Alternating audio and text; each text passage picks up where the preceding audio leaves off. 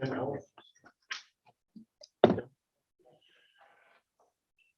morning. I want to welcome everybody who's joined us today for the 2022 March 19 Brattleboro Representative Town Meeting. I'm calling the meeting to order at 8:35 in the morning. First, we need to confirm that the meeting has been properly warned. That inquiry is posed to the Town Clerk.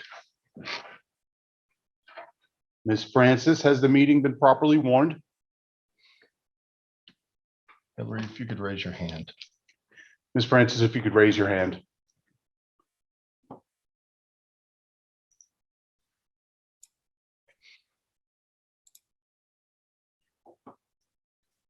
Good morning. Yes, the meeting has been properly warned. Thank you, Ms. Francis. And if you would stay with us, the next matter of business is to confirm we have a quorum. Ms. Francis, if you could please notify the members how many are necessary for a quorum and whether we have a quorum. Yes, there's 75 members necessary for a quorum, and we do in fact have a quorum with over 110 members present. If anybody in attendance would like to rise, please, and join us in reciting the Pledge of Allegiance. I pledge allegiance to the flag of the United States of America and to the republic for which it stands, one nation under God, indivisible, with liberty and justice for all.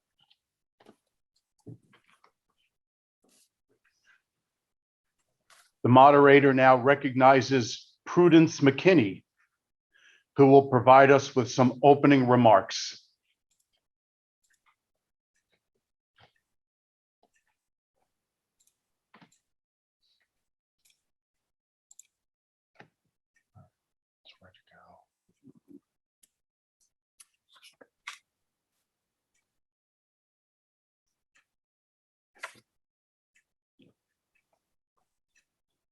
Good morning. Good morning. Welcome to the 2022 Representative Town Meeting. I'm Prudence Mackinney, a long-serving town meeting representative and currently Vice Chair of the Planning Commission. Thank you all for giving your time from your busy lives to prepare for the meeting and to be on your screen today. It's always encouraging to see the new and the experienced reps contributing to our town's unique approach to the exercise of democracy. Democracy is messy and it can be frustrating. It takes time and effort to work well. During these difficult times, I'm reminded of how lucky I am to live in a country where residents have so many opportunities to be involved in the workings of our local government. I believe we're here today because we love Brattleboro and we want this quirky, wonderful town to thrive.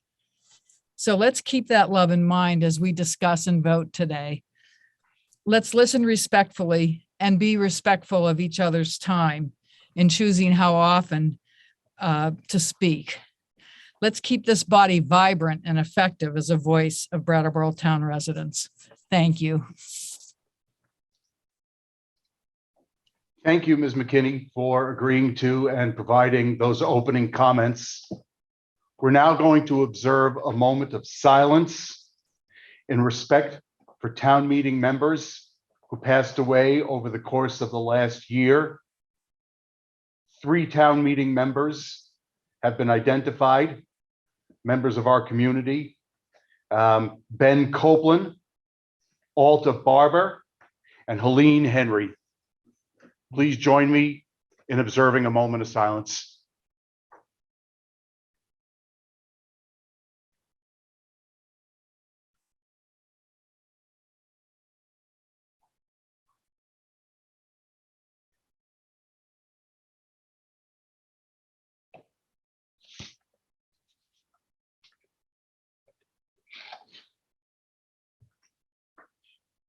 The town clerk is now recognized to read the opening and closing paragraphs of the town meeting warning.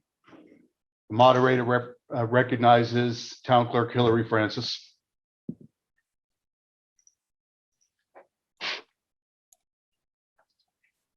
Good morning again.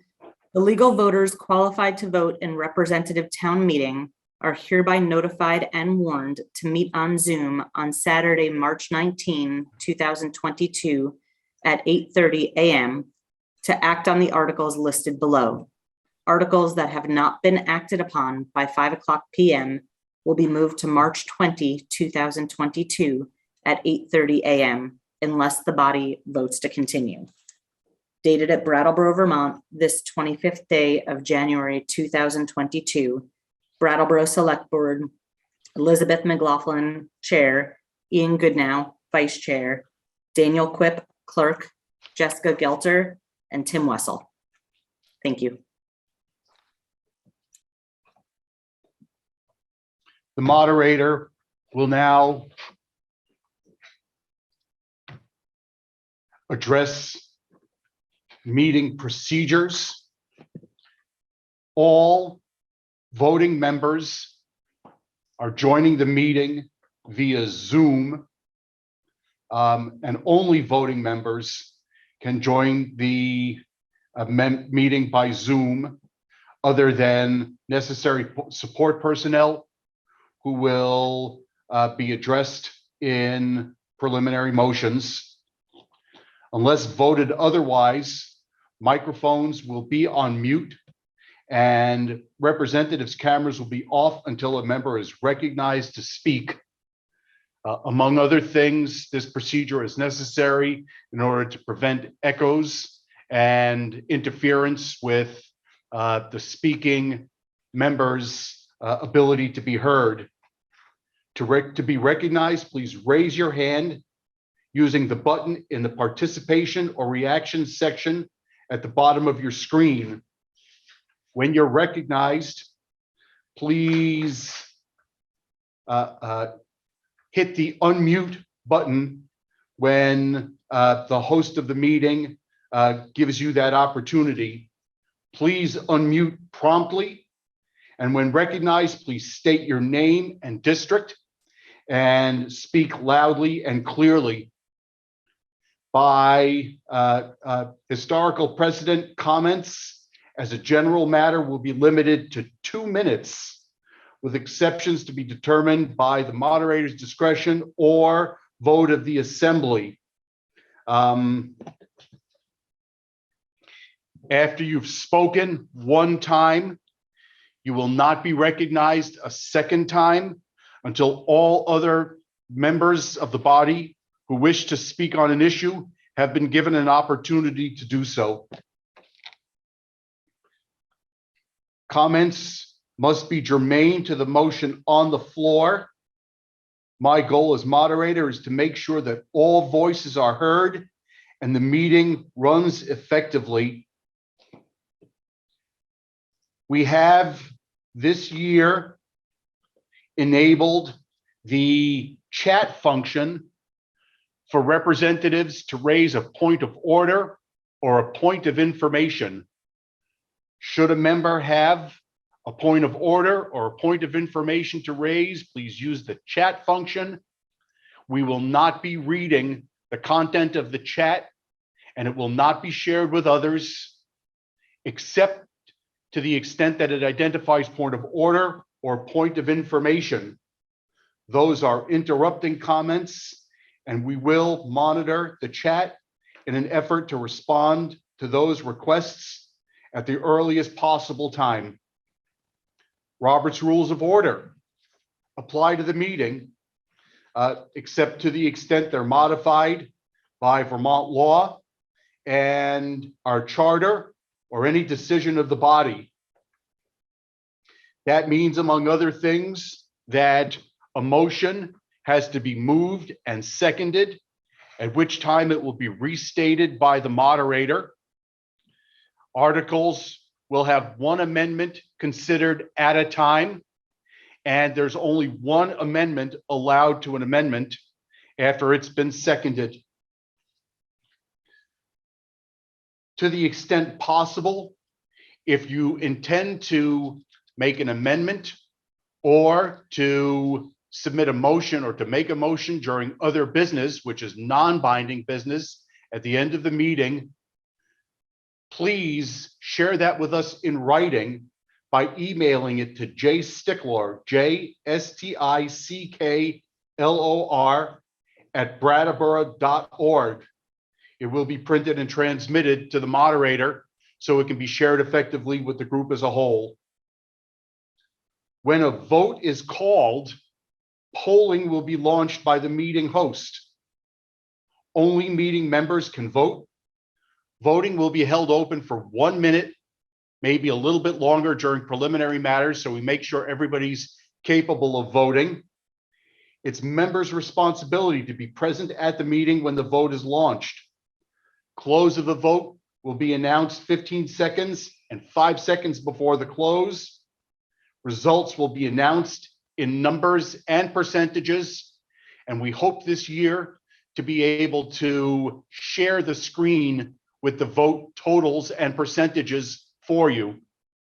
Voting this year will include A and nay, and the ability to abstain as well. Marginally different procedures will apply when we're voting for appointments to committees, and those will be addressed when those articles unfold. Non-members can join the meeting by calling the phone numbers in the town meeting warning and and using the functions, I believe it's *6 and *9, to raise a hand and to unmute. All comments during the meeting should be addressed to the moderator. I will do my level best to recognize you in the order that hands have been raised. You must be recognized to speak, even if your goal is to call the question. After you're recognized, please unmute yourself, give your name as stated before, identify your district, and speak in a loud voice so you can be heard. Also, as noted before, comments need to address the merits of the question that are on the floor. And please do not engage in any form of personal attacks on other members. Today's meeting is being broadcast live by Brattleboro Community Television on channel 1085, which was formerly channel 10. The meeting is also live on Facebook, and you can share that right now by going to Facebook to Brattleboro Community TV and sharing the video to your timeline. The meeting will be rebroadcast on channel 1085 and available online hereafter at brattleboro.tv.org. I want to thank the interpreters who are participating in today's meeting. They are Elizabeth Fox, Karen Todd, Janet Dickinson, and Virginia Clark today. And in the unlikely event we have to continue to tomorrow, Elizabeth Fox, Janet Dickinson, Virginia Clark, and Crystal Heyer. Technical support has been offered leading up to the meeting. Time will be provided immediately next for you to rename yourself. Thereafter, we will be closing the renaming and other functions that would otherwise be available on Zoom. The purpose of that so-called lockdown of various Zoom controls is to make sure that the meeting is not being interrupted as has occurred in the past. Please, if you want to be identified and called on by a gender pronoun other than Ms. or Mr., it's important that you identify the gender pronoun in your name for the purposes of the Zoom call. Otherwise, we'll be doing our best to identify you by the gender of the first name by which you're labeled.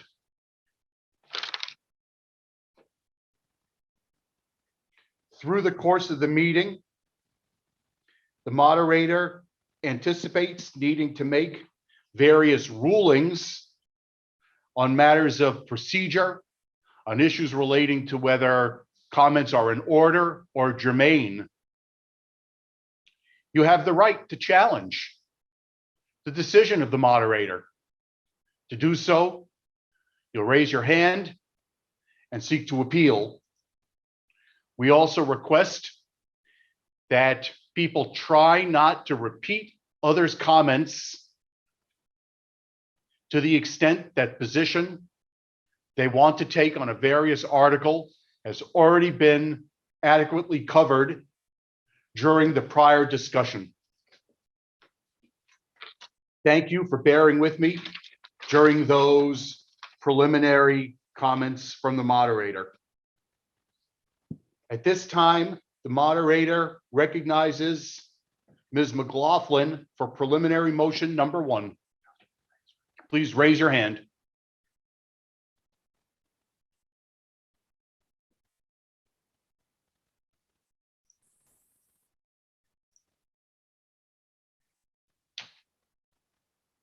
There we go.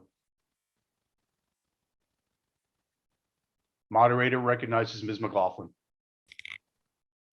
Good morning. Preliminary motion number 1. I move to suspend the rules and to adopt the moderator's electronic meeting rules as follows. The meeting will be conducted according to Robert's Rules of Order, the Town Charter, and Vermont state law, modified as follows for this online meeting. Number 1, quorum. The presence of a quorum shall be established by an online list of representative town meeting members who have logged on to Zoom at the beginning of the meeting. Thereafter, the continued presence of a quorum shall be determined by the online list of participating members. Number 2, audio video. The meeting shall include audio and video display of representative town meeting members when recognized to speak. Non-members wishing to speak may connect by designated telephone number and passcode. Number 3, assignment of the floor. To seek recognition by the moderator, a member shall use the raised hand feature. In newer versions of Zoom, this can be found under the reactions button found in the lower center of the screen. Older versions of Zoom locate the raised hand feature button under the participants button, also found in the lower center of the screen. Number 4, muting of members' connection. Given the number of participants and in order to minimize undue background noise and interference with the meeting, all members shall be muted until recognized by the moderator. Number 5, voting. All votes shall be taken utilizing the Zoom polling feature, which will be launched as required to record each vote. The results will be announced by the moderator at the conclusion of each vote. Stay in. Number 6, technical requirements and malfunctions. Each RTM member is responsible for their connection to the internet or telephone. The meeting shall not be invalidated on the grounds that the loss of or poor quality of a member's individual connection prevented their participation in the meeting. In any instance where there is a conflict between these 6 enumerated electronic meeting rules and any provisions of Robert Rules of Order or the town meeting charter, then these electronic meeting rules shall prevail for this meeting. Thank you. Thank you, Ms. McLaughlin. We have a motion on preliminary motion number 1. Do we have a second?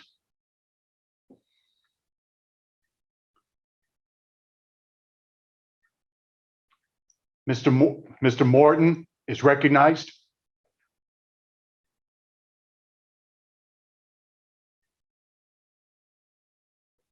I second the motion.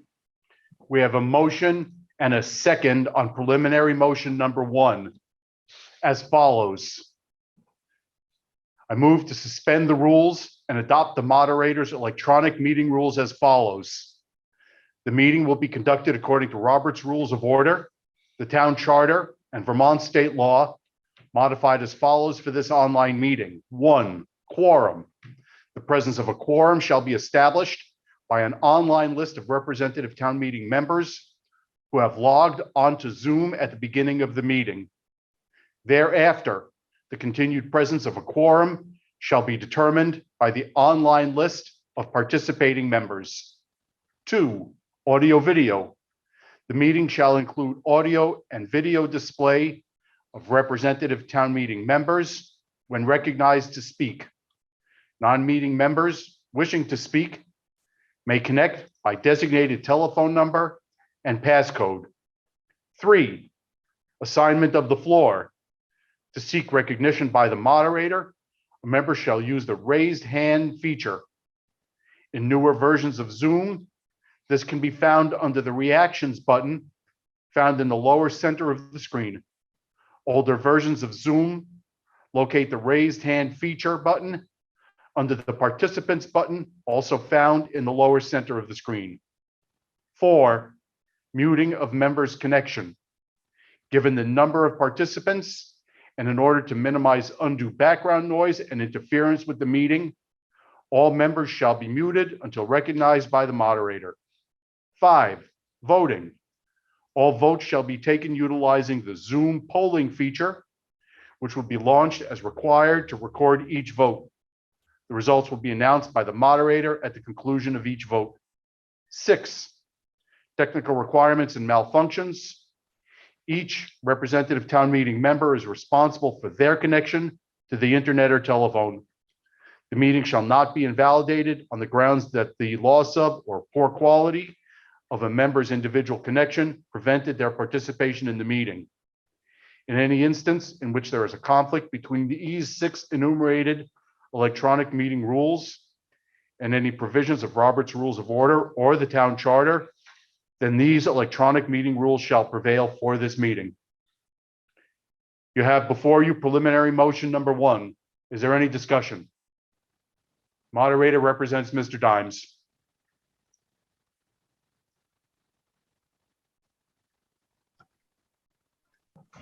Hello, everyone. Kurt Dimes, District 2. I had a point of order a couple of minutes ago, which didn't get recognized. I'm glad to bring it up now.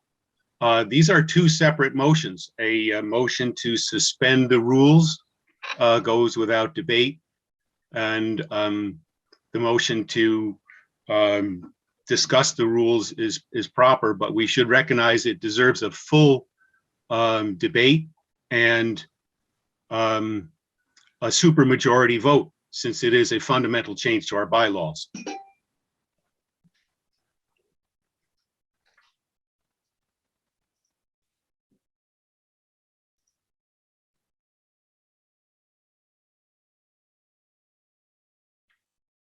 Is there any further comment? Mr. Case. Yeah, I'd just like to move the question. Is there a second? Mr. Chapman is recognized.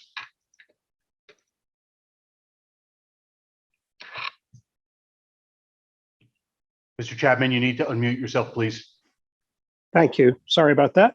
I second the motion. It's been moved and seconded to call the question. Since that question limits debate, it requires a 2/3 vote.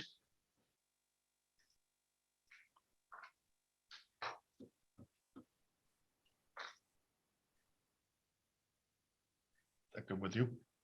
We have launched the first poll of the day, being shall the town cease debate?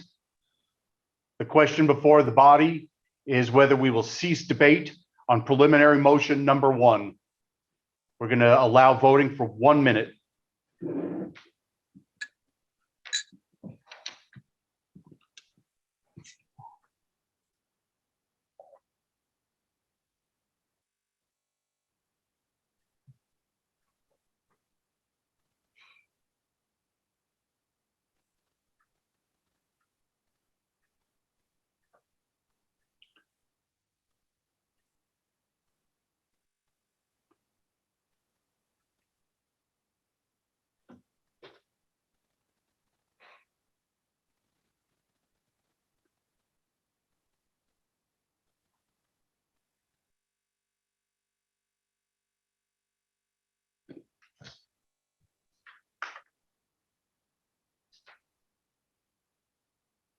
Vote will close in 15 seconds.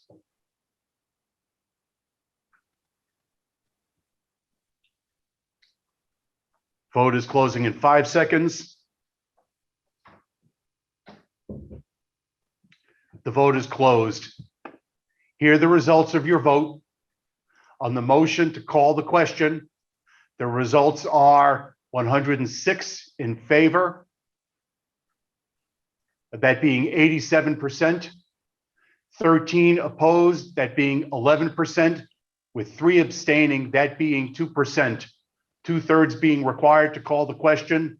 The motion to call the question carries. The matter now before the body is whether the preliminary motion number 1, being the rules, the electronic meeting rules, will be adopted as read. Given that they've just been read twice in the last 5 minutes, absent objection, we will dispense with reading the motion one more time. Ms. Judson is recognized.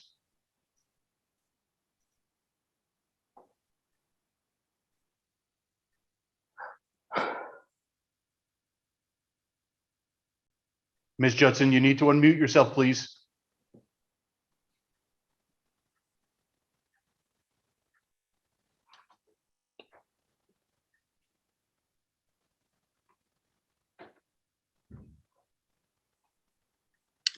Sorry, but I did not get that poll. Yeah. That's a consequence of not being logged in properly. Ms. Judson, I'm informed that it's a consequence of you not being logged in properly. You might want to log out and log in again. Maybe Mr. Moreland can assist you. That is a question of privilege. And thank you for raising that.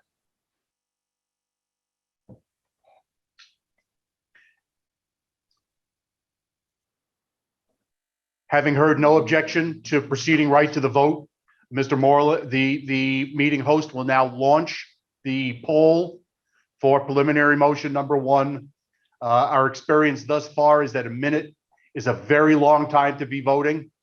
It's likely that we're going to limit the time to 30 seconds going forward, but we will vote this question for a minute. Please, voting is open on adoption of the preliminary motion number 1 to suspend the rules and adopt the moderator's electronic meeting rules. It does require a 2/3 vote as it's a suspension of the rules.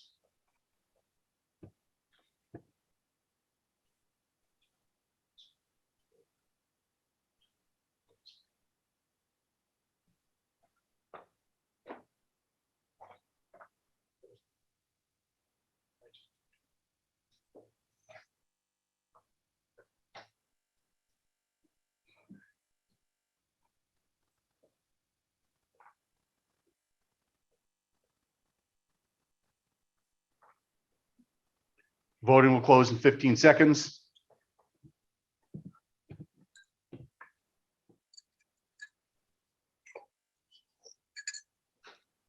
Voting will close in 5 seconds.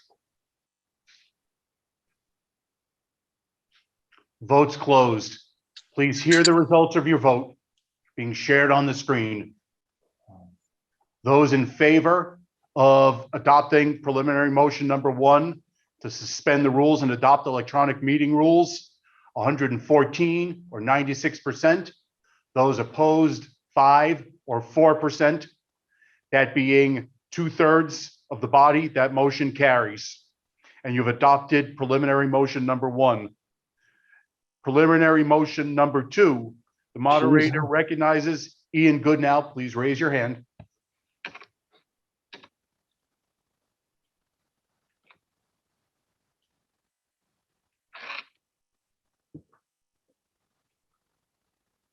Good morning, Mr. Goodnow. Good morning, Mr. Moderator, and good morning, RTM. Preliminary motion number 2.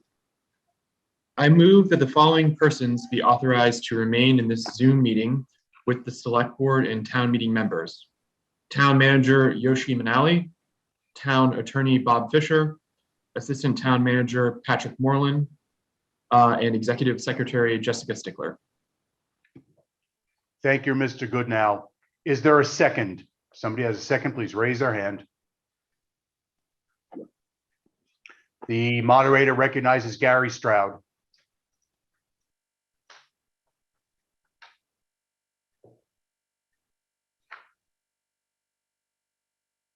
I second that motion.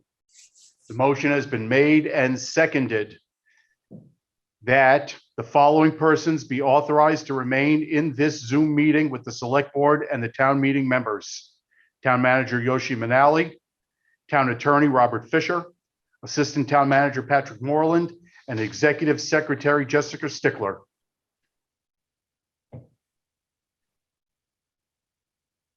That qualifies as a point of order. We have a point of order from Ricky Rosati.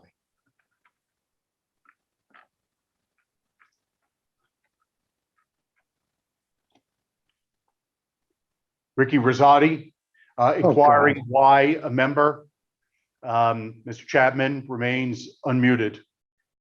I don't see that he remains unmuted. He was, I muted him. So he's now been muted. It's because Mr. Moreland, the host, is doing a lot of things at once.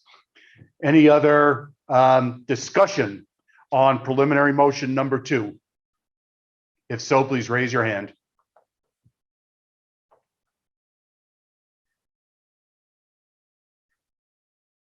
Moderator recognizes Ricky Rosati.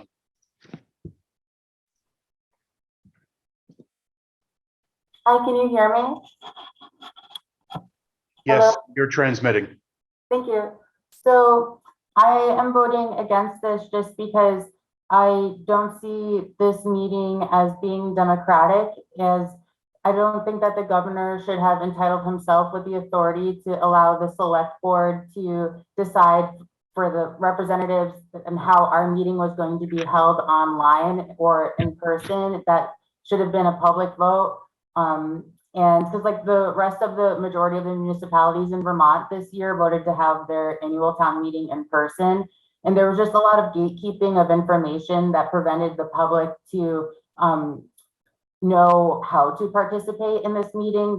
There was a lack of transparency on the municipal calendar, and the public has no way of even speaking. They can only dial in if they were able to find the dial-in information on the elections page on the municipal website. So I just think that these are all systemic methods of fascism that are intentionally being used to divide classes between elitism and poverty. And so I'm just encouraging for this meeting to be canceled and redone in a more democratic way.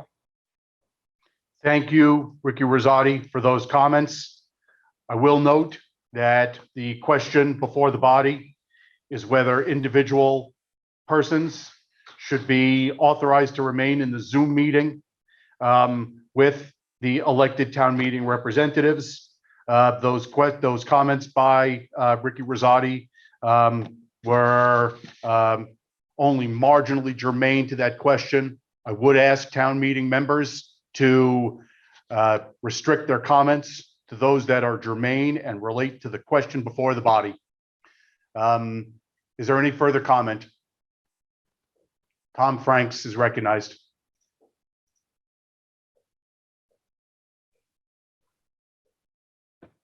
I'd like to move the question, please. Is there a second?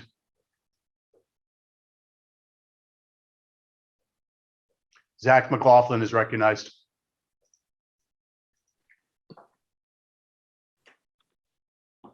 I second. It's been moved and seconded that debate will cease on preliminary motion number 2. All those in favor, a poll will be launched. Please say aye. This is a 2/3 vote.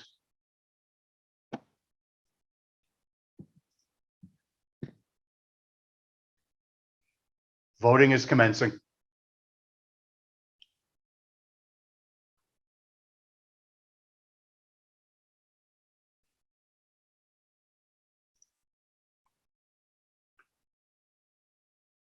Voting will close in 15 seconds. Voting will close in 5 seconds. Voting is closed. Here are the results of your vote. On the motion to call the question, preliminary motion number 2, the ayes are 111, the nays are 6, abstentions are 3. That's 93% in favor, 5% opposed, 3% abstaining. That is 2/3. The ayes have it. The question before the body is that the following persons be authorized to remain in the Zoom meeting with the Select Board and town meeting members: Town Manager Yoshi Manale, Town Attorney Robert Fisher, Assistant Town Manager Patrick Moreland, and Executive Secretary Jessica Sticklor.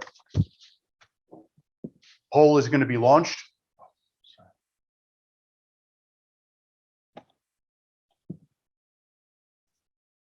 The poll is now available and is being launched. Voting is open. This requires a 2/3 vote. No, I'm sorry, majority vote. My error.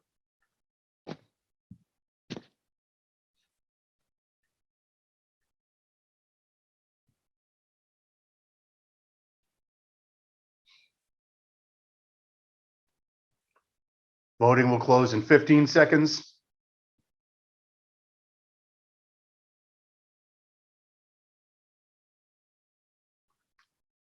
Voting will close in 5 seconds.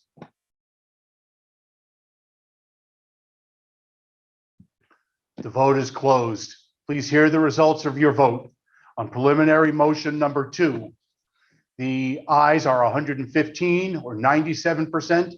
The nays are 3 or 3%, and you've adopted preliminary motion number 2. As to preliminary motion number 3, the moderator represents Daniel Quip.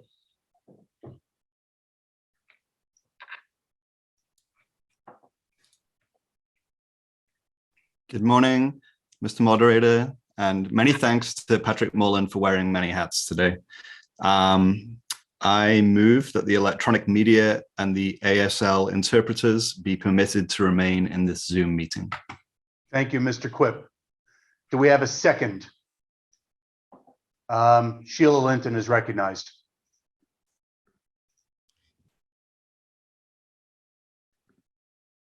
Hello, can people hear me, see me? Good morning, Sheila. Ms. Linton. Good morning. I'm doing all right. Sheila Linton, she, her, District 3. I just didn't get the poll. I got the poll the first time for the questions, and now all of a sudden I'm not getting the poll, and I don't understand what's going on. I just wondering if somebody could assist. That is a question of privilege. We would ask you please to log out and log back in to see if we can reestablish the connection. Thank you.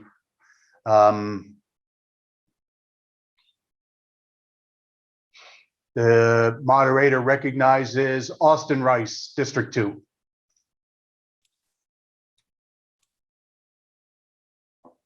Austin Rice, District 2.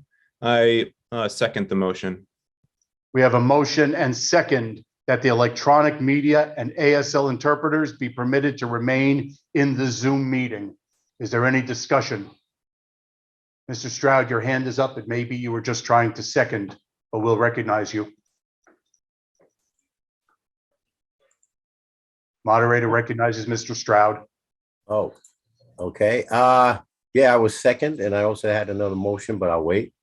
Okay, thank you. Is there any discussion on preliminary motion number 3? Seeing none, I understand you're ready for the question. A poll will be launched on preliminary motion number 3, moving that the electronic media and ASL interpreters be permitted to remain in the Zoom meeting. Poll has been launched.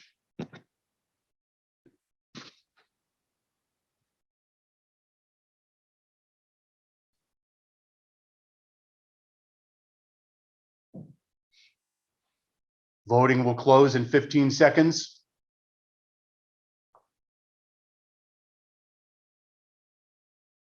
Voting will close in 5 seconds.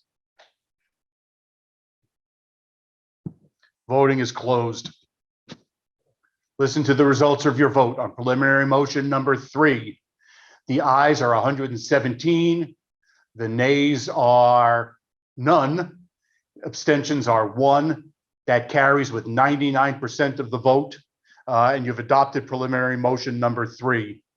Turning to the warned articles for today's representative town meeting. Article number 1, the moderator recognizes Jessica Gilter.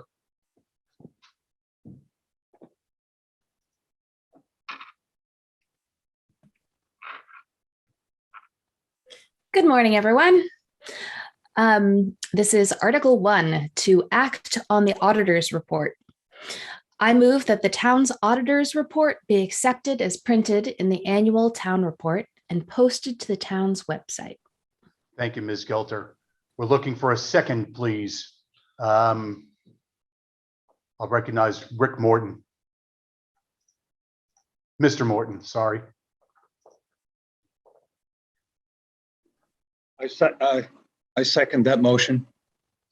There's been a motion that's been seconded that the town auditor's reports be accepted as printed in the annual town report and posted on the town's website. Is there any discussion? Mr. Stroud.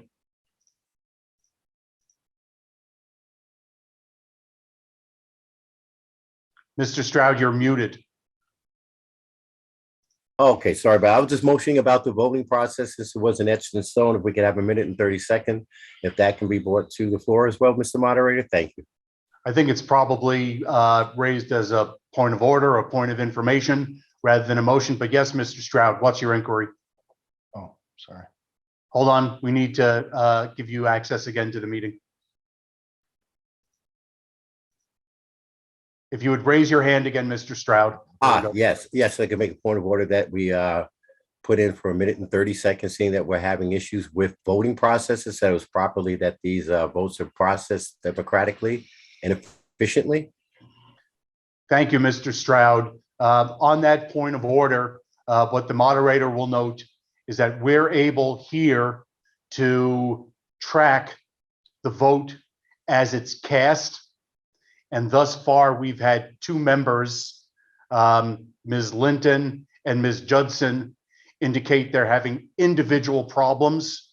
And it's the moderator's position at this time that extending the time for voting would not address those individual members' issues with getting access to the polls and being able to vote.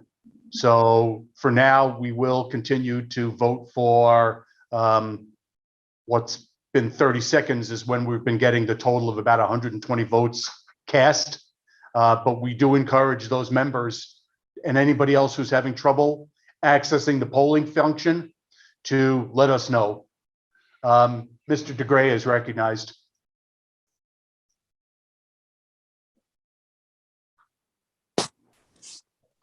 Sorry, I had thought I had lowered my hand. I was only looking to second the motion.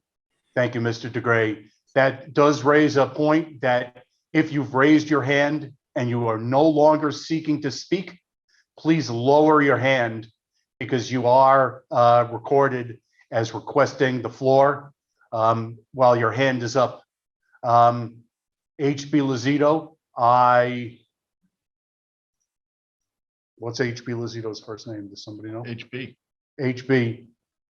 Good morning, moderator. HB Lozito, District 2. To the point Gary Stroud was raising, I have been receiving the polls, but I don't feel like I personally had enough time to reread the question, make a decision. I've been hearing you give warnings about how much time is remaining in the vote, so I've been submitting a vote, but I would implore us to give a bit more time there. I've been receiving the poll, so I'm not having the same issue as the other individuals you mentioned, but I am still having an issue. Thank you. The moderator will extend the time for voting to 45 seconds based upon that request. It is my role to ensure that you know what you're voting on, and I will repeat the article that's been moved, seconded, and on which discussion has completed before the vote. I didn't do so and dispense with that as to the two preliminary motions, but will not do that going forward. Thank you for that comment. Mr. Morton is recognized.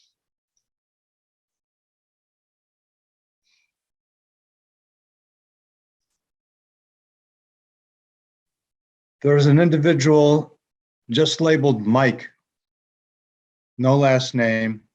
No disrespect. I just want to encourage that person would be enabled to rename themselves so we all can understand who everybody is Mr. for Morton, voting purposes. thank you for that point of order.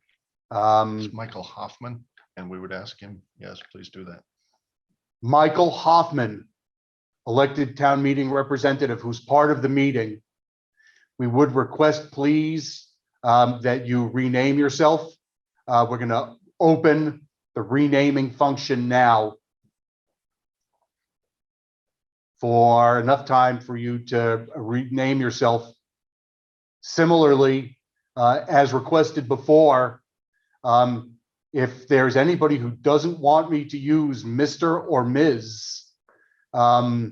When identifying you, when you ask to be recognized, if you would please include in your label, in the name function under Zoom, how you want to be identified. Otherwise, although it's not preferred, we're just going to use your first name. That is not what Robert's rules calls for. All right, Mr. Hoffman, you've been renamed. We're once again closing the renaming function. The question before the floor is to act on the auditor's report. Are there any comments? All right, we'll recognize Mr. Case.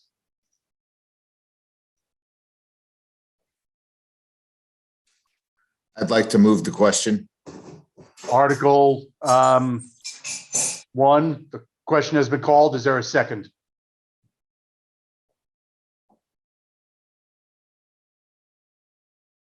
Mr. Carville is recognized.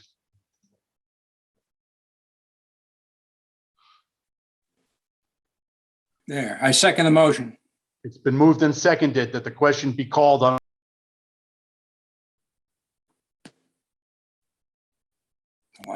It's been moved and seconded that the question be called on article number 1 to act on the auditor's report.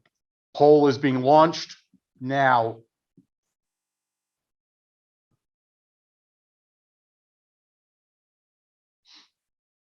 Poll is open.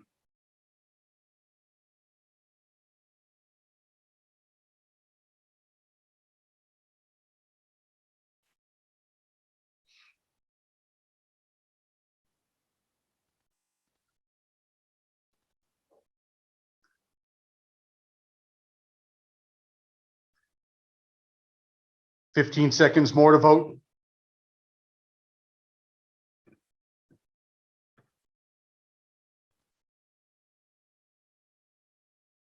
Five seconds more to vote.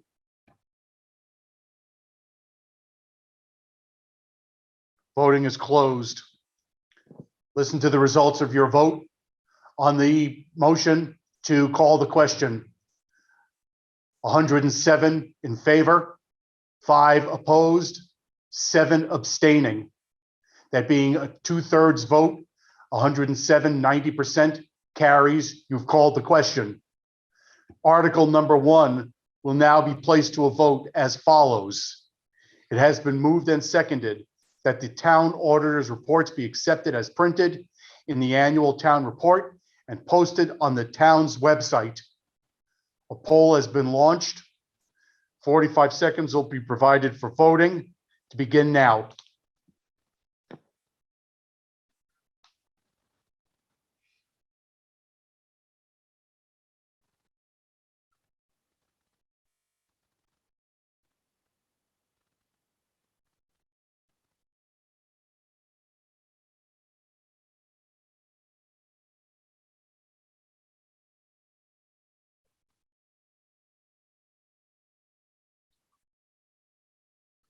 Fifteen seconds remain to vote.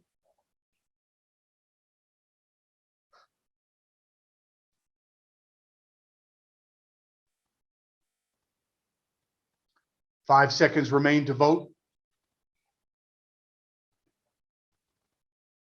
Voting is closed. Listen to the results of your vote. On Article number 1, the ayes are 116 or 97%. There are no nay votes. There have been 4 abstentions, that being 3%. Article number 1 carries. You've adopted Article number 1. The moderator recognizes Tim Wessel for Article number 2.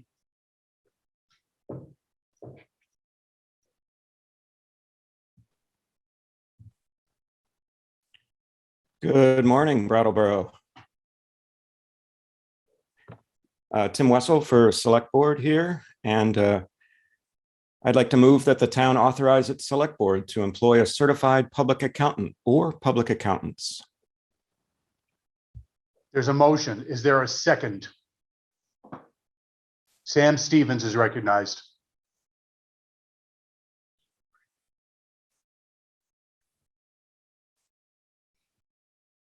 Hello. Thank you, Mr. Moderator. I would like to second.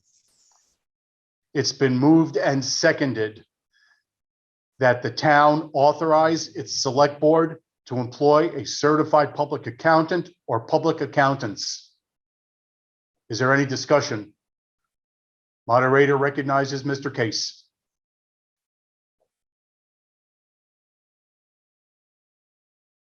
You have to unmute.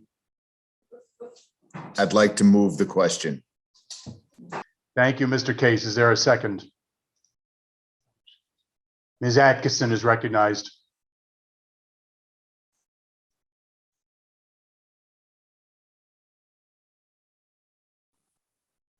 Hi, thank you, Mr. Moderator. I am not seconding. I really would like to just implore the town meeting to maybe give the moderator and the natural progression of voting a chance to happen before you jump in and call the question, because there's been a disturbing pattern of us voting twice on every article.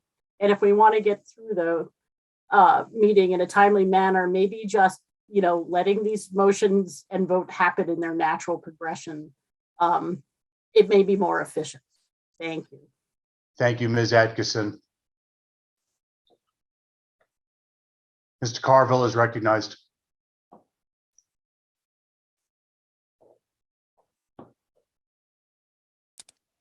Second the motion, Mr. Moderator.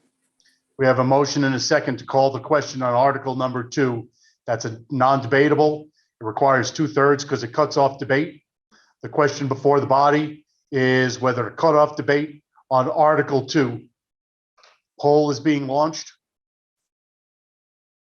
I'll tell you when voting can begin. Voting will begin now.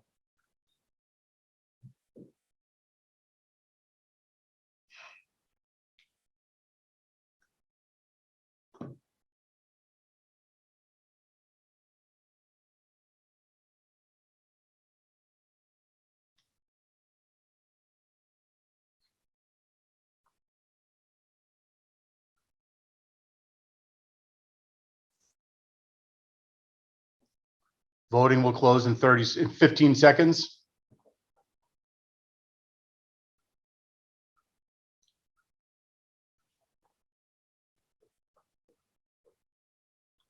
Voting will close in 5 seconds. Voting is concluded. Listen to the results of your vote. In favor of ceasing debate on Article 2, 96 are in favor, 80%, 15% opposed, 13%, 9 abstaining, 8%. That requiring a 2/3 vote. That motion carries, and you have ceased debate on Article 2. The question before the body on Article 2, to see if the town will authorize its Select Board to employ a certified public accountant or public accountants. Shall launch. Poll is being launched at this time.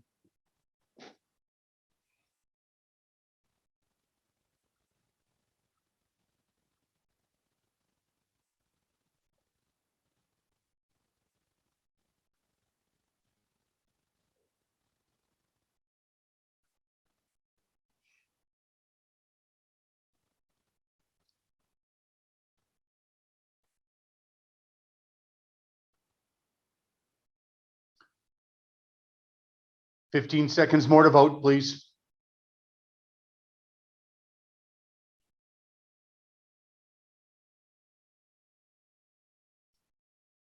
Five seconds more to vote. Voting is closed. Listen to the results of your vote on article number 2. 111 in favor, 97%, 2 opposed, 2%, 2 abstaining, 2%. And article 2 carries. Article number 3, moderator recognizes Elizabeth McLaughlin.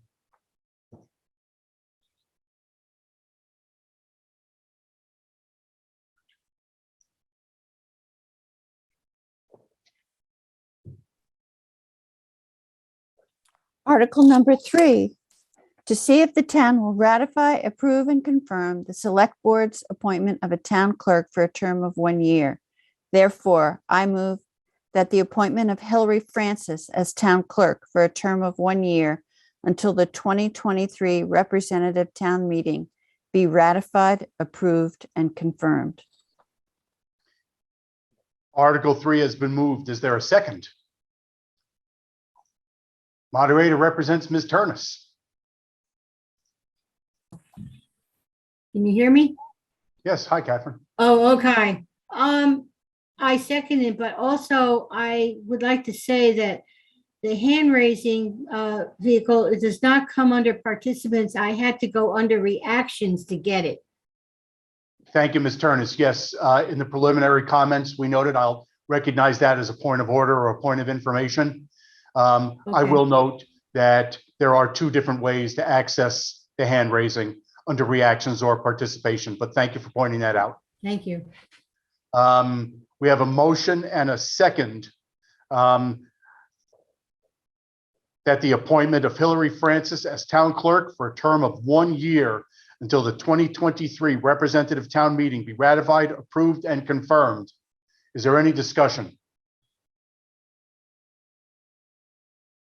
Seeing none, are you ready for that question? Poll will be launched. The question before the body is to see whether the appointment of Hillary Francis as town clerk for a term of 1 year until the 2023 representative town meeting be ratified, approved, and confirmed. Poll is launched.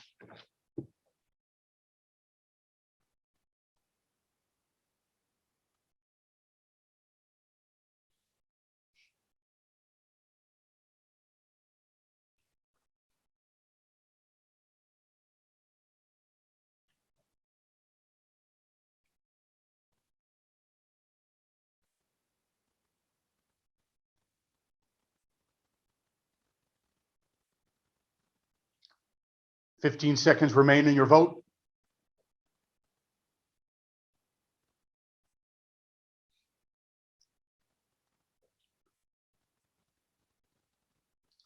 Five seconds remain in your vote. Voting is closed. Listen to the results of your vote. Hillary Francis's appointment as town clerk is unanimously approved. Congratulations, Ms. Francis. 118 in favor, none opposed or abstaining. The moderator recognizes Mr. Goodnow for Article 4.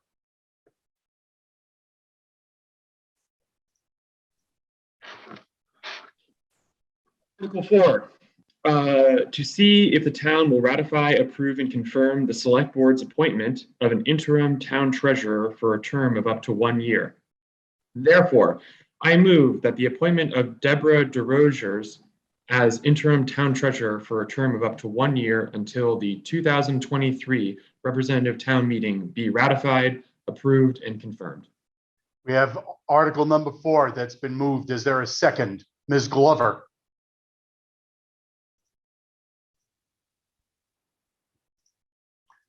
Thank you. We didn't hear you yet. Denise Glover seconds. Thank you, Ms. Glover. It's been moved and seconded that the appointment of Deborah DeRosier as interim town treasurer for a term of up to 1 year until the 2023 representative town meeting be ratified, approved, and confirmed. Is there any discussion? Mr. Davis is recognized.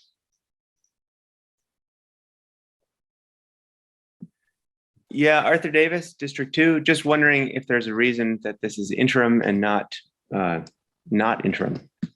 Thanks. Town manager is interrogated. Oh.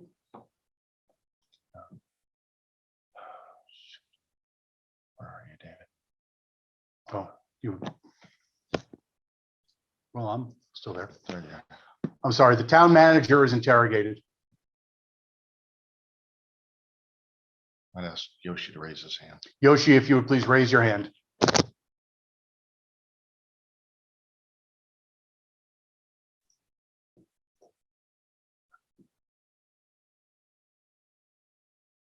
And unmute yourself, please. We don't have a finance director. Do you understand? Mr. Manale is recognized. Hello, morning. Yes, we have a interim town treasurer until we have a full-time town financial manager or town treasurer, which we have appointed, which should be starting, I believe, April 1st. So this will be a temporary position until we have a full-time position filled. Thank you, Mr. Manale. And thank you, Mr. Davis, for that inquiry. Any further questions? Ricky Rosati is recognized.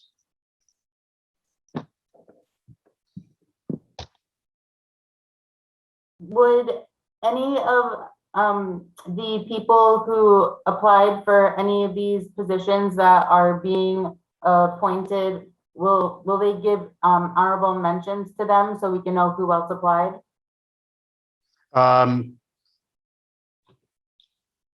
The hiring and personnel process is confidential, and the names of applicants for jobs with the town of Brattleboro are confidential and are not being disclosed. Thank you for that inquiry, Ricky.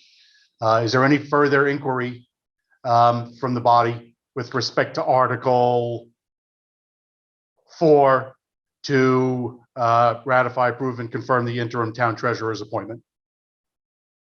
Mr. DeGray.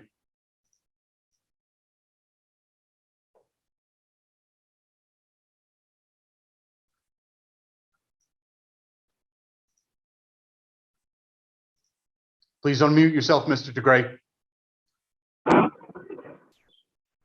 Given what the motion was and what the town manager's response to the question, shouldn't the motion be modified as to, because it's saying we're appointing Mr. Rozier till the 2023 town meeting. If in fact we do hire a finance director, and that can't take over that role as treasurer unless there's language here that says if a finance director is hired, then they would assume that role. Thank you, Mr. DeGray. The moderator will note that the article is worded to appoint Ms. DeRochers as interim town treasurer for a term up to 1 year. So the town manager and the select board will have the authority to appoint the new finance director, town treasurer, once that person is hired on beginning April 1. But thank you for that clarifying question. If you want to move to amend, we can consider that, but it's the moderator's position that the town has the authority to act as it needs. I can check with town attorney if you want. I shut him off. No. We're all set then. Moderator again recognizes Ricky Rosati. How can people make an informed decision on which candidate that we would want to elect if we don't know who all the options are?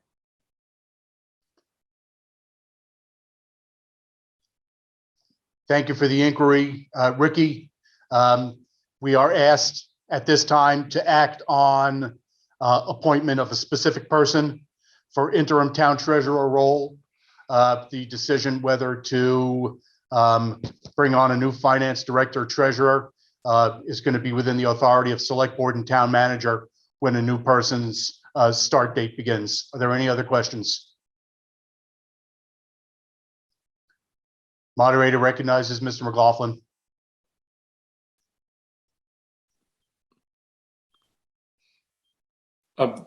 Yeah, a point of order, Mr. Moderator. My understanding is that in terms of RTM, our role is not to, would not be to sift through candidates, maybe, but we are given an opportunity to approve or reject candidates brought to us. Is that correct? That is correct. Thank you. Mr. Case is recognized.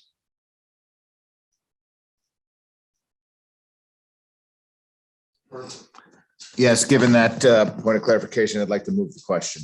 It's been moved to call the question. Is there a second?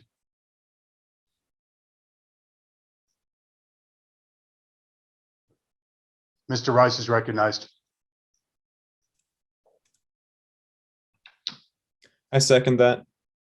Been moved and seconded to call the question. That's non-debatable. 2/3 vote is needed. Poll is being launched. Voting begins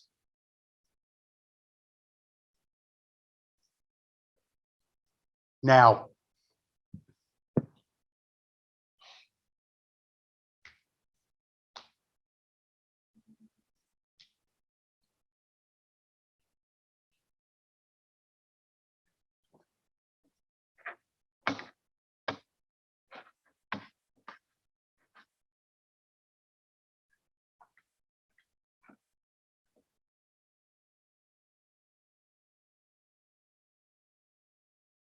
Fifteen seconds remain to vote.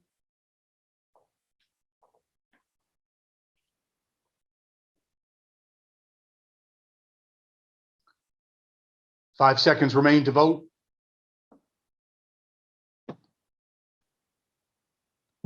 Voting is closed. Listen to the results of your vote on the motion to cease debate. The ayes are 99 or 84%. The nays are 13 or 11%. Abstentions are 6 or 5%.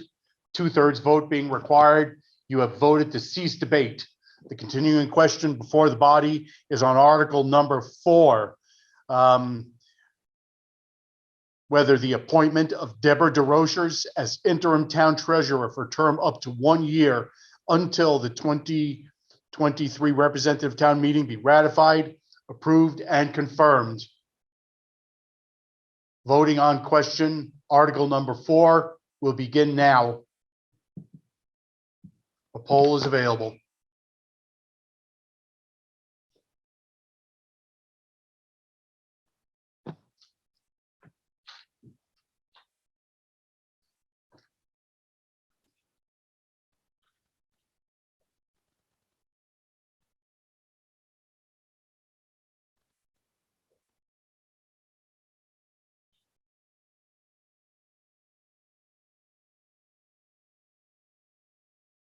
Voting will close in 15 seconds.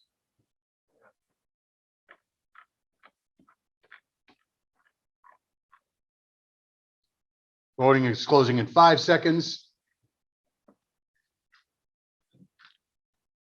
Voting is closed. Listen to the results of your vote. On Article number 4, the ayes are 117 or 98%. The abstentions are 3%. The ayes have it, and you've adopted Article 4. Before proceeding to Article 5, I will note that based upon our monitoring of the length of time it takes people to vote, we should be able to do this in a little less time. So I will in the future be having votes go for 35 seconds. If that becomes a problem for anybody, please raise a point of order and we'll consider extending the time to vote again. The moderator now recognizes Mr. Quip for Article 5. Please raise your hand.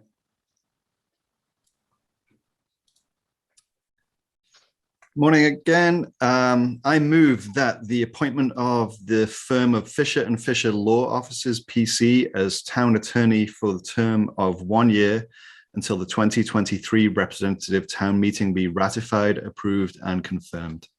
There's a motion on Article 5. Is there a second? Ms. Turnus? Figure out, oh, there it is. Yes, I second the motion.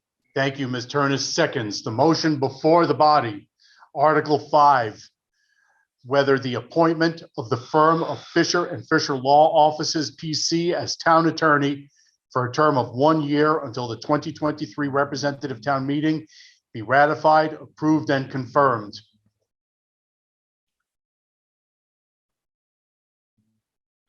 Is there any discussion? If so, raise your hand.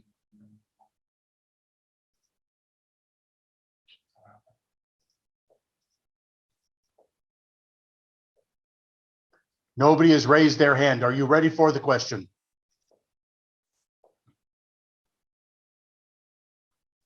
Voting will now begin on Article 5, which I will now repeat. Whether the appointment of the firm of Fisher and Fisher Law Offices PC as town attorney for a term of 1 year until the 2023 representative town meeting be ratified, approved, and confirmed. Voting is open.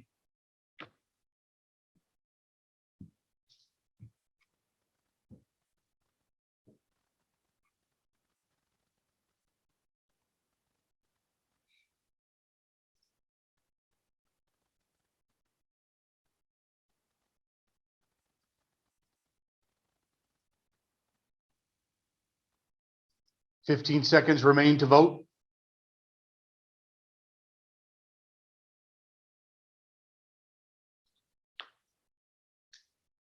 Five seconds remain to vote. Voting is closed. Listen to the results of your vote. On Article 5, the ayes are 113 or 95%. The nays are 5 or 4%. Abstentions are 1 or 1%. And the ayes have it. You've adopted Article 5. We have had chat that's been directed to the host requesting that we keep voting open for longer than the 35 seconds. And there was a specific request that would be justified based upon more complicated articles. And the moderator, in his discretion, will keep voting open longer if it appears that voting is taking longer for votes to come in, or an article is particularly complicated. But the moderator will note that the chat function is only supposed to be for points of order or points of information, so that I can recognize, so the moderator can recognize you to speak to the body. Chats are not being otherwise recorded. So if you want to raise a point of order or point of information, please do so by just indicating POO, point of order, point of information, POI, and you will be recognized. So we turn now to Article 6. Before the moderator recognizes Ms. Gelter for number 6, I'm going to outline for the body voting procedures. We're going to be taking nominations from the floor where appointments need to be made by representative town meeting. That's the way we will open for each article, with the moderator asking for nominations. After nominations close, the select board member who is making the motion will move election of all of the people who have been nominated. That's what's expected.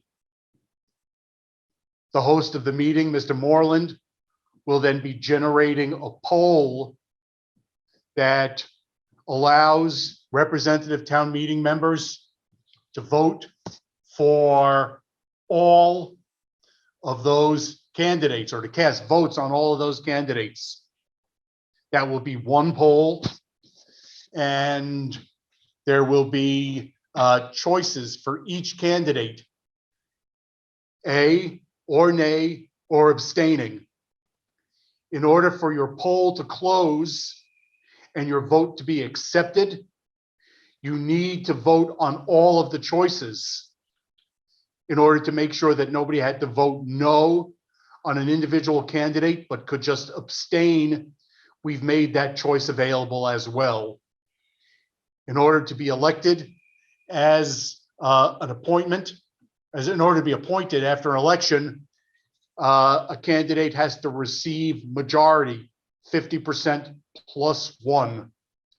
To the extent that candidates do not receive majority and there aren't enough candidates to fill a designated number of slots as a result, we will have successive rounds of voting as authorized and called for by Robert's Rules of Order.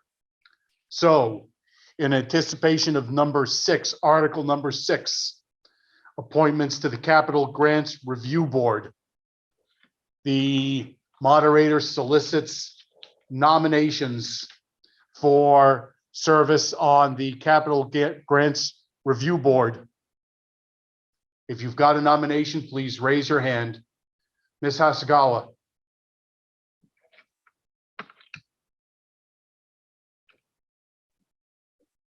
I would like to nominate myself for the Capital Grants Review Board. Thank you, Ms. Hasagawa, for volunteering. Are there any other candidates for the Capital Grants Review Board?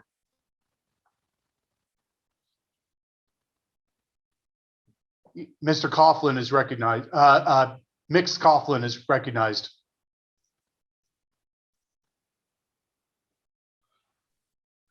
Do you Just prefer Eli, thank you. Do you prefer Mix or Eli? Eli, thank Okay. you. Eli.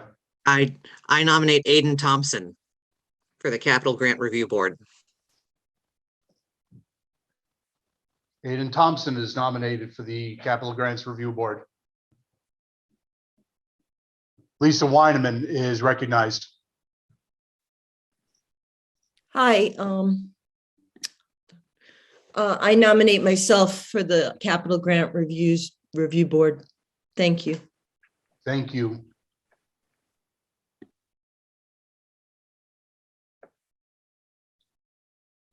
Gary Stroud is recognized.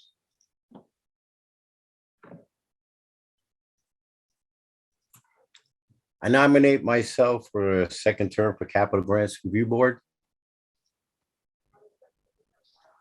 Mr. Stroud, could I inquire of you?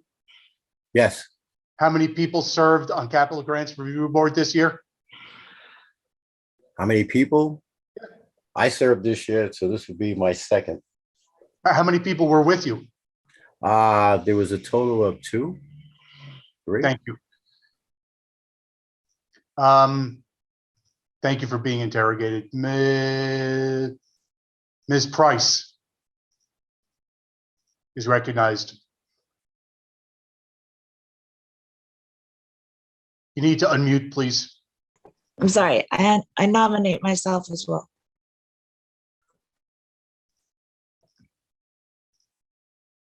Thank you, Ms. Price. Mr. Ham is recognized.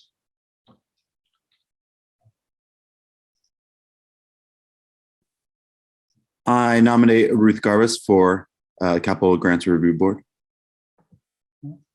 Ruth Garbus. Thank you, Mr. Ham. Ms. Cohen is recognized.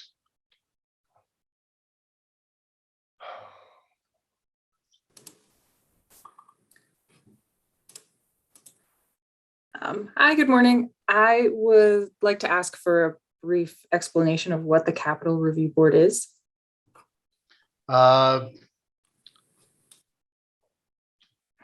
think that would be useful. I'm trying to figure out who best to interrogate. Chair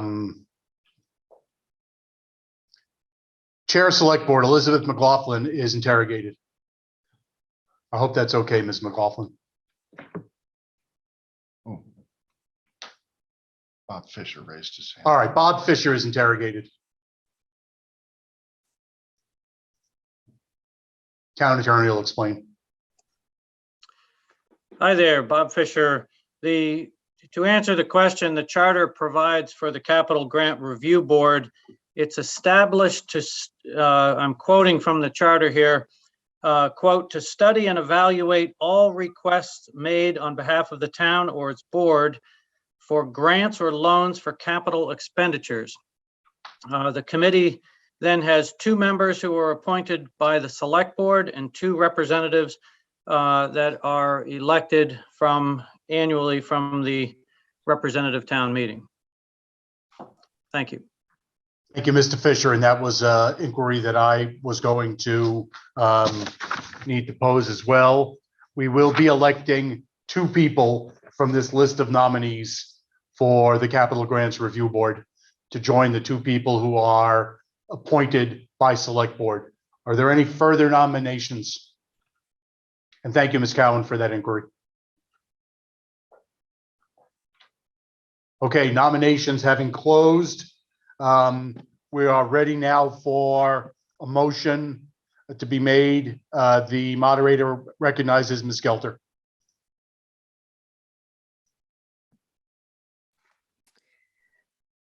All right, on Article 6, I move that the following people be appointed to serve on the Capital Grants Review Board for a term of 1 year until the 2023 Representative Town Meeting. Maya Hasagawa, Aidan Thompson, Lissa Weinman, Gary Stroud, Summer Price, and Ruth Garbus. Thank you, Ms. Gelter. Is there a second? Mr. Carville.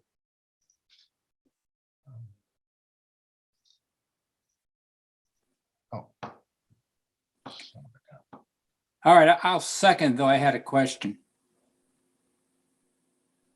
Thank you, Mr. Carville.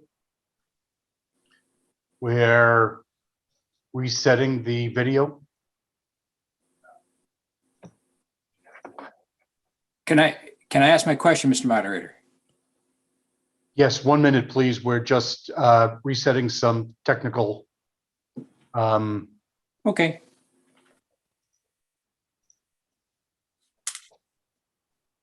Mr. Carville, there we go. We can see you. Go ahead. I'm just a little confused. Mr. Fisher said we're to elect 2 members, yet we have more than that nominated. I'm not quite clear how we proceed. So we will have a poll that will be launched that will give you a choice to vote for or against or to abstain as to each of the 6 candidates. The 2 top vote getters will be elected, appointed to the Capital Grants Review Board. If there's a tie, we'll re-vote. You're asked to vote for only 2 or no more than 2 candidates for appointment to that board. Any person who does not receive a majority, 50% plus 1, will not qualify to serve. But we could re-vote if nobody gets majority. I hope that answers your question, Mr. Carville. Are there any further questions about voting procedure?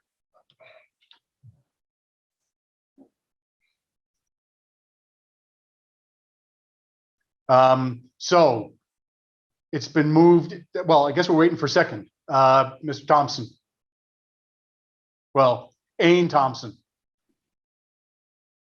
Hi, I actually had a question, procedural question too. Is there a reason that there are only 2? Oh, is it not?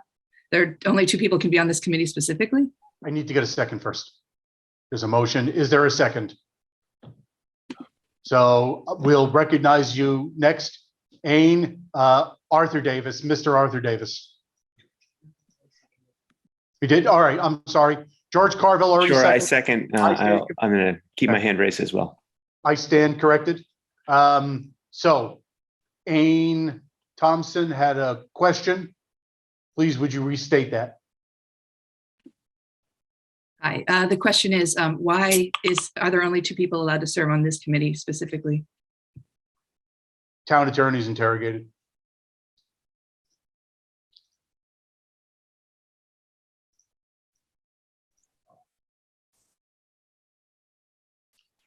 Hi there. With regard to the Capital Grants Review Board, the charter actually has a total of 6 members, but because there are no school directors anymore, the school directors appointed 2, as did the Select Board, and then Representative Town Meeting appoints or elects 2.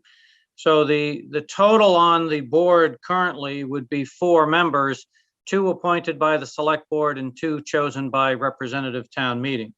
As to why there are only those numbers, that's what the charter states. But that is, so we have to maintain and comply with the provisions of the charter as currently written. Thank you to the town attorney. Moderator will note that the charter review process is likely to commence later this year with appointment of a charter review commission and addressing the changes that are necessary to the charter and to town meeting procedures based upon the change to the organizational structure of the school districts will be one matter that's likely to be on the Charter Review Commission's plate. Mr. Davis is recognized. Thanks a bunch, Arthur Davis, District 2. I think it's great we have so many folks who are interested in serving on this committee, and just wanting, since there are more than we are allowed to elect, I'd be interested in hearing people people's interest in why they'd like to serve. Thanks. Any of the candidates for Capital Grants Review Board are interrogated as to the reason for their interest. Mr. Stroud is recognized. I served on it recently before, and it's very important to see how monies are being allocated and distributed in this town, where it's properly going. The reason why me serving to make sure everyone gets a fair and equitable distribution in this town, and that's the reason why I put my hat in. Thank you, Mr. Stroud. Ms. Hasagawa is interrogated.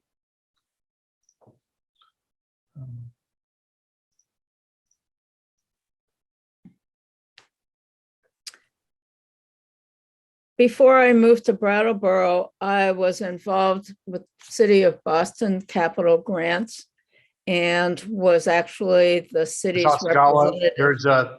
I'm sorry, there's a interrupting request. We're just going to put you on hold for 1 second. Okay.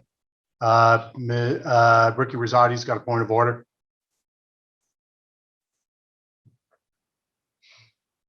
So I was listening to the attorney Bob Fisher explain that we need for his interpretation was saying that the representative. Ricky, I'm sorry, Ricky, this is not an appropriate. Excuse me, I'm having my point of order that we are dependent on a charter commission to change the charter, but the representatives can. This is not an appropriate point of order. This is a comment. Ms. Hasagawa has the floor. Thank you. As I was saying, before I moved to Brattleboro, I was involved with capital grants with the City of Boston. And I was, in fact, one of the representatives from the city to HUD, and was the compliance director to make sure the HUD money was spent properly. So I would be happy to offer my experience to the town in the matter of capital grants. Thank you. Thank you, Ms. Hasagawa. Ms. Weineman is recognized.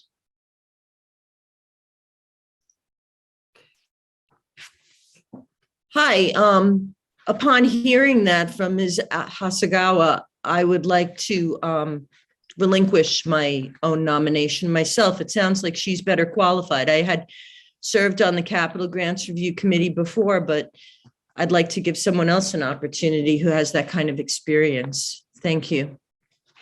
Thank you, Ms. Weineman. We now have 5 candidates And we're just going to treat that as a friendly amendment, absent objection. As absent objection, the motion to appoint now has 5 candidates without Ms. Weineman. Ruth Garbus is recognized.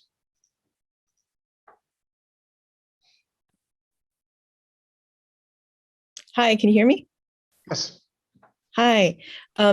Yes, echoing Gary, I'm just curious to see how money is moving around in our town, and would love to have some insight into the process and to have a voice in that process. Thank you. Thank you, Ms. Garbus. Ain Thompson is recognized.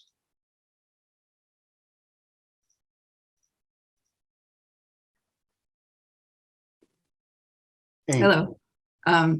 Yes, it was relevant to me that it was only 2 people as well, but I have extensive experience with nonprofit development and grants, reviewing grants for those reasons, and I thought it would be very interesting to serve the town in this way, making sure people have a voice and hearing the propositions we had in front of us. So that's why I was running. I may also vote for Maya too.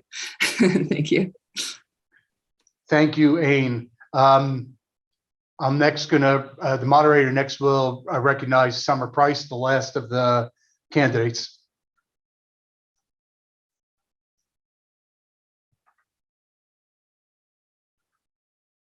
You're muted. If you would unmute yourself. Sorry. No, I that's have great. some similar reasons as the others, just interested in where the funds are being allocated and being a good representative for the people. But I also have to admit Maya is sounding good. Thanks. Thank you, Ms. Price. The moderator wants to thank all the people who've made themselves available to stand for election. Ms. Chiarello is recognized.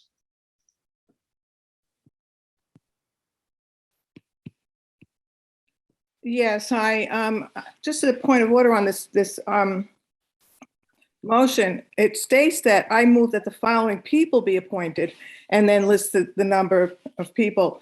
And it's really 2 of these people. So I think the motion is incorrect.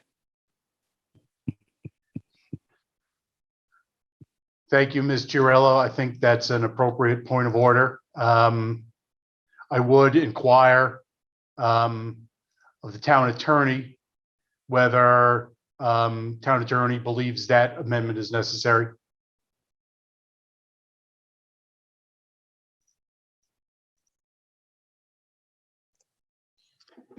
Good morning.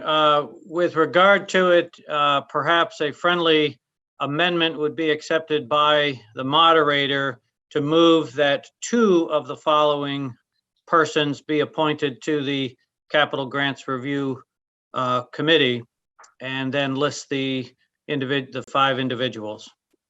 I think that would work. Thank you, Ms. Chiarello, for raising that. Thank you, thank you, Town Attorney, for that comment. So Ms. Gelter and Mr. Carville will start by doing this to determine if there's a friendly amendment without objection to appoint 2 people to the Capital Grants Review Board. Absent objection, the motion before the body is to appoint 2 members of the Capital Grants Review Board. Ricky Rosati is recognized.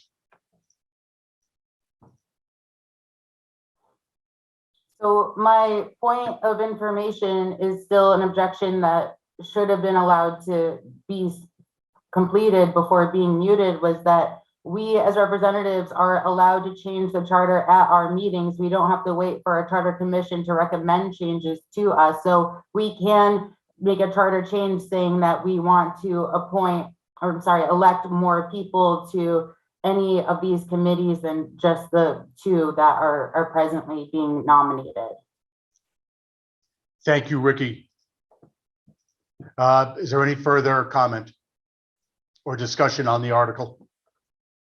Patrick, do you have the poll No, put together? not even. Okay. Haven't started. So there will be a brief delay in our voting because the meeting host needs to generate the poll question before it's launched. I did see that Lisa Weineman, the moderator, did see that Lisa Weineman had a hand raised. So after the poll has been generated, we will recognize anybody else who wants to speak to this article.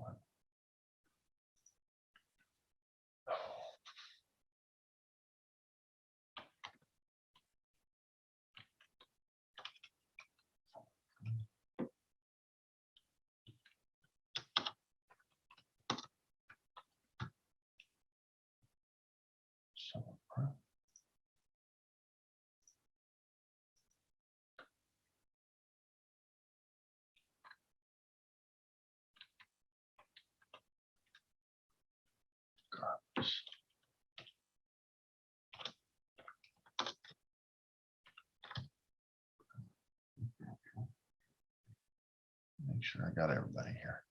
There's Garbus.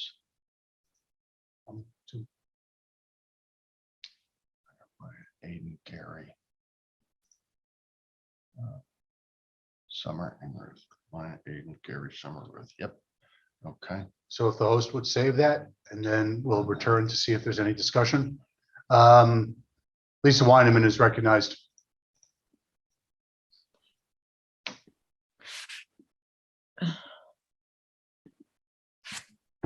Just as a point of information, I would like to interrogate either the town manager or potentially Elizabeth McLaughlin, just to ask if there are any large capital projects that are on the horizon this year that would need to be discussed by the committee.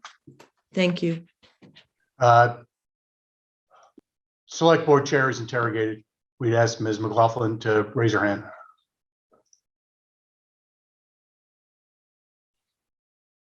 If she's willing.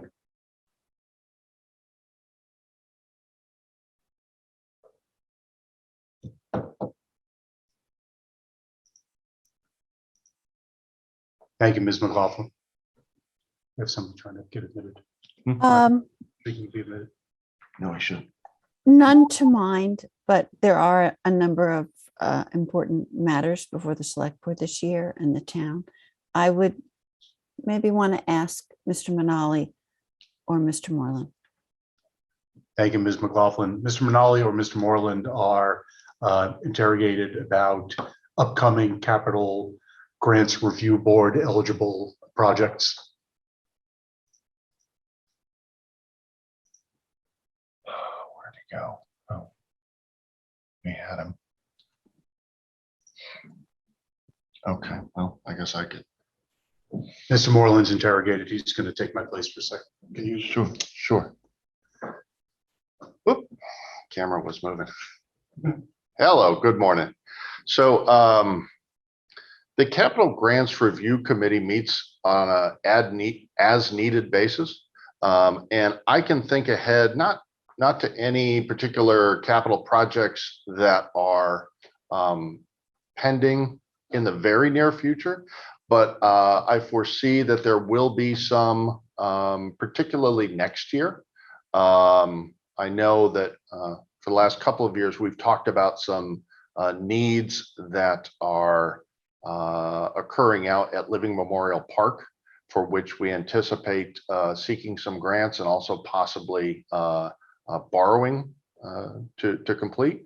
So particularly as capital related grants are being sought for projects that won't otherwise occur, I'm sure the board would call the Capital Grants Review Committee or to convene a meeting, and I can foresee that and possibly others, but none really come to mind at this moment.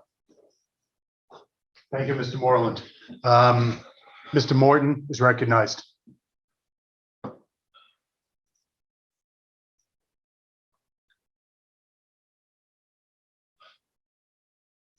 Ricky Rosati had an interesting comment about the ability of the current representative town meeting having the ability to amend the charter. I was hoping we could interrogate the town attorney whether that is in fact the case or what the real process is. Maybe not the details of it, but just overview. Thank you. Town attorney is interrogated about the process for amending the town charter. In brief, very brief, please. Okay, the short answer is no, you are not able to amend the charter at a representative town meeting without it being properly warned pursuant to Article 8 of the charter, which is the section that provides 4 different ways to amend the charter. But the simple answer is no, you cannot do that unless it has been formally warned for a charter amendment for representative town meeting. Thank you, Mr. Fisher. Are there any other questions? Mr. Dimes is recognized.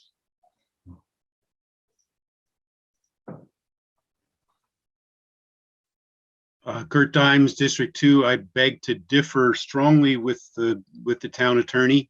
We cannot amend the charter even with a warned article. It has to, any kind of resolution, warned or not, has to be directed to the legislature. Only the legislature can amend our charter.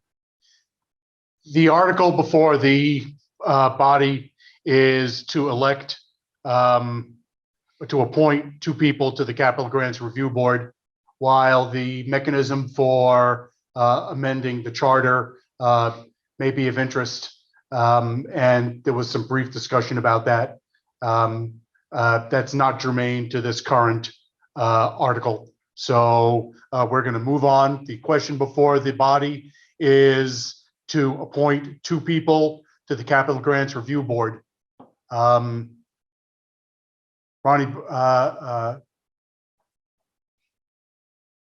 Peter Case is recognized. Mr. Case. I would like to move the question. It's been moved that debate cease on appointments to the Capital Grants Review Board. Is there a second? Ronnie Byrne is recognized.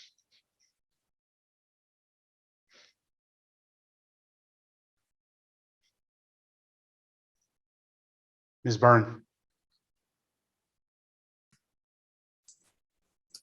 Sorry about that, guys. I would like to second the motion. It's been moved and seconded that the debate be ceased on appointments to the Capital Grants Review Board. That's a non-debatable motion requiring a 2/3 vote. Poll is being launched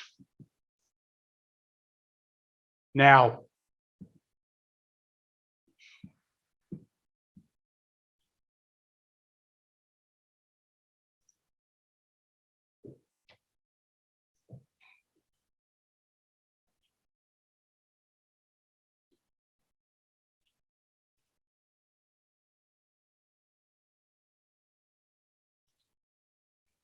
You have 15 seconds more to vote.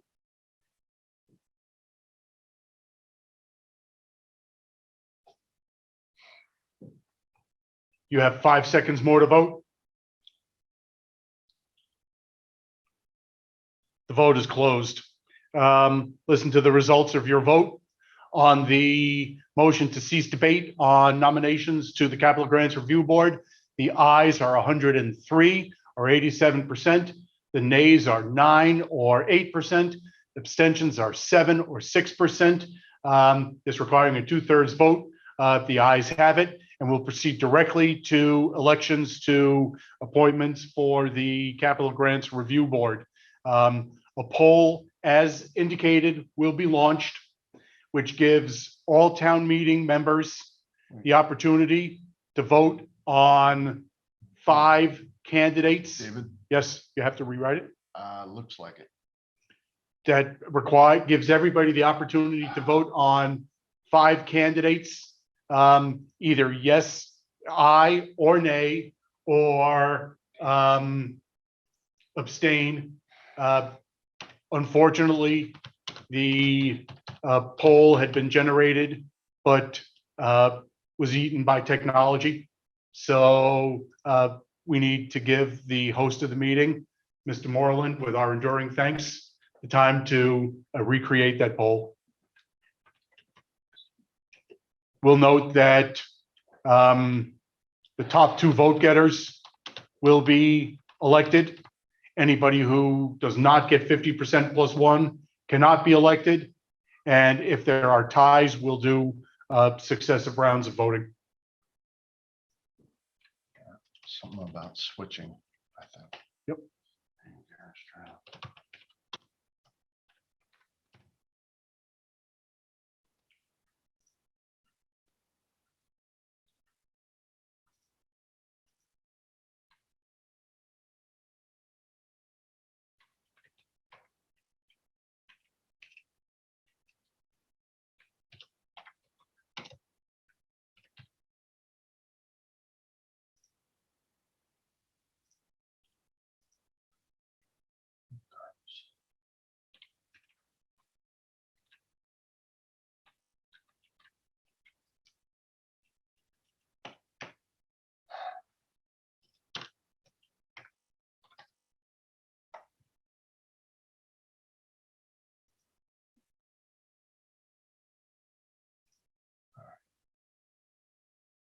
We're checking the poll.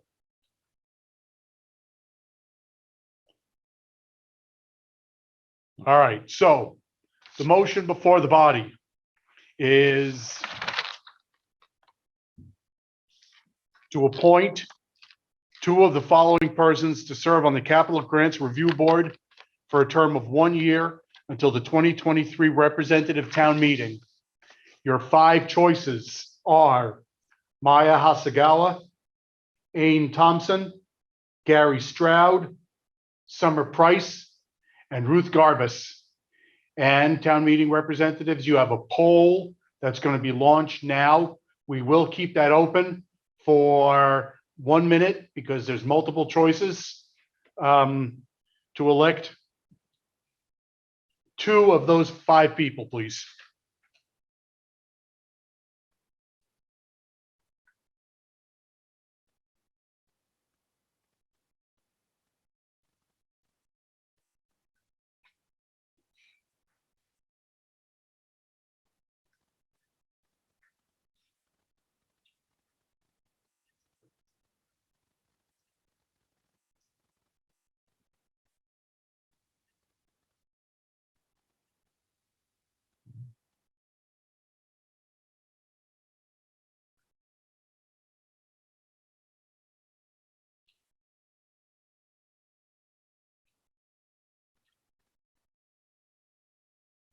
There would be 45 seconds left in the vote, but it's the moderator's view that additional time may be needed.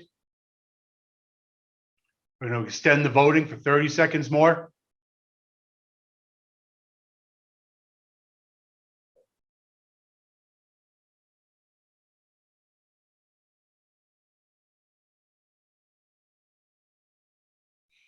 You have 15 seconds left to vote.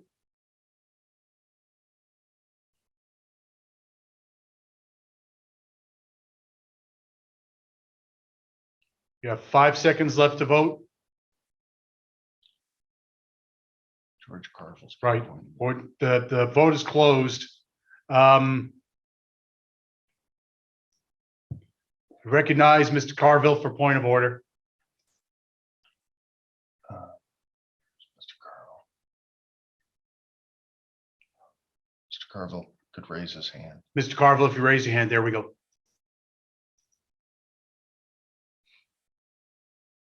Mr. Carville. There. Mr. Moderator, I was actually hoping to speak before you close the vote. We discovered here at our house something we had not realized was that we had to make a choice on each candidate before we could submit our vote. Technically, it wouldn't take it. And I don't know if everybody realized that, and some people were having difficulty submitting their ballots. Thank you, Mr. Carville. Yes, I think that I noted that a couple of times, but until people actually experienced it, it appears that it didn't just wasn't clear. So you need to vote on each of the candidates, and you'll be voting to abstain on any candidate who you're not voting for. Are you asking me to redo it? No, No. no. Ms. Burke is recognized. Not yet. Okay. Ms. Burke is recognized. Thank you, Mr. Moderator. I had the same problem.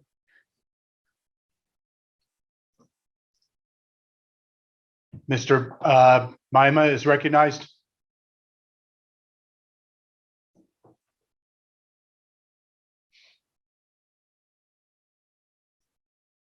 Please unmute. I had the same problem too, and I wondered if we could rerun that vote. Ms. Chiarella.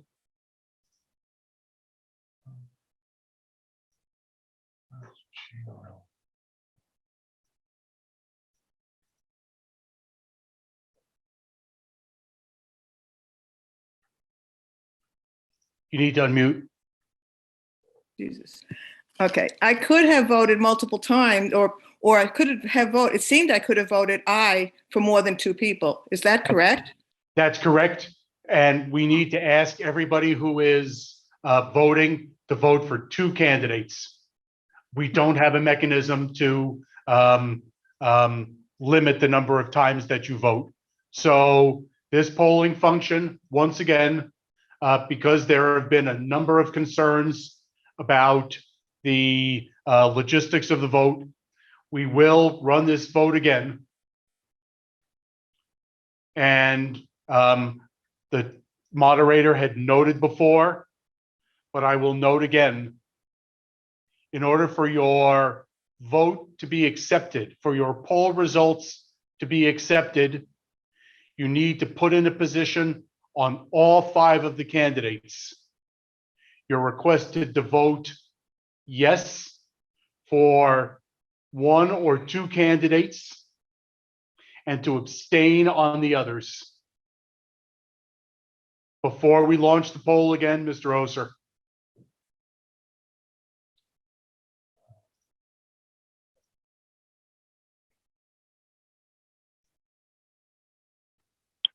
Yes, a point of information. I just noticed that Peter Fallion has a check mark yes on his name in the participants list, and whether he thought he was voting through the checklist as opposed to the poll.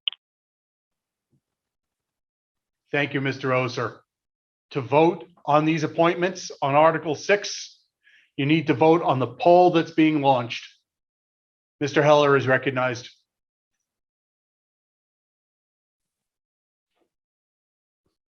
Hey, am I working? Yes, thank you. Okay. So I just wanted to raise the possibility that since there's no way to limit people to only 2 yes votes, is there a reason? And since we're only appointing the top 2 by vote count anyway, is there a reason to not just let people vote for as many as they want, and then we'll still just appoint the top 2 anyway, since there's no way to actually restrict that?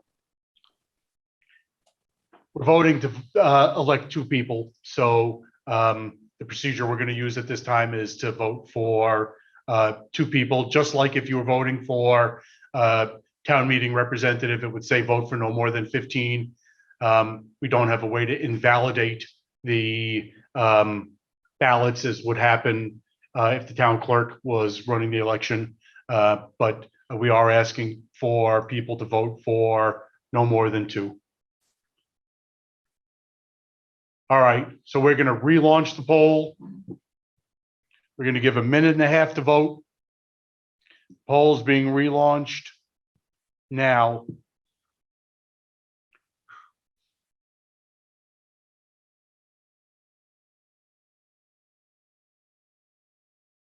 Voting is commenced.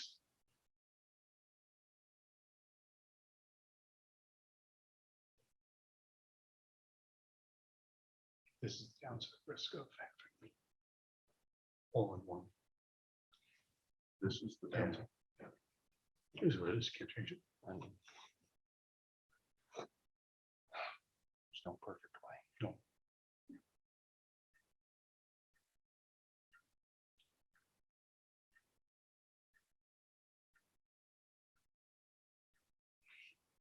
Let me know if either of you get cold.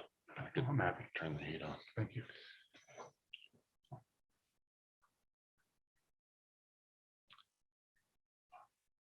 More of these.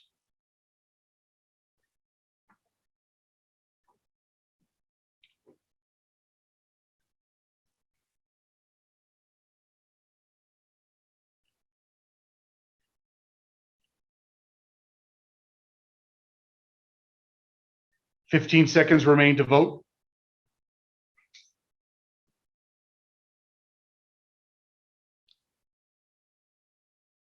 Five seconds remain to vote. The poll for appointment to Capital Grants Review Board is closed. Listen to the results of your vote. If we can see the results, please.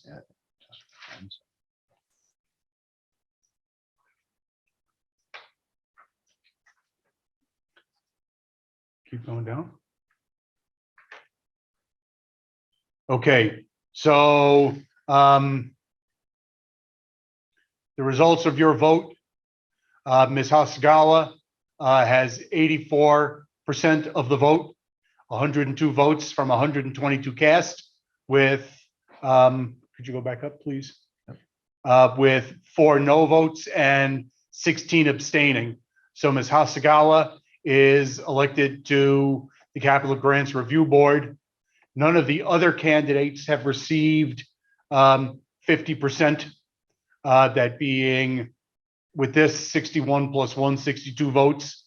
So now there will be a vote of the body on the remaining 4 candidates, that being to elect one more representative, one more member of the Capital Grants Review Board from Aiden Thompson, Gary Stroud, Summer Price, and Ruth Garbus. So Mr. Moreland will be Needing some time. generating another poll to elect one of those remaining 4 who needs to get 50% plus 50% plus 1 in order to qualify to be elected. So I've got to start all over.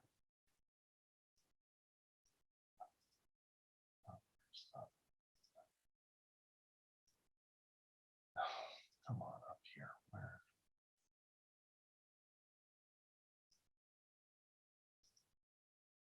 Is it possible to just remove number 1? Don't believe so, I don't mean but to I will backseat try. driving.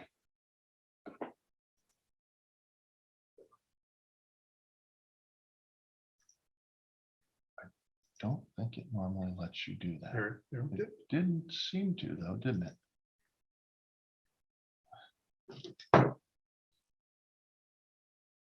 So then, all right, I'm getting a little frazzled here. Stop that. Let's come to poll.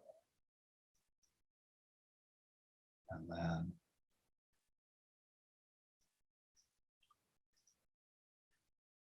before this may or may not work. I'm Let's see. nah, see, it's got Maya Hasagawa in there. All right, we're gonna have to rewrite that poll. Yeah.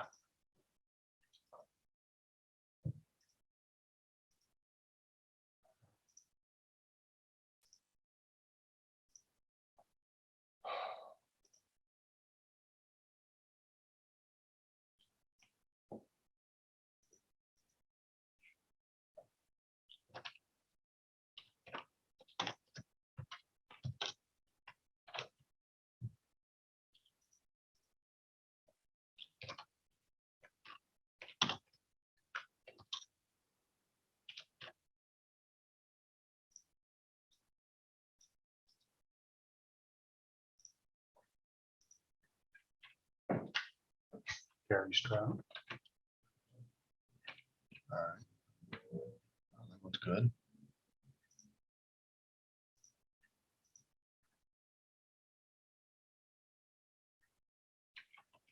What are the other names? Aiden, Aiten Thompson.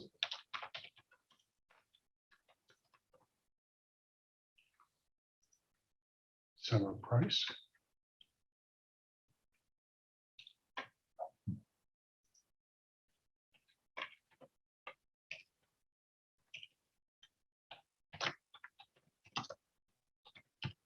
And Ruth Garbus.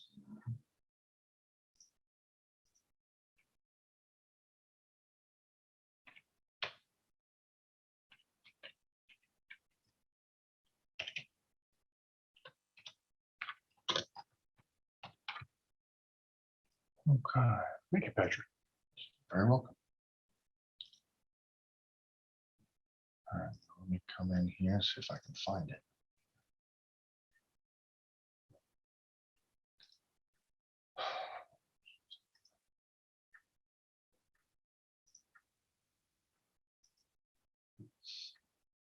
Oh, for the love of God, I might need to do it again. God, I hope not. And it looks like. Can we relaunch the original poll? I'm almost nearly 100% confident that I cannot. All right. So I'm sorry for the delay. So absent objection, the town meeting will stand in recess for 10 minutes until 10:47, at which time we will resume. We're going to rewrite the poll here. Please take your mid-morning break. Please remain logged in to the meeting unless it's absolutely necessary for you to leave the meeting. Thank you. The March 19, 2022 Brattleboro Representative Town Meeting is called back to order. The continuing question at this time is on Article 6 to elect 2 representatives to the Capital Grants Review Board. Maya Hasagawa has been elected. So we have a poll that's been generated that gives 4 possible candidates: 1, 2, 3, and 4, Gary Stroud, Aiden Thompson, Summer Price, and Ruth Garbus. We apologize to Ms. Garbus that the first letter of her second name isn't capitalized. I need you to move that over, Patrick, so I can see it.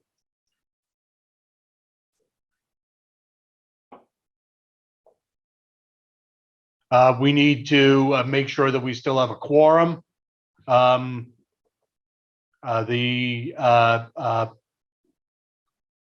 Jessica. Town clerk is interrogated. Never mind.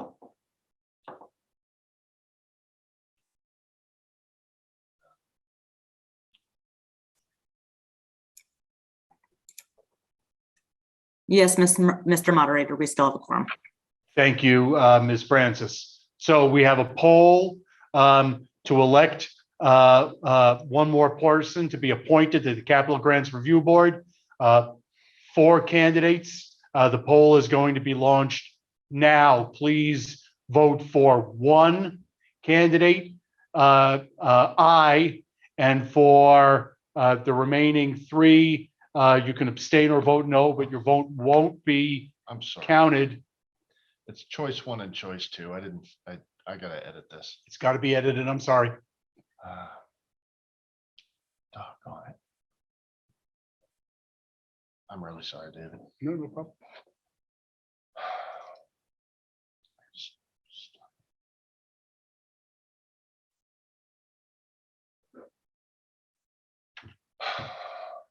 Using up.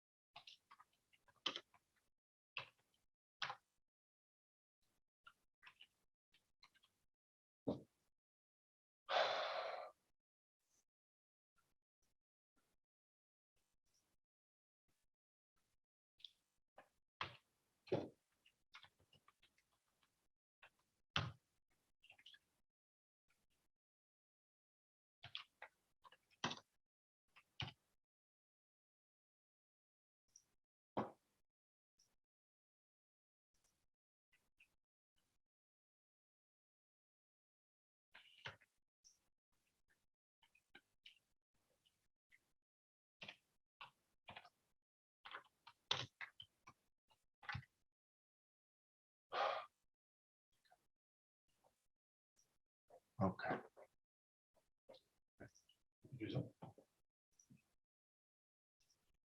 All right. I got the names. I got ayes and nays and abstentions. I think we're ready to go. We do have- Excellent. We apologize for that technical difficulty. The poll for election of one more member for the Capital Grants Review Board is now open for a minute and a half.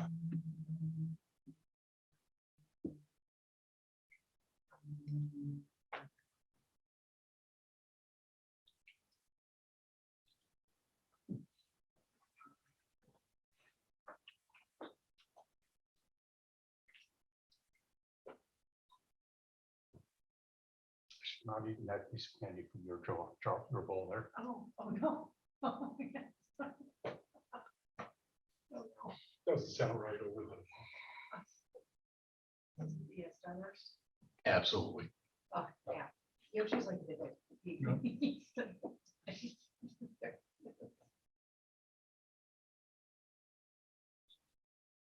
How many votes is needed? Or just a second, the highest getter? You have to get 50%.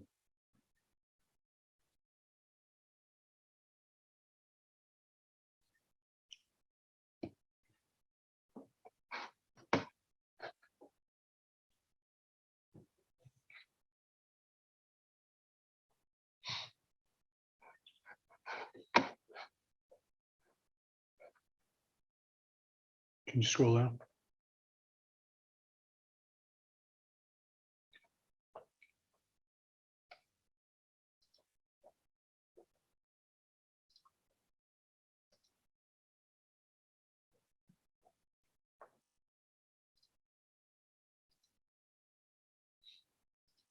Fifteen seconds more to vote.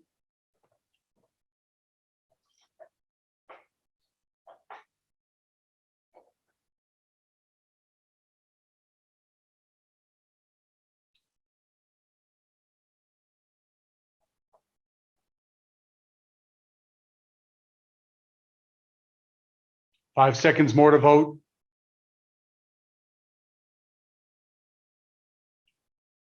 Voting is closed. Here are the results of your vote.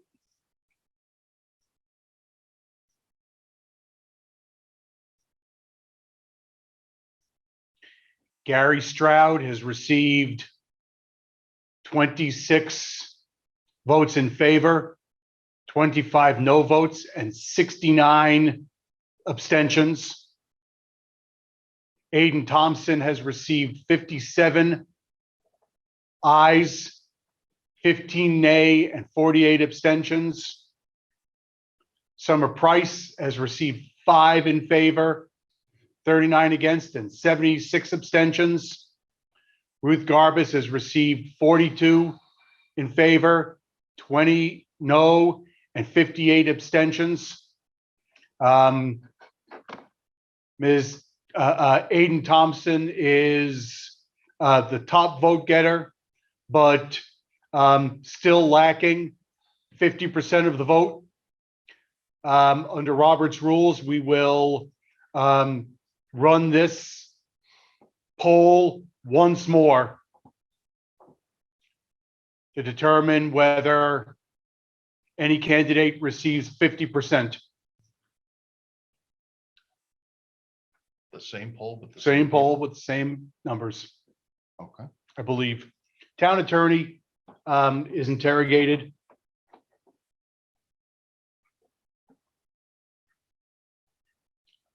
Moderator will be right back.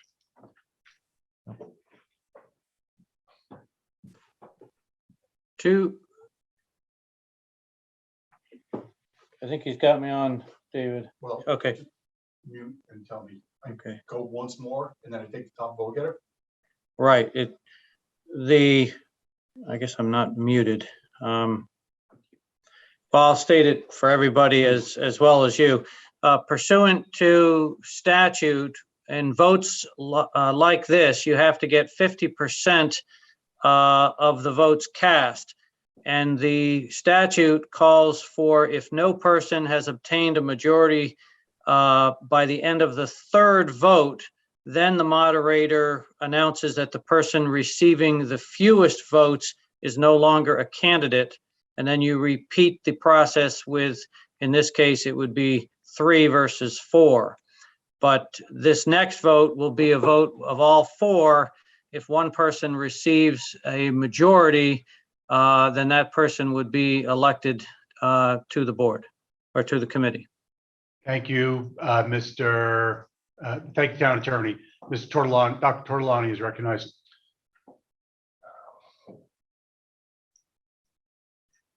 Your camera's off.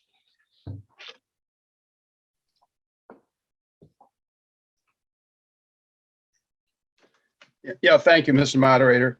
I just wanted to say that we can all identify with Mr. Moreland's challenge here, and we all appreciate the work he's doing on this. And thank you very much for your perseverance. So, thank you, Dr. Tortolani. Mr. Carville is recognized.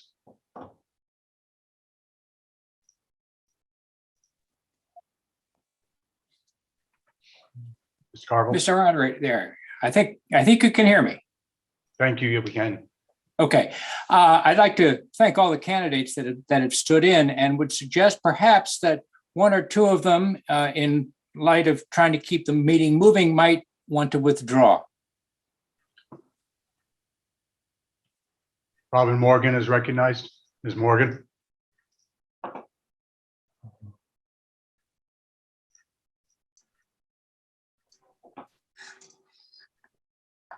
I'm sorry, I didn't realize I had my hand up. You can just go on to the next person. Okay, thank you.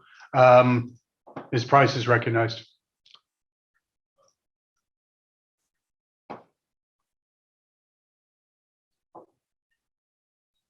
You have to unmute, Ms. Price. Sorry about that. Yeah, I don't want to be on the ballot. I second what George Carville said. Thank you. So I'll understand that you're withdrawing your nomination? Go ahead. Don't make a change yet. You're still muted.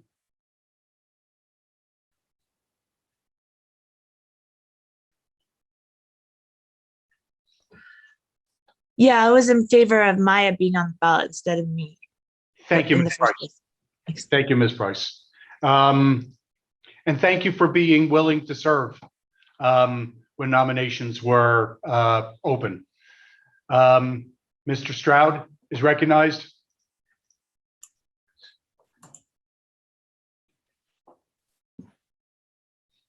Yes, I would like to humbly withdraw my candidacy. We have great candidates that are on there right now, and I highly endorse them more. Thank you. Thank you, Mr. Stroud. You're not going to change it, Patrick. So, and then Ms. Manukin is recognized. Thank you. Abby would be great. Maybe for the next time, I'm just curious why we couldn't do this similar to other ballots where there's a list of all the people running and it says vote for no more than 2. It seems like that would simplify this process and hopefully eliminate some of the issues that have come up.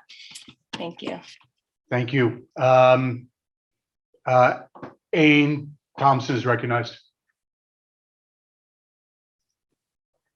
Hi, I too would like to withdraw my nomination and endorse Ruth Garbus. I have my hands full with Human Services Committee anyway, and I'm excited to see Ruth on this committee. Thank you. Right. So what I'll note at this time is that Ruth Garbus is the only remaining candidate for the Capital Grants Review Board. So we're going to launch the poll again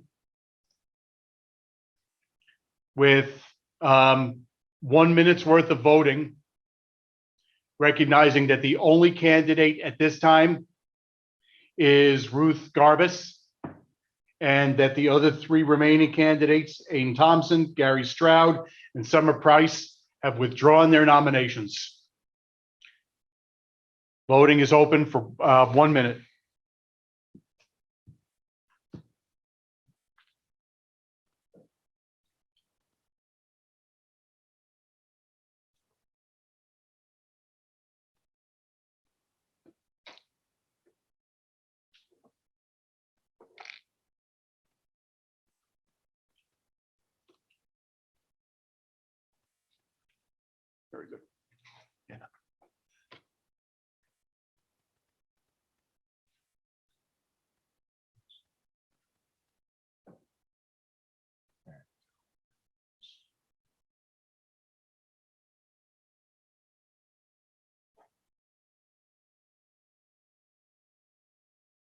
Voting will remain open for 15 more seconds.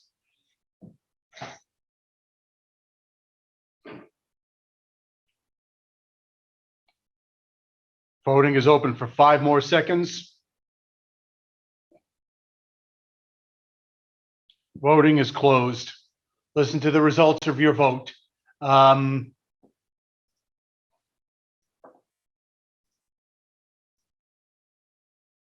If we can go down to the bottom first, Patrick, please. Ruth Garbus has received 108 votes in favor for appointment to the Capital Grants Review Board. The other withdrawn candidates, Summer Price has received 1 vote. Aiden Thompson has received 3 votes. Gary Stroud has received 3 votes. Ruth Garbus is the second person appointed by representative town meeting to the Capital Grants Review Board. I want to thank everybody for working through this process where there were multiple candidates. I want to thank the host of the meeting for setting up the multiple polls. You have elected Maya Hasagawa and Ruth Garbus to 1-year terms to the Capital Grants Review Board. The next article for consideration is number 7, to elect members to the Town Finance Committee.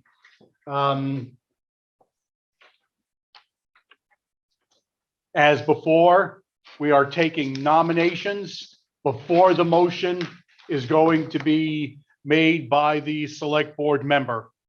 So, are there any nominations for the Town Finance Committee for a term of 1 year? Ms. Ray is recognized.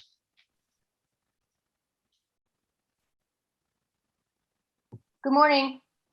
I respectfully and gratefully nominate to the Town Finance Committee, Eli Coughlin Galbraith, Alex Fisher, If you go a little slower, Eli Coughlin Galbraith, Alex Fisher, go ahead. Oscar Heller,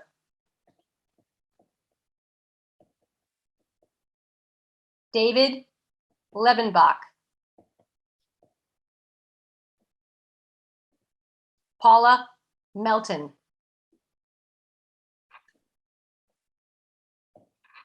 Lisa Ray, and Mary White.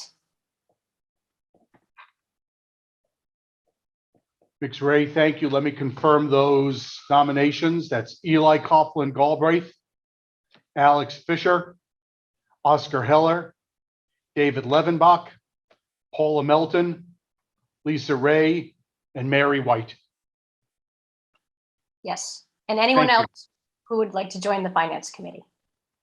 Thank you, Ms. Ray. Are there any further nominations for the Finance Committee?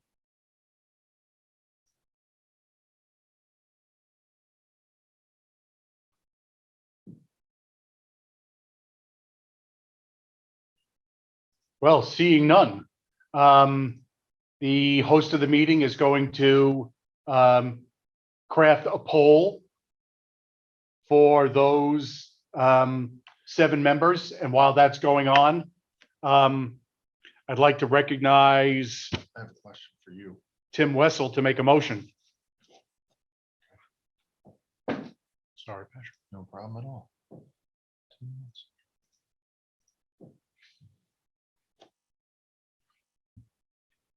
The moderator recognizes Mr. Wessel. Thank you, Mr. Moderator.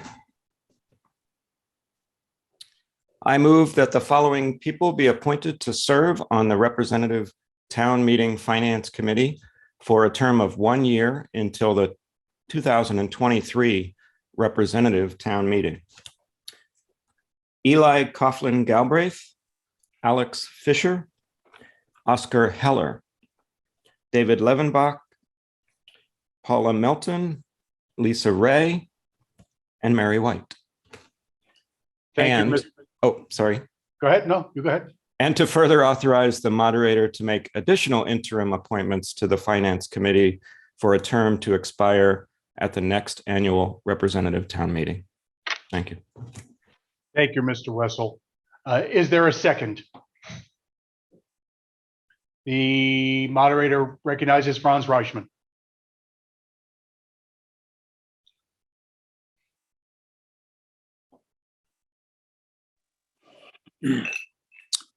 Good morning, Mr. Moderator. I would like to second the motion and speak to it if possible. Yes, there's a motion that's been seconded to appoint the following persons to serve on the Representative Town Meeting Finance Committee for a term of 1 year until the 2023 Representative Town Meeting. Eli Coughlin Galbraith, Alex Fisher, Oscar Heller, David Levenbach, Paula Melton, Lisa Ray, and Mary White, and to further authorize the moderator to make additional interim appointments to the Finance Committee for a term to expire at the next annual representative town meeting. Mr. Reichman, Dr. Reichman is recognized. Yes, I'm as someone who formerly served on the Finance Committee, I just want to say that I consider this to be an exceptionally strong group of nominees it's very easy to support them. And it's gratifying to see that the Finance Committee continues to draw really talented individuals. Thank you. Thank you. The moderator recognizes Eli Coughlin Galbraith.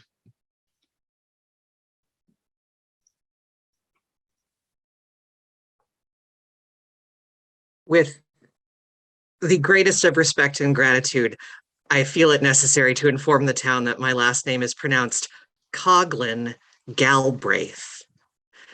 And I know it's not obvious. Thank you. The moderator will do his level best to recall next time. I apologize. Austin Rice, Mr. Rice is recognized. Unless there's an objection, I would move that we approve those candidates as a slate as opposed to voting yay or nay on each one.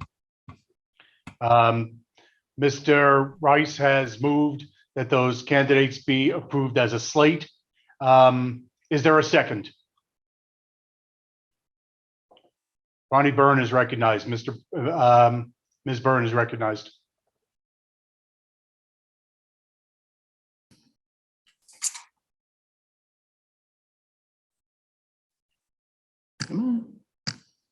You're unmuted. Yes. Hi, I would like to second the motion. That's been a motion and second that we consider these candidates as a slate rather than to vote on them individually. That's a suspension of the rules. So that requires a 2/3 vote in favor.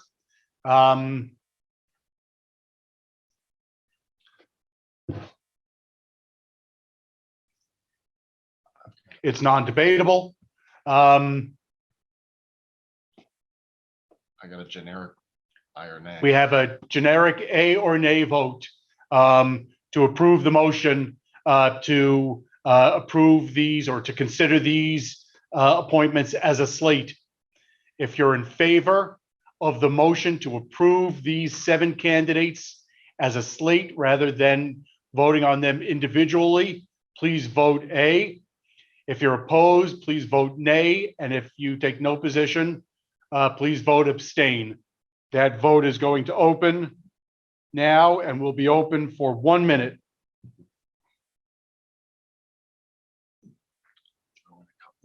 Yeah, that works.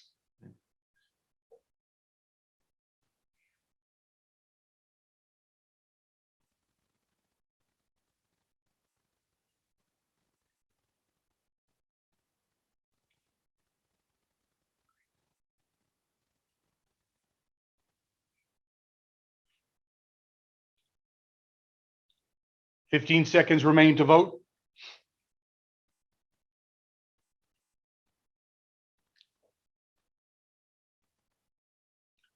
Five seconds remain to vote.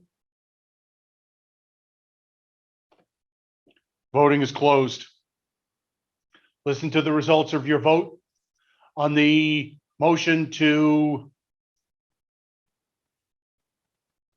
consider this this group of candidates as a slate. The ayes are 114, 93%. The nays are 3%. Abstentions are 3%. That motion carries. So we're now to the question on Article 7 that's presented for your consideration. Is there any further discussion on that article?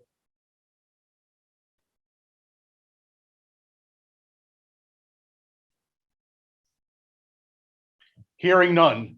The motion on the floor is to appoint Eli Coughlin Galbraith, Alex Fisher, Oscar Heller, David Levenbeck, Paula Melton, Lisa Ray, and Mary White to serve on the Representative Town Meeting Finance Committee for a term of 1 year until the 2023 Representative Town Meeting, and to further authorize the moderator to make additional interim appointments to the Finance Committee for a term to expire at the next annual Representative Town Meeting.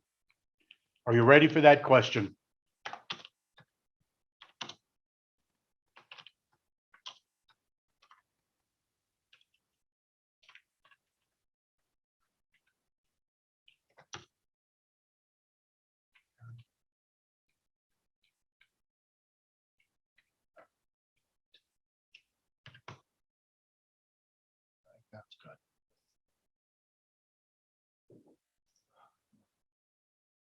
Seeing no further discussion, the poll will be launched. Shall the town appoint those people with the rest of the language as the moderator just read it? Voting is open for 45 seconds. I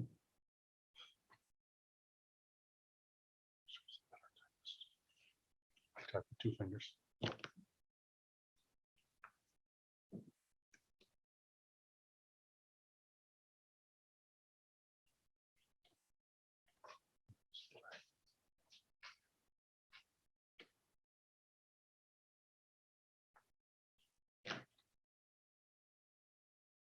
Voting will remain open for 15 more seconds.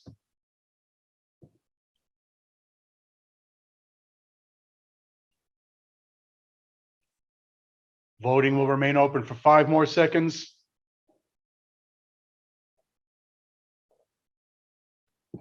Voting is closed. Here are the results of your vote. On the vote to elect those 7 named individuals to the Town Meeting Finance Committee and to authorize the moderator to make additional interim appointments, the ayes are 120, 96%. Nays and abstentions, well, the nays are 3 votes, the abstentions are 2 votes, each being 2%, and that slate of candidates is appointed. On Article 8, the moderator is soliciting nominations for the Human Services Review Committee. No. The moderator recognizes John Kennedy.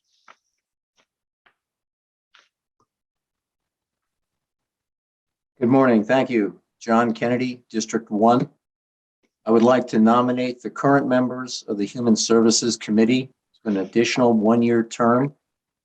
The members being Ann Fielder, Dave Minor, Gary Stroud, Kip Tewksbury, Aidan Thompson, and John Kennedy. Thank you. Thank you, Mr. Kennedy. Are there any further nominations? Jennifer Griffith is recognized.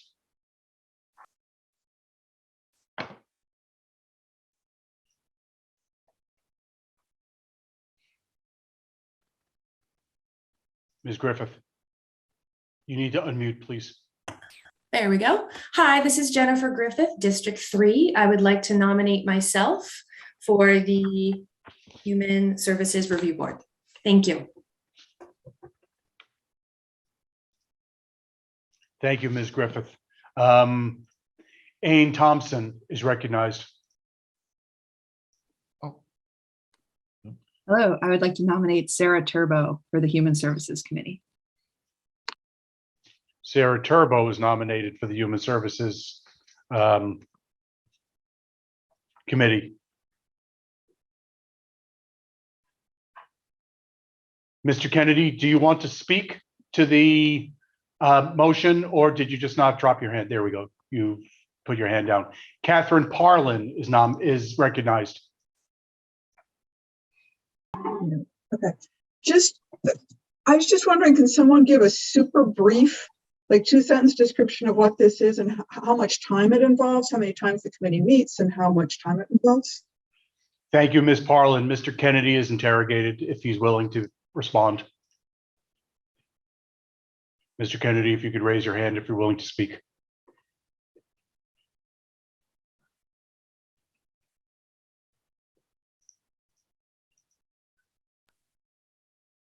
Okay, yeah, the Human Services Committee report you can find on page 83. And it, excuse me, not 83, page 15 of your town report. In essence, the committee meets about 8 times, all publicly noticed meetings. Public is invited to attend. And you read through this year 37 applications, total pages around 690 pages worth of documents to report on. And then we review those and evaluate each of the applications. We have a scoring system, a rubric we use that determines a consensus amongst the members. We then talk about it, and it's blind scoring, by the way. Nobody sees what anybody else scores until we get together as a committee. And then any members that have a conflict with any organizations recuse themselves. What usually happens is that there's a remarkable consistency in the scoring.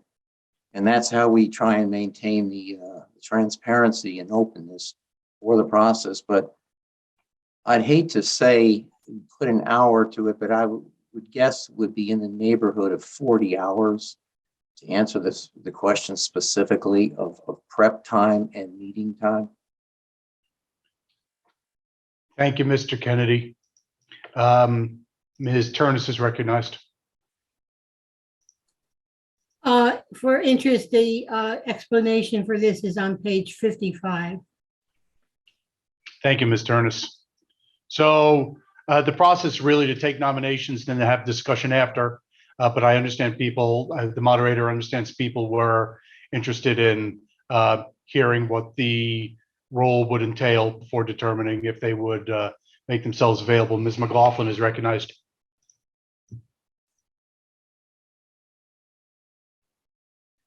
I'm ready to read the motion if the body's ready.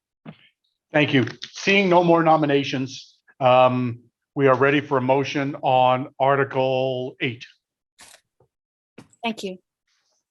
I move that the following people be appointed to serve on the Human Services Review Committee for a term of 1 year until the 2023 Representative Town Meeting.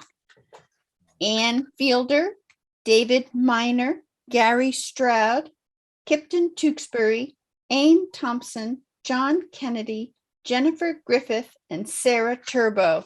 And to further authorize the moderator to make additional interim appointments to the Human Services Review Committee for a term to expire at the next annual representative town meeting. Motion, I'm sorry, Article 8 has been moved. Is there a second? Mr. Stroud.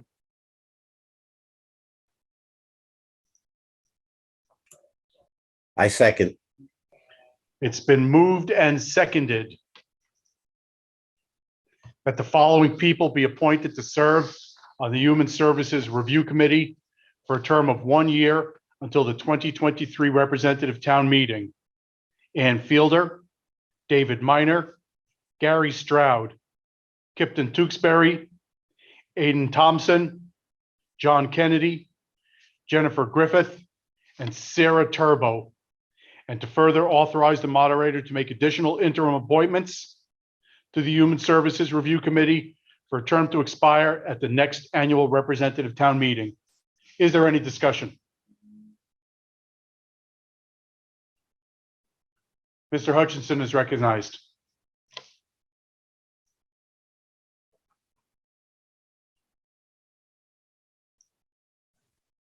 Mr. Moderator, just a point of clarification. Do appointees to this committee need to be members of the representative town meeting? Thank you. Town attorney is interrogated.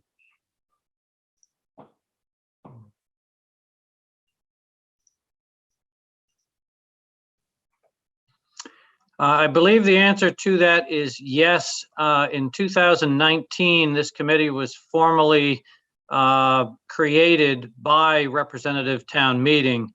So I believe at that point, it created the committee and the members would be appointed or elected from the representatives of representative town meeting. Thank you. I don't believe that there is a set number of positions for the committee, so we don't run into the same problem that we had with the Capital Grants Review Board. Thank you, Mr. Fisher, and thank you, Mr. Hutchison, for that inquiry. Any other comments? Dr. Tortolani. Yeah, thank you. I would suggest we set this as a slate, since there's no limit on the number of people and they're all interested. Thank you, Dr. Tortolani. It was the moderator's intention to proceed that way, absent objection. We will hear from Mr. Tewksbury now.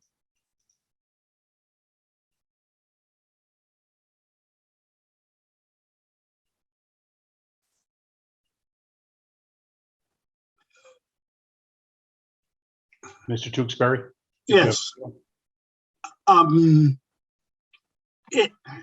So far, the committee has been composed of people who are representative town meeting members and people who are not.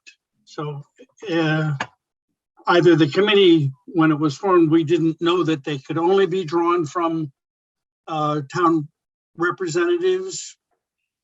So I guess we need a clarification on that, because longstanding members of the committee have not been town meeting members. We need a clarification on that, please. The town clerk is interrogated as to whether all of the people who are nominated at this point are town meeting members.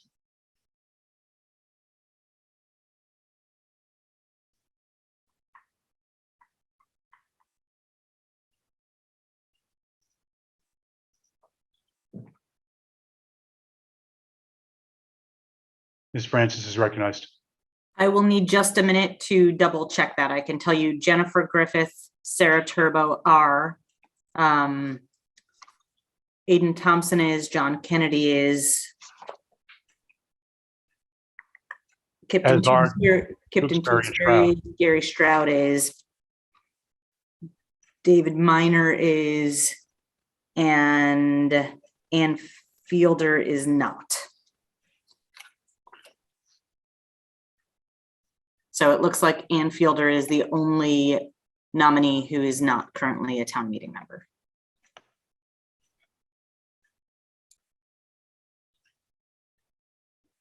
It is the town attorney's position that members of the committee need to be members of representative town meeting. Mr. Fisher is interrogated. Thank you, Mr. Moderator.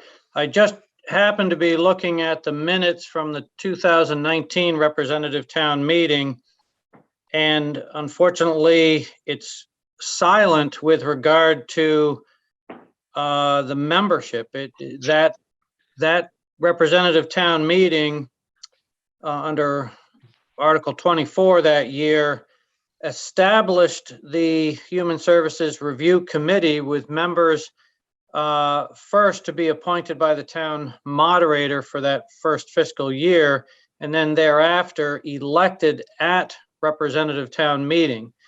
So elections at town meeting, it doesn't state actually that they need to be members of representative town meeting. So I stand corrected on what I said before.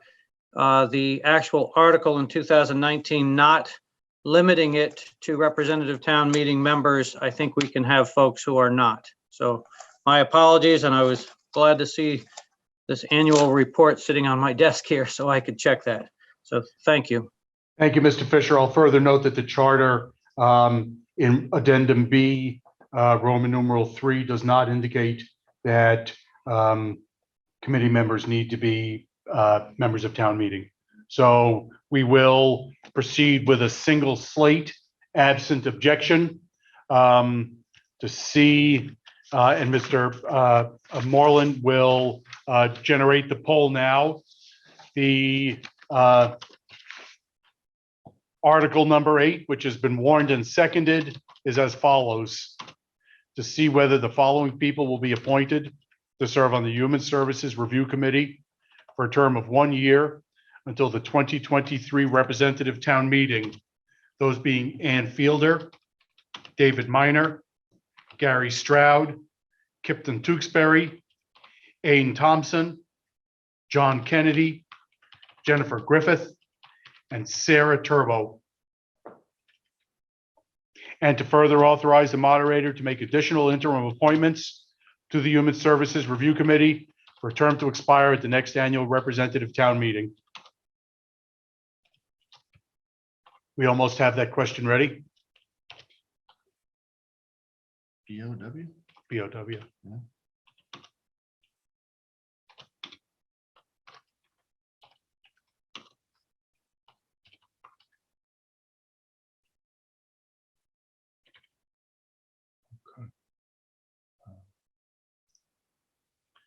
And then we come over here. Let me just get a quick look at it. No, that's yeah. Okay. You ready? All right, you ready for that question? Seeing no further discussion, the voting on Article 8 is launched for 30 seconds.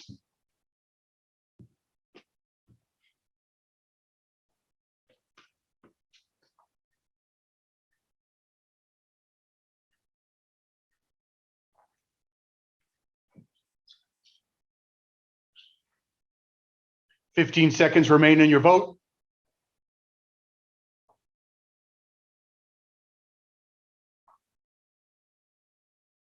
Five seconds remain in your vote.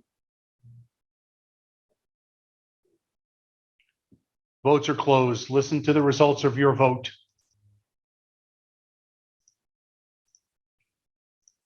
On Article 8, to appoint those 8 named individuals to the Human Services Funding Committee, Review Committee. The A's are 119.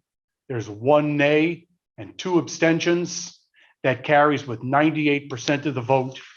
And you've appointed Human Services Review Committee for the next year. The moderator recognizes Ian Goodnow as to Article 9.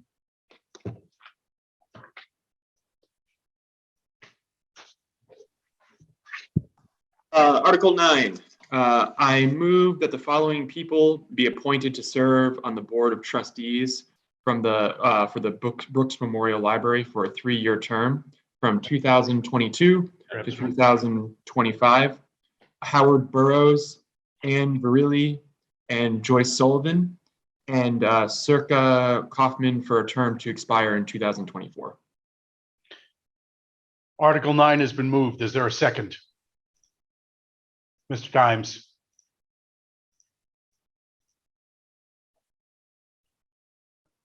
Yes, I second the motion. I'd also like to note that there's a problem with the chat function. I can't get through with the point of order and beg to be recognized for a moment after this article. Okay. There's a motion that's been seconded to elect 3 trustees for the Brooks Memorial Library to serve 3 years, 1 trustee to fill a 2-year unexpired term.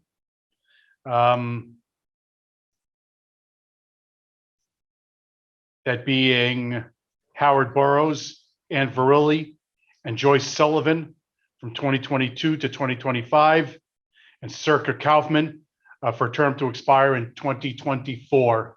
Is there any discussion? Mr. Dimes, you want to speak to this article or another one?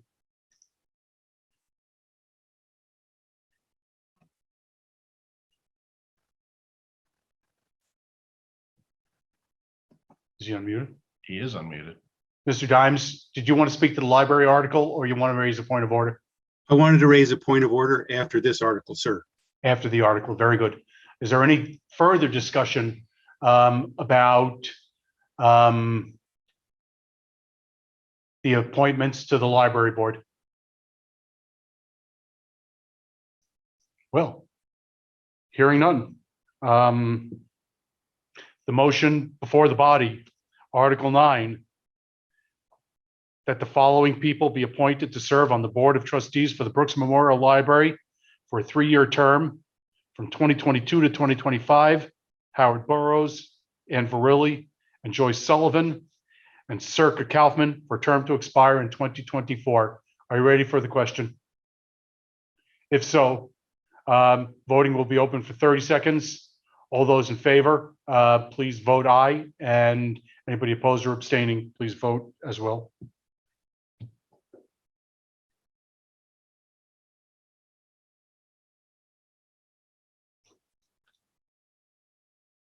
It's nice when you know the names ahead of time. That it is. 15 seconds remain in your vote. Is the chat function blocked by the participants? No, I don't think so. It's just, It's at the bottom. and they can't see it. Can I Can't see it? You can see it only to the extent that it's on the, only to the host. But you can see it's just got paragraphs. 5 seconds left. Voting is closed. Listen to the results of your vote on the article to appoint 3 trustees, 4 trustees to the Brooks Memorial Library for those named individuals. There's 116 in favor, 97%, 3 abstentions, 3%, and you've adopted Article 9 and appointed 4 library board trustee members. Mr. Dimes is recognized with a point of order.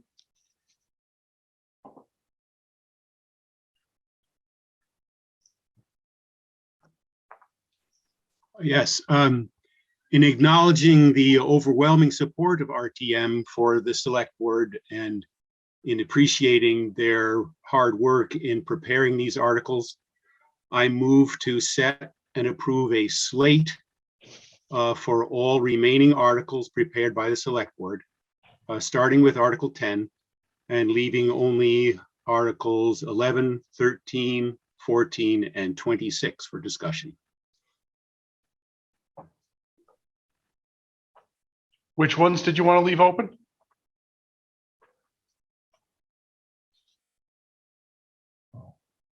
He muted himself. Mr. Dimes, you want to unmute? We should leave only 11, 13, 14, and 26 for discussion. Those are the, I understand. Yeah.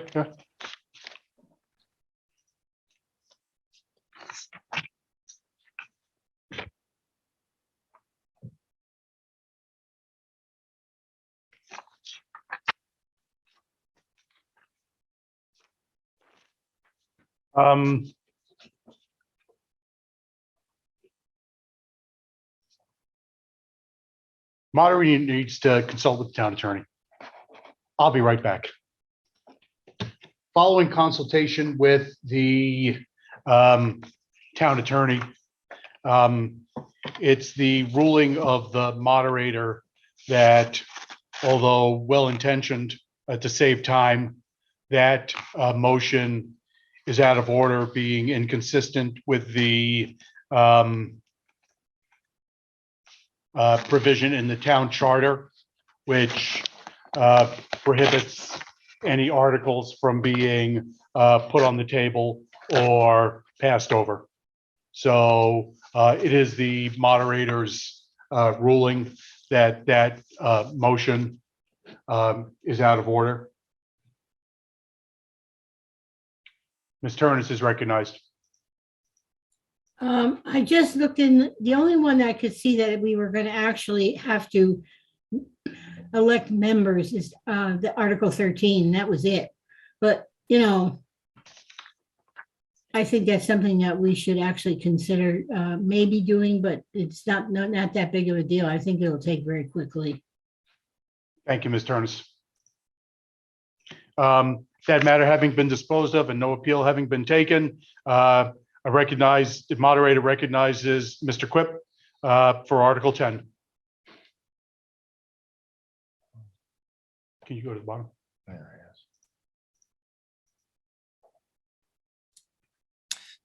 Okay, Article 10.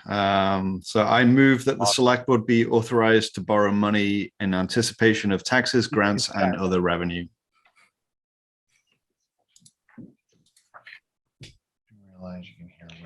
Yes, we are doing our best to deal with the limitations of this function, this electronic meeting function. We do have a chat saying, do I realize that we can be heard when I'm communicating with Mr. Moreland? And we're trying to get everybody onto the Zoom in an effective manner. We're doing our best to whisper quietly. Mr. Quip, thank you for your motion. You're welcome. You're doing a Oh, shoot. We're doing what we can anyway. Is there a second for Article 10? Mr. Franks.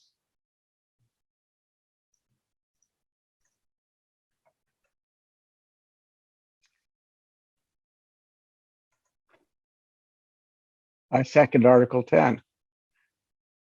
It's been moved and seconded that the select board be authorized to borrow money in anticipation of taxes, grants, and other revenue. Is there any discussion? Mr. Dimes? Point of order, just point of clarification. My motion was not to put anything on a slate or on the table. Excuse me, was not to put anything off or to put anything on the table, but to put everything on a slate and vote on everything, just like we've been doing. And yeah. Are you finished? I don't mean to interrupt. Are you finished? Yes, sir. Thank you. I can provide further explanation, but the moderator did make a ruling and not appealed from.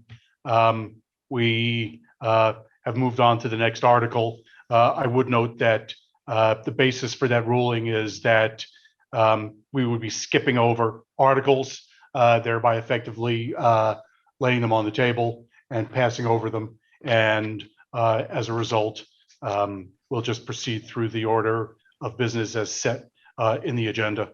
It was a good idea. So is there any discussion on Article 10?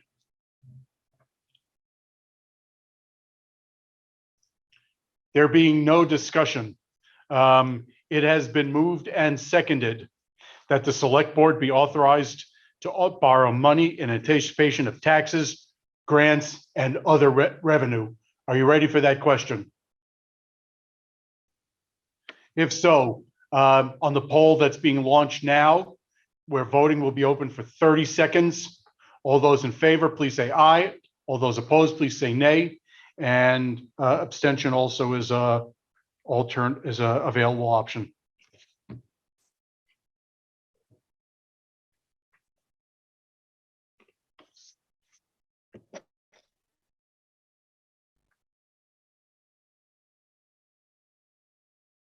Fifteen seconds remain in your vote.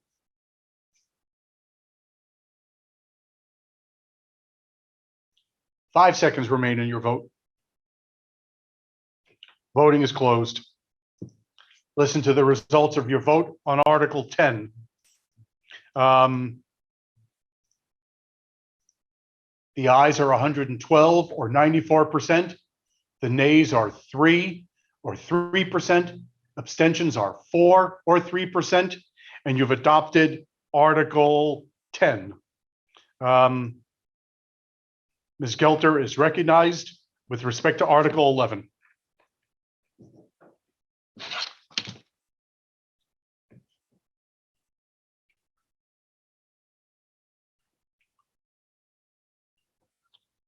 Ms. Gelter, if you would raise your hand so that Mr. Moreland can admit you, can invite you for audio and video. Here we go. Thank you, Ms. Gelter. All right. So Article 11, I move to accept the RTM Steering Committee report. Is there a second? Ms. Cooley is recognized.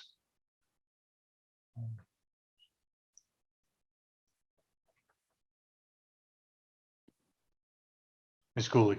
Can you hear me? Thank you. Yes. Thank you. Thank you, Millicent Cooley, District 3. I'd like to second the motion, second the article, and then following that, if the moderator gives me permission, I'd like to make an amendment and a statement. Thank you, Ms. Cooley. The motion has been made and seconded that the town meeting accept the RTM Steering Committee report. Ms. Cooley is recognized for a proposal for an amendment and to speak to the motion. Okay, I move to amend that by accepting the report, this body accepts the committee's recommendation in our report to disband the committee at this time, effective immediately. There's a point of order from Mr. Franks. If he could raise his hand. Mr. Franks, if you would raise your hand so we can enable your audio.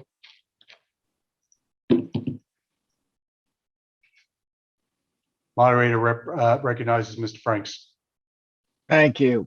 Accepting the report and acting on the report are not the same thing. And I just wondered for the definition, the amendment is clarifying in that it's act on the report to disband the committee. Thank you very much. Thank you, Mr. Franks. The report of the RTM Steering Committee concludes by providing that the committee should be disbanded.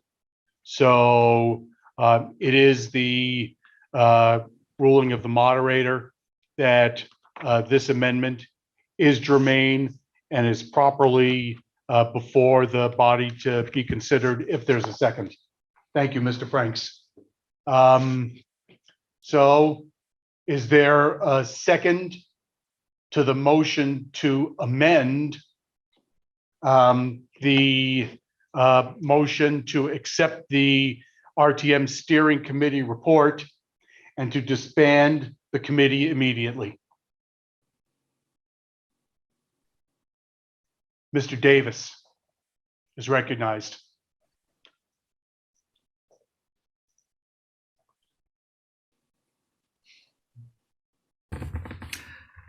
Yes, good morning. Yes, I second the amendment, and I, when given an opportunity, would like to comment on the amendment.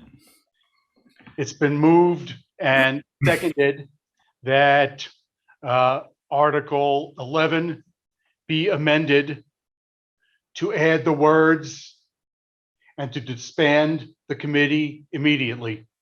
Have I stated the amendment correctly, Ms. Cooley? Yes. Ms. Cooley is recognized to speak to the amendment.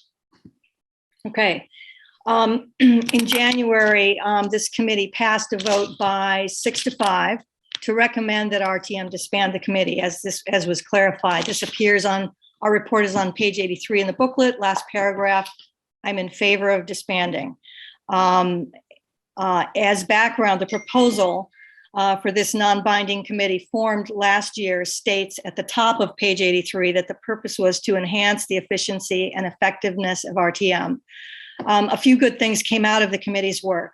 The RTM survey got 108 opinions on how RTM works, Robert's rules training over Zoom and viewable on the town website, improvements to the RTM page of the town website. At the same time, there were some problems throughout the year, divergent views about what we were here to do, resulting in tensions in the culture of the committee and confusion about our authority. I think that these issues have been enabled by a proposal that is incomplete, and it's going to cause the same problems next year if the committee continues under the current proposal. A more complete proposal would state what are the reasons for the committee's existence? What are the duties? Who gets to be a member? For example, the current proposal excludes all ex officio members from joining. Why? What is the authority of the committee? Should the committee be able to work on charter changes, town law, or ask for funding that's not in the budget or not? So there's been confusion about that. And making a new proposal happen would require input from RTM, discussion and voting on that proposal, and then if that passed, voting members for that new version of the proposal. And I don't think that there's time to do all of that at this RTM.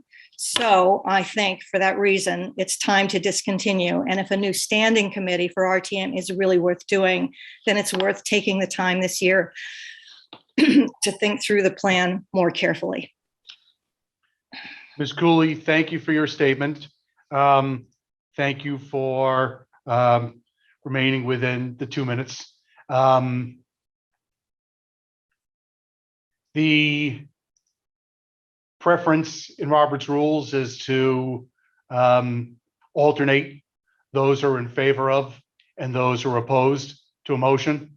So the moderator, although I will recognize Mr. Andy Davis in a minute, I'm now going to recognize Mr. Agavi, assuming that maybe he's opposed to the amendment.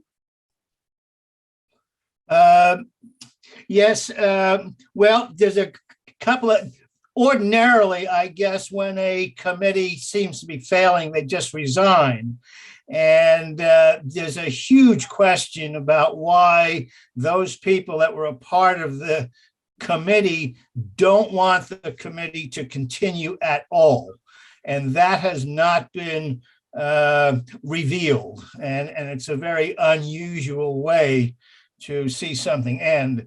I was on that committee at the very beginning of it. I had strongly recommended that in as much as town meeting is the core of our political democracy.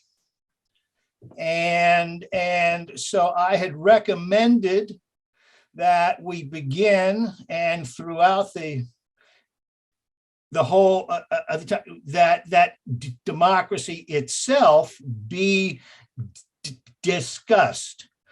And most of the people in the committee said no. And I'm afraid that what happened is that what we saw was a sort of a microcosm of what's happening in the country today, as we find more and more people either unwilling or just uninterested in seeing the continuation of our democracy. From my point of view, I would like to see it strengthened. And that was the reason that I helped to start this committee at all.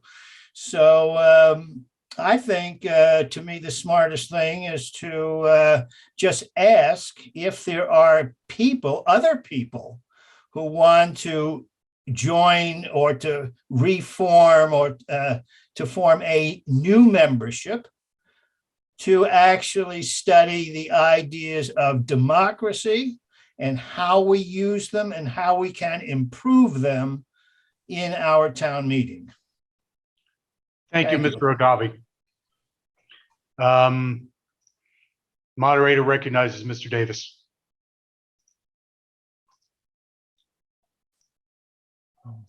Andy Davis. Thank you very much. I served on the steering committee of the RTM over the last year, and I base my support for this amendment on that experience. I believe it was a good faith effort. It was started with very good intentions. It was started under a non-binding article put forth under other business last year. A lot of people put a lot of work into it, and we put certainly a lot of time into it. I do think that the current structure of this committee and mission is unclear, and this led to continuing disagreements and procedural turmoil consistently throughout the year. I do believe that such a committee could be of value, that's my opinion, if there was a specific definition of the committee's powers, if there was a specific definition of the committee's duties, and there was an opportunity to elect the members. The current makeup of the committee was by volunteer, and it was a large and diverse group, and that made it very difficult with the structure being so undefined. I do believe that if we had a similar process that we had for some of the other committees, that we could maybe move forward with this kind of thing. So it's not about ending this project, it's about starting it over on a better foot. I personally would not put my name forward for the committee as currently structured. Thank you very much. Thank you, Mr. Davis. The moderator recognizes Summer Price. Stop him. Where's Summer Price? Let me see the next chart. Yeah. Hi. I was just saying that some of us signed up for childcare at Winston Prouty from noon till 4. And if there's not going to be a break, some of us will be absent over the next hour, half hour, including myself. I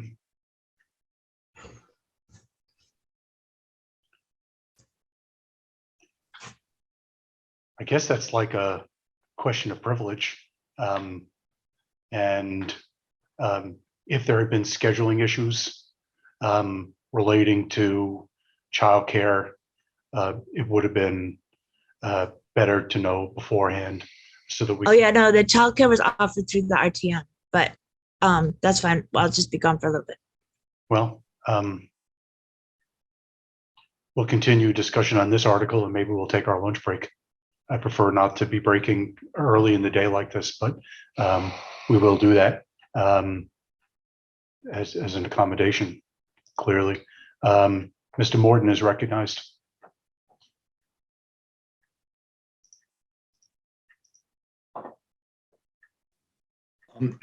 I was a volunteer for the steering committee this last year, and I want to speak against the amendment to end the committee. It's a volunteer group.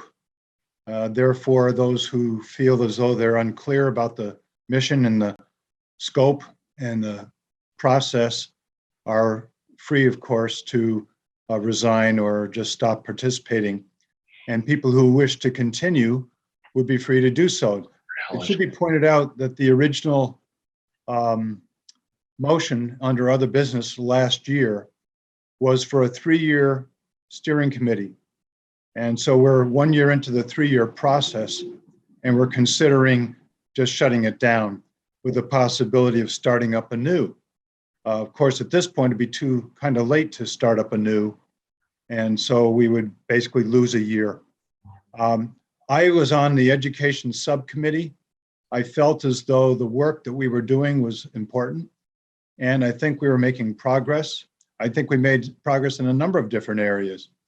But I thought that the work of the education subcommittee was not finished, and we had something to contribute to RTM, not just the committee that I was on, but to the whole RTM process of people coming on as new RTM members who hadn't been on before, people who were a little unfamiliar with the process and the routines.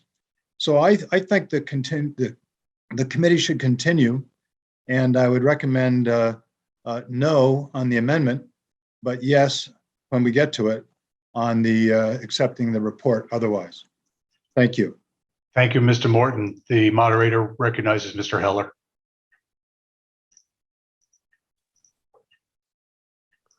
Hey, I just want to clarify for the childcare stuff. I'm pretty sure this is the childcare that was voted to be specifically offered to RTM members last year. If I'm wrong about that, correct me, but I think this is something that should definitely be accommodated. This was sort of the desire of RTM. So I'm just wondering if maybe that connection isn't fully being made, but I don't think this is just a scheduling thing or something like that. That's all. Thank you. Just to respond, that is what Ms. Price indicated, and I would just request, if I'm reelected as moderator, that in subsequent years, those timing issues be brought to our attention sooner. I've been preparing for town meeting for 2.5 weeks, and nobody had previously indicated that a break was going to be needed from 12 to 12:30 to deal with these childcare issues, and we will make that accommodation in just a couple of minutes, right into the noon hour. The moderator recognizes Ms. Turnus. Okay, there we go. I think it would be a real shame to eliminate this committee. And if anyone in the committee would like to step down because they can't find out what the mission might be, I would like to let the committee know I'm willing to work with them. Thank you, Ms. Turnus. The moderator recognizes Ms. Morgan.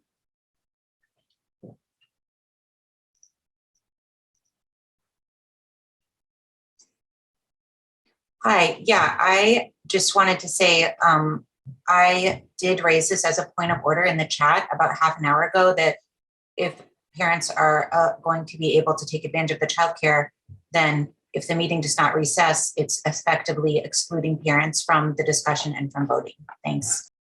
Thank you, Ms. Morgan. We are not fully able to see the chat at every moment, and we're trying our best to deal with points of order in this electronic meeting format, but there are limitations. Based upon those questions of privilege that have been raised, absent objection, we are going to recess the representative town meeting at 12:01 to resume at 12:45 for our lunch break. So unless there's objection, I see 3 hands raised, Mr. Dimes, Mr. McCullough, and Ms. Byrne. HB Lozito, I guess we'll go with Ms. Lozito, with HB Lozito right now. Thank you, Moderator. HB Lozito, District 2. I don't know if, I guess maybe it's a point of clarification, not a point of order. Are we on recess until 12:45, at which point we're going to start the lunch break, or are we on recess until 12:45 and that includes the lunch break? We're taking our lunch break from now until 12:45, absent objection. Mr. Dimes is recognized.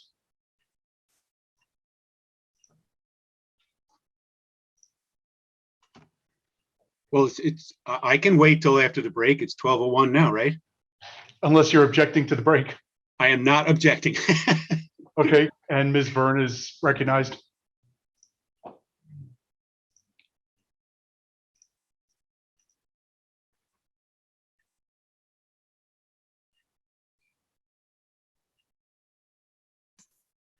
You need to unmute, please. I am unmuted. I had put my hand down, so I don't want to drag this any farther than it needs to be. Great. So town meeting is in recess from 12 until 12:45 for our lunch break. Once again, please do not sign out unless you need to. If you need to, you'll have to be readmitted when we resume at 12:45. Thank you. Good afternoon. It's 12:47. We have taken our lunch break for the March 19th Brattleboro Representative Town Meeting. Ms. Francis, can you please verify that we still have a quorum?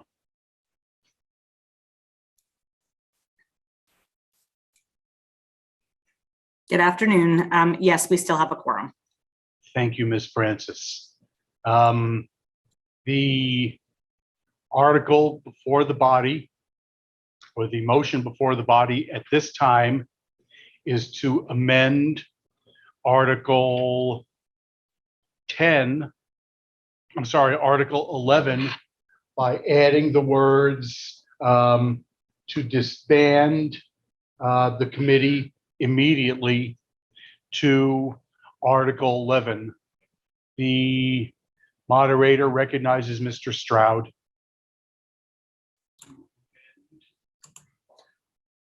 Yeah, I would like to call the question on this. There's a motion to call the question. Is there a second? Do you want me to clear the queue? Yes, we're going to clear the queue. We can see if anybody's got a second. The moderator recognizes Mr. Chapman. Please raise your hand again.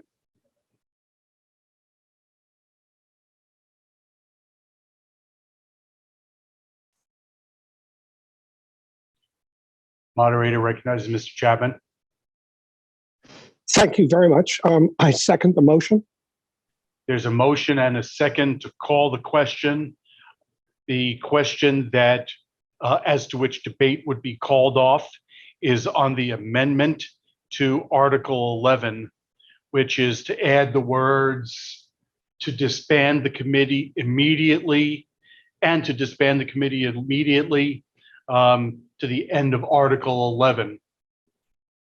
That is a non-debatable motion because it cuts off debate. It requires a 2/3 vote.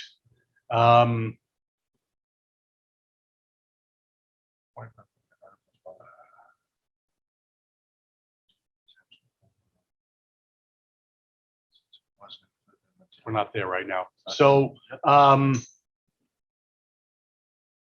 if Mr. Moreland would please launch a poll to cease debate on the motion to amend Article 11.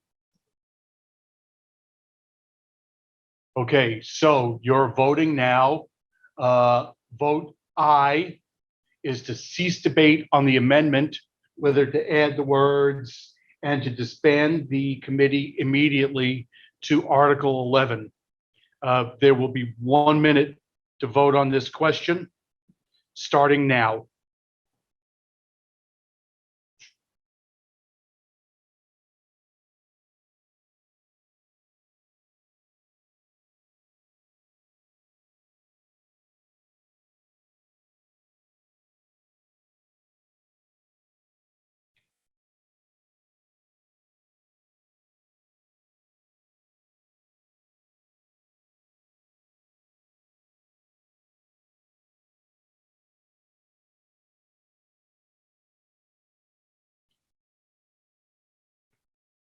Fifteen seconds left to vote. I mean, 5 seconds left to vote. Voting will cease. Listen to the results of your vote on the motion to call the question on the amendment to Article 11. 73 in favor, 41 opposed, 4 abstaining. The ayes are at 62%. The nays are at 41%. The abstentions are at 3%. That motion fails. So debate will continue on the motion to amend Article 11 to add the words and to disband the committee immediately. The moderator recognizes Ms. Gossage.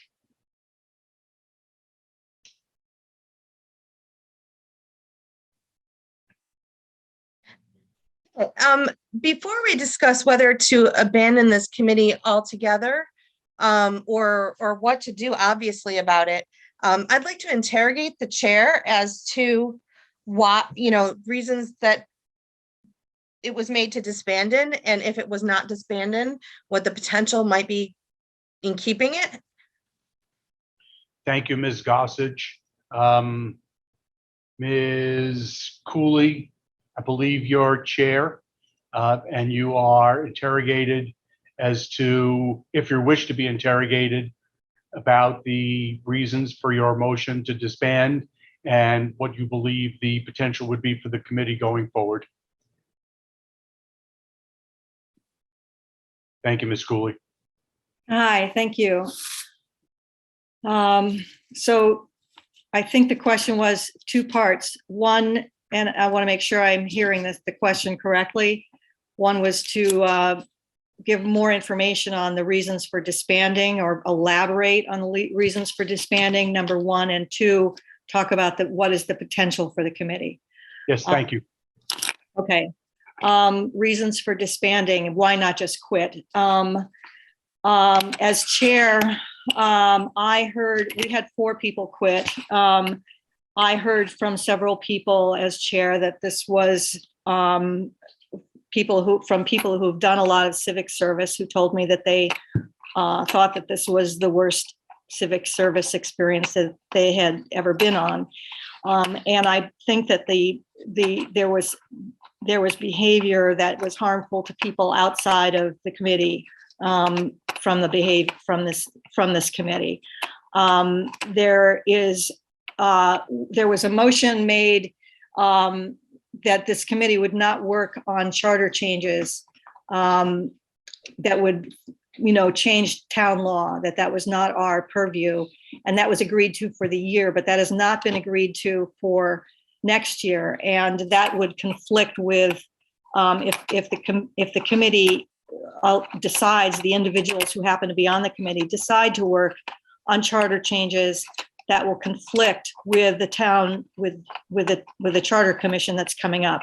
So I think there's potential for, maybe for a legal problem, but I don't know. I think I would need to hear from the attorney on that. In fact, I would like him to speak to that point. As far as the potential for the committee, I think that the committee could have potential. I think there's potential. But we represent RTM. I think we need to hear from RTM what RTM wants us to do. I don't think it's up to just a couple of people to decide what this committee should do. I think it's really up to RTM. I have some thoughts about it. My own thoughts are what it could do. More of the kinds of things that, more of the kind of things that we've been doing, helping people understand Robert's rules, helping people understand how town meeting works so that they can participate, reaching out into the community to as representatives, and understanding how we represent people. But not everybody may agree with that. Those are things that I think have potentials. There's a lot of things some of the things that we've done don't need the committee. Rick Morton talked about education, but the library does education. The library can provide a lot of that education. They're experts in that. So is that our job or not? I don't know, when we have the library. So that's, I think, what I could say. I would actually like to hear from the attorney, Attorney Fisher, on the question about whether or not the committee should be allowed to work on charter changes, as was attempted this year earlier, and then voted down. Thank you, Ms. Cooley. Yeah. The moderator recognizes Ms. Hasagawa.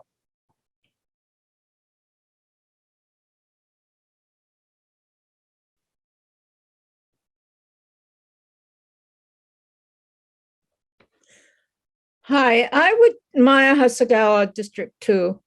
I would like to know if from members of the committee from last year if the size of the group, which seemed to be huge at many points, made a difference. And would it make a difference if RTM elected people rather than just having volunteers show up at the meeting? Thank you. Thank you, Ms. Hasagawa. Ms. O'Connor is recognized.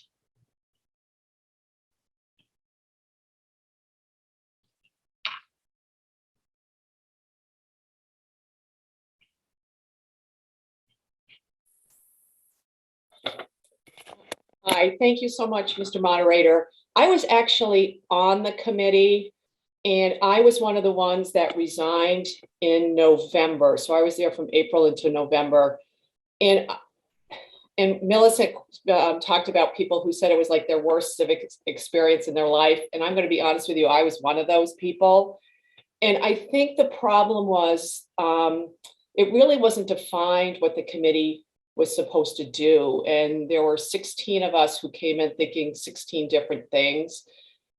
I would support, I'm one of the people that will vote to disband the committee, but I don't think that it means there needs to be an end of an RTM committee. It just needs to be well thought out, brought back for next year. It just was not workable because I think it was so vague. There were 16 people on it. So I would recommend disbanding it, but spending between now and next year figuring out what a real thoughtful working group could be. Thank you, Ms. O'Connor. The moderator recognizes Mr. Morton.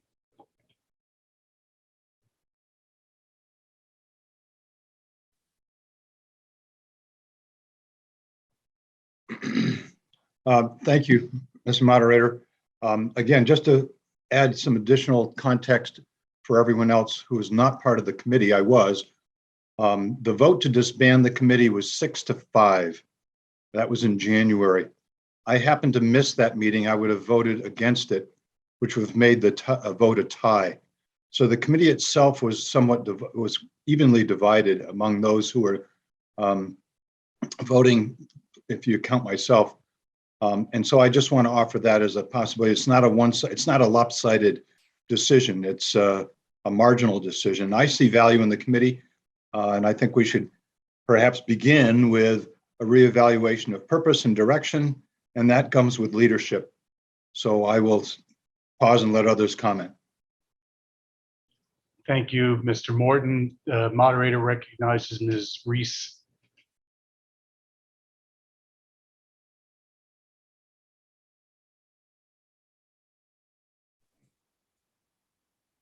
Hi, Jackie Reese, District 3. I think that it should be kept in mind about this vote, that the vote is really about whether to disband the committee because its purposes and rules are unclear. And that has led to negative consequences both to the committee and to people outside of the committee. And from what I understand and have heard, the committee has been used to actually hurt other people in town. So a new committee, the suggestion to form a new committee, using the experiences that were gained from having Millicent having run the committee successfully in spite of these shortcomings, is what we're voting on, so that it can be reformed under more clearly defined rules and goals to accomplish its stated mission, which is basically to enhance the efficiency and effectiveness of the body. Thank you, Ms. Reese. The moderator recognizes Mr. Stroud.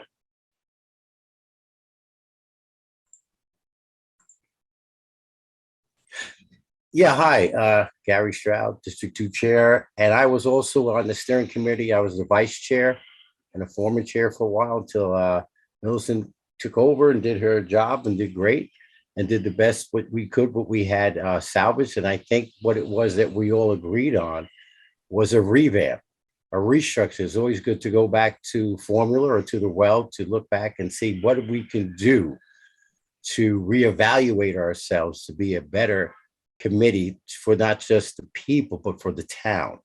And I think that's what Millicent and Andy and all of us were trying to do for what we were doing for what was the purpose in the beginning.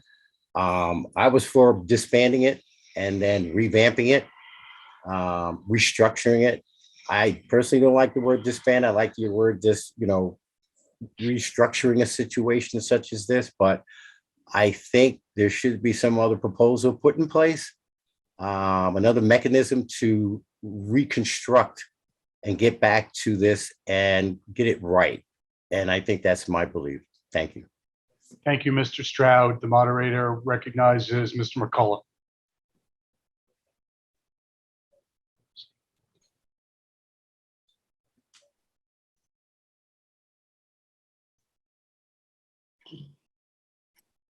Hello. Can you hear me? We can hear you. Yes, thank you. Okay, great. I'm brand new to RTM, so I wasn't here for the creation of the committee last year, but it strikes me as kind of odd that the committee, that the meeting would have created this committee for 3 years, and then sometime within the very first year of its existence, they're voting to disband it. It's been said that the committee was run successfully. That doesn't sound like success to me. Everybody's talking about revamping it. If you vote to disband it, then you risk it just going away and it not getting revamped. So I would speak against the amendment to disband it. And perhaps the people who feel like they can't work in the context of the committee as it exists today, they step aside and let other people come in and try and do that revamping. Thank you, Mr. McCullough. The moderator recognizes Mr. Carville.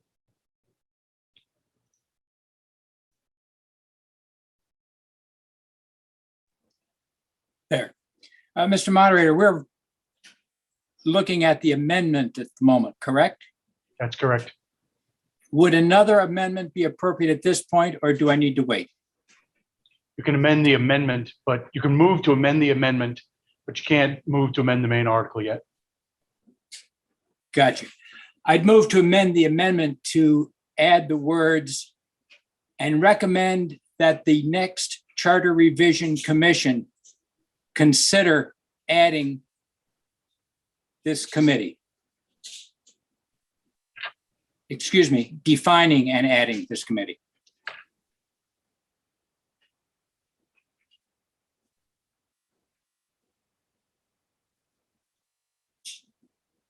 If I can please make sure I have the language of your proposed amendment. Are you asking me to restate, or are you going to read back? No, I'm going to restate. Thank you. Okay. I understand that you are moving to amend the amendment, which is, and to disband the committee immediately, to add the additional language, and to recommend that the next Charter Review Commission consider adding and defining this committee. Yes, sir. Thank you. We have a motion to amend the amendment by adding the words and to recommend that the next Charter Review Commission consider adding and defining this committee. Do we have a second? Mr. Stroud. I second that. It's been moved and seconded that the amendment on the floor, which is to add the words and to disband the committee immediately, be amended to continue and to recommend that the next Charter Review Commission consider adding and defining this committee. Mr. Dimes is recognized.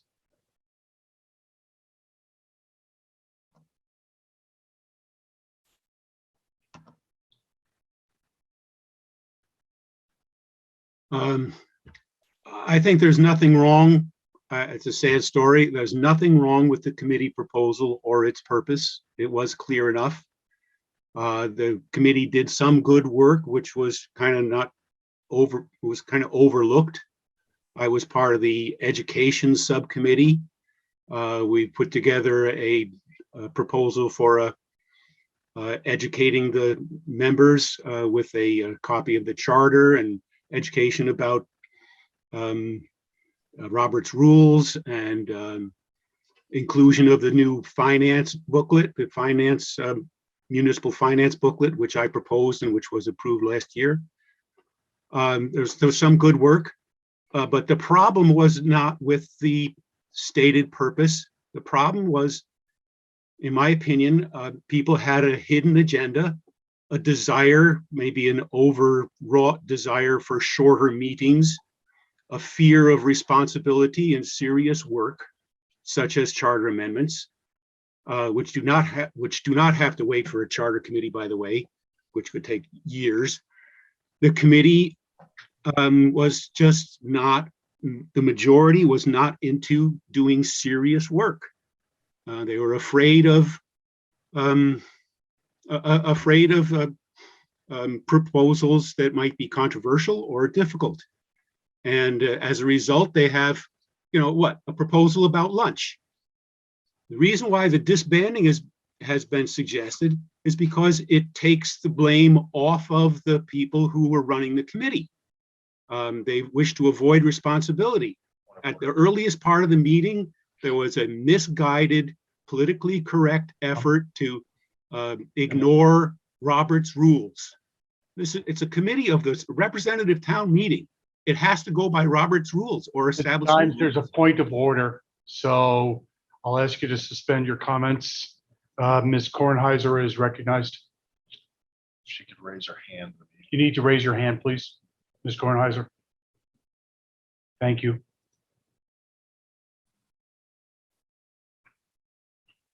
Hi, I very much appreciate Mr. Dimes getting into some of the background so we can better understand what happened.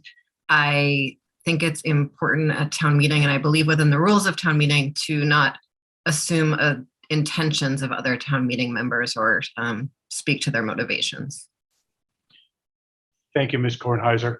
The member is called to order and asked to restrict his comments to those that would not impugn the motives of other members. Thank you. About the, am I on again? I'll Yes. try to be a little bit more gentle. The body is supposed to, this body is supposed to be, according to the charter, a guiding body for the town and a source of proposals, ideas, and commentary. That's straight out of the charter. That's our job. And to be more efficient would mean to come up with more proposals and ideas. That's our job.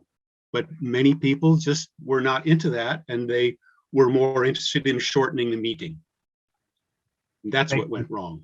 To try to do that without rules right from the start, to actually propose that we operate without rules, was preposterous, and it created disorder. And that's why we got so little done except for a proposal about lunch. Thank you, Mr. Dimes. The moderator recognizes Ms. Gossage. Is your hand still up again, or are you all set?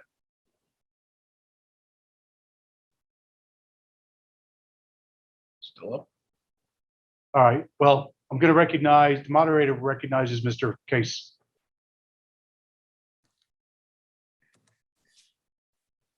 Yes, I would like to call the question, please. It's been moved that debate cease on the amendment to the amendment. Is there a second? If you'd clear the queue. The moderator recognizes Mr. Brown. Mr. Brown, if you'd raise your hand again.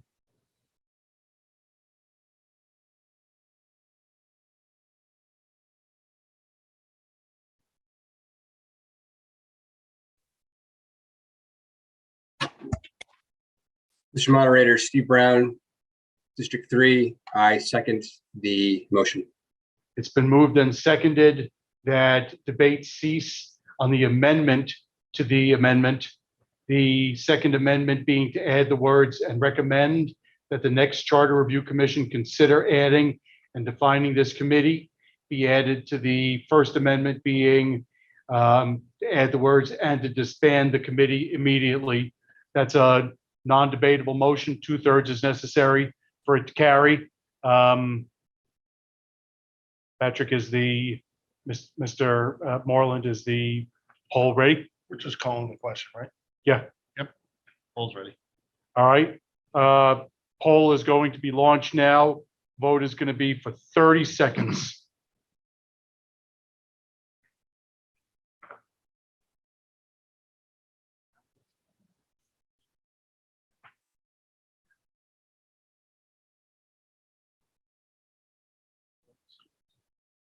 Fifteen seconds are left for your vote.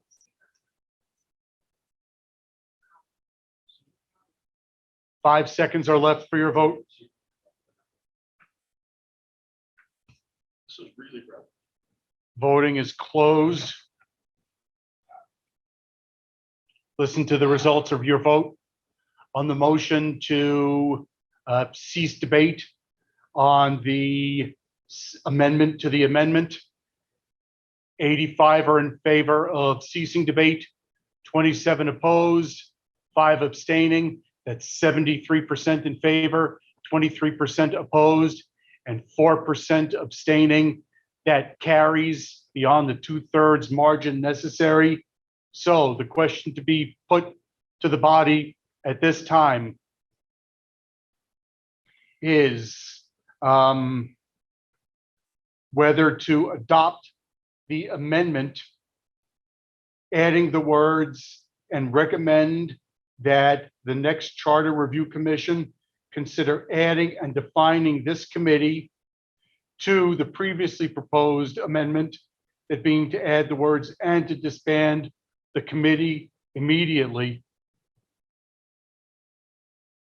We have a generic poll, which is, shall the town adopt the amendment? Voting on that will be for 40 seconds, commencing now.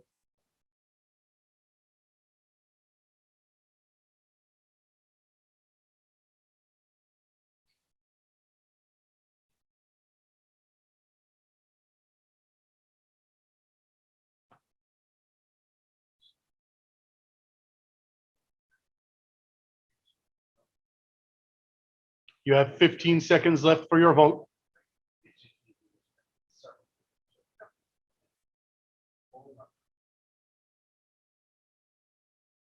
You have 5 seconds left for your vote.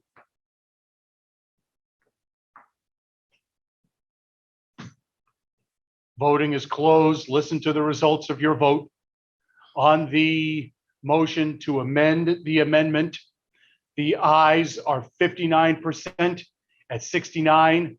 The nays are 36% at 42, and the abstentions are 6 at 5%. The motion to amend the amendment carries.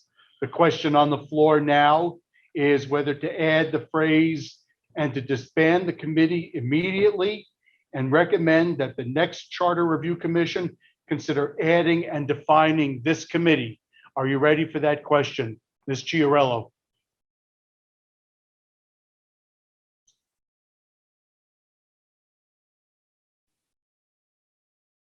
I really would like to hear the whole amendment in its entirety because I'm very confused. If is disband immediately is still staying, and then there was another section of it to continue. It's very confusing. I need the whole thing all in one piece. Point of order. Thank you, Ms. Chiarello, for your inquiry. Before I answer that question, Ms. Ain Thompson has a point of order.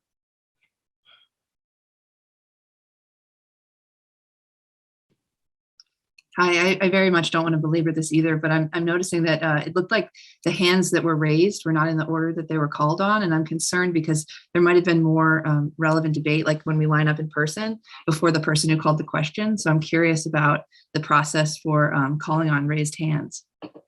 For example, like Sonia Silbert and Andrew Davis, it looked like their hands were raised prior to the person who called the question. The moderator is doing my level best to ascertain who has not spoken yet on a question and to call on people in the order in which they've appeared. If I've passed somebody by, it certainly was not the moderator's intention. That was a point of information that was raised by the last speaker. So I'm going to, once again, the moderator will once again restate the motion and the proposed amendment. The current motion is to see if the town will accept the RTM Steering Committee report.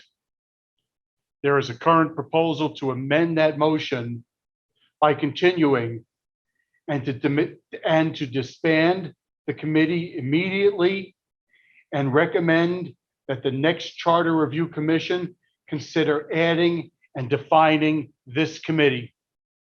The moderator recognizes Ms. Silbert.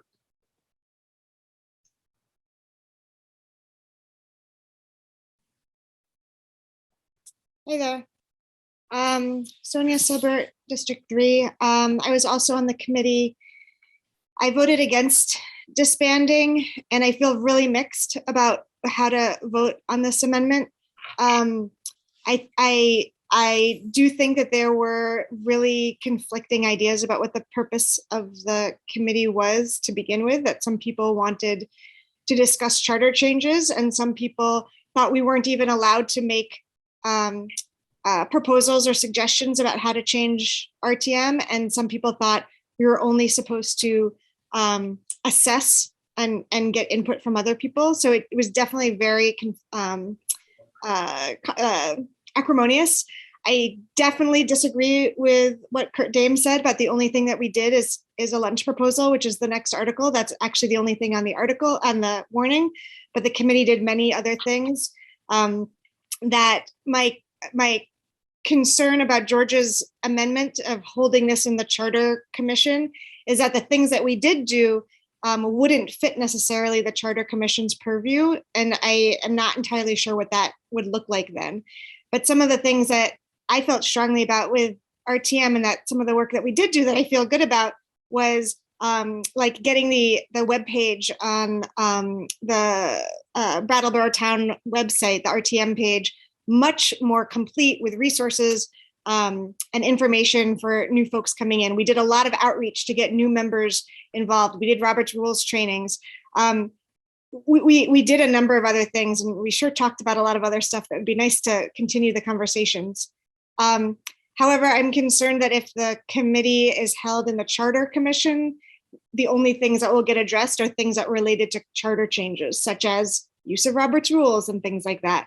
And I'd really like to make sure that there's some way for the kind of logistical pieces of making RTM more inclusive and more accessible, and maybe even someday more efficient. I'd love for there to be a way for that work to continue. So I feel very mixed on this, but I guess I just wanted to question a little bit the putting out of it in the Charter Commission's purview. Thank you.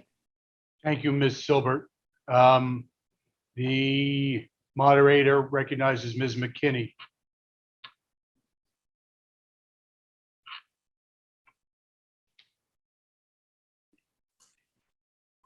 Hi, I also had a question about the part of the amendment relating to putting the committee in the charter. It sounds like then the committee would be an ongoing committee, would be baked in for 10 years or so. So if I could have some clarification about that.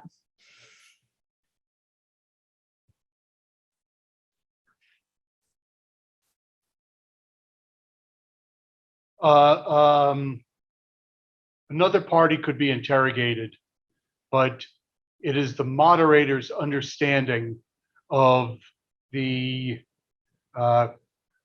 proposal on the floor and the role of the Charter Review Commission once it is formed, that the Charter Review Commission would have the responsibility to determine the charge of this steering committee to then be followed in subsequent years after it's been so defined. And so I'm not going to interrogate anyone else about that question, but thank you, Ms. Mackinney. The moderator recognizes someone who hasn't spoken yet on this article and amendment, Ricky Rosati.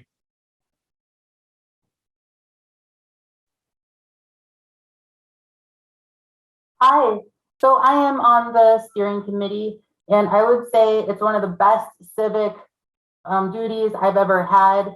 I've really appreciated the opportunity it was a very challenging experience for me, and I love working with people that I disagree with. And one of the things that we did recommend and is in our notes that are posted on the municipal website is that we asked for all of the motions to be written down on the screen for people to see. So, because some people may have a hard time hearing for whatever reason. So just like some people learn better by reading, and it's like there are more examples than the report gave for what the different subcommittees were trying to develop. And I would love for us to have more time together to do that. Thank you. Oh, and actually,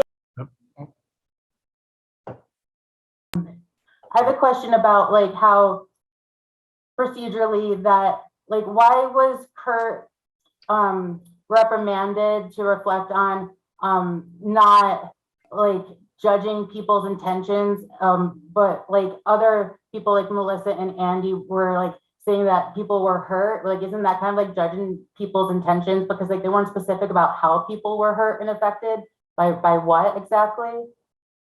Is that like a double standard or like a bias that's happening? Especially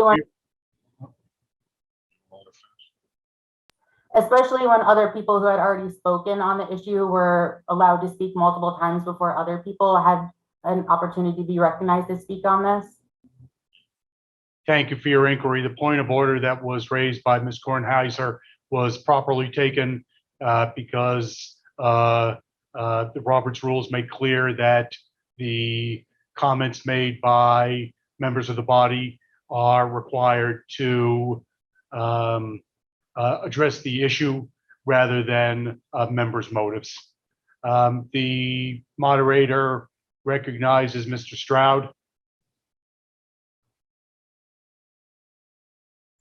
Yes, Mr. Moderator, I'd like to yield my time to Andy Davis, District 3, if that be all right. He's next on the list. The moderator recognizes Mr. Davis.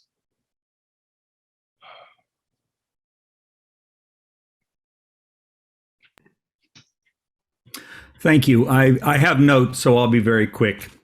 There was a lot of good work done on this committee, and one of the points that was made in our debate about whether to end the committee was that much of that work was done by individuals or by small groups within the committee working with the town.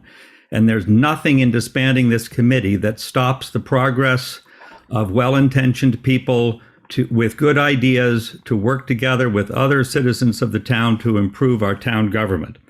I will be very specific about someone was asking, well, what were the specific issues?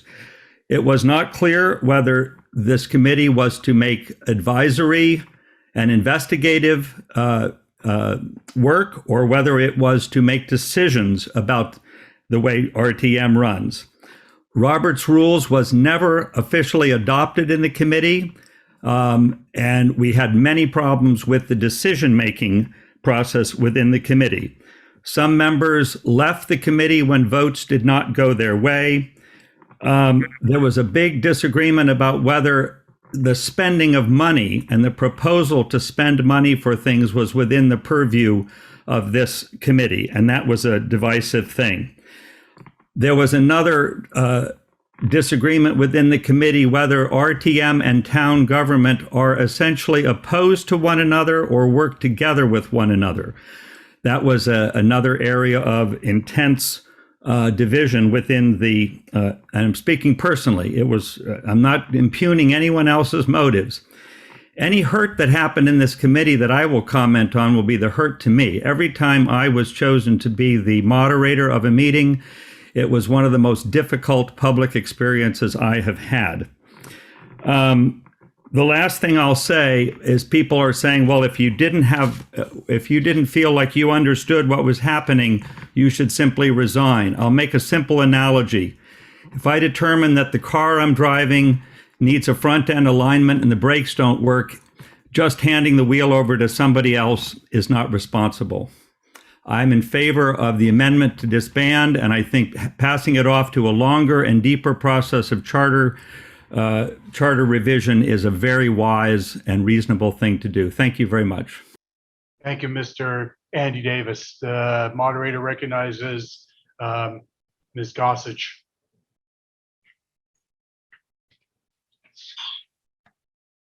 I am so confused. I don't understand what charter changes have to do with the steering committee. I need, it's the committee was to review the rules and enhance, it wasn't about changing the rules. Like, I don't understand. If somebody could please help me understand what the charter changes have to do with the RTM steering committee. I thought this was supposed to be like of and for members to like understand the function and you know, have better meetings. I don't understand this charter change topic. It feels like a topic change. Can someone help me? Mr. Davis is interrogated.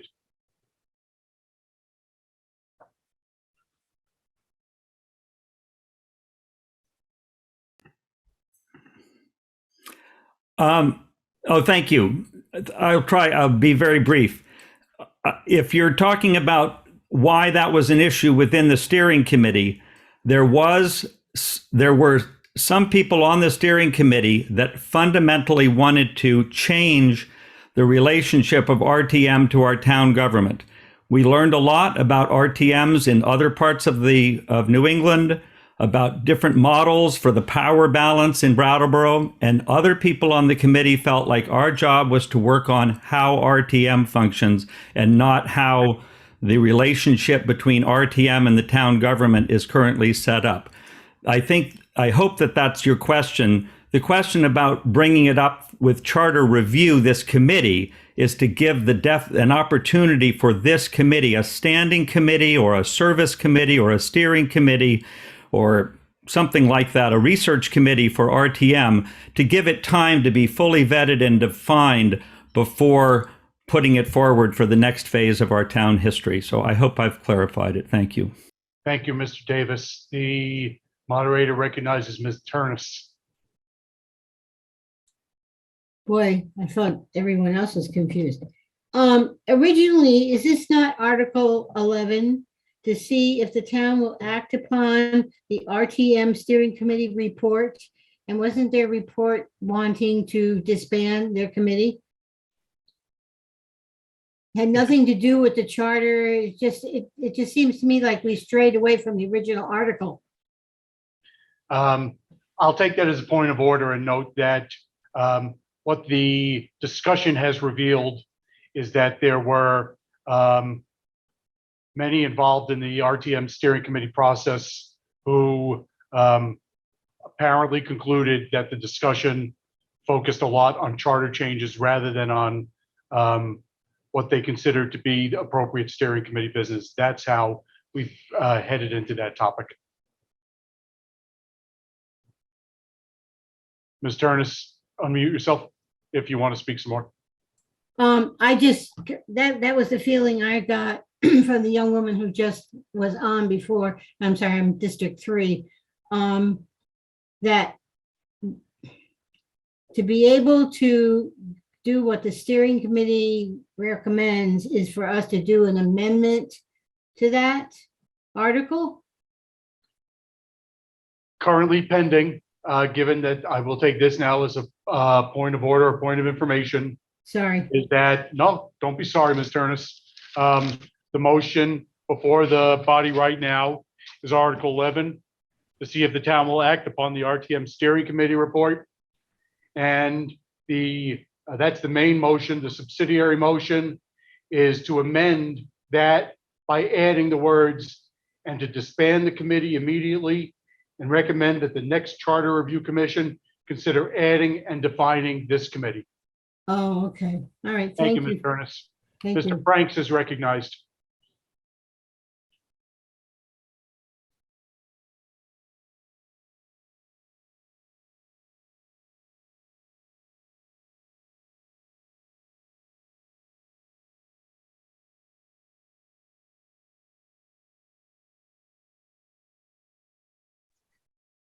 Here I am. Thank you very much. Tom Franks, District 2. The issue as to whether or not it is revised by the charter or some other mechanism is not important to me. I think the challenge we had was that the body started as under other business after perhaps many had left, and it operated without a clear structure or mission. And I approve clear structure and missions, however they are achieved. Thank you for your time. Thank you, Mr. Franks. Mr. Burrows is recognized.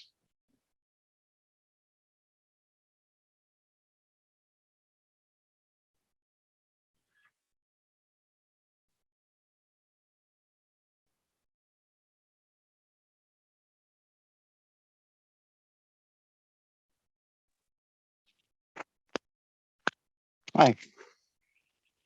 Mr. Burrows, we can hear you. Good. I was on the committee. I was one of the people who voted not to stop the committee. I think it was a very hard job that we took on to try to improve the RTM. And I would also, a lot of it was accepting the final report. I don't think the final report gathered all the subcommittee information. I was on an agenda subcommittee that never got in there. And I would love to see another couple years with maybe some new members. Certainly the people who were on the committee were really good. We did do one survey, Kate O'Connor had helped with. We got 108 of you RTM people to respond, and 70 said they'd like to talk more with us about it. And we need more time to try to get back to people and see what was on your mind. So I'm against it. Thank you, Mr. Burrows. I think Ricky Rosati's already spoken, but I'll recognize Ricky Rosati. Moderator recognizes Ricky Rosati. Thank you. I just wanted to respond that although Andy had said that we can still meet as non-steering committee members to work on our agendas, I really love us having that official responsibility to be transparent and accountable in our minutes so that people can reflect on what we've been doing and so that they can direct us and like reprimand us and re-guide us if we're not doing the work that they expect and demand from us. And also there was a point that the library is doing some education on municipal government procedures, but that's not their sole obligation and responsibility. And so when we designate and give people the resources to other representatives, the resources to do that, we can have a more informed public. And because most of the people I talk to that are residents here have no idea how government works here. And so I really think that's important. Thank you. Thank you. The moderator recognizes Richard Race.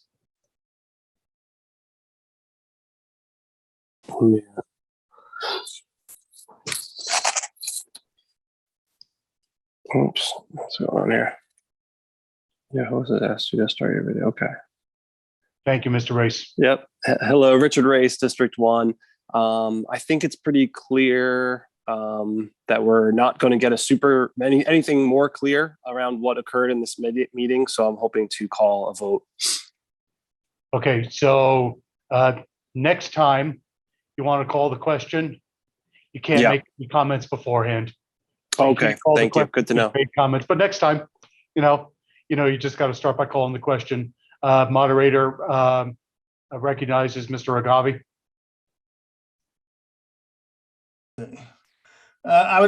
There's been a lot of talk about the committee and charter changes, so I'd like to clarify that quickly. In some discussions, when we talked about some of the problems in RTM in this meeting itself, one of the suggestions was perhaps we should look at the possibility of having a second meeting each year. But the charter says you can only have one.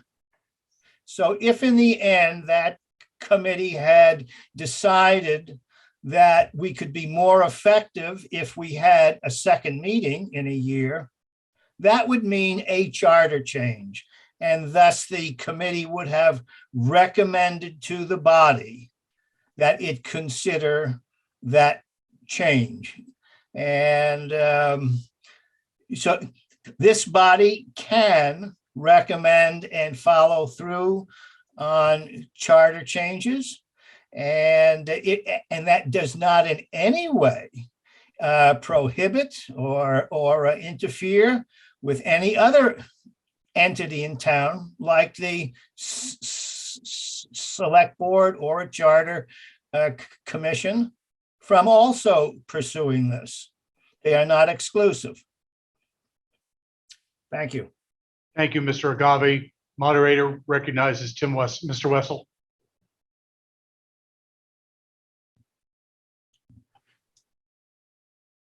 Thank you, Mr. Moderator. With all respect, I would like to call the question. Mr. Wessel has moved to call the question. Is there a second? I'll call on Mr. Case. Moderator calls on Mr. Case. I would second that. There's a motion and a second to call the question. The question on which you are voting to cease debate is whether to adopt the following amendment to Article 11. That will be to add the words "and to disband the committee immediately and recommend that the next Charter Review Commission consider adding and defining this committee." This is a non-debatable motion because it ceases debate, limits debate. It requires a 2/3 vote. The poll is going to be launched now. You have 45 seconds to vote.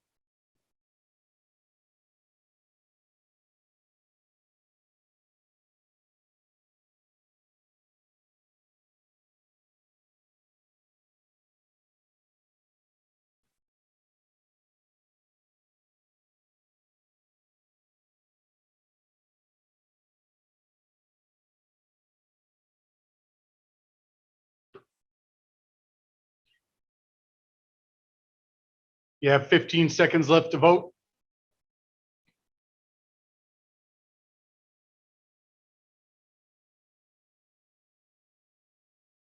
There's 5 seconds remaining for your vote. Listen to the results of your vote on the motion to cease debate on the amendment as amended. The ayes are 104 or 85%. The nays are 13 or 11%. The abstentions are 6 or 5%. The motion to cease debate carries. The motion, number 11, now reads as follows: to accept the RTM Steering Committee report and to disband the committee immediately and to recommend that the next Charter Review Commission consider adding and defining this committee. Is there any further discussion on that article? Moderator recognizes Mr. Duncan.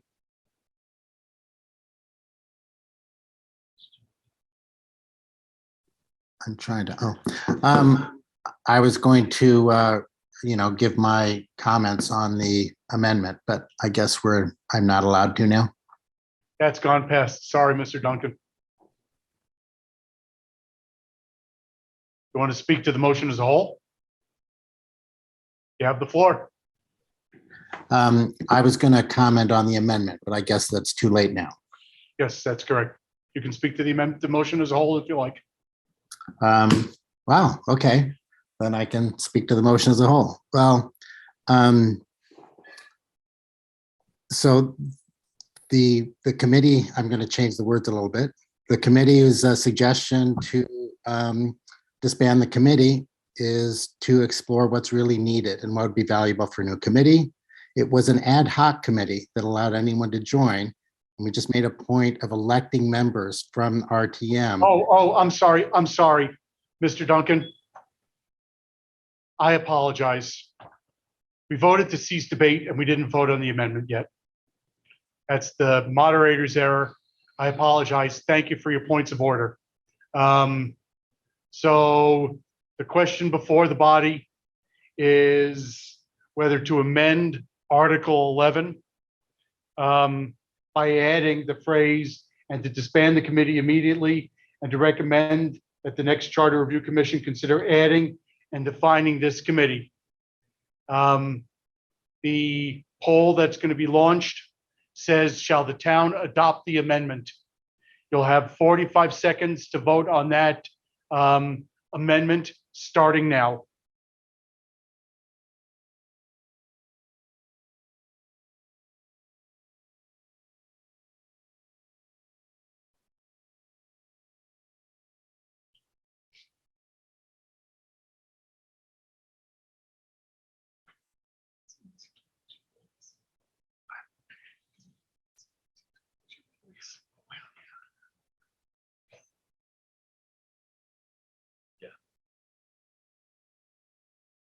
You have 30 seconds left for your votes.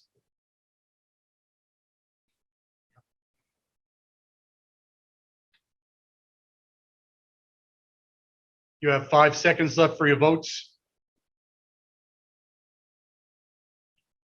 Voting is closed. Listen to the results of your vote. On the motion to amend the Article 11, the ayes are 83, 69%. The nays are 31, 26%. The abstentions are 7, 6%. The ayes have it, and you have amended Article 11. The question before the body at this time is whether you will accept the RTM Steering Committee report and disband the committee immediately and recommend that the next Charter Review Commission consider adding and defining this committee. Are you ready for that question? Can I ask you, do you want me to write all that? It's not necessary. I see no hands raised. The question before the body is as follows: whether to accept the RTM Steering Committee report and to disband the committee immediately and to recommend that the next Charter Review Commission consider adding and defining this committee. All those in favor will please vote aye. All those opposed will please say nay. Those abstaining can do so. This vote will be open for 30 seconds more.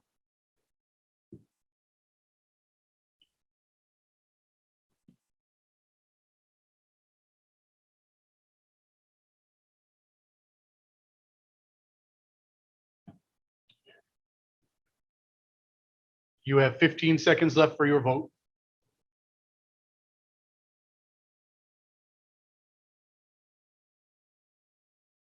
You have 5 seconds left for your vote.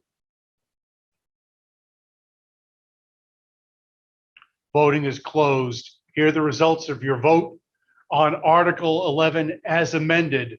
The ayes are 97 or 80%. The nays are 21 or 17%. The abstentions are 3 or 2%. And you have adopted Article 11 as amended. The moderator recognizes Mr. Wessel for number 12.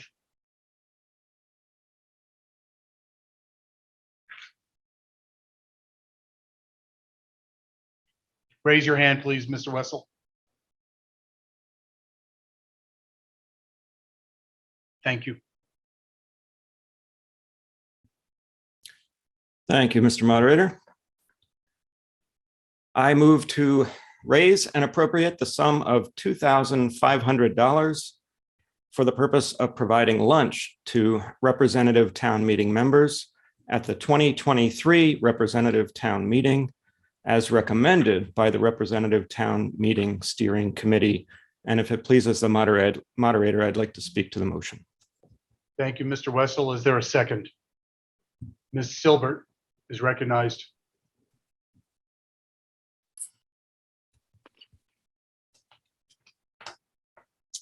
Hi, I would raise my hand to speak on the motion, but I am happy to second. Excellent, thank you. It's been moved and seconded to raise and appropriate the sum of $2,500 for the purpose of providing lunch to representative town meeting members at the 2023 representative town meeting as recommended by the RTM Steering Committee. The moderator will first recognize Mr. Wessel, who asked to be recognized when he made the motion.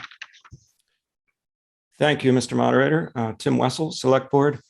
I wanted to just say that for the newer members, approving this article, sending it forward to RTM was certainly a proper thing to do from the Select Board perspective, from my perspective on the Select Board. It's clearly a reasonable RTM question to discuss and debate. But newer members should just be aware then and not misinterpret that this advanced article, and this is true with some of the articles, does not necessarily imply a positive vote taken with the article itself, with the idea itself. It's not a comment on the subject at hand because we simply forwarded the article. In other words, I think it should be debated, but it's not an endorsement or a lack of endorsement in that case.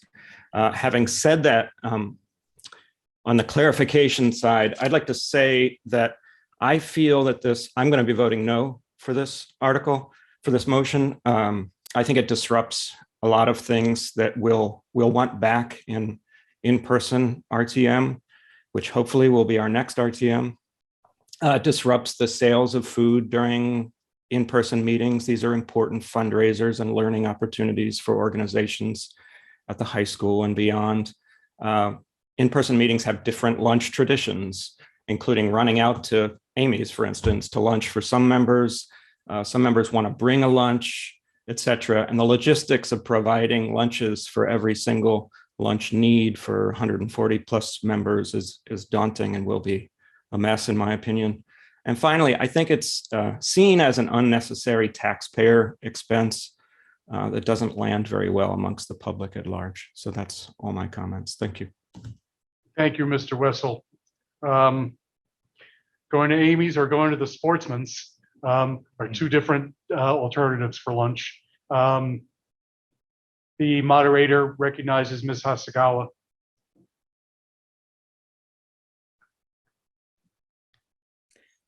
I just wanted to say that I echo what Tim said, that I don't know who would provide these lunches, but I enjoy ordering sandwiches through the high school and talking to the kids that are manning the booth every year when we meet in person. And I would hate to lose that. It's a fundraiser for them. The other thing I wanted to say is on a number of issues that we're going to be discussing, I have talked to my neighbors whom I represent at this meeting, and they are opposed to spending this money to provide lunch for town meeting members. Thank you. Thank you, Ms. Hasagawa. Ms. Silbert's raising a point of order or point of information.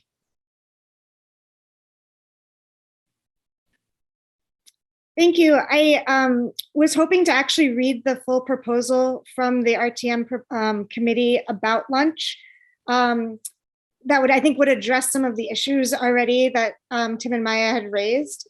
Is that an okay point of order to do? I'm not sure that it necessarily stands as a point of order, but since you have the floor, since you have the floor, you go right ahead. Okay, great. Would I be allowed to speak to it as well? Yeah. Okay, great. Thank you. So the full proposal from the committee, which let me tell you, this committee, we spend hours talking about lunch. We voted on it at 3 different committee meetings in order to get to this level of compromise because people had very, very strong feelings about lunch at RTM. So I understand why there's already so many hands raised. So I'm hoping that sharing where we got to as a compromise will hopefully make the conversation a little bit richer. So the official proposal from the committee to the select board is we ask the select board for up to $2,500 to pay for lunch for all RTM members and staff for 1 day of RTM. We got that number by asking some vendors around for a quote.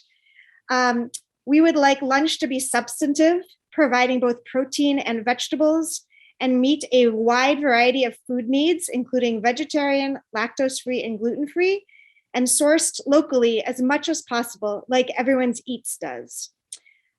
Whoever provides the lunch should be able to feed the full group, approximately 170 people sometimes, and be able to serve it in such a way that the pickup of food goes quickly and smoothly.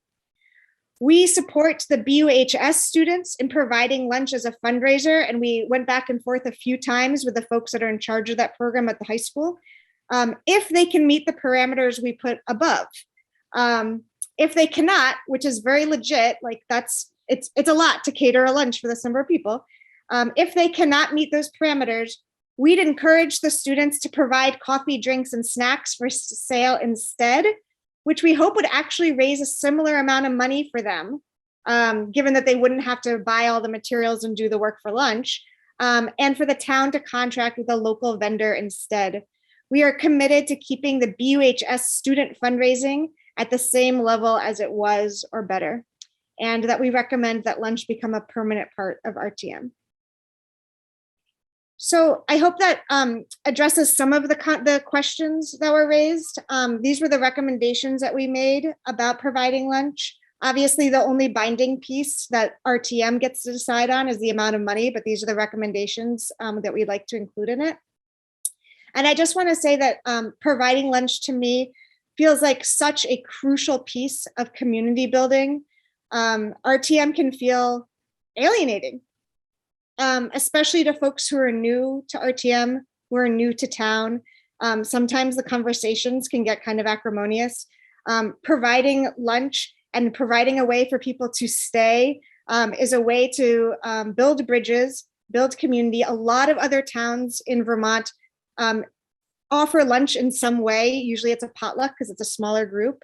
It also is such a crucial piece of accessibility and inclusivity. When we talk about wanting to include other people in RTM, people who maybe can't afford to bring lunch for themselves, who don't have the time to put it together because they're dealing with their kids, who maybe just feel alienated from a culture that doesn't provide food for people who are expected to sit still for 12 hours in a gymnasium. Providing lunch feels like an easy and community building and accessibility promoting thing that we at RTM can do. Personally, providing food at events is something that really, to me, feels like it should be a town like value. Like this is about accessibility, just the way we have ASL interpreters, just the way we have wheelchair accessibility, just the way we have closed captioning today, just the way we provide childcare. We make sure that that childcare is rich and robust. I think lunch fits in with those kinds of accessibility pieces, and I really hope that we pass it here today. Thank you. Thank you, Ms. Silbert. The moderator recognizes Ricky Rosati.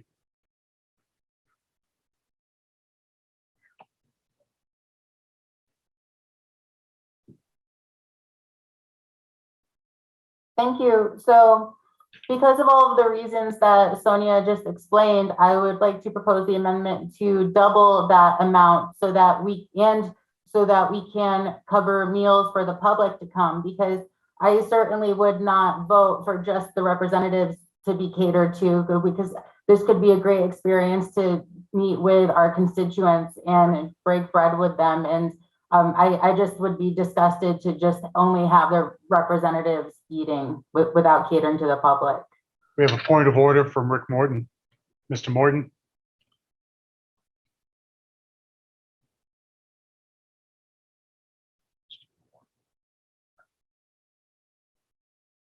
You need to raise your hand, Mr. Morton.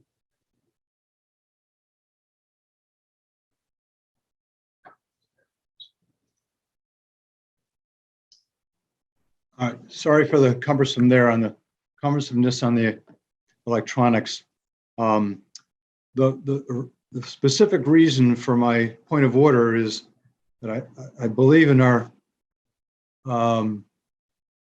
preliminary comments, speakers were to be allowed a certain time frame to present their case. I think we're exceeding that, and I hope we can get back to a more limited presentation under the supervision of the moderator. I do that with all respect for all speakers, but to keep us on point. That was my point of order. Thank you, Mr. Morton. I've actually been monitoring comments, and there's been 2 or 3 that went over time. Ms. Silbert's comment went over a couple of minutes, and I could have cut her off, but I just let it go on. That's on me. The moderator recognizes Abby Mnookin. Ms. Mnookin.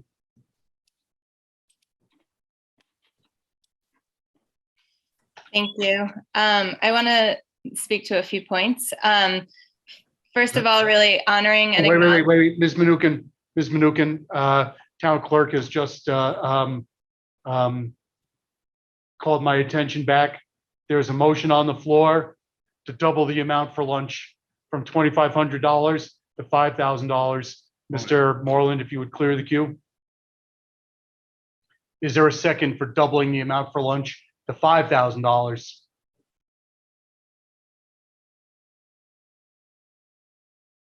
Mr. Kane is recognized.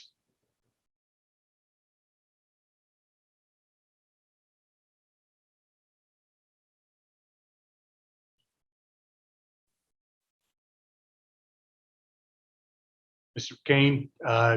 Yeah, I would like to second that. There's a motion and a second to increase the amount for lunch for town meeting members to $5,000. Mr. Morton is recognized.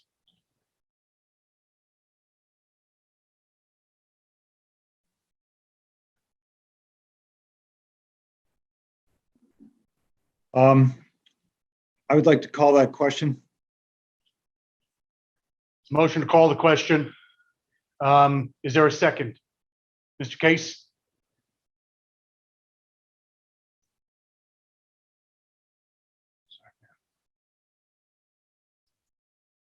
I will second that. There's a motion and a second to call the question on debate on the amendment. I want to be clear. The moderator wants to be clear with town meeting members. The article before the body now is to raise and appropriate the sum of $2,500 for the purpose of providing lunch to representative town meeting members next year.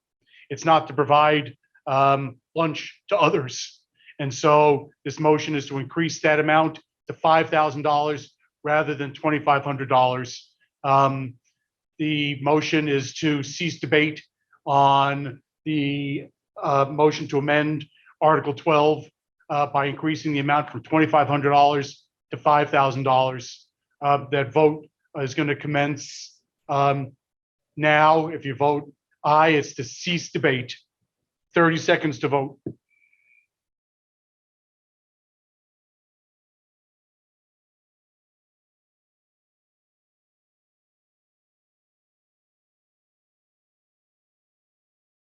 You have 15 seconds left to vote.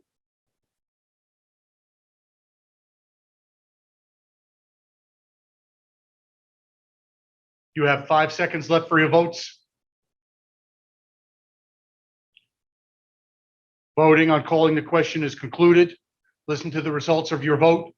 On the motion to cease debate on whether to increase the amount for lunch for representative town meeting members from $2,500 to $5,000.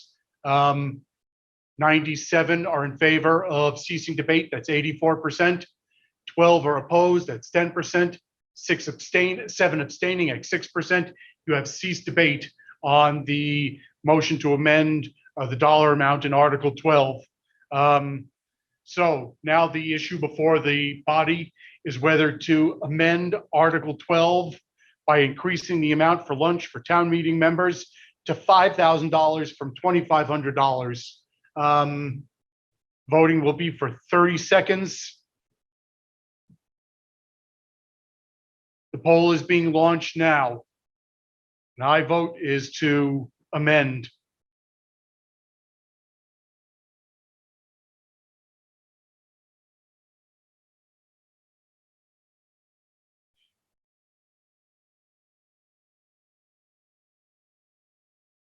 Fifteen seconds left for your votes.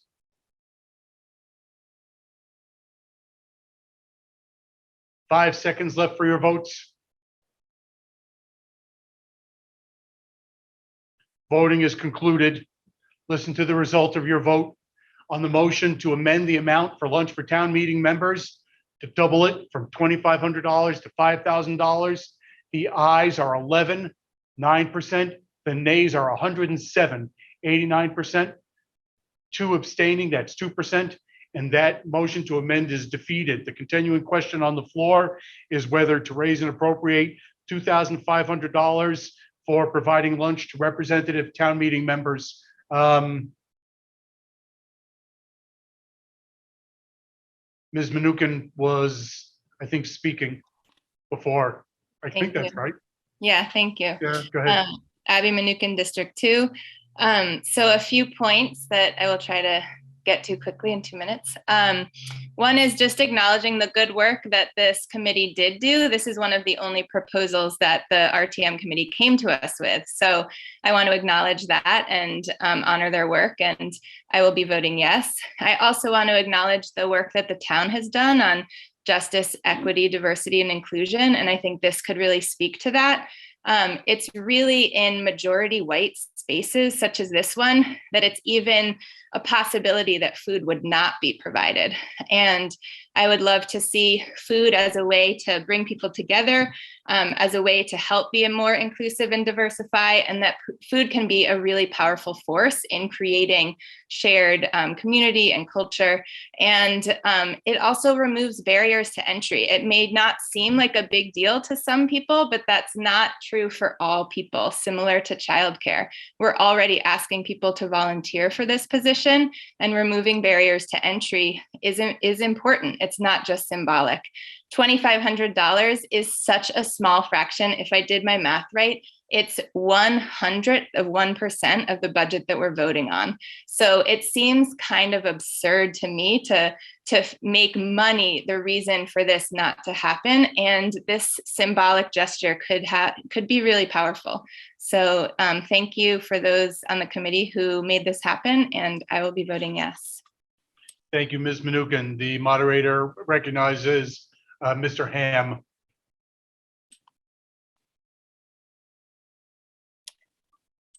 Yes, thank you so much for hearing me. Yeah, I will be voting yes on this. It seems very common sense to provide food with civic service. That does not stop others from having other traditions that they do, and to not have to participate in this. I voted no for $5,000, but I will be voting yes for $2,500. It's very small in the grand scheme, and it does provide community support during this. So thank you.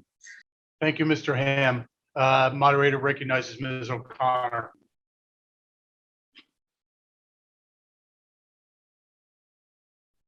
Hi, thank you, Mr. Moderator. Kate O'Connor, District 3. I was on the committee when this topic came up, and it really started in the context of, let's provide some time and a place for all of us who want to stick around during the lunch hour to really get to know each other, have conversations on different topics.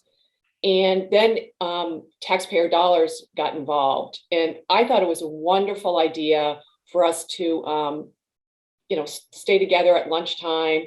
It provides a wonderful opportunity for us, but I think it's an inappropriate use of taxpayer dollars. And I think we have to be really sensitive to our fiduciary responsibility to all the taxpayers in town. So I would urge you to vote no on the money, but all of us gather for lunch together next year. Thank you. Thank you, Ms. O'Connor. Moderator, You heard me? moderator recognizes Mr. Case.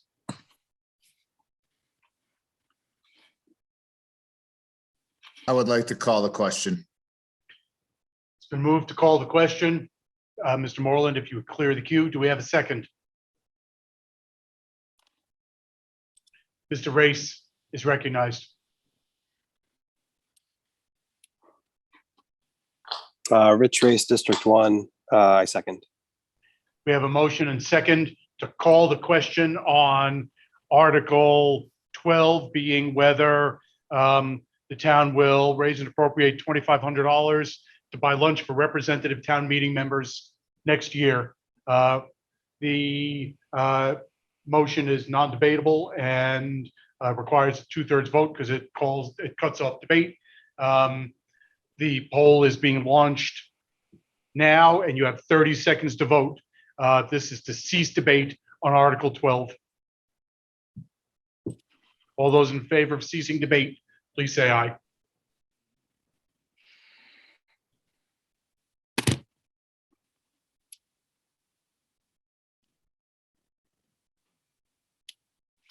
You have 15 seconds left for your vote.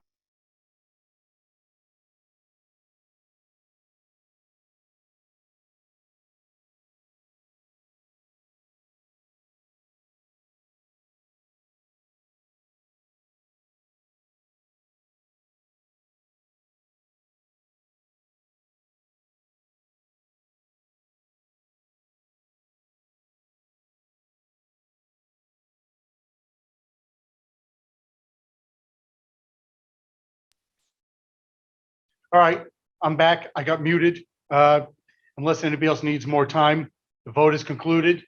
Listen to the results of your vote on ceasing debate on Article 12. The votes in favor of ceasing debate are 84 or 71%. The votes opposed are 32 or 27%. The abstentions are 3 or 3%.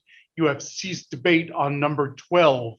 The article before the body is now Article 12, to raise and appropriate the sum of $2,500 for the purpose of providing lunch to representative town meeting members at the 2023 representative town meeting as recommended by the representative town meeting steering committee. Article 12 is now open for voting. You can vote for 30 seconds on Article 12.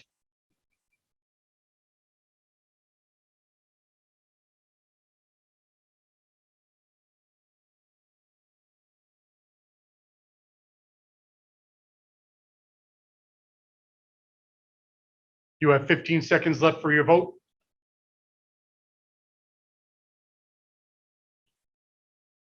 You have 5 seconds left for your vote. Voting is closed. Listen to the results of your vote on Article 12. On the question whether to buy lunch for town meeting members for $2,500, the ayes are 49 or 41%. The nays are 69 or 58%. The abstentions are 2 or 2%, and you have defeated Article 12. The moderator recognizes Ms. McLaughlin on Article 13. I will note procedurally while this unfolds that the body has already voted to disband the committee and have it reformed by the Charter Review Commission. The Brattleboro Town Charter does not allow us to pass over or lay on the table motions. So we have to act on this motion, but it certainly is anticipated that no one will be nominated because the committee is to be disbanded. Ms. McLaughlin.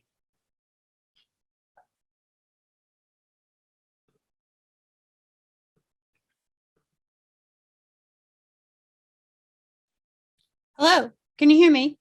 Yes, we can. Great. Well, I thought I was spared, but I will read the article.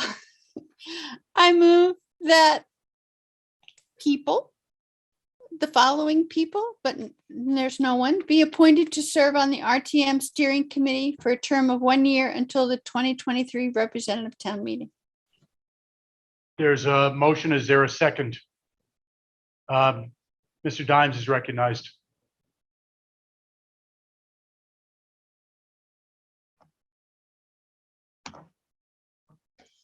I second, I second the motion. I'd also like to note that as a point of order, that my point of order isn't going through. I'd like to have a point of order after this. I don't understand. Do you want to make a point of order now or later? After this motion, sir. Okay, thank you.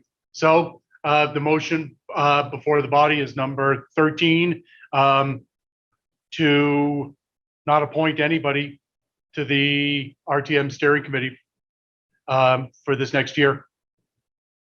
Is there any discussion? Mr. Agavi?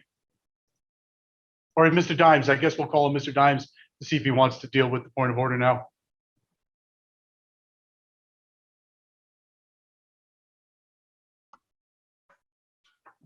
I would just like to say, so many of the members don't seem to understand the abstention power. And I'd like to note that to abstain is not the same as to be undecided or to not be ready to vote.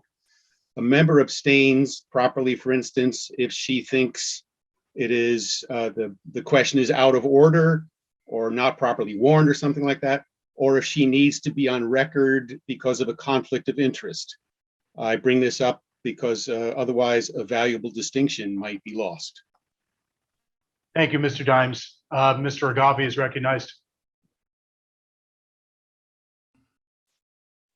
I'm wondering if there is a problem with having passed a motion earlier in the meeting that negated an article that was to come later. I mean, could motions early in a meeting sort of short circuit other items that are legitimately on an agenda? Moderator's response is that this is what I would call sui generis, or a case in and of itself. And at this time, based upon language in the charter, we're going to be voting on this article, but not to nominate to anybody to a committee that's been disbanded. I do understand that issue. Thank you. Moderator does understand. Ms. Turnus is recognized.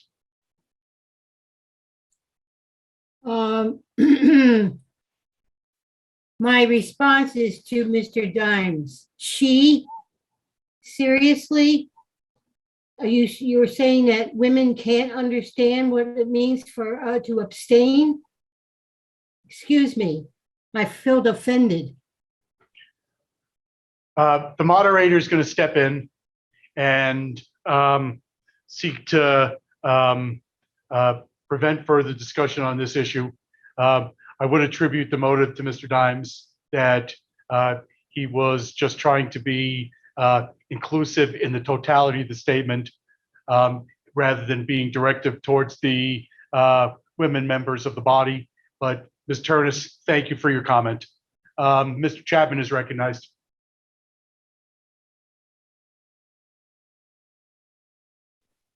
I think, Mr. Moderator, that I would like to call the question on this one. Thank you. Thank you, Mr. Chapman. And Mr. Case is recognized. I'll second. We have a motion and a second to cease debate on Article 13, which is to appoint members to the now disbanded RTM Steering Committee. That's 2/3 vote. If you vote in favor, aye, you're voting to cease debate. The vote's going to open now for 30 seconds.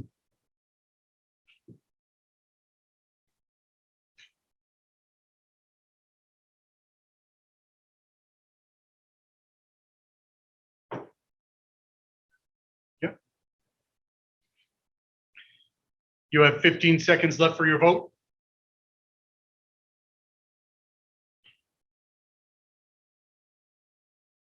You have 5 seconds left for your vote.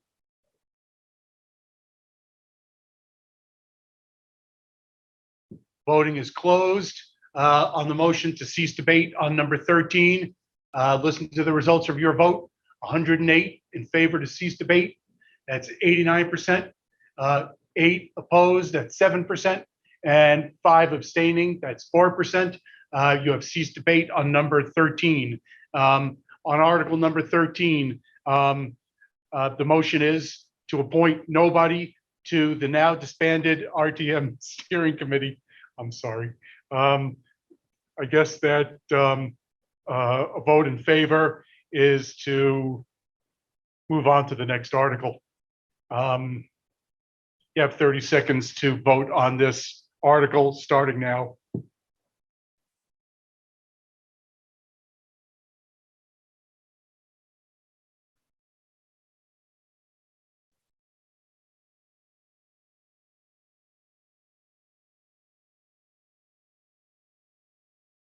You have 15 seconds left for your vote.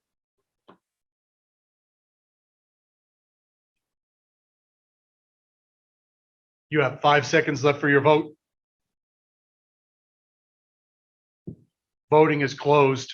Listen to the results of your vote on Article 13, not to appoint anybody to the RTM Steering Committee. The votes are 62%, 72 people voting in favor of not appointing anybody.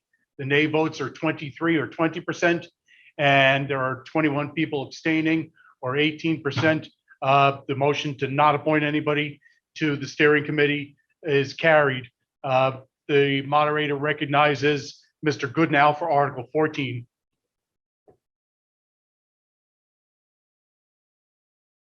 Thank you, Mr. Moderator. Article 14, to see what compensation the town will pay its select board members.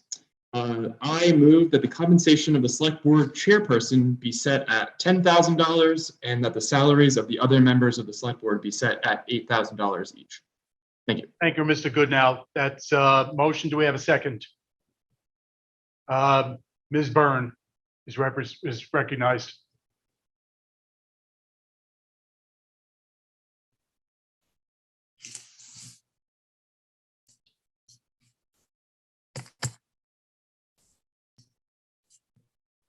Hi, Ms. Byrne.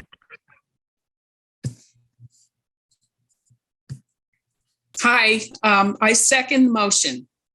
Thank you, Ms. Byrne. It's been moved and seconded that the compensation of the select board chair be set at $10,000 and the salaries of the other members of the select board be set at $8,000 each. Is there any discussion, Mr. Carville?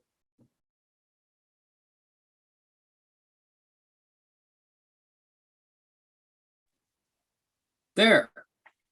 Okay, speaking as the person who made the motion last year, last year's motion included childcare during official business. I might make an amendment, but maybe the select board has another way of accomplishing that. Thank you, Mr. Carville. Amendment to add childcare to the article to set the select board compensation would be ruled out of order by the moderator. But I didn't hear you making that motion to amend at this time. I guess we will briefly ask the select board chair to provide information under this being a point of information to town meeting members about how childcare was arranged or offered, if the select board chair is the person. All right, forget it, Ms. McLaughlin, thank you. I recognize Mr. Moreland and I'll step to the side. Good afternoon, everybody.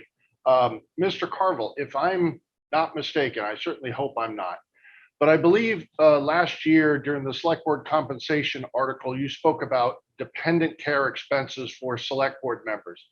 And I guess what I would say is that we heard you and included a line for dependent care expenses in the budget for select board members. So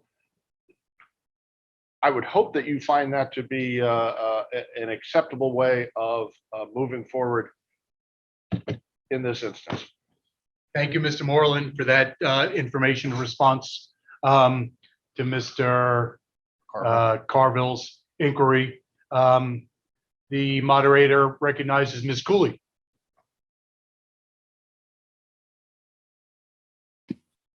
Hi, thank you. Millicent Cooley, District 3. I have questions, really two questions. This was a contentious issue at last year's RTM and the one before that, and perhaps before that. And so if I remember, the people who are for the increase in select board pay believed that this would make it more possible or be more inclusive for more people to join the select board. And I'm interested to know if anybody can provide, any comment on did it not? That's one question. Has it helped or had any impact on being inclusive and including more people?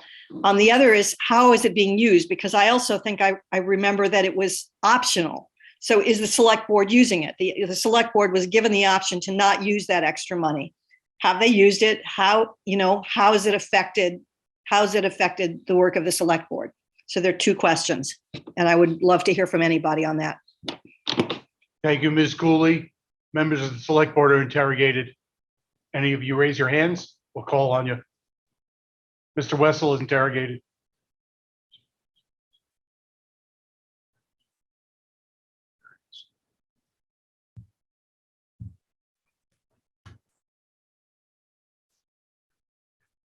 Hello there. Am I up?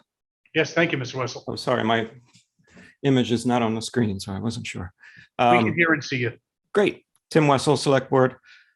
Just to answer those questions, I have been taking advantage of the childcare to some extent, the reimbursement for dependency. It is appreciated. And what was the other question? It was, Mr. Moderator? Whether the $10,000 and $8,000 payments as compensation have made a difference in recruiting select board member candidates and have made a difference in service. It certainly has been appreciated with my service. I will only speak for my own voice. And it's pretty clear that it didn't encourage any more candidates because we had 3 people who were unopposed on select board once again. It did encourage me to continue, so I appreciate that. Thanks. Thank you, Mr. Wessel. Moderator recognizes Mr. Quip.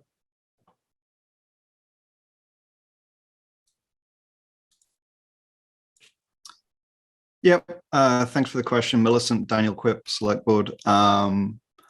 I can say that the money is helpful to me. I'm not a wealthy person. I'm grateful to have the money. Whether it actually reflects the amount of work that goes into being on the select board is another question. I don't think that's the question that's being debated here. I have not used the dependent care expense, but I'm glad that it exists and hope that in future it will be beneficial to other select board members. Ms. Gelter is recognized.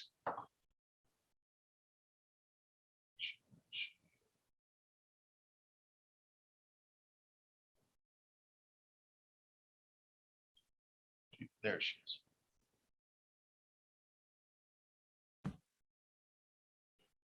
Hi there. I just wanted to say that this stipend for the select board members certainly makes it possible for me to serve because it means that I don't have to take side gigs to make ends meet so that I can dedicate the extra time away from my full-time job to this work. Thank you, Ms. Gelter. Ms. McLaughlin is interrogated.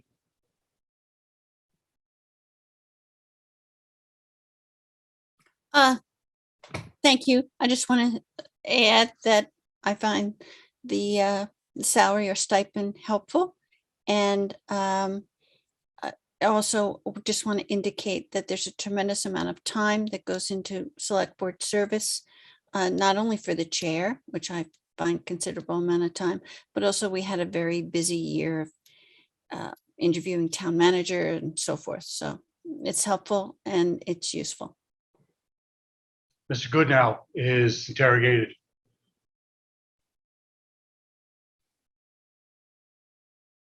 Hi, Millicent. Thank you for the question. I also take advantage of the full stipend. It makes a big difference for me, and it feels good to be paid more for the time that I give the town. I think I don't think it played a big role in the candidates for the last year's select board election, but I think one of the things the town could do better is pushing out that information so that people know what the stipend is. And that's kind of a theme, I think, for quite a few things the town could push out more.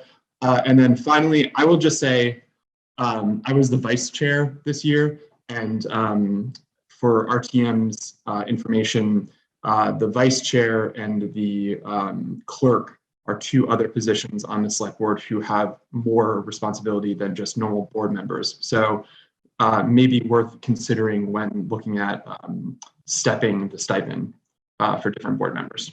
Thank you. Mr. Agavi is recognized.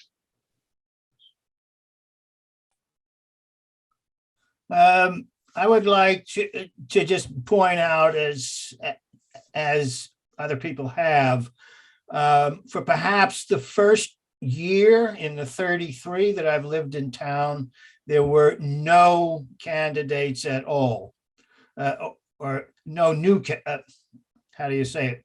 Not all 3 seats were uncontested. And I don't think I have ever seen that before. So it pretty much says, but not quite conclusively, that money never was the issue. Childcare may have been, but money was not. And there is no evidence that that the quality of the work that the board is doing has improved in any way because of the money. And probably if we actually knew how many hours they spent and divided it, we would be a little shocked on how much per hour they are now being paid, at least in comparison to the way it used to be. I am not making a motion, however, at this point to reduce it. Thank you, Mr. Agavi. Moderator recognizes Mr. Kane.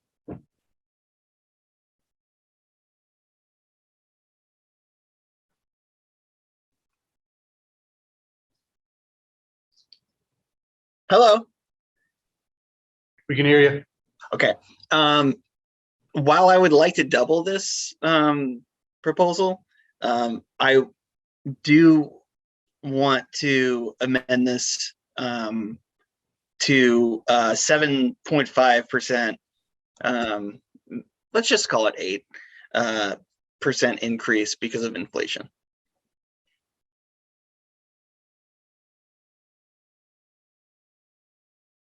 Are you moving to amend? Yes. To increase the amounts in the article each by 8%? Yes.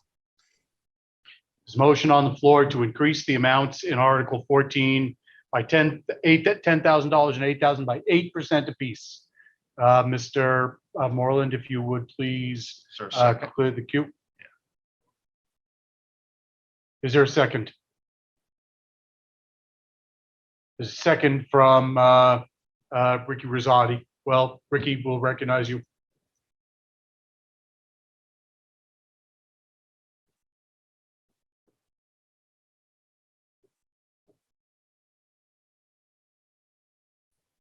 Did you hear me? Because I was muted for a moment. We can hear you, Ricky. Okay, so I was saying that point of information that Tim Wessel was inaccurate to say that there were no contesting candidates for select board this year because there were write-ins nominated, and also that I do second the amendment motion. There's a motion to amend with a second to increase the compensation of Select Board Chair and other members of the Select Board, each by 8%. Ms. Price, you're recognized.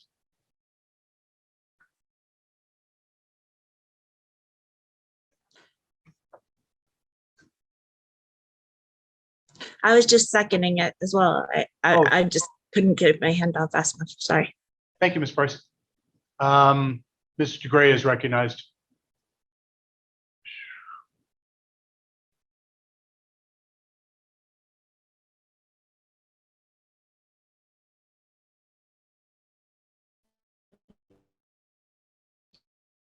Mr. DeGray, you're on your side. There we go.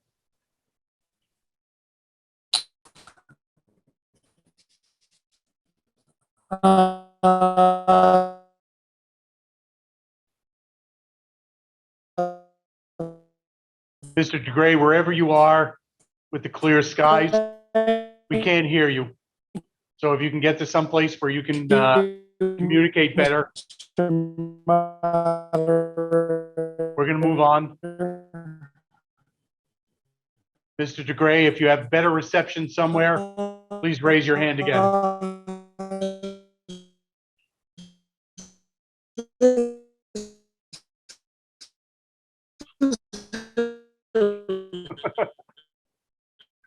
Can we exit? Do you want me to kick him out? That's Yeah, the only option. no. Well, we're going to move on to the next comment, that being Gary Stroud. Well, I don't know if I. Oh, This is Hold on. Gary Stroud, you want to start again? Okay, I didn't want to talk over Mr. DeGray and his. We've speech. muted him. Okay. I guess this is a quick question of interrogation to the Select Board. I guess the question, I hate to play the devil's advocate, what if you didn't get the raise or the increase, should I say? And second, if there were no stipend, would that affect or relate in any shape, form, or fashion your performance or your daily processes of functioning in the town? All right, so just in terms of order, the question now is on the motion to amend Article 14 to increase salaries by compensation by 8%. So that's a proper subject of inquiry if any Select Board member wants to be interrogated. Ms. McLaughlin?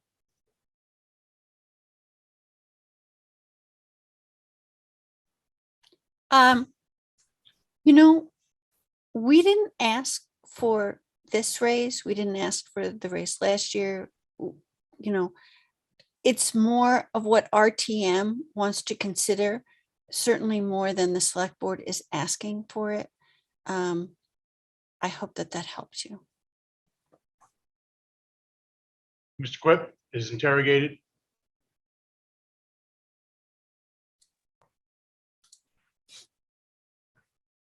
Thank you. Yeah, I don't really consider this about my own salary and whatnot. It's more a question of what does RTM wish to pay Select Board members. I do this work. I'm happy to do it. 8%, no 8%. It's neither here nor there. For me, it's, whatever the body decides is fine. Mr. Wessel interrogated.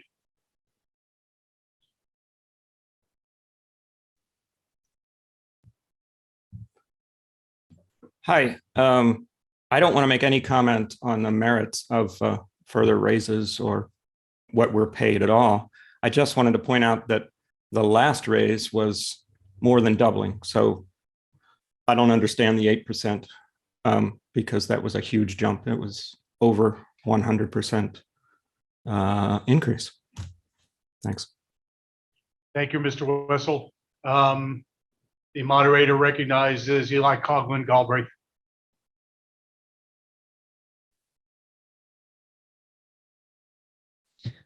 Speaking as someone who's considered a run for the Select Board only after this raise came into being, and I would have done it this past year if I didn't have other health concerns. and I probably will, the current amount is a real incentive and it would make a huge difference to me.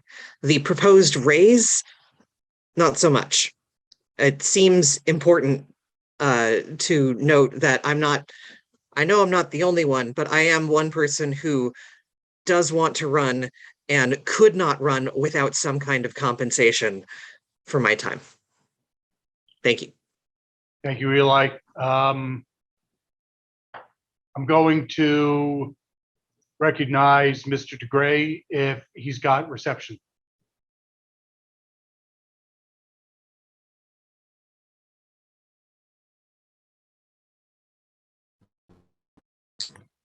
All set?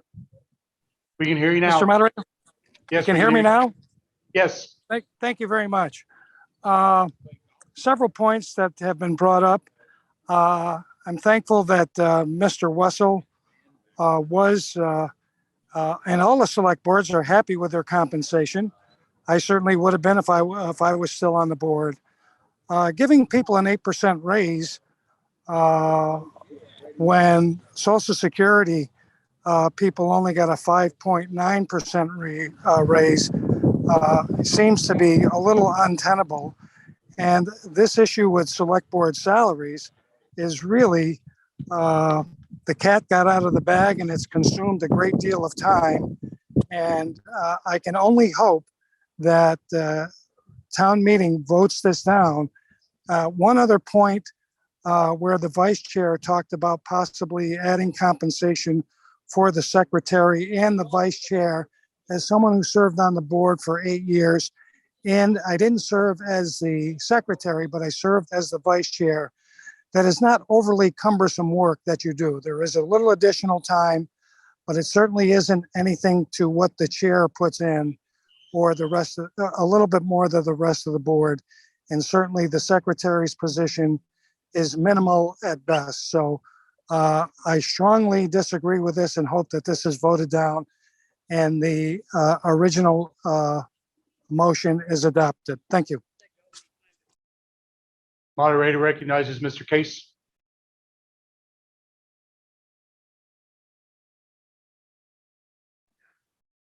I'm going to call the question. It's been moved that the question be called. Mr. Moreland, if you would clear the queue. Do we have a second? Mr. Rice is recognized.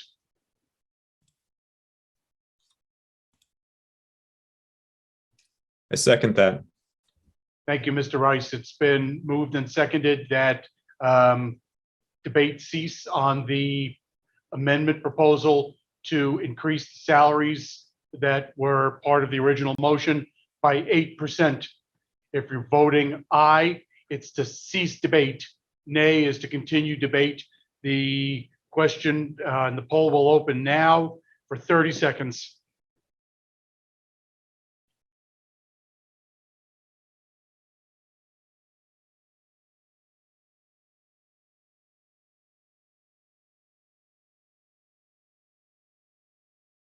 You have 15 seconds left for your votes.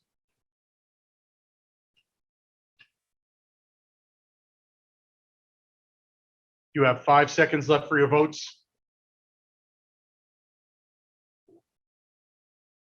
Voting is closed. This was a non-debatable motion that needs 2/3 to pass. Listen to the results of your vote.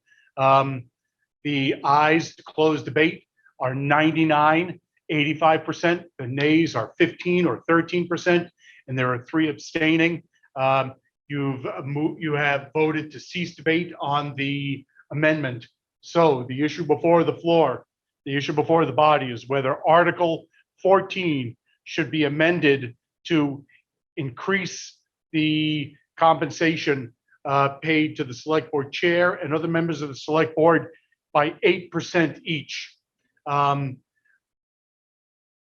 aye vote is to increase the compensation further by 8%. Voting will commence now for 30 seconds.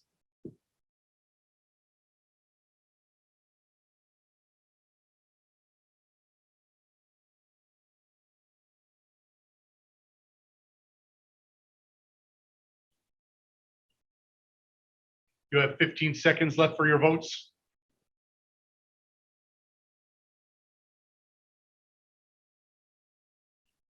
You have 5 seconds left for your votes.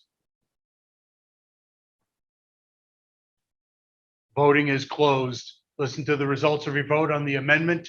The ayes are 20 or 17%. The nays are 92 or 80%. Abstentions are 4 or 3%. The nays have it, and the amendment is defeated. We're returning to the original article, which is that the compensation of the select board chair be set at $10,000. Salaries of other members of the select board be set at $8,000 each. Ms. Byrne is recognized.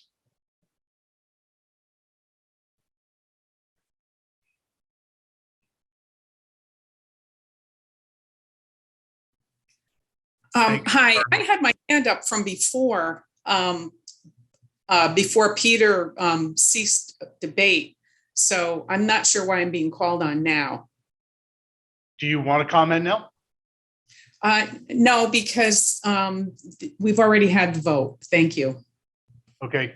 I think I've been trying to cautiously, very carefully adhere to the order in which people's hands are raised.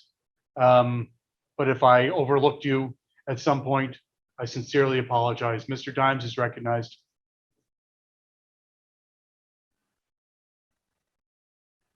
I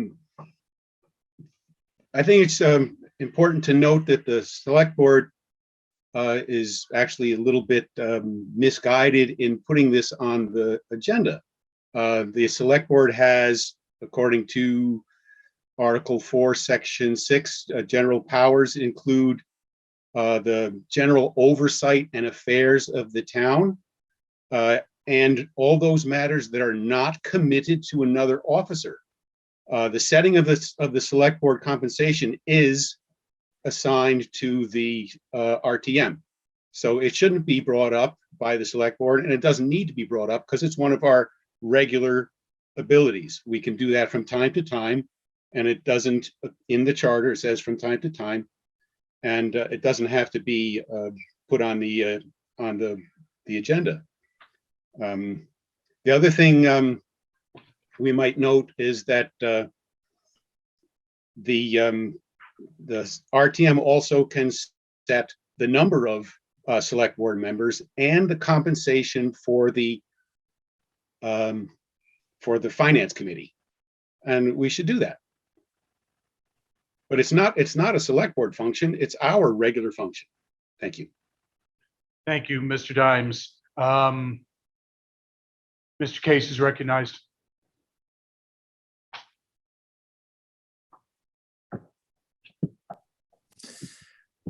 Yes, once again, I would like to call the question, but I would also, at some point in time, like to address that. Doesn't have to be now, but at some point in time, I would like to weigh in on that.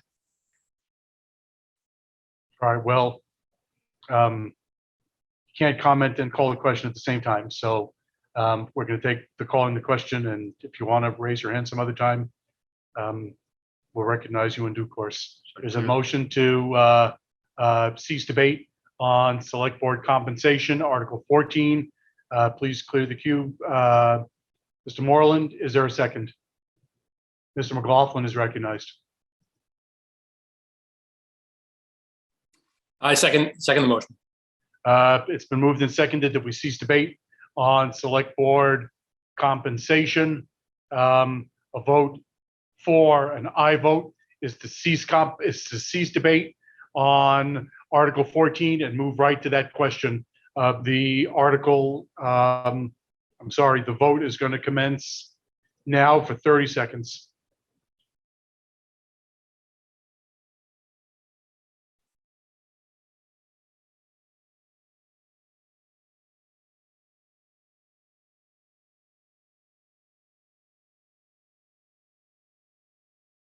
You have 15 seconds left for your votes.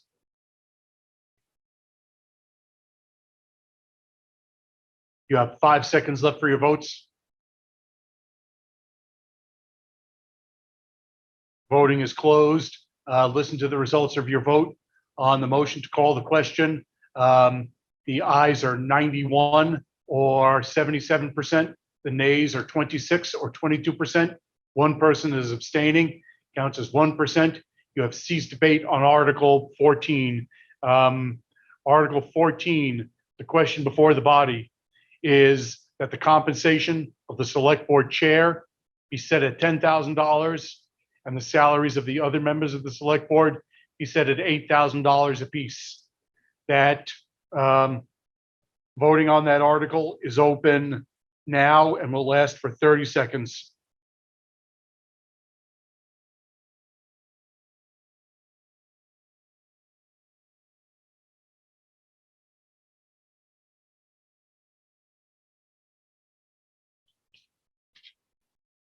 You have 15 seconds left for your vote.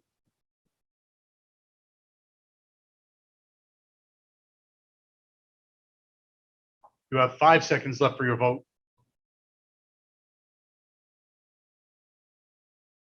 Voting is concluded. Here are the results of your vote.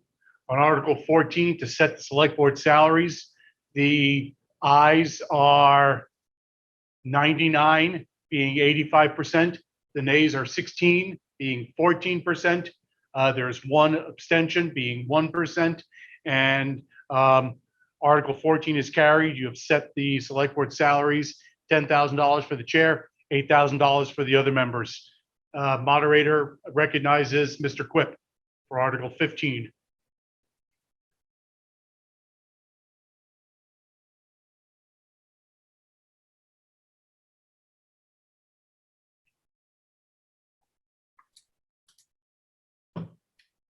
Okay, Article 15.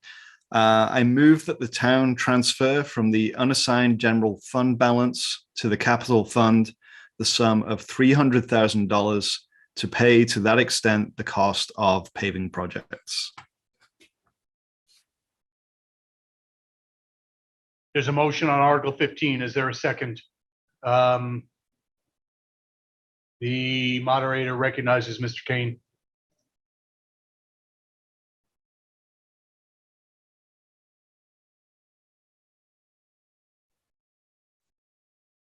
I second. You second. Okay. It's been moved and seconded that the town transfer from the unassigned general fund balance to the capital fund the sum of $300,000 to pay to that extent the cost of paving projects. Is there any discussion? Mr. DeGray?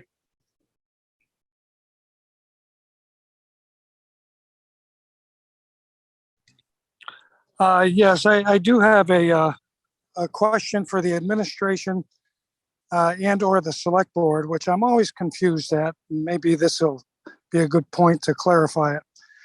In this current budget, there's $605,000 that's from unassigned fund balance in this current budget. This, for next year, we are voting to appropriate $300,000 from the unassigned fund balance. There's a delta of $305,000. Therefore, with the budget not being decreased. Okay, Mr. DeGray's transmission has been rendered incomprehensible once again. So I'm going to try to translate the question. Unless Mr. DeGray, you've got reception again. I think I do. Okay, go ahead. So the question is, are the the question to the administration, when we don't put in the same amount of money from unassigned fund balance from the year before, and in fact, we don't lower the budget by that delta, aren't in fact the taxpayers making that up this coming year, which would be $305,000? And if that's the case, that we're making this up, there should be a little transparency in that. I didn't see anything certainly in the Finance Committee's report about that, but that the select board should use a more consistent method so we don't have that variable of the taxpayers making up $305,000, which is a pretty good number. I'm going to interrogate Mr. Moreland unless he declines to be interrogated. Should I ask somebody else? No. Yeah. Good afternoon, everybody. Dick DeGray. I'm not entirely sure I understand the question. You're absolutely right. In fiscal 22, there was, I believe, $605,000 of unassigned fund balance, and that's dropped to $300,000 for fiscal 23. So it's not entirely clear to me what your question is. I guess the issue that I kind of struggle with in the formulation of any sort of answer is, while there is $300,000 in decrease in the use of unassigned general fund balance, the budget, as it changes year over year, it goes up in certain places, it goes down in other places. The net result of all of those changes for this particular year is about a 1.9% increase over last year. Thank you, Mr. Moreland. Sure.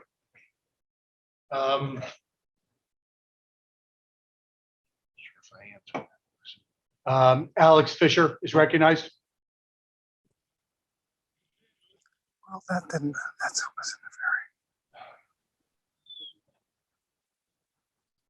Hi, good afternoon. Thank you. Hi, Alex. I had a comment and then I also had a question for probably Patrick. Just wanted to say, as someone who lives in a neighborhood that had the pavements redone last year, it's amazing. It's been a huge improvement. I noticed the safety of kids being able to walk to school, friends in wheelchairs, and other sort of motorized chairs being able to use the sidewalks more often. And one of the questions I had was, in our neighborhood, instead of replanting grass, there was clover replanted. And I thought I had heard that that was going to be a new precedent. So in the neighborhoods where the sidewalks were repaved, there would also, because they have to tear up the grass and sort of that green little strip between the sidewalk and the road, that now the precedent would be to replant with clover, which is much more easy to maintain. And I was just curious if that is part of this project, if that is now precedent. I don't know who answers that question. It's probably Parks and Rec, but. Well, arguably that's beyond the scope of the article and could Okay. be ruled out of order, but Mr. Moreland, please go ahead and respond. Thanks. Hi, Alex. I wish I had a more definitive answer for you. If they're using clover these days, I think that would be a good thing. What I can tell you is I'd be happy to pose that question. I think the question is properly directed to the Department of Public Works.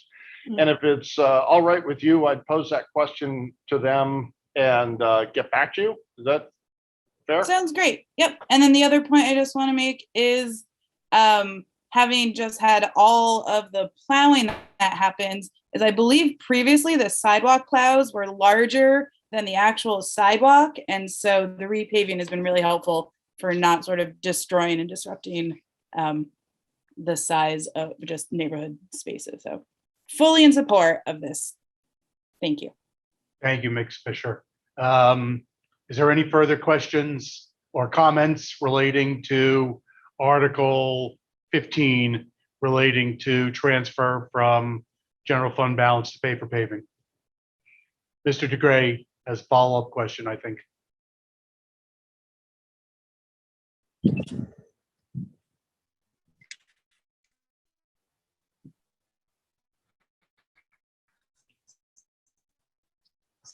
Well, thank you. My job here, your first year on. I certainly wasn't crazy about the assistant town manager's response to that, because in reality, when you have these fluctuations, yes, that's true, but we're using this money from the unassigned fund balance to offset taxes. Even though it's for a project, this is money that's coming in. And when you don't have a consistent number coming in all the time, unless the budget goes lower, you're making up a difference of $305,000 that we're not putting in from the unassigned fund balance. And if you had done that, then our tax increase wouldn't have been 1.9%, it would have been 1.6%. So the reality of trying to understand using unassigned fund balance to, regardless of what the project is, it artificially lowers your tax rate, but it doesn't lower your tax rate when you don't put in the same amount as you did the prior year. So you should look into that, because I do believe I'm correct that the taxpayers are making up $305,000 this year. Thank you. Thank you, Mr. DeGray. Moderator recognizes Mr. Andy Davis.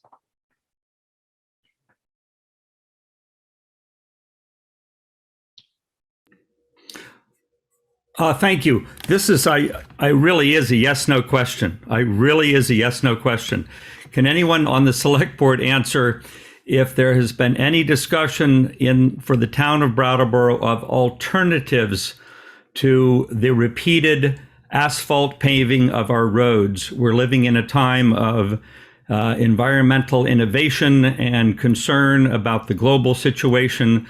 This is an oil-intensive product.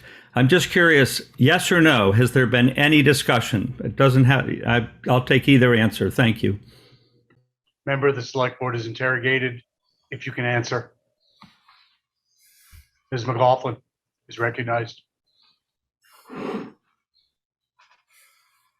The answer to your question is yes.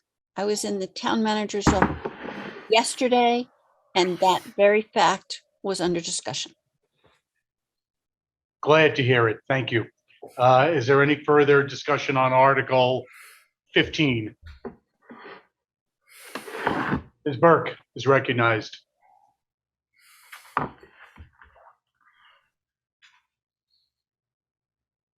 Yes, Molly Burke, District 2 and State Representative. I just want to, as part of this conversation, just as a point of information, we are in the process, the House has just passed out a new transportation bill, and it includes a little bit of a bump in the program for town highway structures and roadway, which people may not know those are grant programs, but they are grants that the town can apply for to help with culverts and to help with paving. So I just wanted to put that out there. Thank you, Ms. Burke. Any further comments on Article 15? Hearing none. The question before the body is to see whether the town will transfer from the unassigned general fund balance to the capital fund the sum of $300,000 to pay to that extent the cost of paving projects. Poll is being launched. Please vote aye if you're in favor, nay if you're opposed, or you can abstain. You have 30 seconds to vote.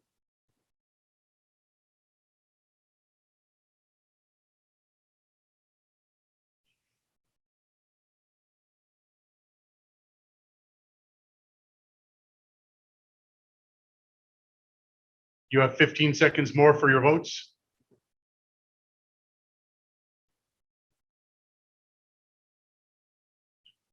You have 5 seconds more for your votes.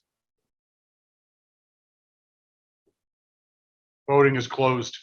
Listen to the results of your vote on Article 15. The ayes are 107 or 93%. The nays are 3 or 3%. 5 abstentions or 4%. You have approved Article 15 without objection. We're going to take a 10-minute break and resume promptly at 10 after 3. Thank you all for your participation thus far. Please don't sign out. We'll be starting right back up at 10 after 3. Welcome back to the March 19 Brattleboro Representative Town Meeting. We are turning now to Article 16, and the moderator recognizes Jessica Gelter. Before we do that, Ms. Gelter, we'll just ask the town clerk once again to confirm that we still have a quorum.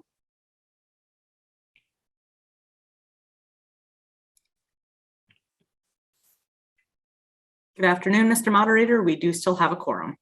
Thank you, Ms. Francis. Ms. Gelter is recognized.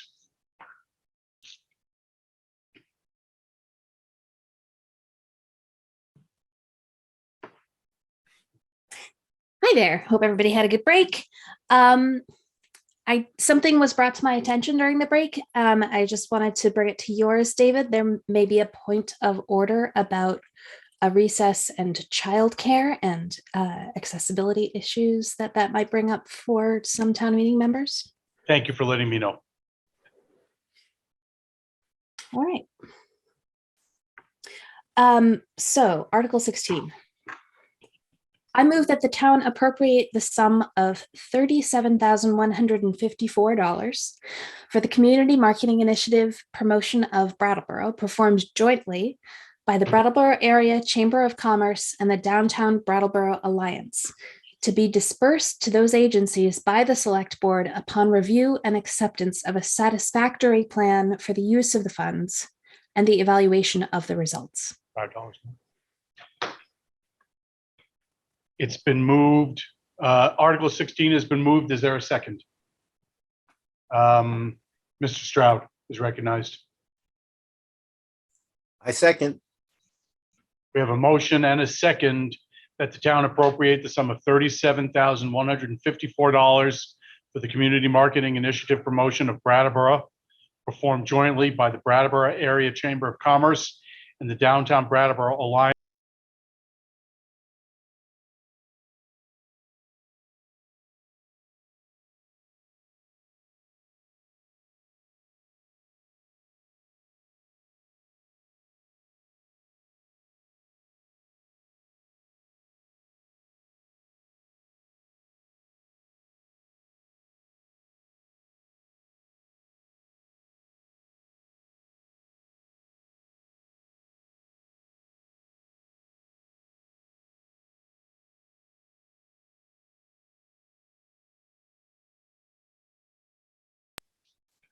I apologize for that. I guess I was muted. The motion in front of the body is that the town appropriate the sum of $37,154 for the Community Marketing Initiative Promotion of Brattleboro, performed jointly by the Brattleboro Area Chamber of Commerce and the Downtown Brattleboro Alliance, be dispersed to those agencies by the Select Board upon review and acceptance of a satisfactory plan for the use of the funds and the evaluation of the results. It may be that we're looking for a friendly amendment to increase that number to $37,159.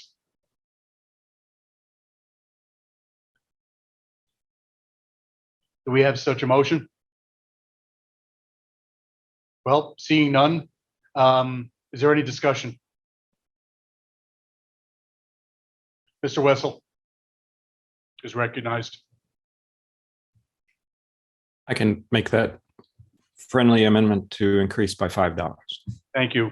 Absent any objection, that motion is amended to increase the sum to $37,159. Is there any discussion on Article 16?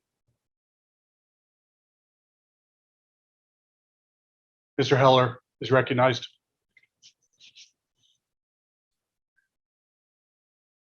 Hi.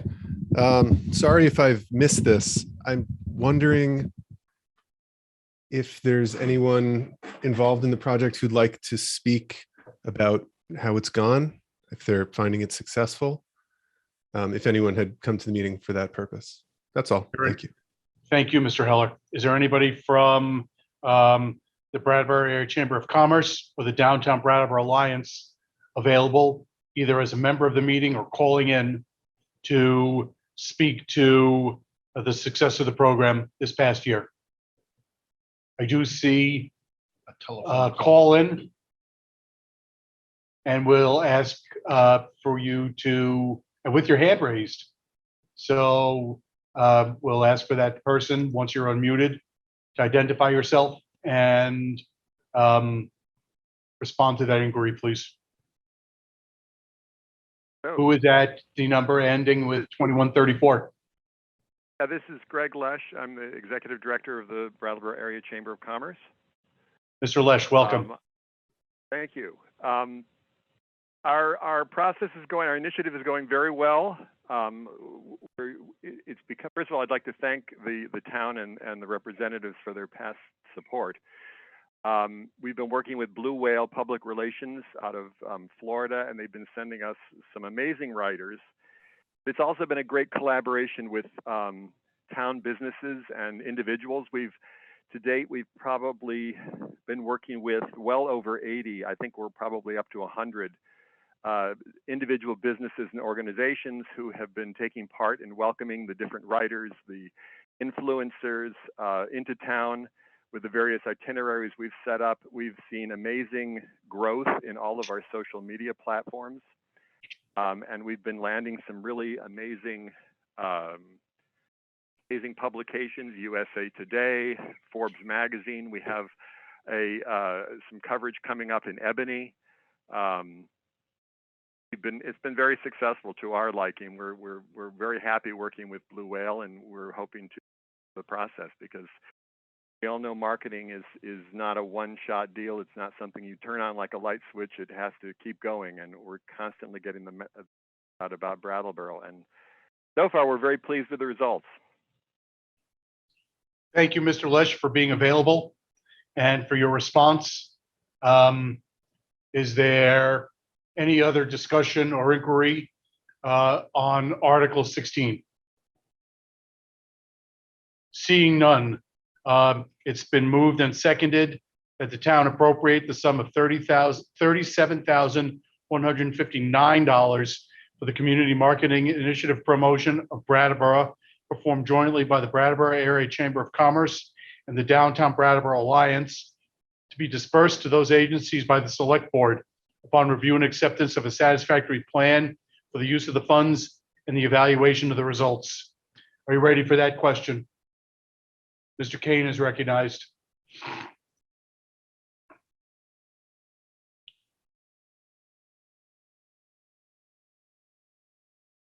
Hello? Yes, Mr. Kane, you're recognized. Okay. Yeah, I just wanted to speak on this proposal a little bit. I haven't seen any of these results. Living here for over 20 years, I have not seen any results other than artists getting kicked out of their studios and people being displaced. It's not helping our community. It's trying to get rent to be so high that locals cannot afford it anymore. So we have to move. I guess that's what I wanted to speak about. It's just insane to me. This is not helping Brattleboro. This is advertising Brattleboro, yes. But this advertisement is for people from Connecticut, Long Island, Rhode Island, New York City, to get out. And we saw this during the pandemic. We did. Wholeheartedly. We did. We saw all the housing being taken up by, for lack of a better term, flatlanders. It's not fine. It's not good. I'll just end it at that, I guess. Thank you, Mr. Kane. The moderator recognizes Ricky Rosati. Hi, so I am also voting against funding this marketing initiative because although I am a flatlander from upstate New York, I really support not having Brattleboro become even more gentrified. And I think we should recognize with a lot of sensitivity that there were people who were elected and appointed into Brattleboro government within the last century in the Vermont State Rural Economic Department for economic growth, that their agenda was for forced eugenic sterilization, and they were marketed to get mansions and second homes here. And I just worry about this continuation of these ads being targeted towards white wealthy people. when we really should be improving just the quality of life of people that are already here. Thank you, Ricky. Are there any further questions or comments? Hearing none. The article before the body is, as just repeated, to appropriate $37,159 for the Community Marketing Initiative. I'm not going to read the entire article because I just read it before. Ms. Griffith is recognized.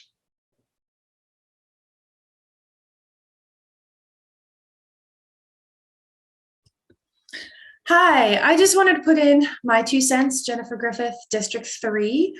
I agree with a lot of what the previous 2 representatives were saying. However, I don't think we're talking about Brattleboro, talking about making it more livable for people who live here, except for, I imagine a lot of the business owners who are benefiting from this programming are Brattleboro residents. So they are, I think, it would stand to reason they are being helped by having people, patronize their shops, patronize their cafes, etc.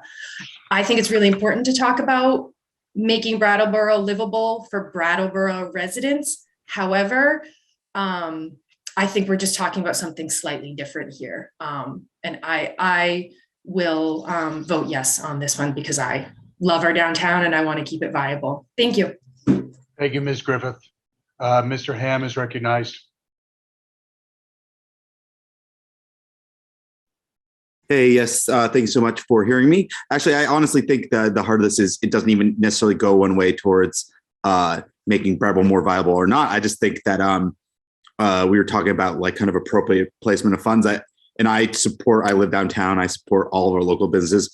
I just don't think that it proves that it actually increases business one way or another. I don't know if there's any particular proof that that much amount of money towards marketing makes downtown more accessible or not. If so just kind of throwing $37,000 towards marketing in that sense just kind of seems like a waste of money to me.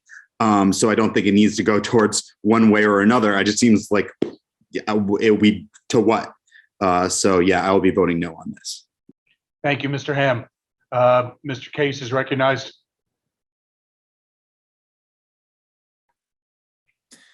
I'll call the question.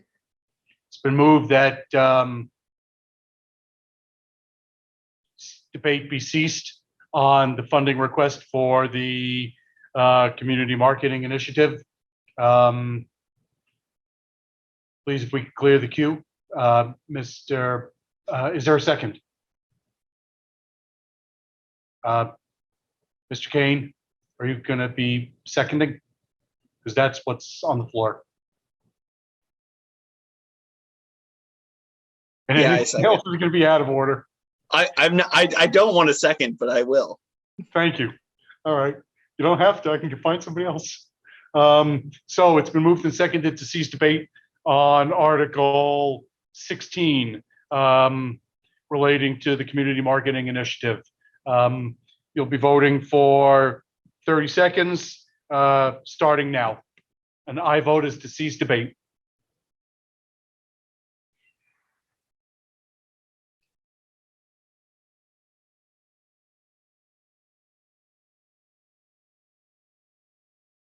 You have 15 seconds left for your votes.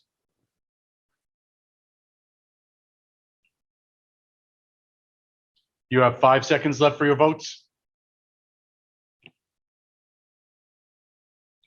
Voting is concluded. Listen to the results of your votes. On the motion to cease debate, there are 91 in favor, being 78%, 24 opposed, being 21%, 2 abstentions, being 2%, and the ayes have it by more than 2/3.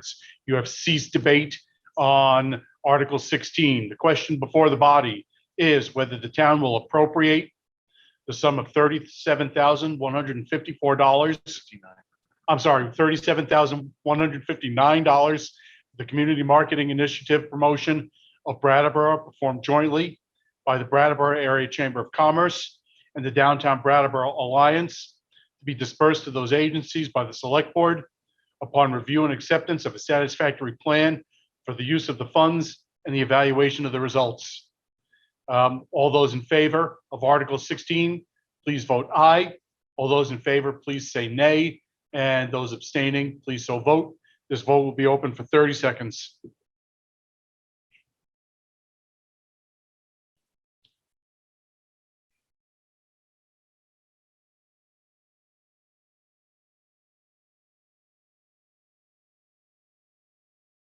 You have 15 seconds more for your vote on Article 16.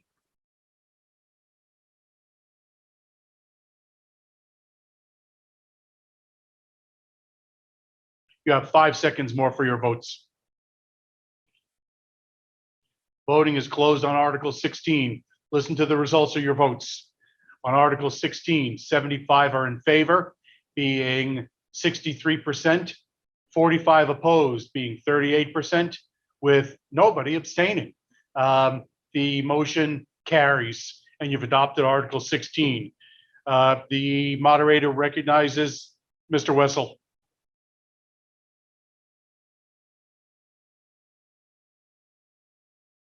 Please raise your hand, Mr. Wessel. Mr. Kane, your hand is still raised. You might want to lower it. Mr. Wessel. Thank you, Mr. Moderator. Sorry about my slow hand raising there.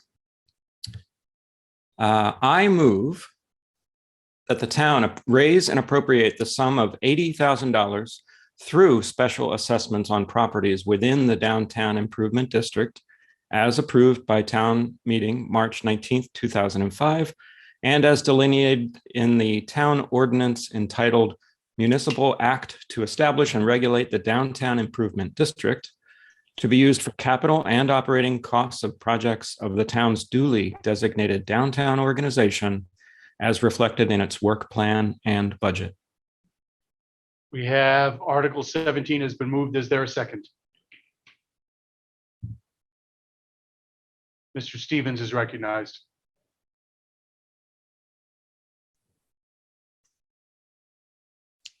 Yes, I would like to second that. We have a motion and a second that the town raise and appropriate the sum of $80,000 through special assessments on properties within the Downtown Improvement District as approved by town meeting March 19, 2005, and as delineated in the town ordinance entitled Municipal Act to Establish and Regulate the Downtown Improvement District, to be used for capital and operating costs of projects of the town's duly designated downtown organization as reflected in its work plan and budget. Is there any discussion?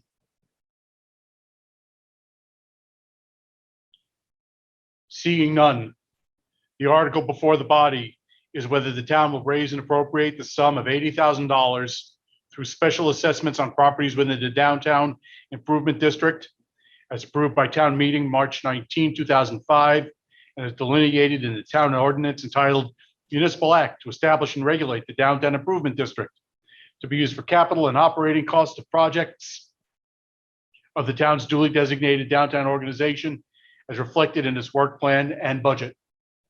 Mr. Hoffman, you're recognized.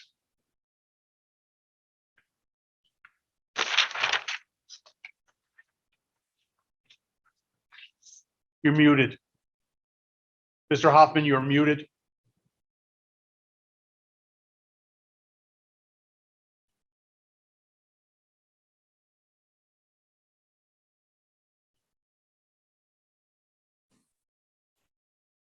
Now we can hear you, hopefully. Great. Okay. Can you help understand what delineate the geographical area that is downtown? For the purpose of the Downtown Improvement District, I would interrogate the planning director, but I don't know if she's here. Call in. I bet it's right in the town report. Whoever finds it in the town report, let me know.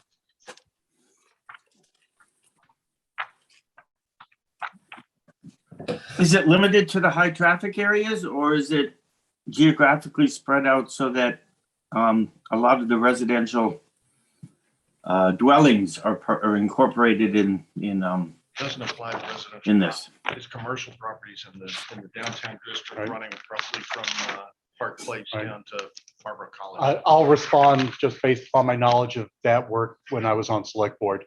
It doesn't apply to residential properties. And it's essentially from the area beginning at Park Place and going south, I think through the bridge. Here we are, page 14. The map is on page 14 of your town report.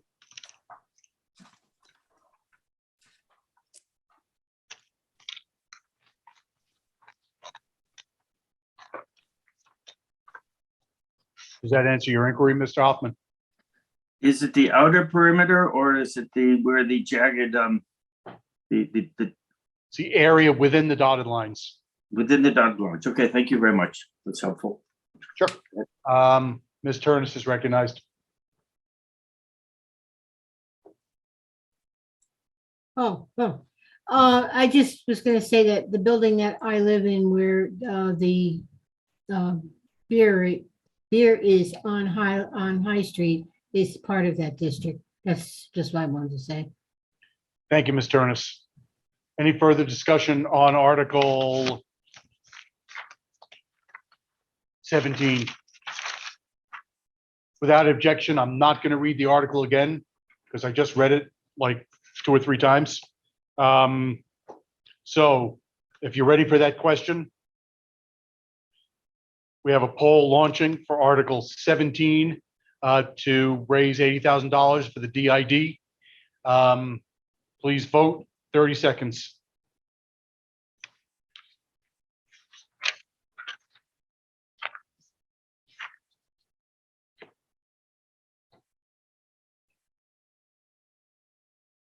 You have 15 seconds left for your vote.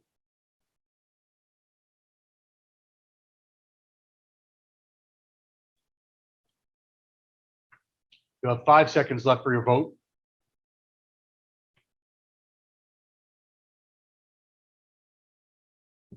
Voting is closed. Listen to the results of your vote on Article 17.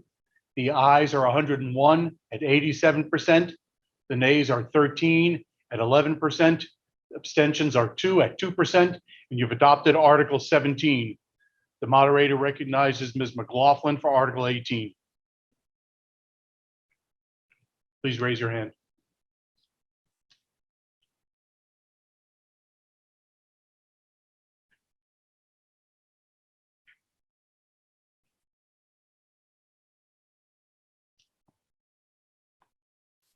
All right, good afternoon. Article 18, I move that the town raise and appropriate the sum of $275,575 to support human service programs and facilities for the residents of Brattleboro to be allocated among service providers in the following manner. AIDS Project of Southern Vermont, $2,000. Big Brother, Big Sister, $7,500. Boys and Girls Club, $24,275. Brattleboro Area Hospice, $6,000. Brattleboro Center for Children, $4,500. Building a Positive Community, $8,750. Community Asylum Seekers Project, Inc., $3,750. Family Garden, $2,500. Food Connects, $5,000. Gathering Place, $5,000. Green Mountain RSVP, $900. Groundworks Collaborative, $20,000. Healthcare and Rehabilitation Services, $10,000. Meeting Waters YMCA, $10,000. Out in the Open, $16,500. Putney Food Shelf, $1,000. Retreat Farm, $2,500. Senior Solutions, $4,000. SEVCA, $14,000. The Root Social Justice Center, $20,000.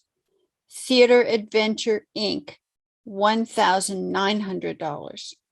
Turning Point, $15,000. Vermont Adult Learning, $1,500. Vermont Association for the Blind, $700. Vermont Center for Independent Living, $1,600. Vermont Family Network, $2,500. Visiting Nurses and Hospice of Vermont and New Hampshire, $12,200. Windham County Dental Center, $7,500. Windham County Humane Society, $2,000. Wyndham County Safe Place Child Advocacy Center, $3,500. Wyndham Windsor Housing Trust, $10,000. Winston Prouty Center for Child and Family, $10,000. Women's Freedom Center, $17,500. And Youth Services, $21,500. Article 18 has been moved. We're looking for a second. Mr. Case. I'll second. We have a motion and a second. Absent objection, I'm not going to reread the motion except for the total amount. I will reread all the organizations before voting. So it's moved that the town raise and appropriate the sum of $275,575 to support the Human Service Organization programs and facilities for residents of Brattleboro as allocated in the Select Board Chair's motion. Moderator recognizes Mr. Hoffman.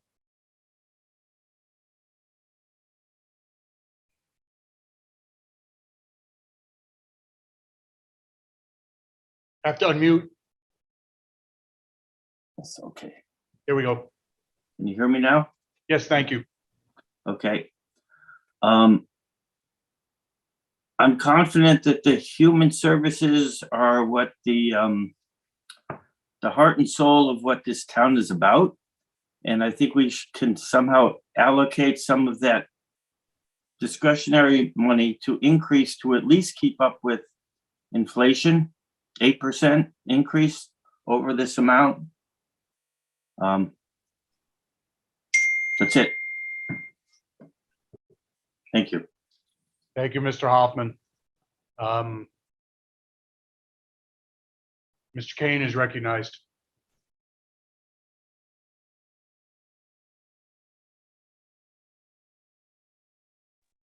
Mr. Kane. Hey.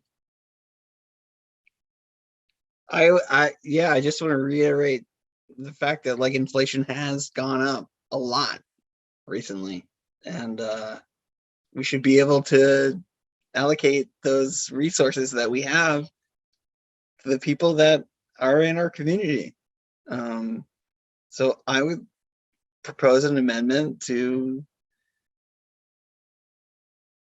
adjust the funds to 8% of what they are right now. There's a motion to amend the Human Services funding Article 18 by increasing all sums by 8%. Mr. Moreland, if you would clear the queue. Is there a second?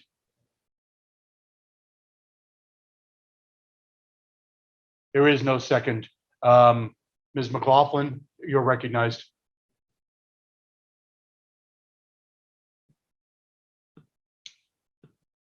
Thank you. I was just hoping that members of the committee would like to explain their process. I think it would be helpful.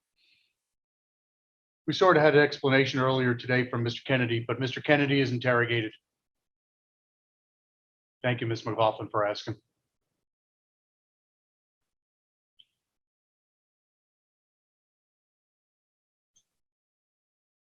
Yeah, like I said earlier, we went through a fairly extensive process. We notified all of the organizations that had applied in prior years. We also publicly noticed other organizations that we were available to solicit donations. And like I said, we had this process that the 6 members of the existing committee went through this rubric that we used to score everything based on the service that an organization provides to Brattleboro, based on the needs, based on the financial health of the organization, and the uniqueness of the service that they provide. When we go through the scoring, we find that there is a remarkable consistency in the 1 to 15 score that usually an agency will score either 13, 14, or 15, or 7, 8, or 9. There's usually no outliers. If there are, when the committee gets together, we kind of talk about why one of us might see something differently, but usually, like I said, it's pretty remarkably close. And the members of the town meeting can look on page 15 for the full report and the spreadsheet that the committee has prepared for everybody for the town report. And if you look on page 55 through page 59, you will find a description of each of the agencies that were recommended for funding and what they do. And that's kind of a summary of what they provide for the community if you're not familiar with what they are. Thank you. Mr. Kennedy, can I ask one follow-up question to try to respond to an inquiry? Absolutely. Can you please explain how the financial allocation is made and to what extent that accounts for what's being asked for and the various funding sources that each of the human services organizations brings with them? Yeah, basically we have a rating, and I wish I had it in front of me. Maybe Dave or one of the other members or Gary would be, but basically if you score 13, 14, or 15, a cumulative score of each of the members, you get full funding to what you request. Then there's prorated fundings from there down. That's how we got the number. So for instance, if, and that's basically how we did that. Thank you, Mr. Kennedy. Mr. Case is recognized.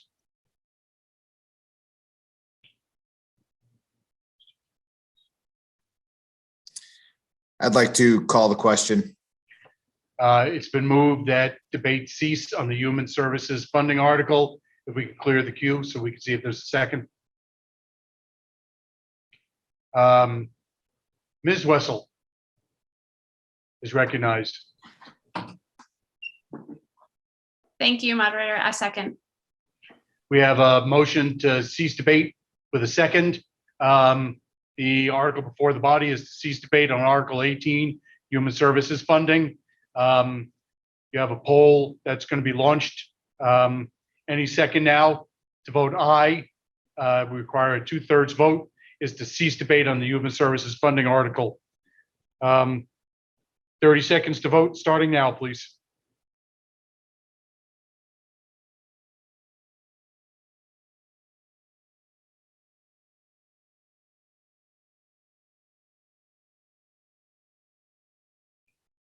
You have 15 seconds left for your votes.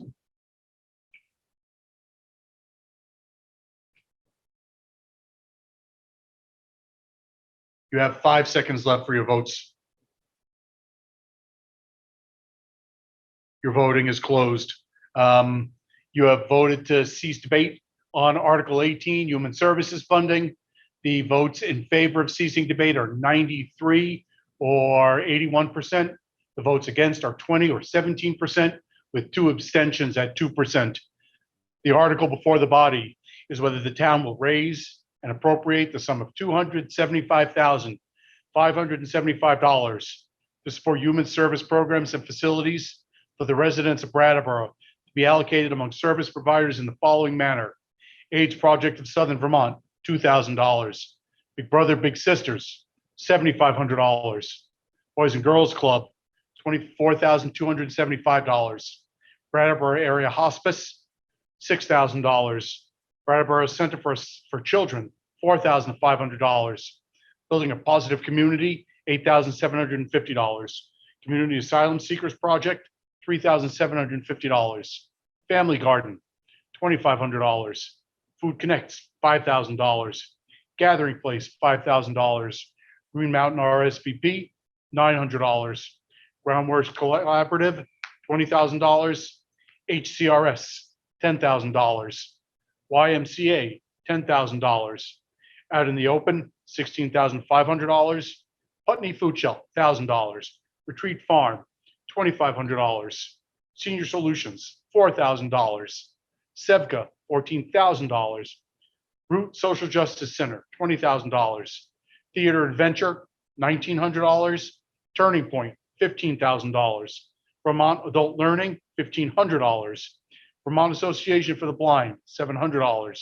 Vermont Center for Independent Living, $1,600. Vermont Family Network, $2,500. Visiting Nurses and Hospice of Vermont and New Hampshire, $12,200. Wyndham County Dental Center, $7,500. Wyndham County Humane Society, $2,000. Wyndham County Safe Place Child Advocacy Center, $3,500. Wyndham Windsor Housing Trust, $10,000. Winston Prouty Center for Child and Family, $10,000. Women's Freedom Center, $17,500. Youth Services, $21,500. Thank you to the interpreter. Your votes will be cast now on Article 18. You have 30 seconds voting in favor or against the Human Services Funding article.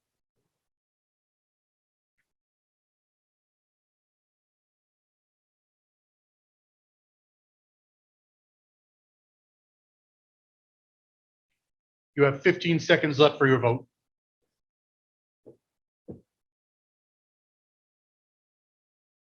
You have 5 seconds left for your vote. Voting is concluded. Listen to the results of your vote. The ayes are 111 or 93%. The nays are 7 or 6%. The abstentions are 1%. And you've approved Article 18.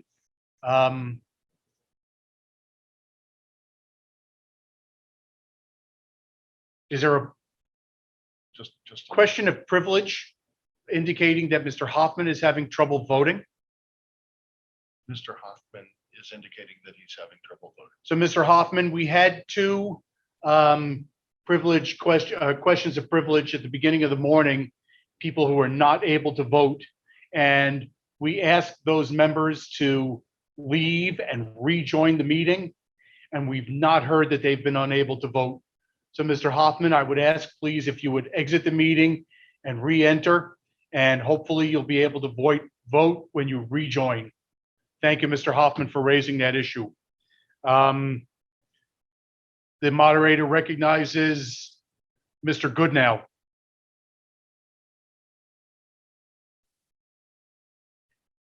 Thank you, Mr. Moderator. Article 19.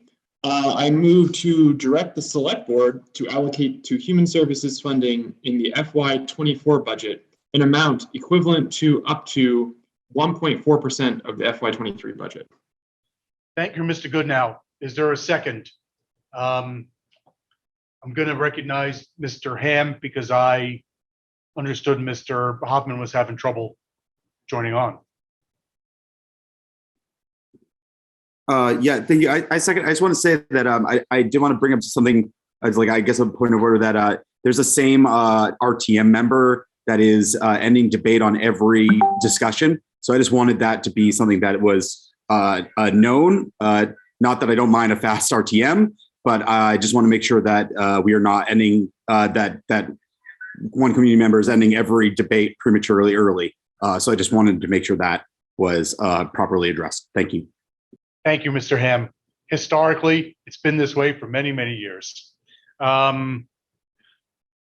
have a motion and a second to direct the Select Board to allocate to human services funding in FY24 budget an amount equivalent to up to 1.4% of the FY23 budget. Is there discussion? Mr. Dimes is recognized.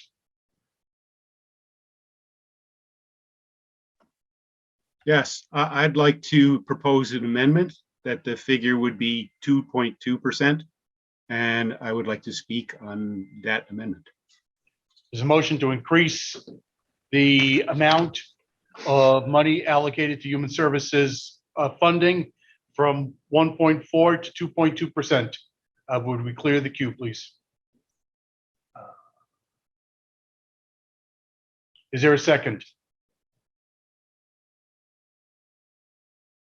Second from Gary Stroud. Mr. Dimes wants to speak to the amendment.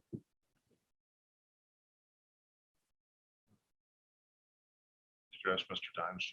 Mr. Dimes, would you raise your hand again, please?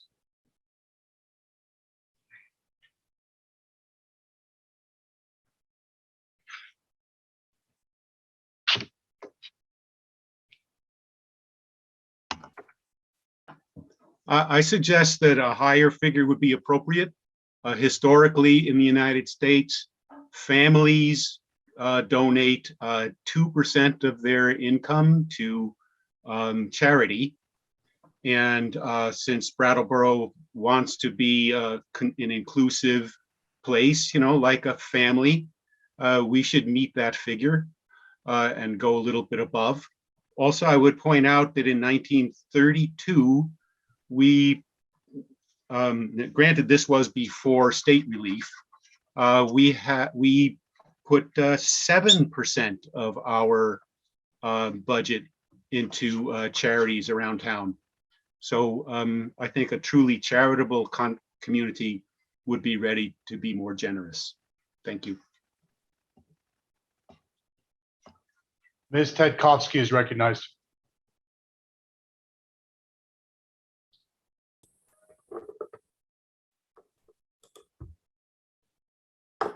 Hi, I would just like to second Kurt's amendment. Thank you. Mr. Davis is recognized.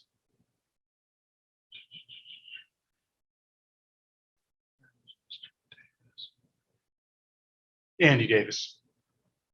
Yeah, there it is. I'm sorry. Mr. Hoffman. Thank you very much.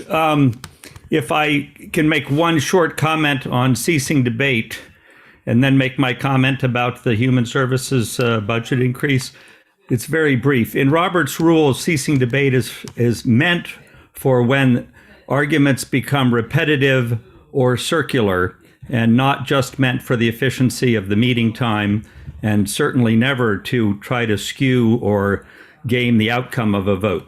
So that's just from Robert's rules, circular or repetitive. The other thing that I would say about human services budget is we all like to give. We all like to be generous to our neighbors, but we should also keep in mind where this money comes from.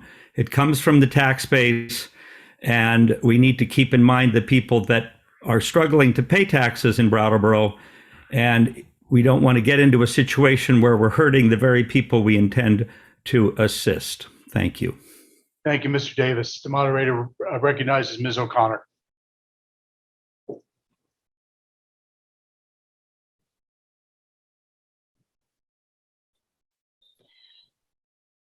Thank you, Mr. Moderator. My comments are in line with what Andy Davis just said, and I'm sorry it's late and I can't do math.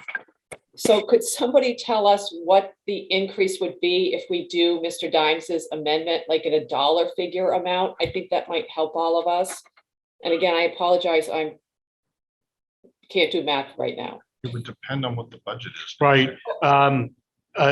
I can respond briefly that it depends what the budget is ultimately going to come out to, but in rough amounts, on this year's $275,000 allocation, which I think was at the 1.4% figure, that would increase the amount to about $400,000 approximately.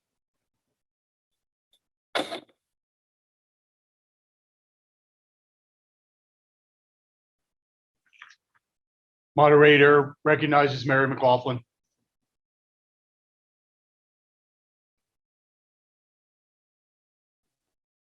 Good afternoon, Mary McLaughlin, District 2. I am wholly in support of the work that this committee does very thoughtfully and very carefully every year. And I think one of the tenets of this article is the fact that they want us to give direction on more specificity about the amount of money that they have to work with in order to know how to allocate it. So I think that's a really important thing not to be missed.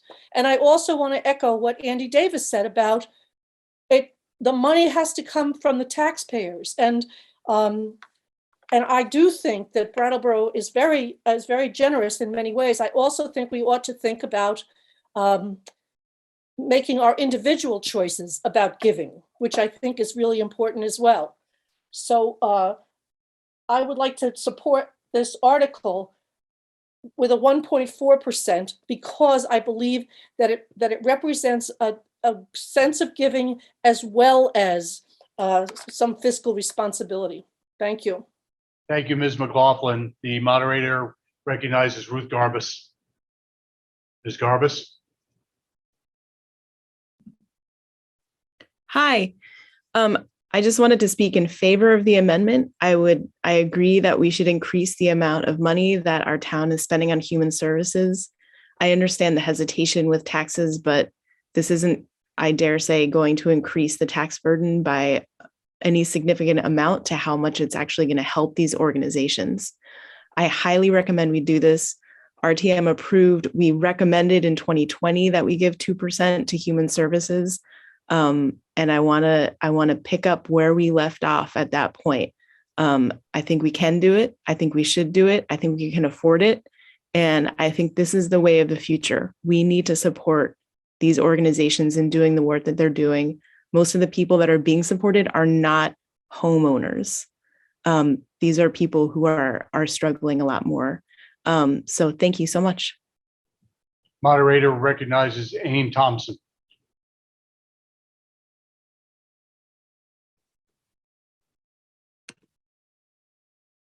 Hello, I'm speaking as a committee member and also a supporter of this amendment.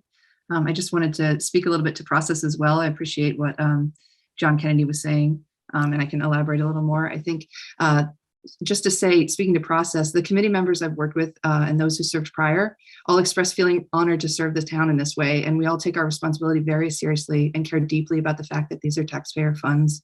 It's very important to us that the funds are appropriately used to provide needed and sometimes desperately needed human services to our town. So I really wish everyone here could read those applications, though I don't know that I wish those many hours of labor on everyone, but I find them really interesting. We really do participate in hours of reading, ranking, extensive discussion, and it's overseen by a finance committee representative the entire time. We have stringent application requirements, as John Kennedy was speaking to. And I think David Miner was speaking to in the info session. Honestly, it's among one of the longer and more detailed applications I've seen in my almost 10 years experience in nonprofit development. We're eager to continue honing these processes, invite more community members to attend our open meetings and serve on the committee. And then speaking to need, so the Human Services Committee unanimously voted not to fund any organization above their ask, which I think is also very important. We're not just going to give away money if you allow us to spend 2% of the budget. We're very careful to make sure that these organizations really do show the need, and we compare their budgets to the case that they make and the number of folks they serve from Brattleboro directly. And so the requests that we received this year were approximately 2% of the budget. We were unable to fully fund a lot of those requests that could have and would have been funded with more flexibility. So if you do approve this amendment, and as happened in 2020, we don't get requests that are valid that come to that amount, we won't fund them. And so this is actually just empowering the committee to do a better job for the town. And that was why we were really asking for this kind of guidance. And then just another quick, it is not unprecedented for Brattleboro to devote this to the town, as most of us who've served before know. The surrounding towns in southern Vermont, if you're unaware, also provide for human services in this way. And some of them actually at a higher percentage of their budgets than Brattleboro, even though we're bigger and we serve a lot more folks. So just to say that, oh yeah, and then in 2020, when 2% was approved but not allocated. You're well over 2 minutes if you would wrap, please. Okay, okay. COVID relief funding is going away, and that is what a lot of people expressed in their applications. And they said there'll be challenges for that. So that's why they're asking for more money this year. So thank you so much. I had more to say, but I won't say it. The moderator recognizes Ms. Morgan. Oh, oops. Robin Morgan. Yeah. Hi, thank you. I just wanted to speak in support of the amendment. I was going to say a lot of what Aiden just said, that the committee was originally 2 years ago charged with funding up to 2% of the budget as human services funding, and that the reason it was lowered to 1.4 was because that was the amount of money that was asked for. So that was what they put forward. And so then the following year, the recommendation was put down to that 1.4. But then this year, they got asks again of up to 2%. And in addition, a lot of these organizations are losing their COVID funding at this time. So the amount of money that they need is not likely to decrease. And I think that funding human services is a way to make our entire community more healthy and safe. So I am voting in favor of this amendment. I also think that directing a slightly larger portion of our budget to human services is in line with the goals of the community safety report. And that's also why I'm voting for it. Thank you. Moderator recognizes Mr. Hoffman.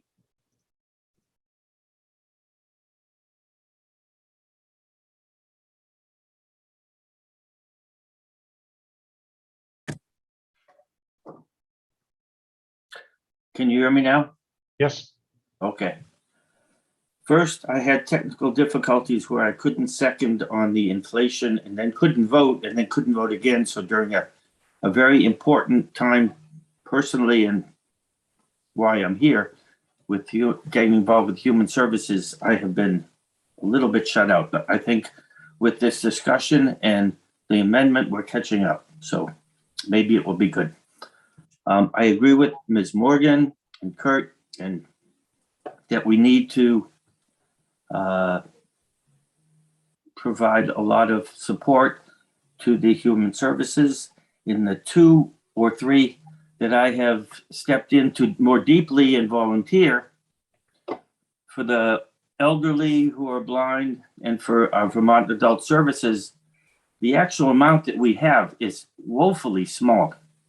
$700 to help the older folks with vision is nothing.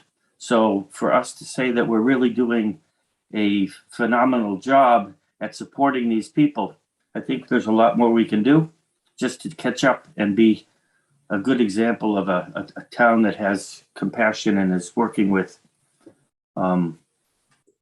people who have it difficult. So I think as much as we can move comfortably forward towards either because of inflation or because of adjustments, because of their life situation, we need to do something. Thank you, Mr. Hoffman. Ms. Tatkovsky is recognized.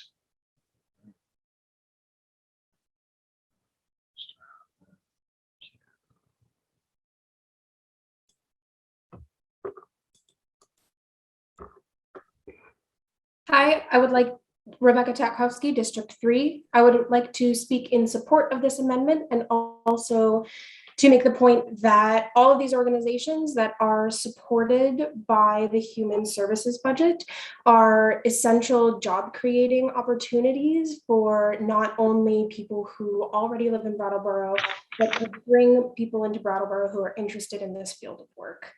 All of these organizations are not only vital to the people that they serve, but they are also vital to the people who work in those positions. And I think that is part of this that does not always get talked about. And I would just like to say that thank you to the committee for doing all of this work. And I think we can entrust them with making sure that this money gets to who needs it the most. Thank you. Thank you, Ms. Menukin.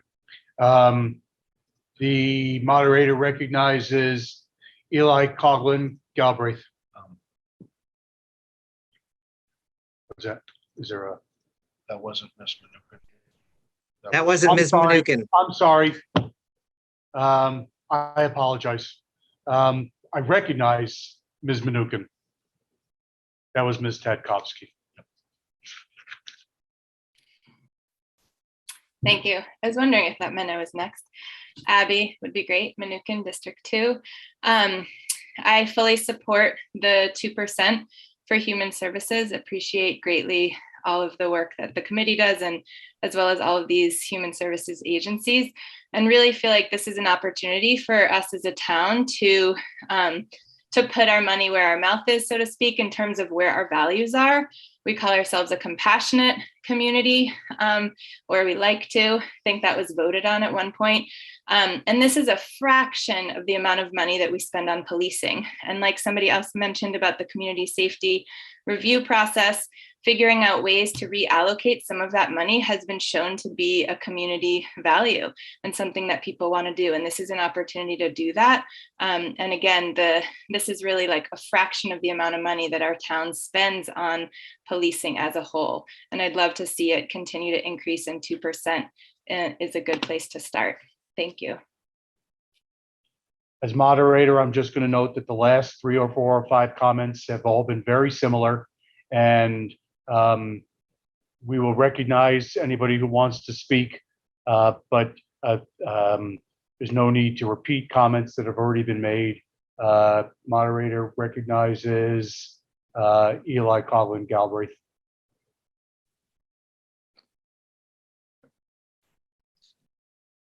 Yes, just like to say, as a business owner in town who benefits greatly from the services of many of these organizations, I can say from my own personal experience, the COVID money, the federal COVID assistance is going away or gone. I completely understand that assistance that was there in 2020 for a lot of these organizations is not there now. And I think what my other point has already been spoken to, so I'll see the rest of my time. Thank you, Eli.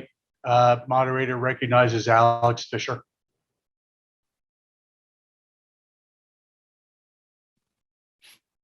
Hi, thanks everyone for what has already been shared, and a new point to make.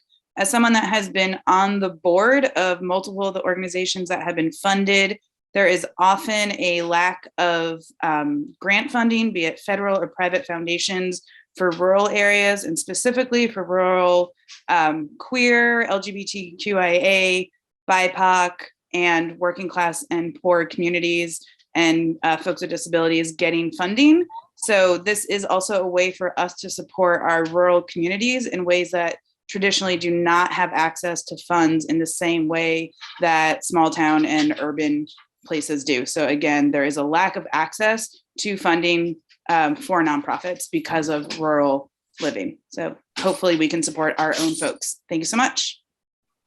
Thank you, Alex. The moderator recognizes Ms. Gossage. Hey, so this is my 4th town meeting. My 3rd is rep, and this conversation gets more interesting and in depth every year. One of the things I'd like to address is the tax burden. So it's really odd that I have heard this argument about, let's think about the taxpayers, to my recollection, literally only ever on this issue, never on whether to build a garage for the police cars, never over when to get like a new fire truck. It's really only this, but there are ways to there are reasonable ways to feel the mitigation of that, and that is one of them is that there is assistance for low-income taxpayers, and the fact that also property taxes are tiered. So well, this is certainly, we do not want to have like the highest taxes ever. it just feels a little disingenuous that literally Health Human Services is the only time this has ever been brought up. So just to put that out there. Thank you, Ms. Gossage. Moderator recognizes Mr. Stroud.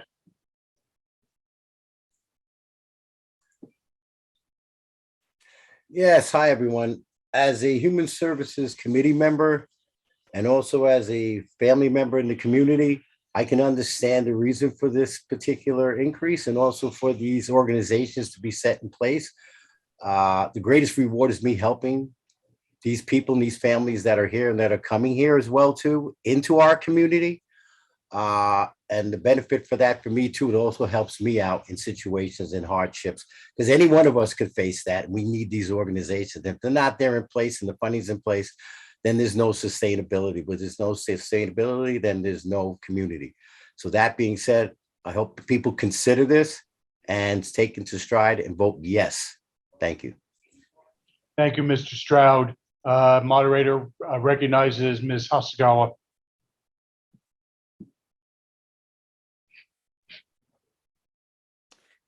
Hi, I'm not saying I'm going to vote against a 2% increase, but I'm just curious if there's somebody in the administration who can, in fact, tell us how much an increase like this might affect taxes. And I disagree. I've been on town meeting now for 6 years, and we have talked about tax rate on a number of other issues, including select board salaries and several other issues. The other thing I wanted to say is that somebody mentioned earlier that a lot of people that we're helping with this money are renters, and and so the tax rate doesn't matter, but they rent from somebody who is going to pay an increased tax rate. And that's I just wanted people to think about that. And I really would like to have an answer to the question of just ballpark how much taxes would increase. Can a member of the administration indicate the impact of about $130,000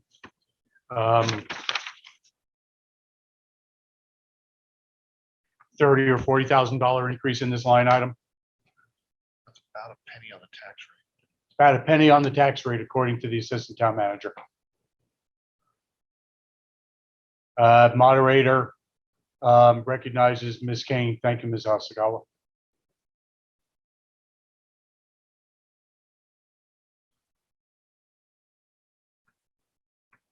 Point of clarification. Sure. Is the amendment to increase 2 or 2%? Craig Miskovich.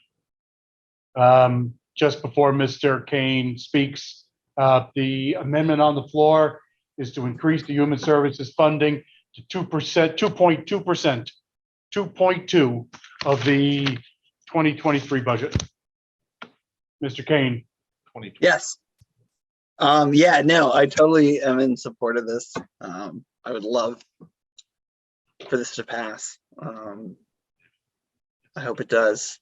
Next year's budget. We need more. It's directing the select board how much of next year. Sorry. We need more money funded into our human services, and less from the police, because they clearly are not doing the work that the community needs. Thank you. Mr. Ham is recognized.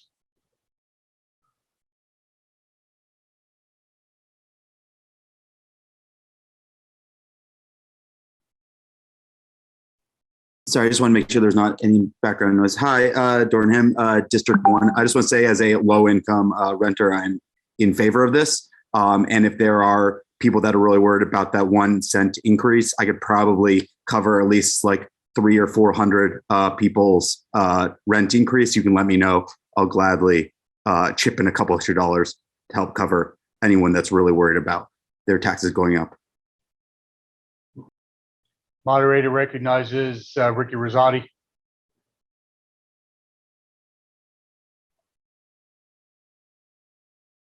Hi, so as another person also suffering from poverty, I would rather us focus on enabling economic regulations for universal basic income, healthcare coverage, and $25 hour minimum wages for financial sovereignty, rather than continually be culturally forced into dependence on the charity of organizations gatekeeping resources for people in poverty. My ethics do not agree with the values practiced by people involved with some of the nonprofits listed in Article 18, so I abstained from that.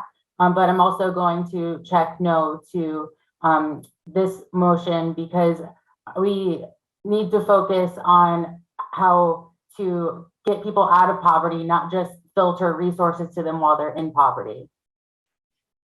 Thank you, Ricky. Moderator recognizes Prudence Mackinney. Ms. Mackinney. Thank you, Prudence McKinney, District 1. I would just, like everyone has spoken, I agree about the vitalness and importance of our human service agencies. And also, I think that the committee has an excellent process now. I just want to point out that my understanding of the human services budget was that this was always intended to be a small amount of these agencies' budgets. They are, and I'm not saying that it's easy to be a human service agency, and I understand that there's never enough money for the need, but the agencies do have many other sources of funds. Some of them receive considerable state funding, federal funding. There's grants, there's direct fundraising. I know that many of us donate directly to support the good work. So I think when we look at the role of the town doesn't have other sources of funds for the important services that the town provides. And so I believe that the original proposal of, I believe it's 1.4%, is an adequate amount. And in fact, that dollar amount is more than we gave years ago, although I think we've been up around this amount for a few years, and I think it's appropriate. It does increase as the budget increases. Thank you very much. Thank you, Ms. McKinney. Moderator recognizes Mr. Case.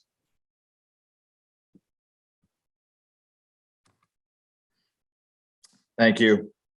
Believe it or not, I'm not going to call the question, even though I've been accused of that. I just one statement is I'm really on the fence about this, whereas I recognize a 2% increase definitely does help people, and I think a lot of the organizations that this town helps year in and year out are critical to our to the things that we do here in our community.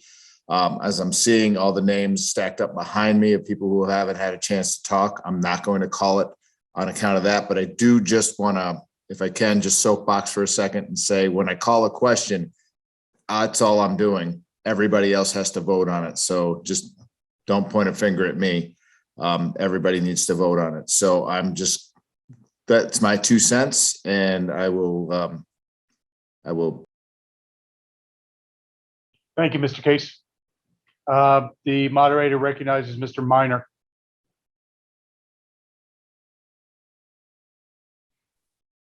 Hi, David Minor from District 1. I'm a longtime member of the Human Services Committee, and just wanted to make a couple of points.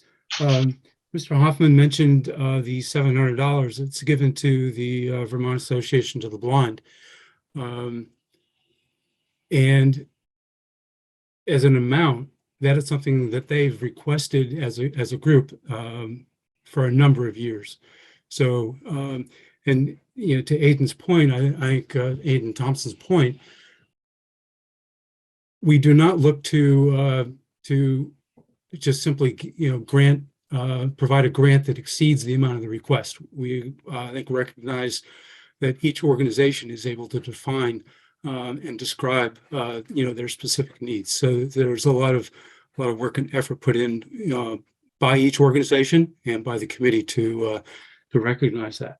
The amount of money that the total amount of money that that's being requested in this change ends up to be $68,000 in essence more than what was requested totally this year. So, that the amount far exceeds the acknowledged needs of each of the groups that made a request.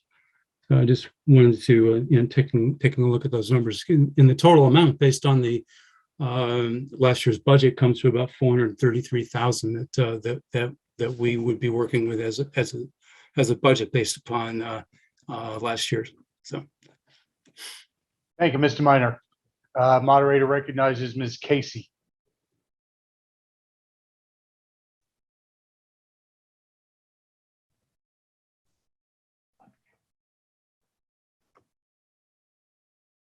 Hi, I would like to call the question, Mr. Moderator. Thank you, Ms. Casey. It's been moved that debate cease on the Human Services article amendment to increase the total amount from the FY24 budget from 1.4 to 2.2%. Is there a second? Mr. DeGray.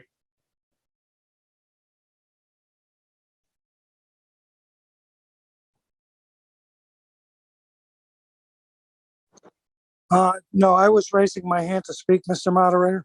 Okay, thank you. Mr. Case.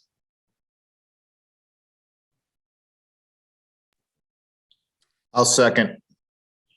Moved and seconded to cease debate on the proposal to amend Article 19 from 1.4% of the FY. No, here it is. See, FY23.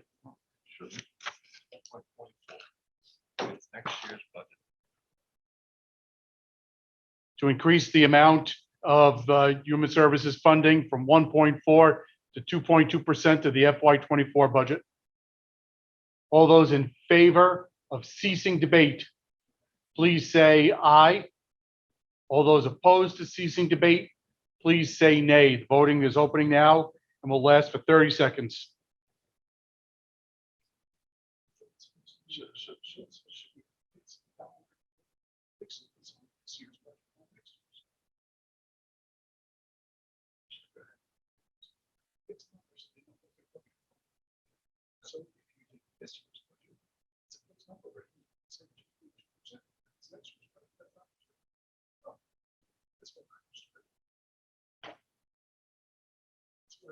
Oh.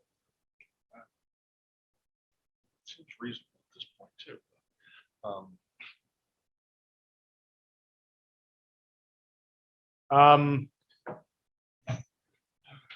Voting is ceased. And listen to the results of your vote. On the motion to cease debate, 100 are in favor, that's 85%. 14 are against, that's 12%. 3 are abstaining, that's 3%. You have voted to cease debate on Article 19. Before we vote on Article 19, right, thank you.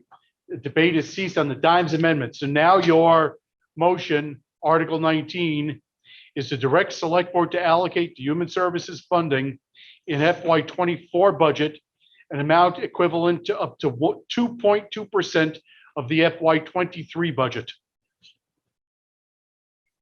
Are you ready for that question? Mr. Hoffman.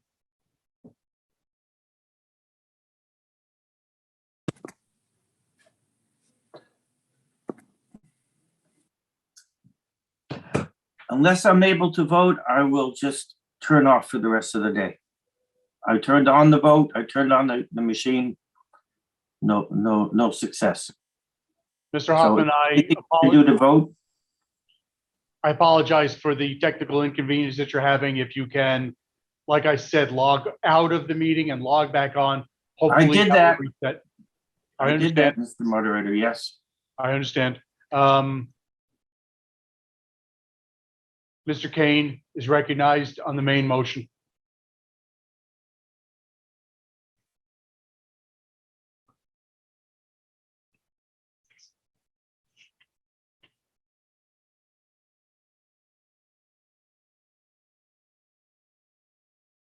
Mr. Kane going once, going twice, going 3 times.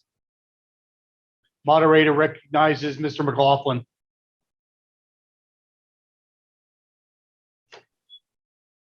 Just a point of order, Mr. Moderator. I think, and I know we get late in the day here, it gets hard to keep track of all this stuff. We still need to vote on the actual amendment. Is that correct? Thank you. That's correct. Ms. Francis just came in to remind me. And we already voted to cease debate on the amendment, and we just need to vote on the amendment. Maybe if I'm Very following. much. Thank you. So the motion before the body is whether to amend Article 19 to increase the amount of the funding of the FY24 Human Services funding to 2.2% of the FY23 budget. There's going to be a poll that's going to be launched. That's just whether you want to adopt the amendment. All those in favor of increasing the percentage from 1.4 to 2.2%, please vote aye. All those opposed, please say nay.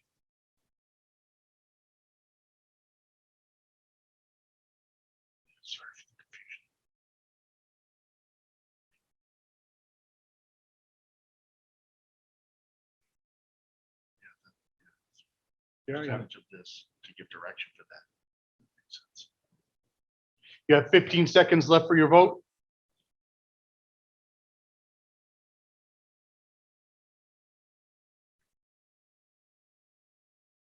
You have 5 seconds left for your vote. The voting is closed. Listen to the results of your vote. The ayes are 55 or 47%. The nays are 63 or 53%. And there are 0 abstentions. The amendment to increase the share from 1.4 to 2.2% of the FY23 budget is defeated. We return to the original question, whether the select board will allocate to human services funding in FY24 budget an amount equivalent to up to 1.4% of the FY23 budget. Aiden Thompson is recognized.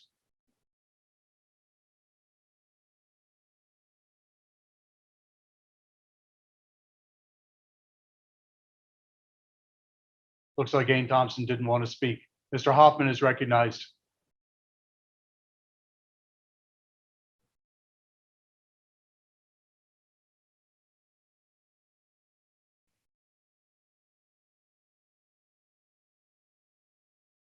Yes, Mr. Hoffman. You have to unmute, sir.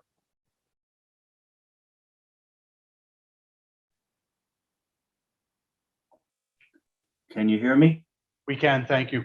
Okay, well, I've been working with Zoom for a couple of years now, and this is the one time that has not been so good. I can vote now, so whatever you did remedied the situation. Thank you. Excellent. Glad to hear it's whatever you did. The moderator recognizes Lisa Weineman.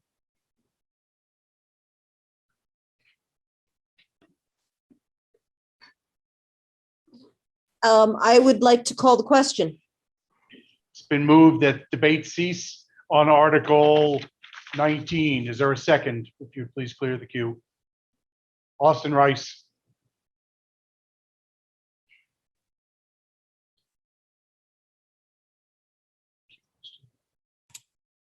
I second that. We have a motion and a second to cease debate on Article 19. All those in favor of ceasing debate on Article 19, please vote aye. All those opposed, please say nay. The voting will be 30 seconds commencing now.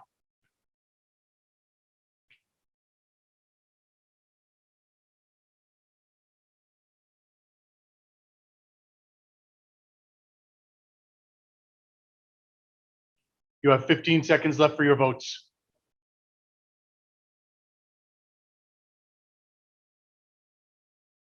You have 5 seconds left for your votes.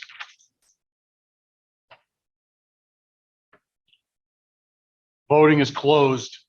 Listen to the results of your votes. On Article 19, the ayes are 85 or 75%. The nays are 27, 24%. There's one abstention. You've adopted Article 19 to devote. Oh, I'm sorry. That's to call the question. I'm sorry. That being a 2/3 vote. The main article is now before the body. The article in front of you is to direct the Select Board to allocate to Human Services funding in FY24 budget an amount equivalent to up to 1.4% of the FY23 budget. That Article 19 is before you for voting. You have 30 seconds to vote, starting now.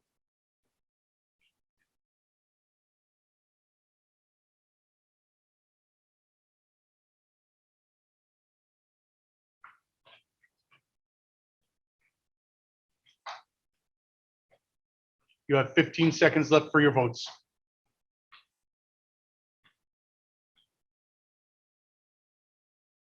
You have 5 seconds left for your votes.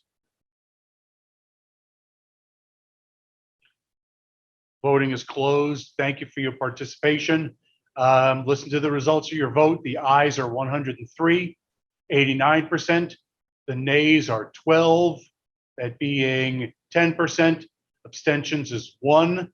You've adopted Article 19 to spend 1.4% of this year's budget on human services funding next year. We're ready for Article 20. Moderator recognizes Mr. Quip.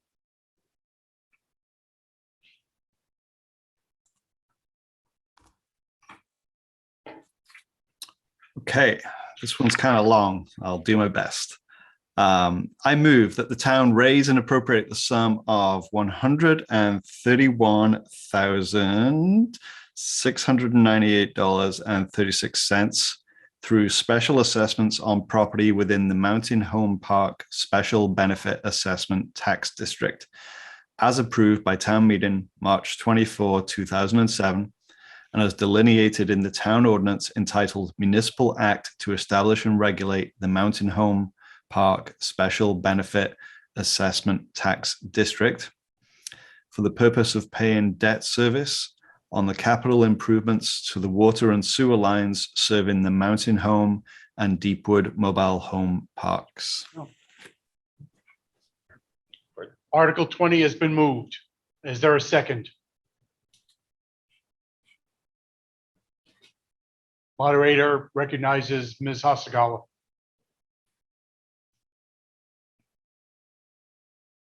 I second.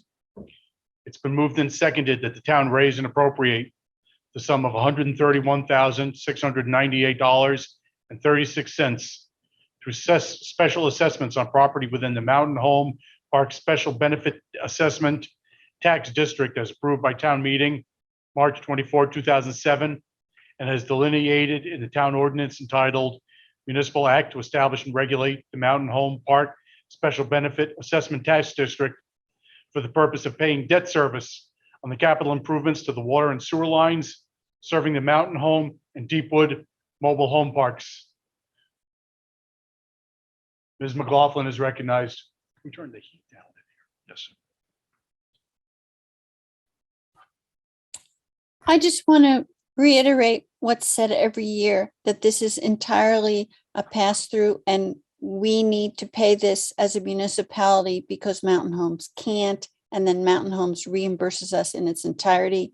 And I also want to note that the state renegotiated the fund and it's lower than it usually has been. Thank you, Ms. McLaughlin. Thank you so much for turning off those fans. The moderator recognizes Dr. Tortolani.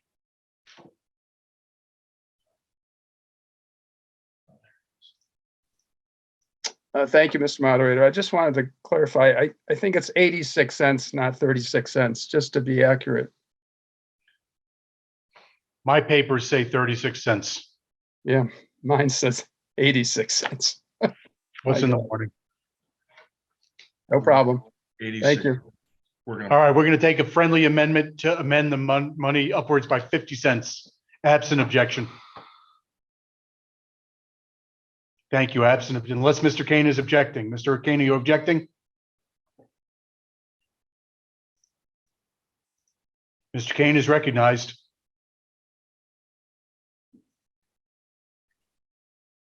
Hey, I'm sorry. This is probably ungermane. But you had previously stated that you wanted to call people by Mr. or Mrs., right? Yes, I've been calling Dr. Tortolani, Dr. Tortolani. Right. If you're objecting to that, I hear your concern, and the moderator is going to continue. So Mr. Tortolani. Mr. Tortolani. Thank you, Mr. Kane. That's a point of order. The moderator recognizes Mr. Brown.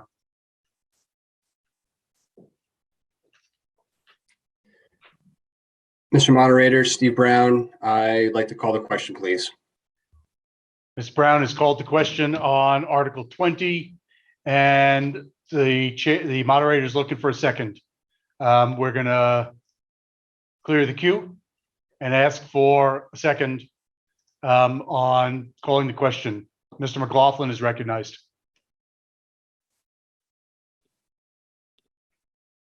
I second the motion to call the question. It's been moved and seconded that we call the question on Article 20 to cease debate. It's non-debatable and it requires 2/3 vote. Poll will be launched to cease debate on Article 20. You have 30 seconds to vote starting now. Thank you.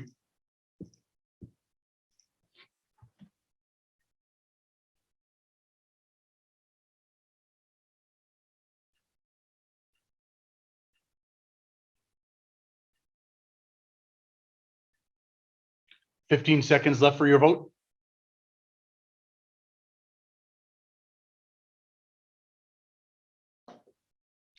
Five seconds left for your vote.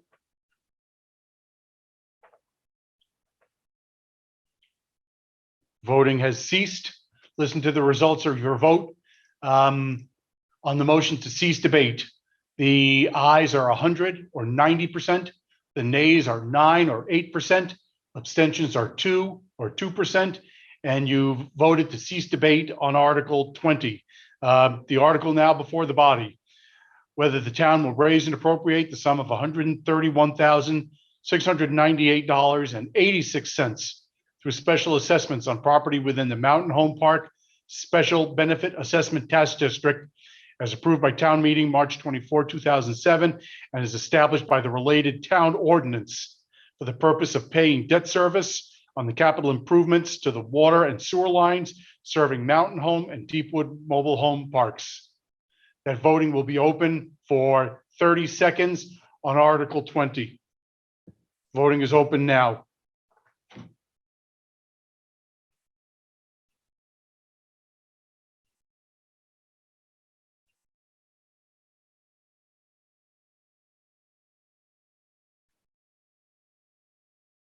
You have 15 seconds left for your vote.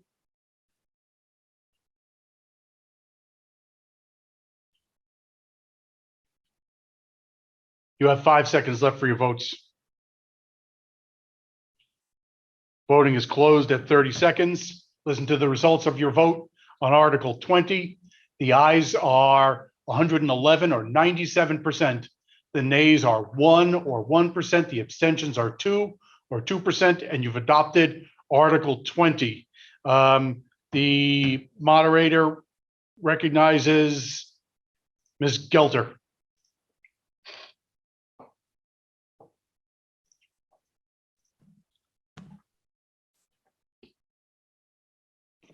Hi there.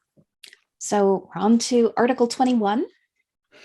I move that the town authorize the expenditure of $36,552 from program income, a revolving loan fund that disperses proceeds which originated as community development block grants as a contribution to the operation of Southeastern Vermont Economic Development Strategies, SeVEDS. Article 21 has been moved. Is there a second? Mr. Stroud is recognized. I second it. There's a motion and a second. Thank you, Mr. Stroud. That the town authorize the expenditure of $36,552 from program income, a revolving loan fund dispersing proceeds which originated as community block development grants as a contribution to the operation of Southeastern Vermont Economic Development Strategies, also known as SeVEDS. Mr. DeGray is recognized.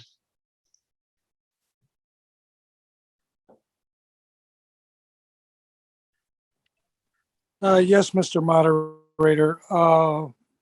Someone from the administration, could they tell us how much money is left in that fund? Member of the administration is interrogated about how much money is left in the CDBG fund. Currently about $340,000. The assistant town manager indicates it's about $340,000. Thank you. Thank you for that inquiry, Mr. DeGray. Or any further discussion or inquiry about Article 21? See, Eli Coughlin Galbraith, please.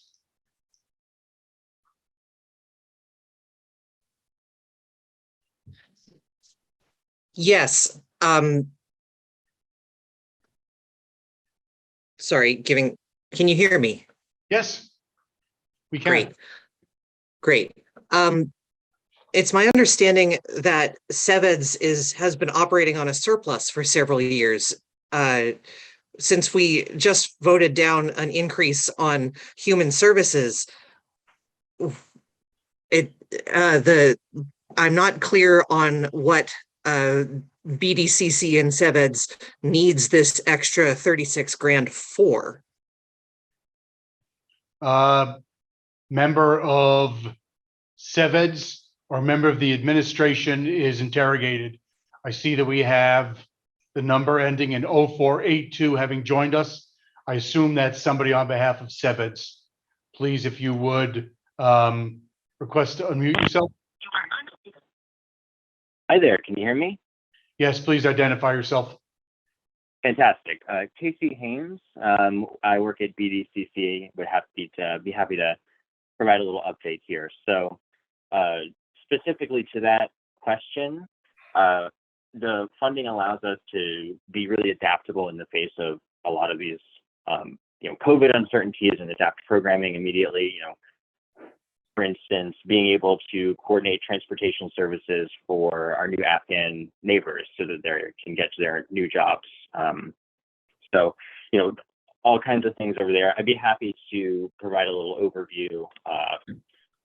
I'll make it very brief. So we're doing a lot of long-term work around increasing the skills of municipalities and businesses. We offer low or no cost training so that they can, increase their grant writing skills. We're doing career and financial literacy events for high schoolers, DEI trainings for employers in the region to make sure that they're ready to ready to take on a more diverse workforce in the region. Those are some of the big systemic things that we're working on recently.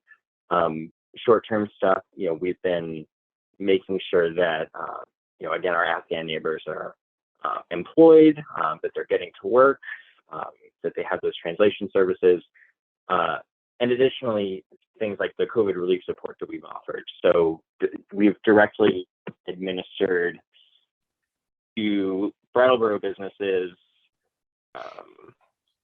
over $100,000 in REVTA relief funding, as well as I think almost $100,000 specifically to sole proprietors and their businesses as well. So there's a ton to talk about. Happy to answer any questions to the best of my ability. Well, I'm going to follow up and say that Eli Coughlin Galbraith's question was whether SeVEDS is running a surplus. Are you able to answer that question, please? Hi, Mr. Moderator. This is Adam Grinold. I'm the Executive Director of BDCC and SeVEDS. I do want to flag for you that I'm not a resident. Yes. Thank you for identifying yourself. Go ahead. Sure. Yeah. So in a lot of the work that we do, It's very lumpy when we go out to try to leverage additional funding. So in the past several years, we've been able to take $108,000 and turn that into well over $1 million. So sometimes in one budget year to the next, the available grant funds are not available. So it can take a year to be able to utilize what has been identified as a surplus, but in fact is going to the work either in supporting the refugee work that we've been doing, some of our P3 programs, which are specific to the high schools. Happy to clarify further if needed. I won't ask the question again. It's been posed twice. Mr. Wessel is recognized.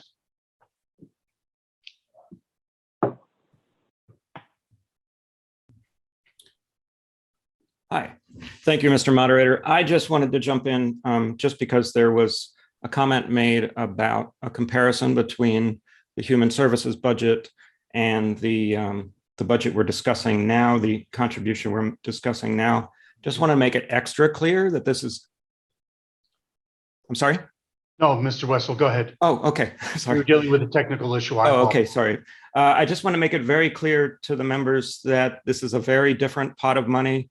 This originated with federal funds. It is looked over by the town. It is money that gets lent out and brought back to us in the form of loans, but occasionally in form of grants like this one.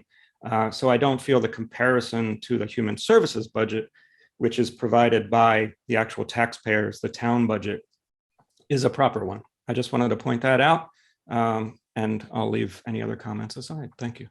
Thank you, Mr. Wessel. Ms. Manukin is recognized.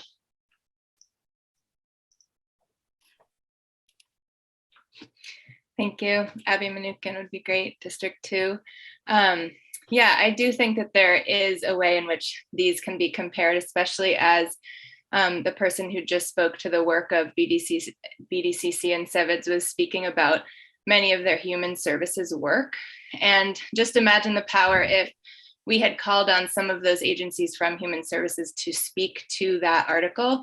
And so it seems like in this case, I'll be voting no. They're getting like special treatment and special attention for potentially good work that they do in this community, in our communities, but additional funding that I don't think is where I want to put our town money. Thank you. Thanks, Ms. Manukin. Moderator recognizes Mr. Carville.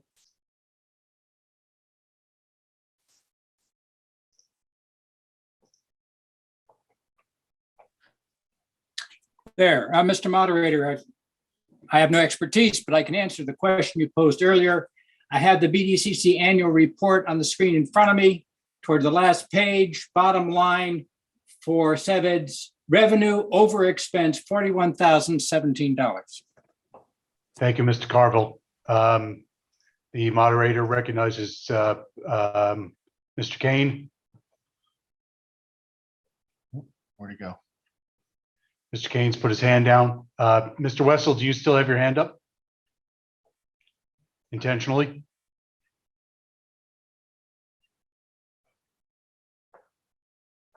No. Moderator recognizes Ricky Rosati.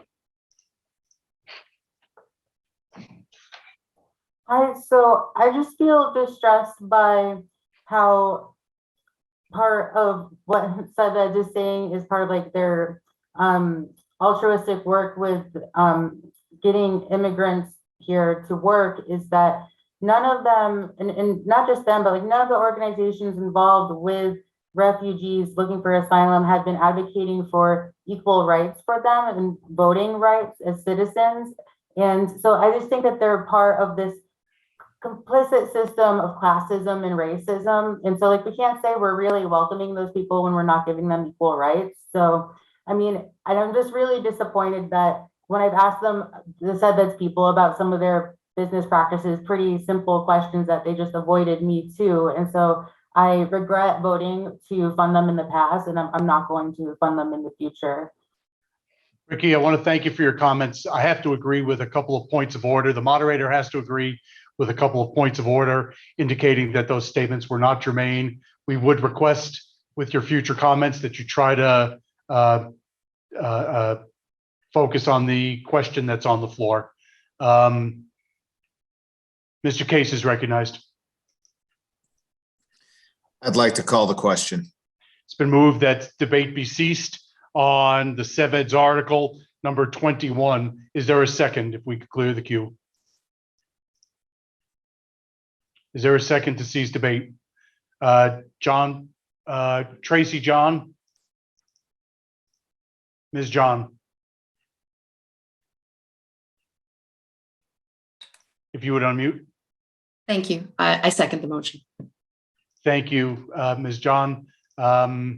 The question before the body is whether to cease debate on Article 21. If you want to cease debate, please vote aye. If you want to continue debating, please vote nay. The poll is open and you have 30 seconds to vote.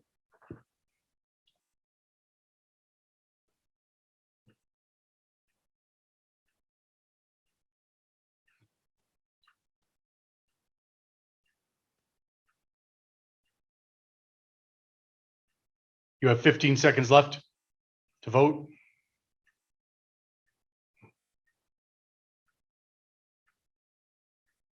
You have 10 seconds left to vote. 5 seconds, I'm sorry. Voting is concluded at 30 seconds. Listen to the results of your vote. Those in favor of ceasing debate, 84 or 71%. Those opposed to ceasing debate, 31 or 26%. 3 abstaining at 3%. You have voted to cease debate on Article 21. The question before the body is whether the town will authorize expenditure of $36,552 from program income, a revolving loan fund dispersing proceeds which originated as CDBG funds as a contribution to the operation of Southeastern Vermont Economic Development Strategies. If you're in favor of this authorization for expenditure of funds, please vote aye. If you're opposed, please say nay. Voting is open and will last 30 seconds.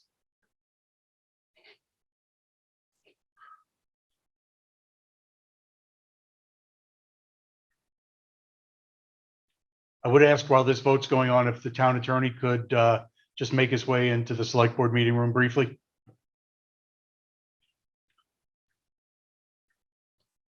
You have 10 seconds left for your vote. You have 5 seconds left for your vote. Voting is closed. The vote on Article 21, 74 in favor or 65%, 39 opposed, 35%, no abstentions. The ayes have it and you've adopted Article 21. I need to step away for 30 seconds. Please don't anybody go anywhere.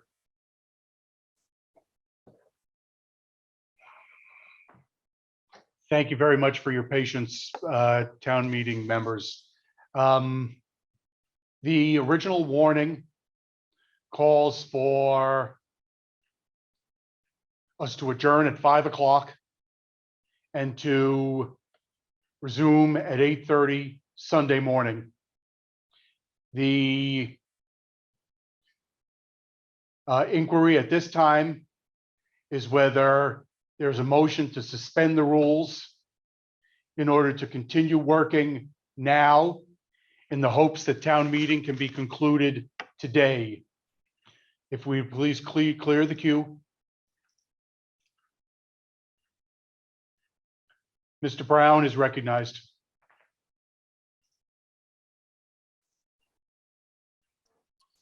Mr. Moderator, so moved. There's a motion to suspend the rules to continue the meeting at this time and to continue working past 5 o'clock. Is there a second? Mr. Case is recognized. You need to unmute, please, Mr. Case. It's just doing its own thing, but I do second that. There's a motion to suspend the rules to continue working now past the 5 o'clock time in the original warning. And there's a second has been given that's not debatable. And it requires a 2/3 vote. So The question at this time is whether we will suspend the rules to continue working on town meeting at this time or to stop at 5 o'clock. If you vote in favor of the motion to suspend the rules, then we will continue working. There'll be 30 seconds for voting commencing now.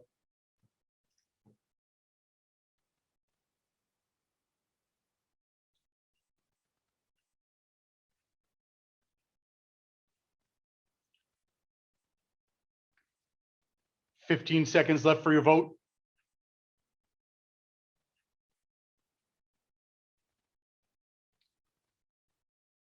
Five seconds left for your vote. Voting's closed at 30 seconds. Listen to the results of your vote. Those in favor of suspending the rules to continue working now are 95 or 80% of the body, 22 opposed at 18%, 2 abstaining. The motion to suspend the rules is carried. And now we turn to Article 22. The moderator recognizes Mr. Wessel.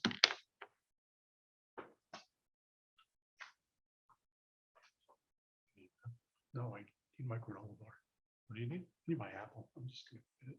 You recognize Mr. Wessel? Yeah.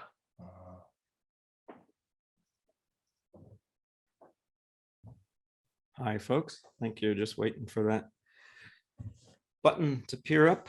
And I just want to make a note that there is a $5 adjustment based on our earlier action. Okay. Thank you. Yes. Yeah. I move that the Select Board, stand by. I move that the Select Board be authorized to raise, appropriate, and expend the sum not to exceed $19,328,908 in order to defray to that extent all general fund expenses for the period of July 1st, 2022 through June 30th, 2023, including all highway and Windham County taxes, and that the Select Board be authorized to expend, in addition, any sum authorized for special purpose under any article contained in the warning for this meeting or any special representative town meeting.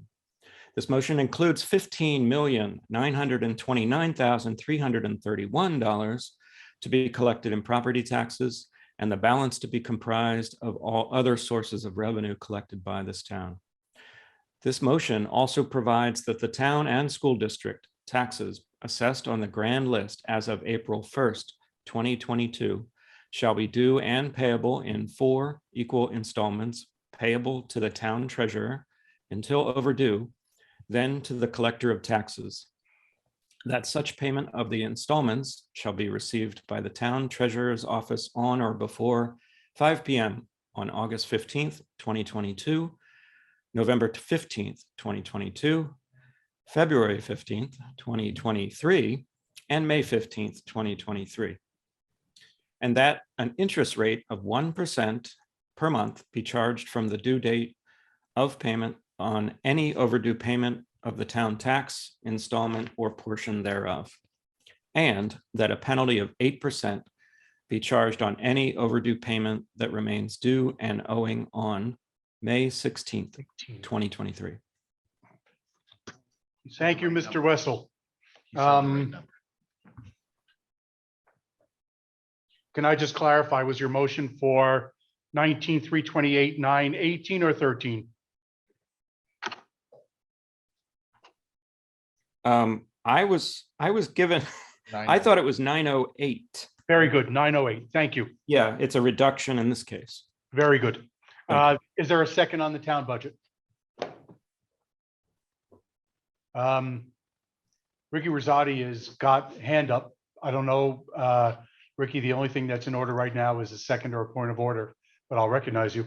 Yeah, I had a point of order 5-6 minutes ago that was being ignored, which is part of engineering an illusion of democracy in this meeting. And I was calling to ask specifically, what was I saying that you declared was not germane and out of order during my reasons for why to not vote for funding SeVEDS? We will explain an issue about a point of order. Your comments were not cut off, and we're going to proceed with the business right now. But If you You want to have, interrupted my comments though by saying I was not being germane. So what did I say that was not germane? if you want to have a discussion at a later point, You called me ungermane in front of everyone here, so why can't you explain yourself in front of everyone here? we're going to move on. Who is does somebody want to second the budget article? Mr. Stroud is recognized.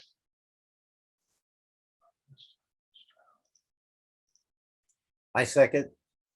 We have a motion and a second on Article 22, that the Select Board be authorized to raise, appropriate, and expend the sum not to exceed $19,328,908 in order to defray to that extent all general fund expenses for the period July 1, 2022 through June 30, 2023, including all highway and Windham County taxes, and that the Select Board be authorized to expend in addition any sum authorized for special purpose under any article contained in the warning for this meeting or any special representative town meeting.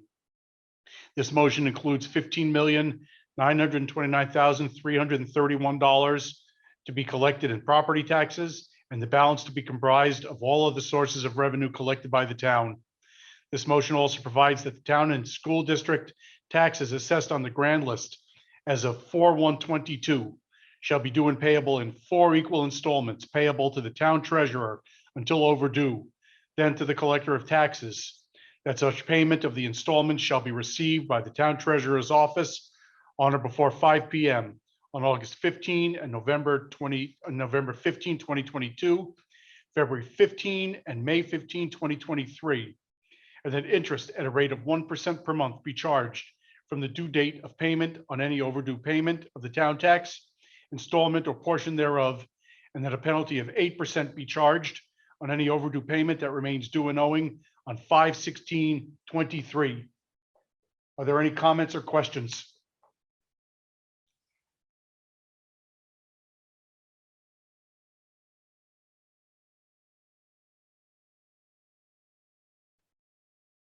Eli Coughlin Galbraith.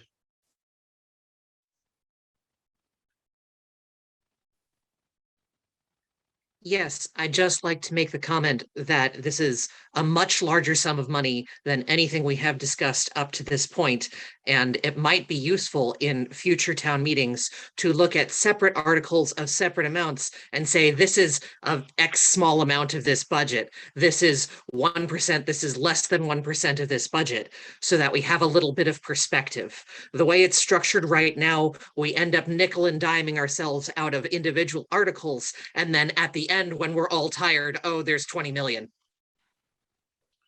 Thank you, Eli. Are there further comments on Article 22? Zach McLaughlin.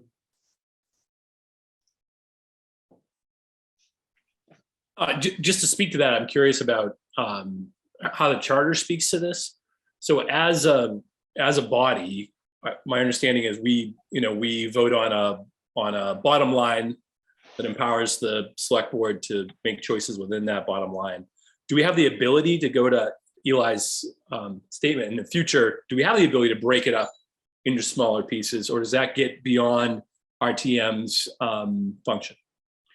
To assist in this discussion, I believe, and I'll ask Eli to correct me if I'm wrong, that a preference was being expressed to deal with the large budget item earlier in the agenda and then be dealing with the smaller articles later in the agenda, so that we have some sense of perspective, having voted on $20 million.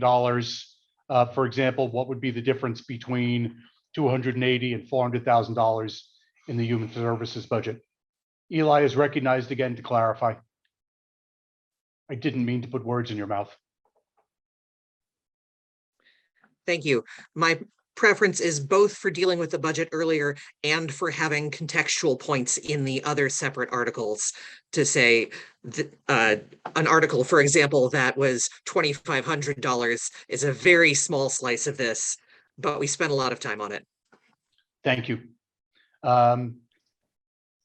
Quip is recognized.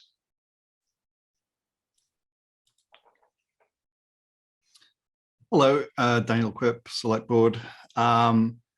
My understanding, and please, anybody who is more knowledgeable than me, correct me if I get this wrong, is that the reason why the budget is this late in the warning is because all of the other articles preceding it impact the budget. And so the amount can potentially change depending on what happens in those preceding articles. And it is unfortunate that the budget usually does come at a point where everybody's very tired. And so, I feel like it's incumbent upon us to find places for efficiencies where we can. And also, the body needs to have the discussion that it has. And, it's a tough balance. But, as a select board member who worked on this budget, I feel very good about it, very pleased with it. And I hope that the body will approve it. Thank you, Mr. Quipp. Mr. Davis is recognized.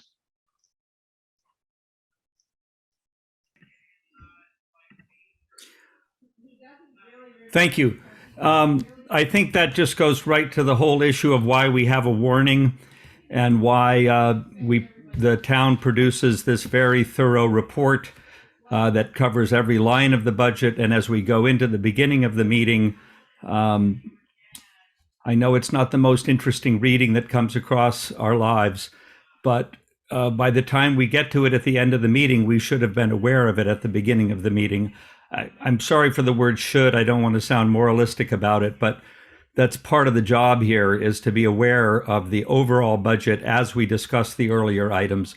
And the earlier items sometimes are symbolic of values and directions of the town, and just the amount of money is not always significant in the only measure of its importance. And some of our debates over small amounts of money are very significant and reveal something about our shared purpose. Thank you. Thank you, Mr. Davis. I want to try to make sure that our discussion is remaining on track. Eli's comments were appropriate and well taken, and we thank you, Eli, for making those comments. The question that's in front of the body right now is on the budget article, and so we would request comments or questions about the budget as warned in Article 22. Mr. Franks. Thank you. I'd like to call the question. Is there a second? The question has been called. Mr. Case is recognized.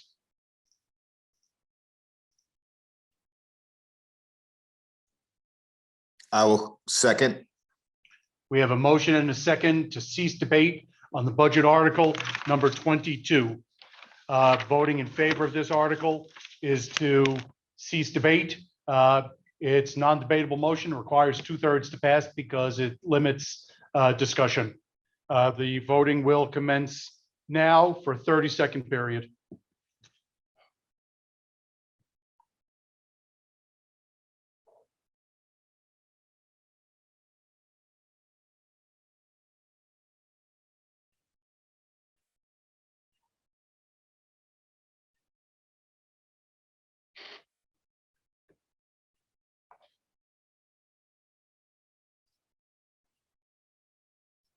You have 10 seconds left. You have 5 seconds left for your vote. Voting is closed. Listen to the results of your vote. The ayes are 71 or 63%. The nays are 37, 33%. Abstentions are 5 or 4%. The motion to cease debate is defeated. The continuing question on the floor is the town's main budget at $19,328,908. Mr. Ham is recognized.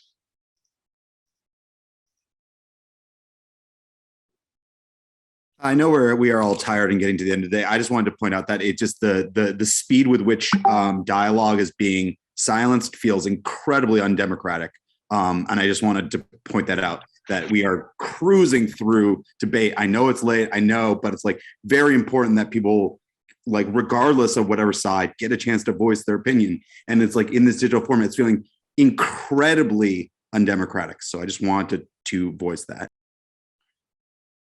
It is correct that the motion to call the question should be used not to limit discussion and debate, but rather to stop circular and repetitive discussion, and that it's been placed in front of the body by motion, calls for it to be voted on, and the motion was defeated. I would recognize, the moderator would recognize Mr. DeGray.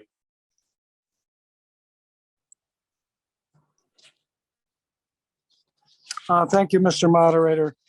I would like to make a motion to reduce the budget by $500,000. I don't have a pen in my hand, but if you could do the math for me, and then if seconded, I would like to speak to the motion.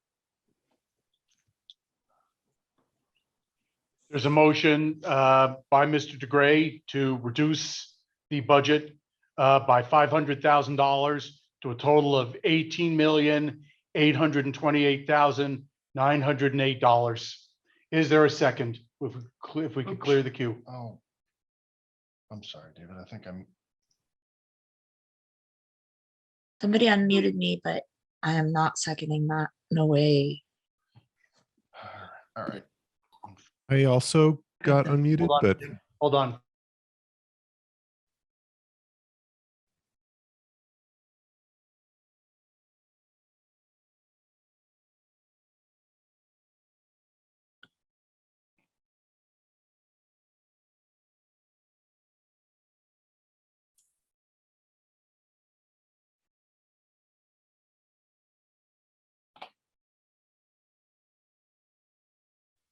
We had an errant keystroke that unmuted everybody and then muted everybody. So the question on the floor, and Mr. Moreland, if you could please clear the queue. Yeah. Is there a second on the motion to reduce the budget by $500,000? Mr. Ozer seconds. Well, Mr. Ozer is recognized. Mr. Ozer. I will second that, and I'd like to speak to it briefly. All right, so I'm second. We have a motion Yes, and a Mr. second Moderator. to reduce the budget by $500,000 to $18,828,908. Mr. Ozer, I'm going to recognize you next, but I'll first recognize Mr. DeGray since it was his motion. Mr. DeGray is recognized. Thank you, Mr. Moderator. Being a former select board person and someone who is a huge supporter of the town, I make this motion very reluctantly. But I feel that what is going on with inflation and in gas prices, that our fiduciary responsibility here at town meeting and the lack of questions about a $20 million budget always infuriates me. We'll spend 2.5 hours talking about $25,000 and no time talking about a $20 million budget. Now, whether people don't understand it, I don't know what the issues are. I certainly can't make people ask questions about any of the things we discuss here. But I'm also very concerned about revenues. I do believe, and someone could correct me, but I do believe that we did have a shortfall, although not very big, of revenue that was brought into the tax office. I'm also concerned about revenue that is projected for the sales tax and rooms and meals tax. And truth be told, that back when the budget process was taking place, I had conversations with several select board people asking them to push the line item up higher than the administration had recommended, as we had exceedingly passed that number in flying colors. But given what's going on with the economy and gas prices, I feel that those, and hopefully I'm going to be wrong, are going to be greatly affected. I certainly know, I don't need anybody to tell me or the body to say, I don't have we don't have, the body doesn't have line item authority to say where we would take the money. So therefore, I won't say where I think that the money should come from. But I hope that this body starts to think about the impact that our work here on town meeting day has a huge impact. And several articles ago, when people are talking about pennies, we have one of the highest tax rates in the state because we keep increasing this by pennies and half cents. We didn't increase it by dollars or $2. It was all by these pennies and nickels. And right now we're one of the top tax rates in the state. And to make it perfectly clear that Mr. renters DeGray, you're are going past- taxpayers. You're coming past 2 minutes, and I would just ask you to wrap it up. Okay, just to make sure that everybody knows that renters are taxpayers. And building owners pass all these increases that we approve here today onto their tenants. And there was a big kick about a year and a half ago about how expensive Brattleboro has become and trying to do something with stifling first, last, and security deposit. So we need to keep these things in mind. And again, I'll answer any questions if someone has one for me. And thank you. Thank you, Mr. DeGray. The moderator recognizes Mr. Oser. Yes, Mr. Moderator. I bet you can hear me. We can hear you. So I seconded the motion so that we could maybe have a brief discussion about this, but not because I'm in favor of the motion. I wanted to share a bit of a story. The other day we had a meeting and there was a new resident in our district and a resident from an adjoining town. So that resident said, well, when I came into town, the first thing that shocked me was when I looked at the tax bill. But then, the streets are plowed. And then there's this thing about trash pickup. I always had to take everything to the dump. I finally figured out where to put everything, but hey, there's actually trash pickup. So we get all the services, and that budget is in large part for the salaries that go to the people who provide those services. And I just wanted to say that. Thank you, Mr. Oser. Ms. Price is recognized.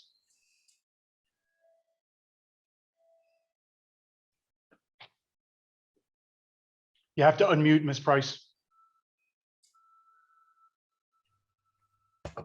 I still don't understand how taking money away is supposed to help this problem.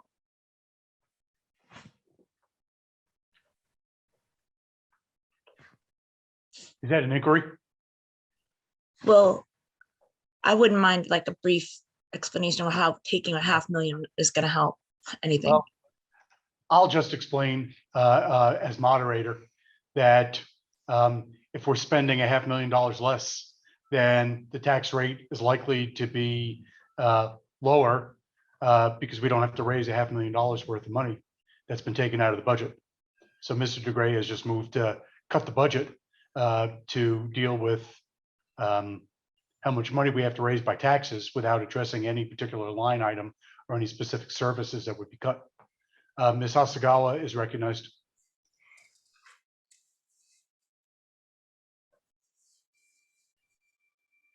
I just wanted to say that Mr. DeGray is wrong, I believe, when he says that other members of this body do not understand the budget.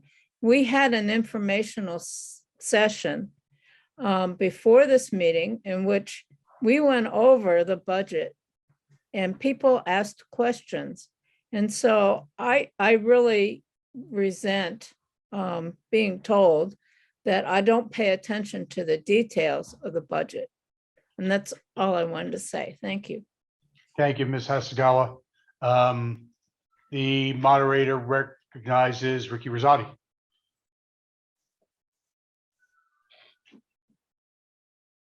Well, I agree with Dick DeGray that in the booklet that we got for Article 22, there's no approximate cost listed and there's no further definition of it. throughout the book, and I don't recall that approximate being described at the informational meeting either. And so I feel like we were not given proper warning to be educated about this in advance. Thank you, Ricky. The moderator recognizes Mr. Kane.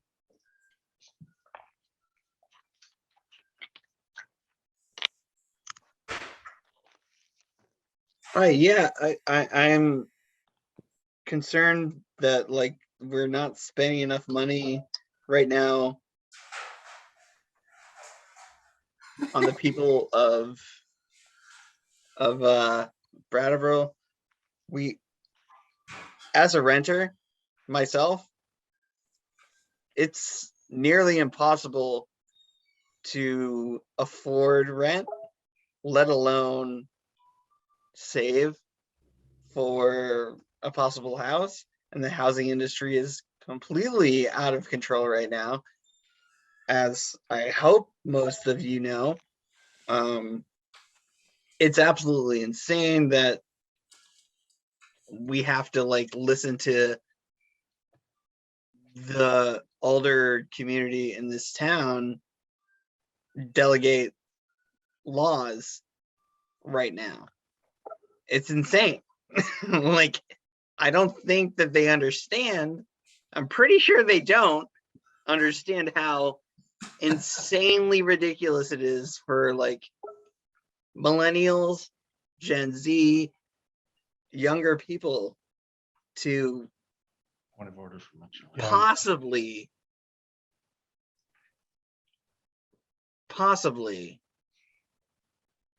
put money down on a house. Because Thank you, Mr. Kane. Your 2 minutes are up. The moderator recognizes Alex Fisher.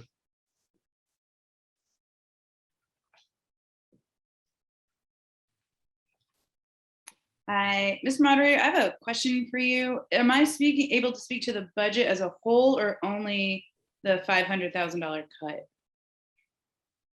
The question before the body right now is whether the budget should be cut by $500,000. If you have a question or a comment that goes to something that relates in any way to that $500,000 cut, go right ahead now. Otherwise, I'll recognize you first after the amendment is voted on. Great, I'll choose option B. Thank you so much. Okay, thank you. The moderator recognizes Sarah Turbo. Hi there. I would argue against Mr. DeGray's argument about the need to decrease the budget because of increased cost of living, including around inflation and the cost of gas. Those cost of living costs mostly impact lower income people. Gas costs are regressive and mostly impact lower income people. And that would argue for us to maintain, if not increase, the amount of public services that we are providing for people in this town. Thank you. Thank you, Ms. Turbo. The moderator recognizes Ms. Morgan.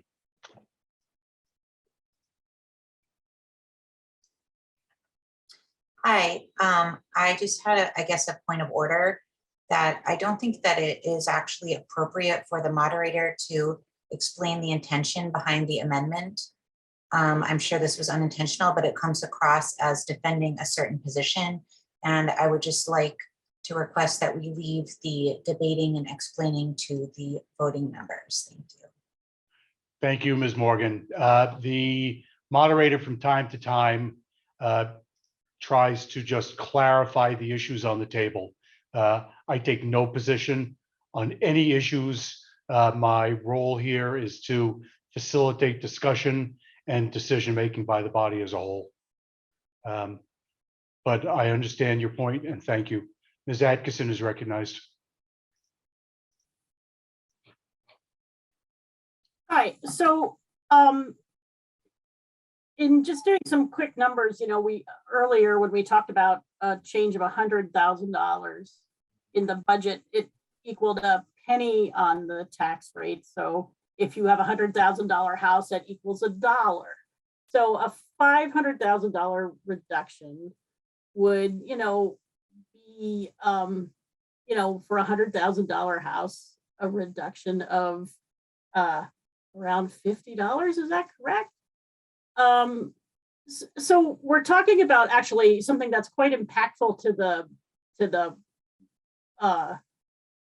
running of the town, in that $500,000, is paying for town employee salaries and for infrastructure and the library and and the services that we pay taxes to the town for.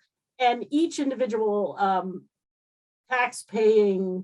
property tax paying family here is seeing a rather small reduction in their personal taxes. Our time's going to be tougher this year with inflation, yes. And that actually has me concerned that this budget isn't adequate to actually meet the expenses the town may incur doing town business this year. So someone who's a little quicker on their feet with the math could check my figures, but I would say that this large impact to the planning of the town is going to yield a rather small refund or reduction in taxes to the taxpayer. Thank you, Ms. Atkinson. Ms. McLaughlin is recognized.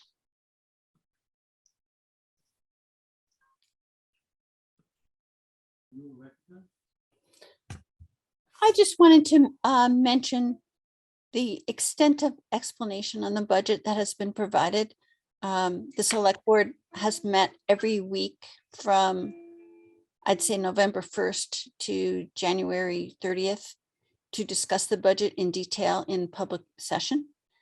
And at the informational meeting, Mr. Moreland had a lengthy discussion about the budget, and it is in our informational booklets on page 89.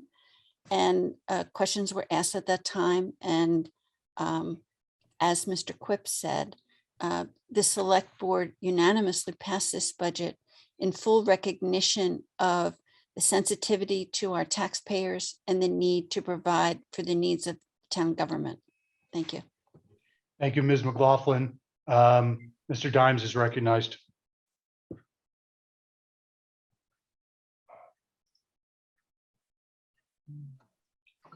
About the matter of Kurt Dimes, District 2, about the matter of $500,000 instead of a line item reduction. It comes up frequently, and in the last several years, many people have said that the body does not have the authority to do any line item editing of the budget. But according to the attorneys that BCS, Brattleboro Common Sense, has consulted, this is not really a definite question. And it's never really been tested. I think we can edit a line item, which would be a lot simpler for the select board. And then about the select board's work, of course, they do a lot of work on the budget, and that's why they're so hesitant to see the budget tampered with from their viewpoint. But it should be, and I think it is legally under the purview of RTM to do so.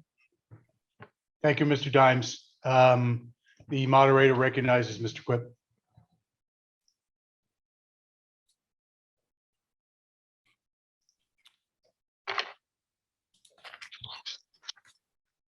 Thank you, Daniel Quip, Brattleboro Select Board.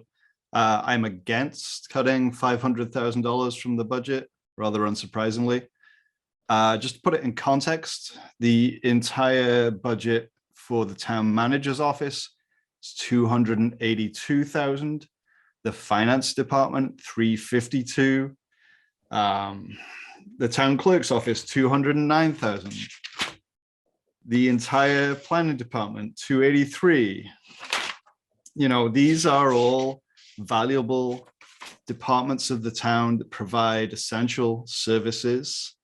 Mr. DeGray, as a former select board member and somebody that's very knowledgeable about these matters, knows this and knows that reducing the budget by such a large amount will result in a loss of service, loss of employees, less good living conditions for folks in this town. So whilst I do understand that times are tough right now, I think that this budget is lean and provides a really good level of service for folks in the town. And I hope that the meeting will support it in its fullest. Thank you, Mr. Quip. The moderator recognizes Mr. McLaughlin.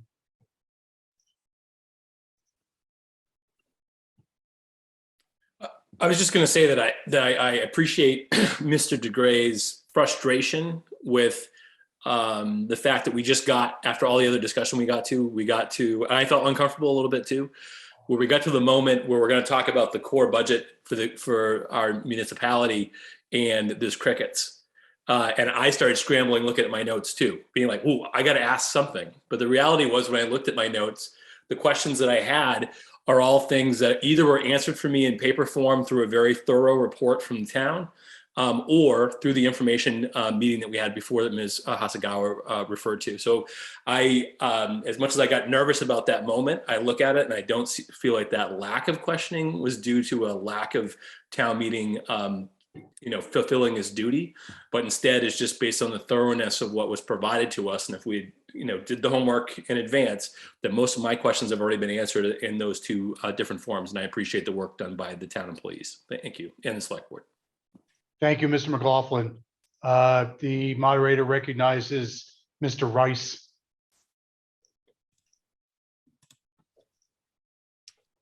With appreciation to the context provided by the last several speakers, I move to call the question. It's been moved that debate cease on the DeGray amendment to lower the budget by $500,000. If we could clear the queue and see if there's a second.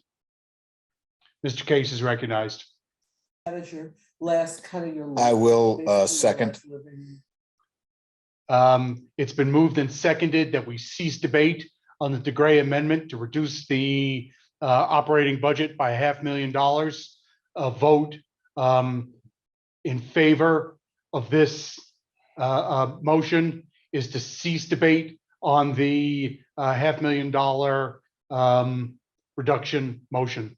All those in favor of ceasing debate, please say aye. This will be a 30-minute vote, a 30-second vote. Yeah.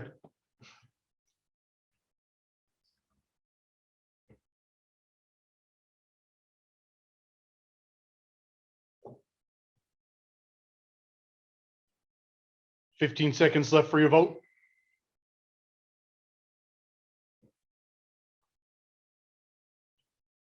$5 seconds left for your vote.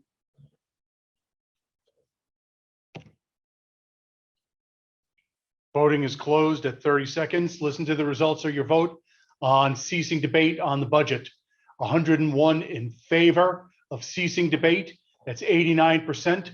12 opposed, that's 11%.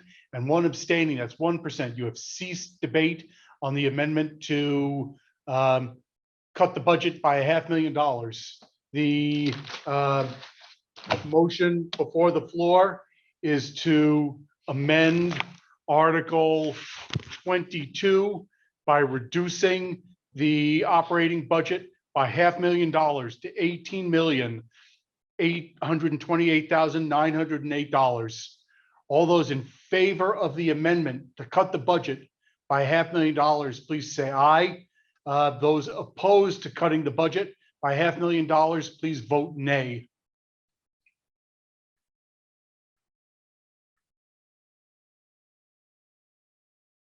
$30-second vote.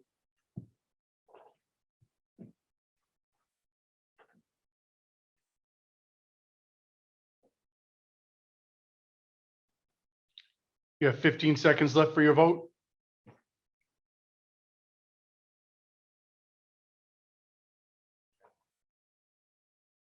You have 5 seconds left for your vote.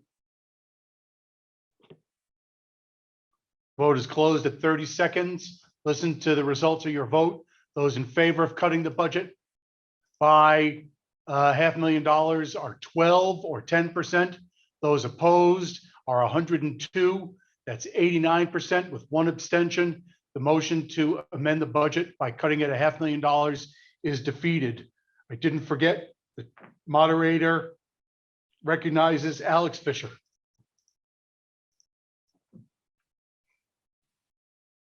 Thank you so much. Hooray. So speaking about, I'm glad to make you laugh.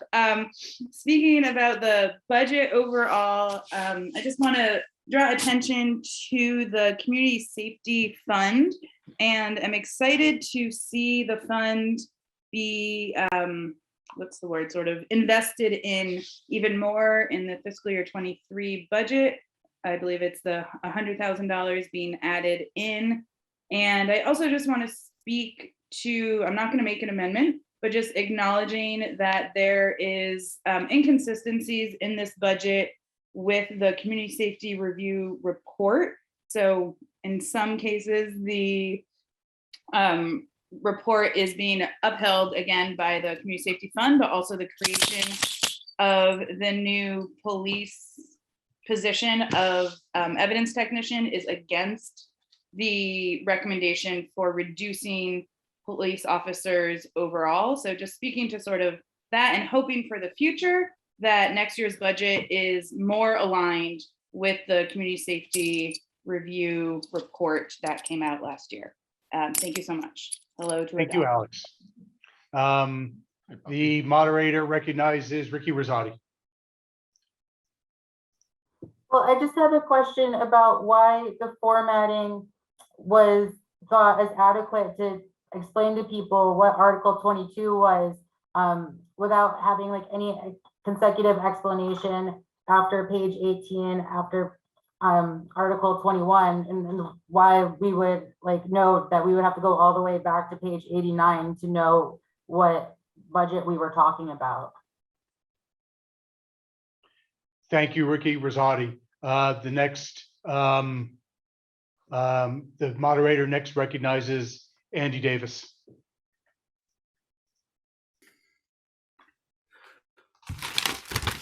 Thank you. Just a question. I'd like to interrogate a member of the Select Board on a large decrease that we've had for as far as this book goes back to 2018. On page 106, there's a lease expense that has been $126,000, almost $127,000 a year that disappeared in the current proposed budget.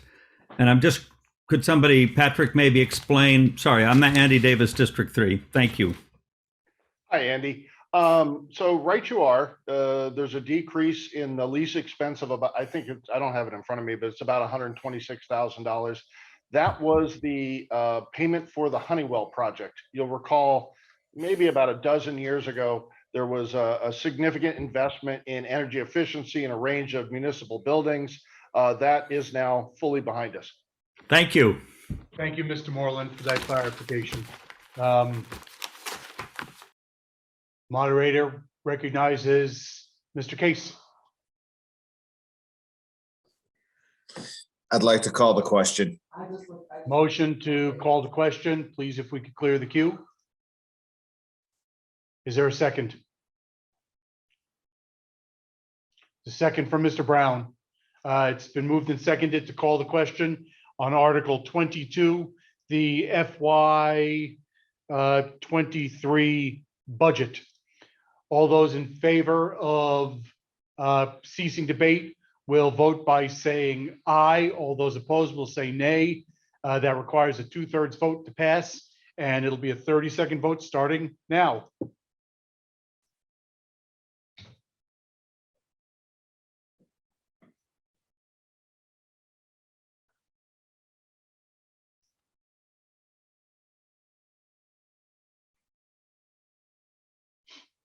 There's 15 seconds left for your vote.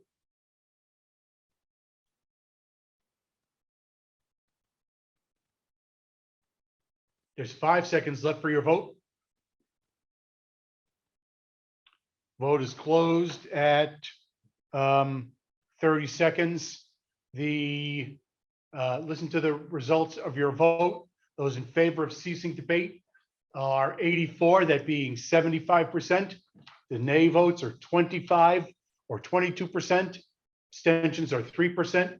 You have voted to cease debate on the budget. The question before the body is whether the select board will be authorized to raise, appropriate, and expend the sum not to exceed $19,328,908 in order to defray to that extent all general fund expenses for the period from July 1, 2022 through June 30, 2023, including all highway and Windham County taxes, and that the select board be authorized to expend in addition any sum authorized for special purpose under any article contained in the warning for this meeting or any special representative town meeting. This motion includes $15,929,331 to be collected in property taxes, and the balance to be comprised of all other sources of revenue collected by the town. This motion also provides that the town and school district taxes assessed on the grand list as of 4/1/22 shall be due and payable in 4 equal installments, payable to the town treasurer until overdue, then to the collector of taxes.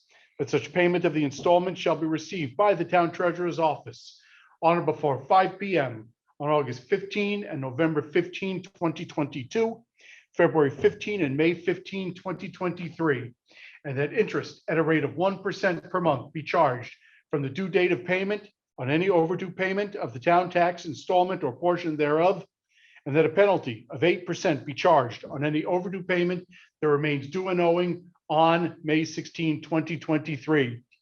If you're in favor of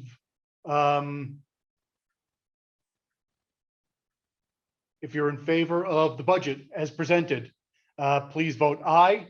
If you're opposed, please say nay. That'll be a 30-second vote starting now.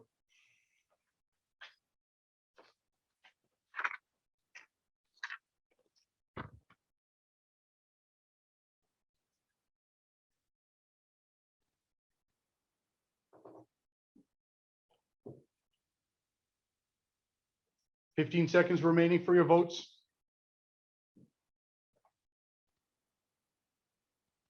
Five seconds remaining for your votes. Voting is closed at 30 seconds. Listen to the results of your vote. On Article 22, 100 in favor, 90%. Opposed are 5%. Abstaining are 5 at 5%. You've adopted the FY23 budget for the town of Brattleboro. The moderator recognizes Ms. McLaughlin for Article 23.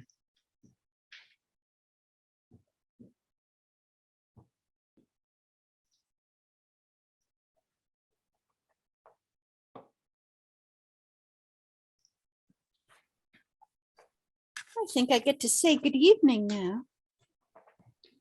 I move that the town authorize the sale and conveyance of the Brattleboro Union Station Museum building and associated land to the Brattleboro Museum and Arts Center, Inc. for $1 and other valuable consideration as set forth in the purchase and sale contract between the town of Brattleboro and the Brattleboro Museum and Arts Center, Inc., and to authorize the town manager to sign any necessary documents to effect the transfer.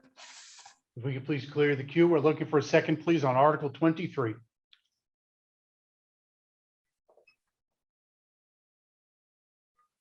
Mr. Rice is recognized.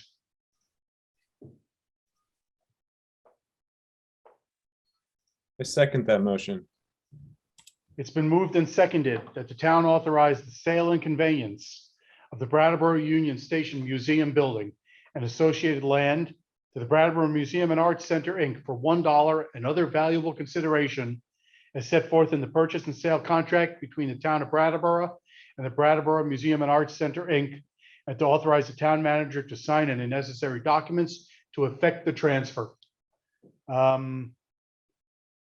Dimes had his hand up before, so the moderator is going to recognize Mr. Dimes. Times District 2, we've got a lot of important thinking and talking to do. And we have several proposals of people, of members of the body under Article 26. I move for a recess until tomorrow. There's a motion to recess until tomorrow. that requires a second, please? Is there a second if we can clear the queue? Mr. Stroud seconds the motion to recess until tomorrow.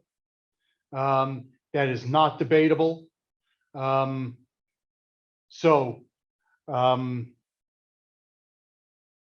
is subject to amendment. Are you ready for that question? Mr. Stroud and Mr. Kane, are you seeking to make an amendment to that motion to recess?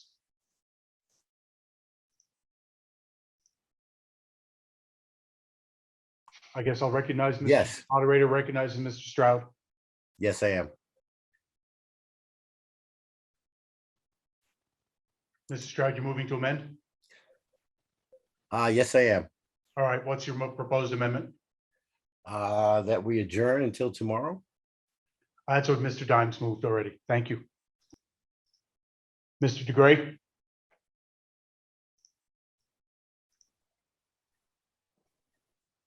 Yeah, Mr. Moderator, just a point of clarity for me.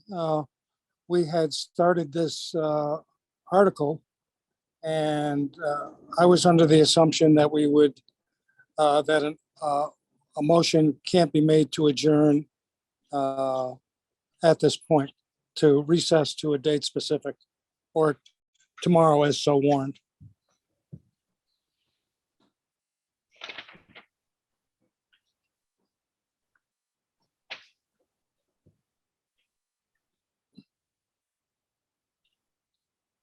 I'm going to confer with the town attorney, but we have a open motion on the floor, and it's been moved that we adjourn to continue consideration first thing tomorrow morning. I'll confer with the town attorney and I'll be right with you.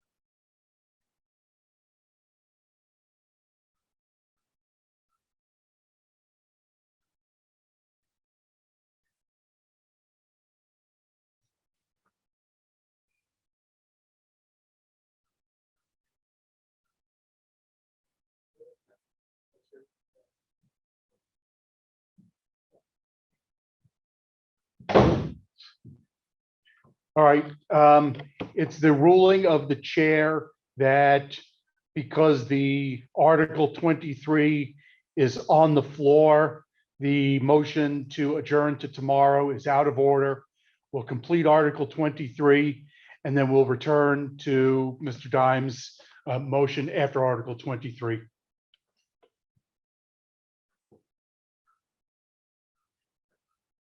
Oh, Mr. Dimes, I didn't see we're going to continue with Article 23 at this point. Article 23 is on the floor. Is there any discussion of Article 23?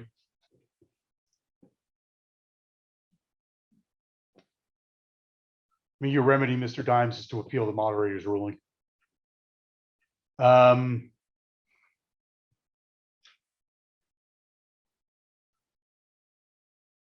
The moderator recognizes Ricky Rosati.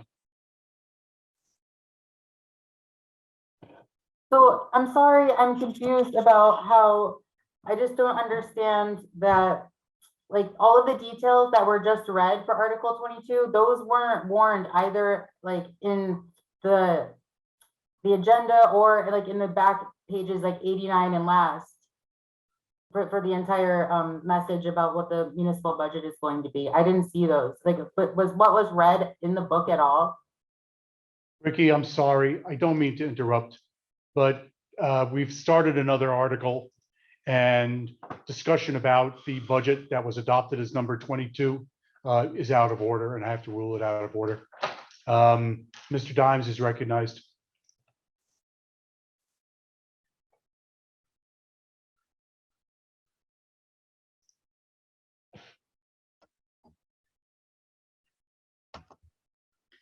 Am I audible now? Yes. I appeal the ruling, sir, because I had raised my hand and tried to use the chat function for a point of order properly and carefully and considerately in between the articles, that is before the present article. So in effect, I did raise it in such a way as to not disturb the continuity of this discussion well in advance of the beginning of this article. And All I right. think So the process for appealing a ruling of the moderator is that there needs to be a second. If we could clear the queue. Is there a second to Mr. Dimes' appeal to the moderator's ruling? Ricky Rosati is recognized. Yeah, I second Kurt's motion to appeal the moderator. Okay, so the process at this point is for the moderator to explain the basis for the ruling. We've begun discussion on Article 23, and the moderator has made accommodation for Mr. Dimes to be recognized first after Article 23 in order to move to adjourn. And the moderator's position is that we have followed proper order and procedure in adopting that process. That is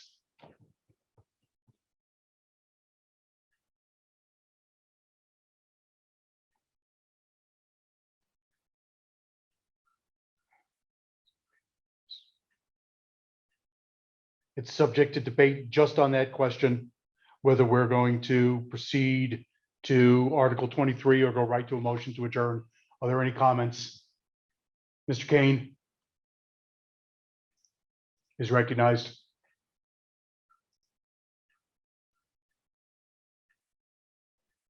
I move to adjourn. Mr. Kane, that's out of order. Mr. Fish is recognized. Mr. Case, I'm sorry.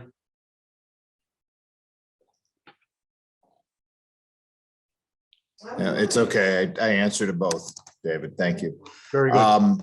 So would it be out of order just to propose that we amend the amendment at this point and just kind of keep foraging through to at least get to the end of this thing? It's been taking longer to debate this than it would have actually to actually just cast a vote on the article that's at hand. We'll be clear about the current posture in which we find ourselves. Article 23 has been moved and seconded. Mr. Dimes has moved to adjourn to tomorrow. The moderator has ruled that out of order because there's an article currently pending on the floor. That appeal has been seconded, and the next order of business on the table is to have a vote on whether the moderator's ruling will be sustained.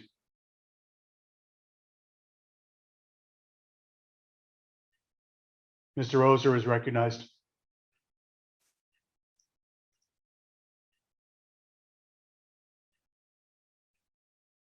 This is quite germane to the point that you're making, but didn't we just have a motion that was approved to continue on today rather than adjourn to tomorrow?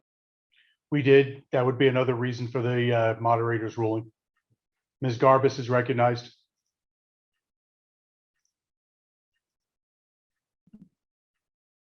I would like to call the question. There's a motion to call the question on the appeal of the moderator's ruling. Is there a second? If we could clear the queue. Mr. Case is recognized. I second. It's been moved and seconded to cease debate on the appeal of the moderator's ruling. All those in favor of ceasing debate will say aye. All those opposed will say nay. We'll be voting for 30 seconds, starting now.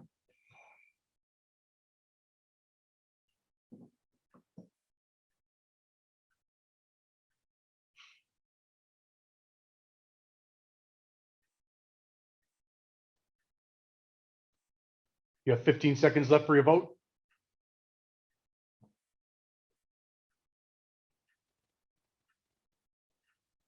You have 5 seconds left for your vote. Voting is concluded. Listen to the results of your vote on closing debate on the motion to appeal or on the appeal of the moderator's ruling. There's 97 in favor, that being 92%, and 6 opposed, that being 6%, with 2 people abstaining, that's 2%. You have voted to cease debate on the appeal of the moderator's ruling. The voting now will take place on the appeal. That's a good one, Patrick. On the appeal of the moderator's ruling. If you are voting to sustain the moderator's ruling, that we will continue with Article 23 at this time, vote aye. If you vote to reverse the moderator's ruling, you'll vote nay. We'll be voting for 30 seconds, commencing now.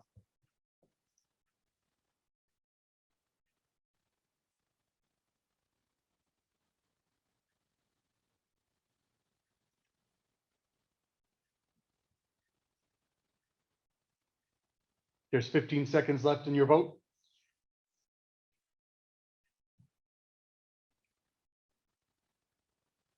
There's 5 seconds left in your vote. Voting is concluded at 30 seconds. Listen to the results of your vote. 90 have voted to sustain the moderator's ruling, that being 84%. 17 have voted to reverse the moderator's ruling. So the moderator's ruling is affirmed and sustained, and we'll continue with Article 23. Are there any comments on Article 23, please? Ms. Turnus is recognized. No, I was just had a question about Article 26, but I guess we can wait on that because I'm not too much aware of. Do they have to actually list what they're going to discuss in 26 before I decide whether I want to be there tomorrow morning? Well, Ms. Turnus, I think that's sort of out of order now. We will take some discussion about that issue when the motion is made after Article 23, when Mr. Dimes is recognized first to talk about adjournment. The moderator recognizes Mr. Kane.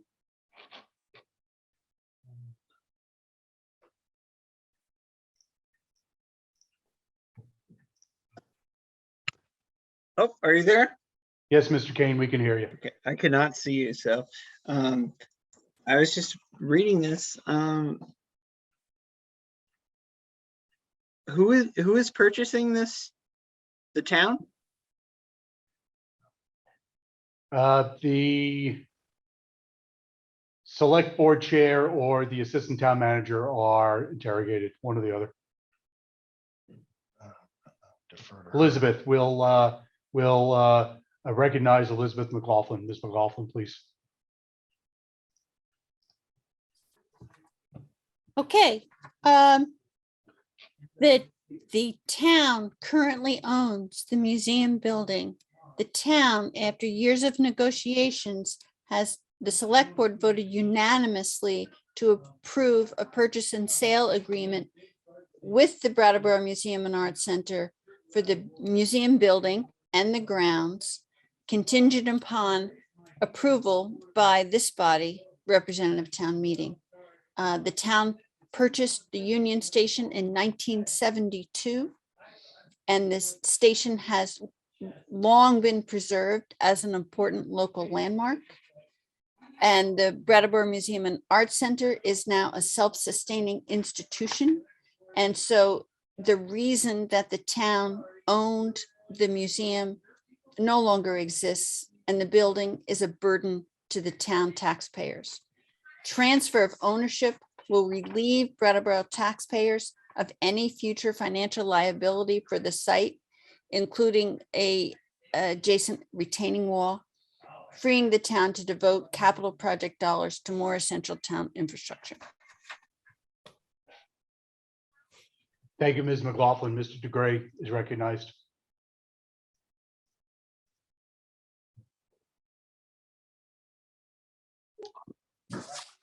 Thank you, Mr. Moderator. Brattleboro Museum is an institution in our community. And Danny Lichtenfield is a true asset in our community. I said that before. Their long-range strategic plan will truly enhance the museum and the lower quarter of our Main Street to be something even more special than it already is. And I believe that this is going to pass, but I strongly endorse the passage of this article today. Thank you very much. Thank you, Mr. DeGray. Ms. Garbus is recognized by the moderator.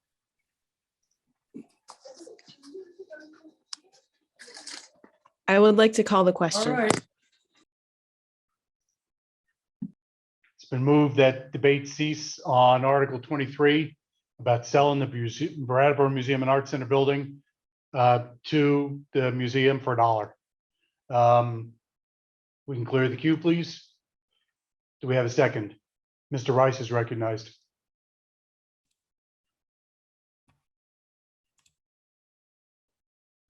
I second that. It's been moved and seconded that we cease debate on Article 23. Poll will be launched forthwith. If you want to cease debate, vote yes. If you want to continue debate, vote no. Starting now. 30 seconds.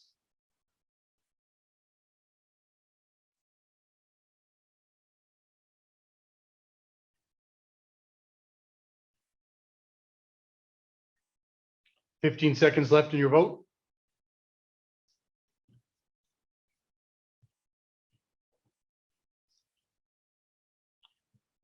Five seconds left in your vote. Voting is closed. Listen to the results of your vote. The ayes are 93 at 89%. The nays are 10 at 9% with 2 abstentions. And the motion to call the question is approved. I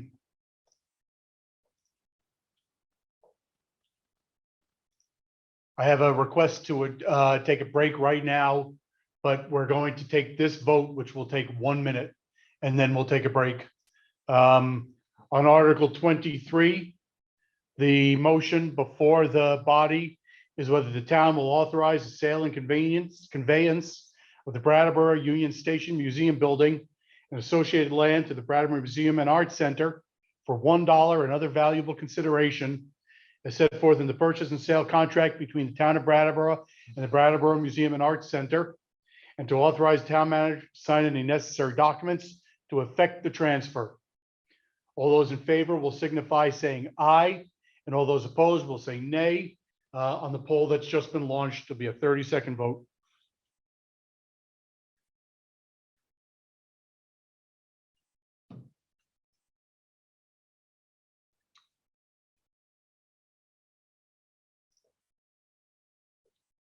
There's 15 seconds left in your vote.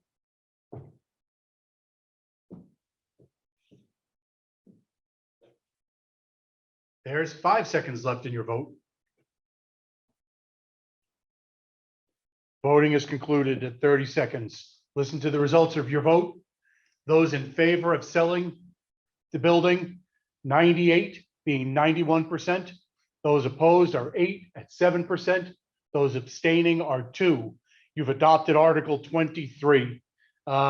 We have a question of privilege. A member needs to tend to a medical issue. So we're going to take now a 10-minute break until 6:15. And at 6:15, we will take up Mr. Dime's motion to adjourn till tomorrow morning. We stand in recess until 6:15. We're back after our 10-minute break. It's now 6:15. on March 19th of 2022. The town clerk is interrogated whether there remains a quorum.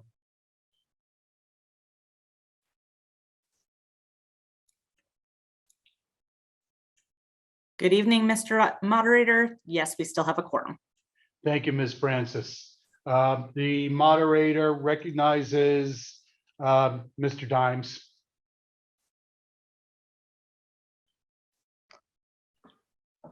Kurt Times, District 2. I dearly hope that our rush here does not put any haste on someone's emergency medical matters. We shouldn't be rushing so much. I move that we recess till tomorrow so that we have time to discuss things at a reasonable rate without rush. We have a lot to do. That is being treated as a motion to suspend the rules. We suspended the rules to continue work tonight. And now there's another request to suspend the rules to stop work tonight. Is there a second? Let me clear the queue. Queue's been cleared. Ricky Rosati is recognized. I second Kurt's motion. All right, so we have a motion and a second to suspend the rules by continuing, by stopping work now and resuming tomorrow morning. That's non-debatable. So if you are ready to proceed to Articles 24, 25, and other business tonight, if you're ready to suspend the rules to recess now and come back tomorrow morning, you'll vote A. If you're prepared to proceed now to Article 24, 25, and 26 tonight, you'll vote no. Ms. Gossage has got a hand up. Is there a point of order? Yeah, just before we vote on whether or not we come back tomorrow, I feel like there was a point of order that needed to be mentioned. Someone had made the comment, need to know if it's important enough to come back tomorrow. I just need to point out that that is our elected duty. We are to be here. Whenever we end the meeting due to loss of quorum, it harms us in the fact that we haven't properly done our duties to the town. So before we decide whether or not to adjourn tonight, I just need somebody to clarify, like this, I believe this is our elected responsibility to be here. It's not whether or not you want to or will choose to. You need to be here tomorrow. I'm sorry, I don't really think that the moderator's position is that's not a point of order. It's really a matter for it's an effort to discuss the motion. Is there a point of order, Mr. Miskovich?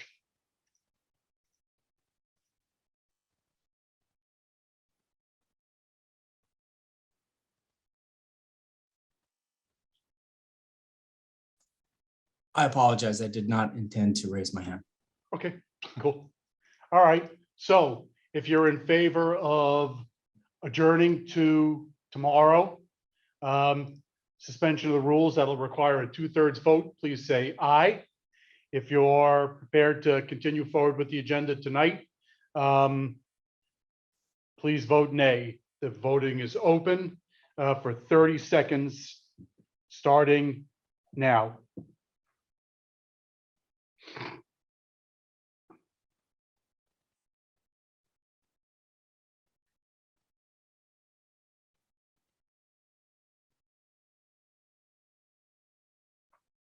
You have 15 seconds left for your votes.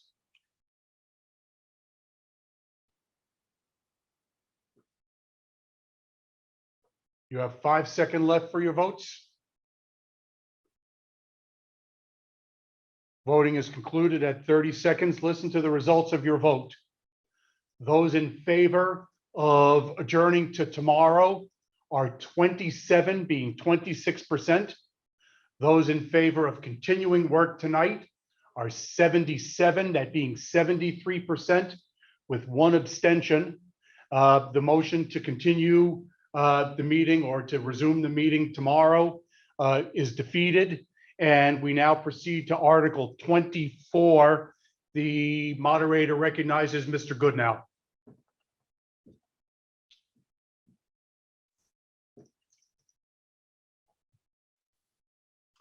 Good evening. Just want to thank Mr. Moderator and the Assistant Town Manager for doing such a great job with the meeting. I know it's been a long day.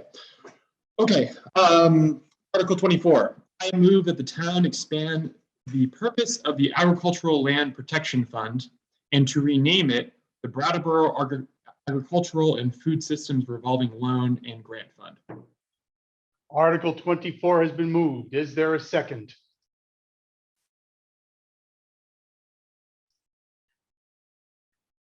Moderator recognizes Mr. Chapman.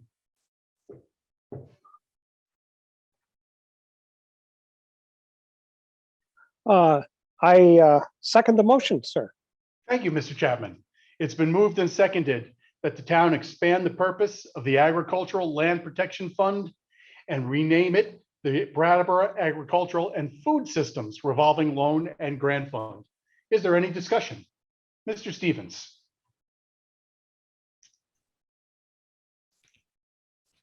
I move to amend the motion such that we alter the purpose but do not change the name.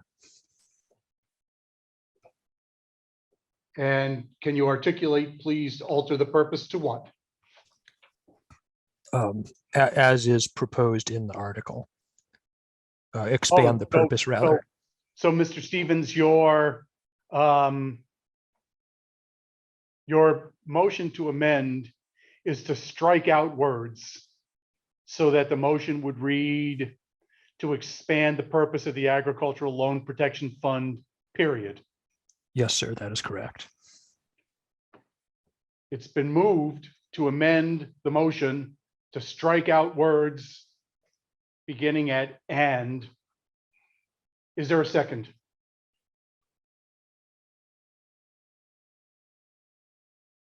There is no second. Dr. Reichman is recognized.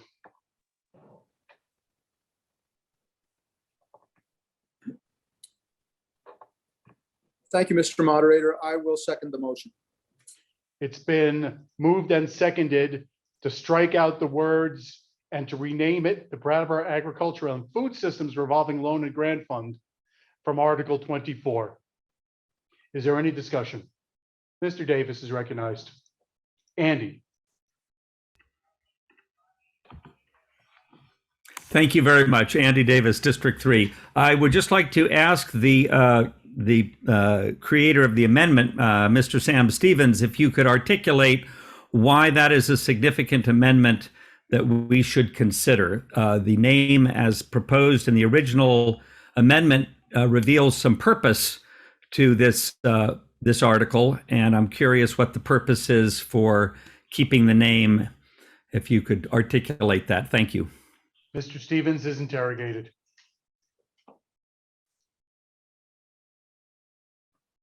If he wishes to be.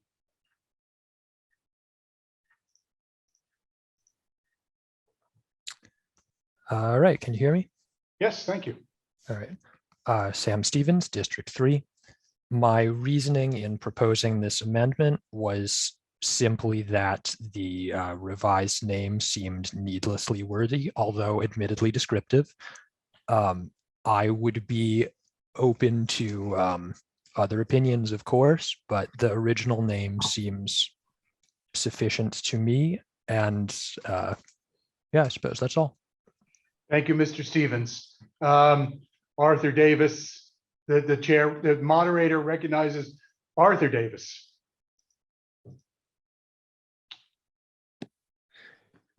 Hi there, Arthur Davis, District 2. Just wondering if anybody who is associate who is part of this proposal could speak to that a little bit and just talk about whether this amendment, how this amendment fits in with the kind of the original purpose of the article as proposed originally. Thanks. The moderator will recognize Ms. Tetkovsky, who raised her hand right when the question came up. So. Hi, yeah, I would just like to oppose a name change. Having descriptive grant names allows people to access them. Part of the reason why this grant name was changed is because people didn't know that it existed in their purview. And I think it makes sense to keep the name change that the committee recommends. Thank you. Thank you, Ms. Tatkovsky. The moderator recognizes Ms. Fillion. Oh. Okay.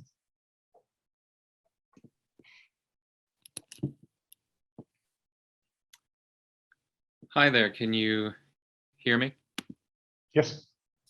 I'm actually Stephen Dotson, the Sustainability Coordinator, and I staff the Ag Committee that's putting this forward. So okay, well, that's good.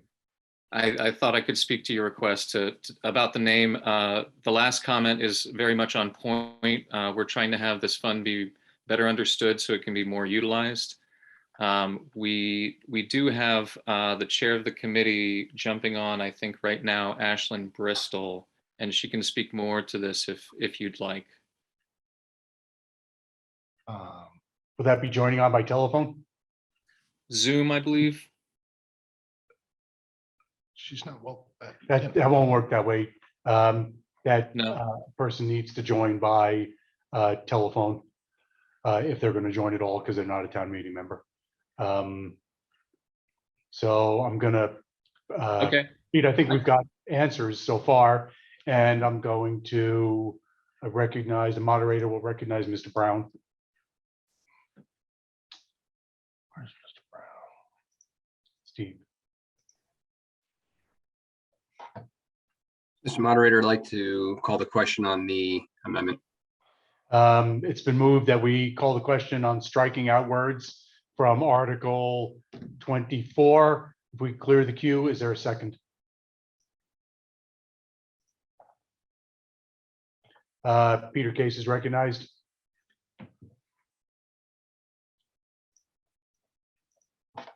Mr. Case.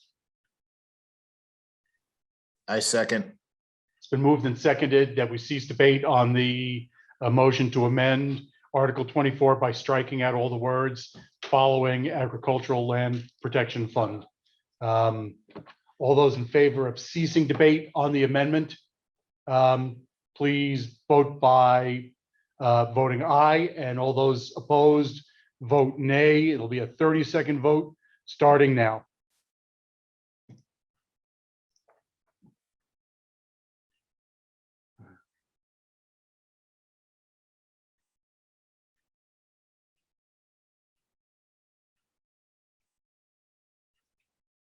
You have 15 seconds left for your votes.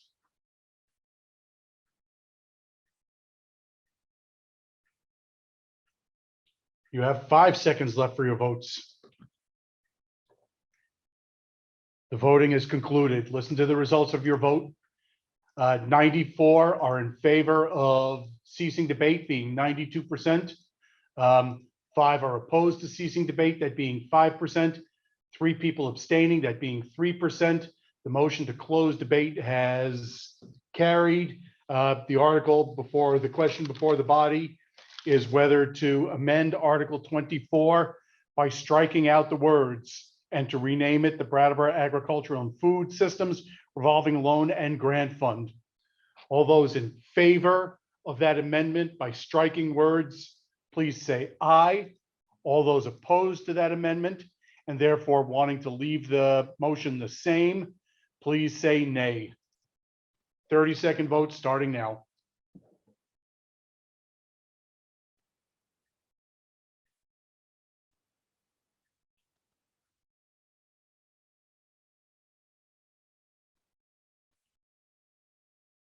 15 seconds left in your vote.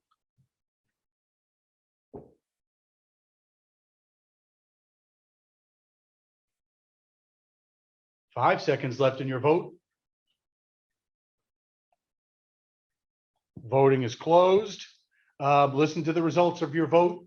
Those in favor of the amendment to strike out words are 14, being 13%.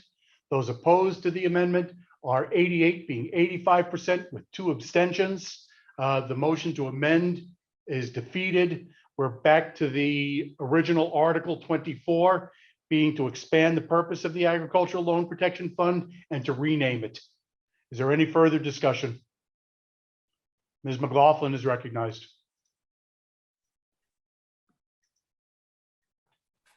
I would just like to mention that the fund has not been used in many years, and the staff provided a survey of local farmers, and the fund, as it's now proposed, will allow funds available for a wider array of food-related expenses by providing small grants and loans for working capital and business management, in addition to purchasing real property rights in order to protect agricultural lands in Brattleboro.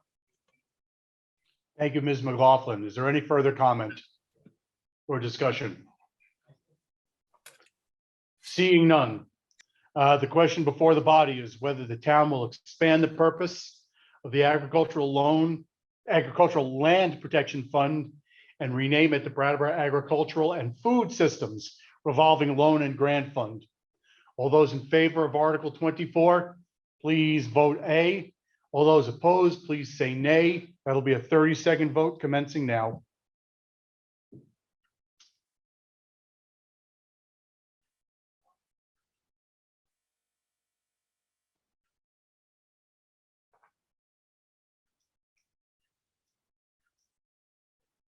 You have 15 seconds left in your vote.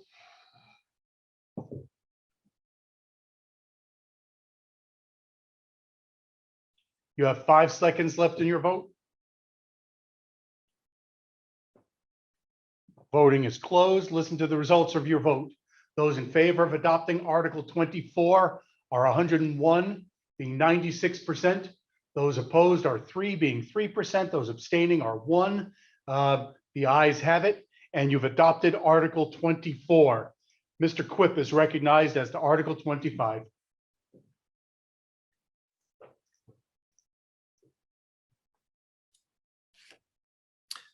Okay, Article 25. I move that the town authorize and provide general authority to the select board to enter into tax stabilization agreements with alternative energy generating plants to fix and maintain the valuation of such properties on the grant list. Article 25 has been moved. Is there a second? You want me to clear it or ask one of these folks? I will recognize Mr. Case. Moderator recognizes Mr. Case. I second. It's been moved and seconded that the town authorize and provide general authority to the select board to enter into tax stabilization agreements with alternative energy generating plants to fix and maintain the valuation of such properties on the grand list. Is there any discussion? Mr. Meese.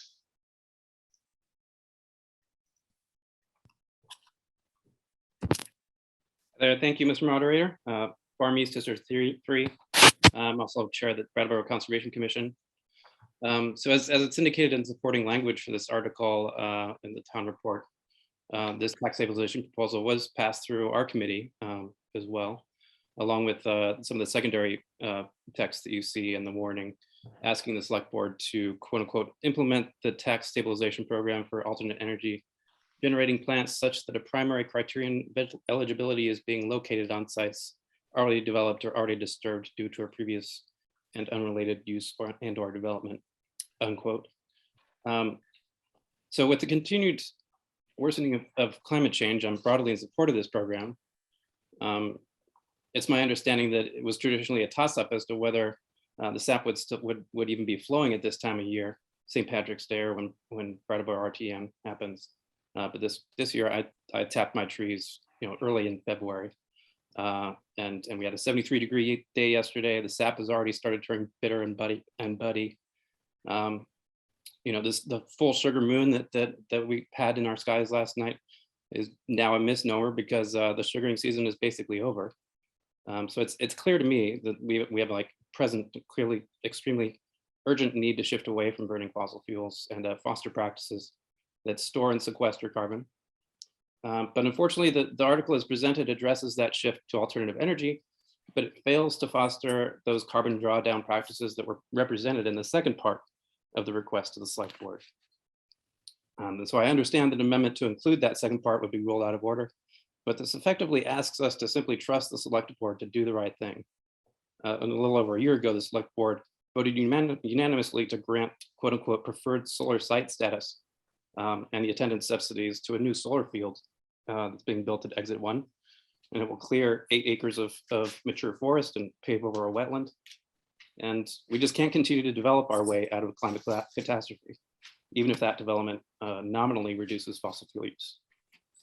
So it's worth mentioning that this proposal, it's actually in part a reaction to that short-sighted decision on the part of the select board. So I find it a little difficult to support this motion as it's made without some assurance from the select board that they actually intend to implement the tax stabilization program as it's designed to incentivize the development of alternative energy on already developed and already disturbed sites, and thus preserve our land's capacity to continue storing and sequestering carbon while also replacing fossil fuels with renewable energy. So if possible, I'd love to interrogate the select board and see what their actual intentions are in the way that this might be implemented. Thank you, Mr. Meese. Member of the select board is interrogated.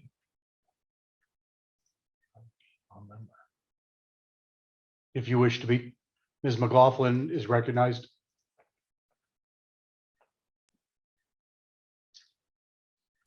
I believe it is the select board's intention to, if this article is voted up, to consider this amendment and to incentivize disturbed land. But I don't think it's our intention to give incentives to solar arrays that have already been constructed. Thank you, Ms. McLaughlin. Is there anybody else from the select board who seeks to respond? Mr. Quip is interrogated.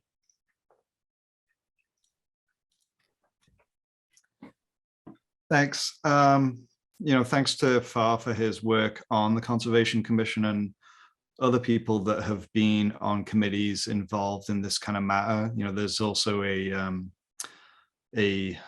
solar siting subcommittee that sort of came out of the decision to approve a solar array a while back that Far mentioned. My understanding of the purpose of this article is simply to give the select board the authority. We do not currently have that authority in order to be able to enter into tax stabilization agreements for this kind of development.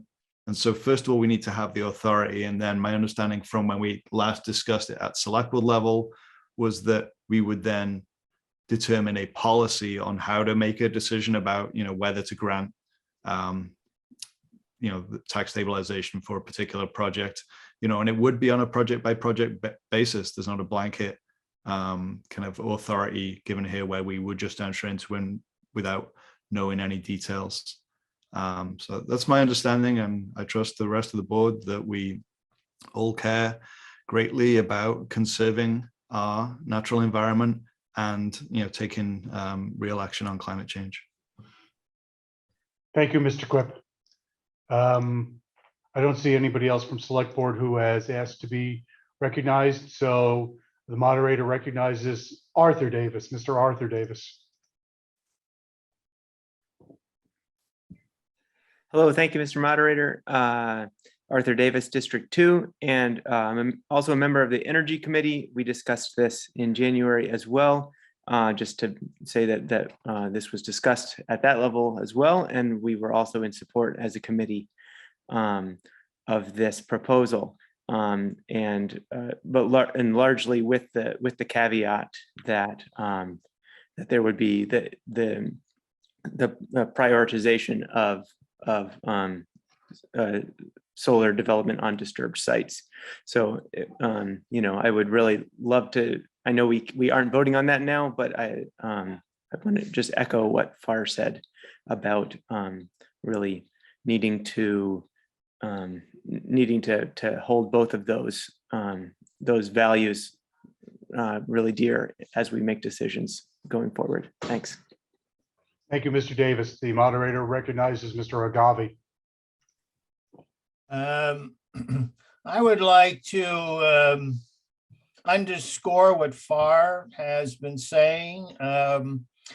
I feel very nervous. I've been around the municipal arena for 25 years or so, and I've seen decisions made that weren't really examined closely enough.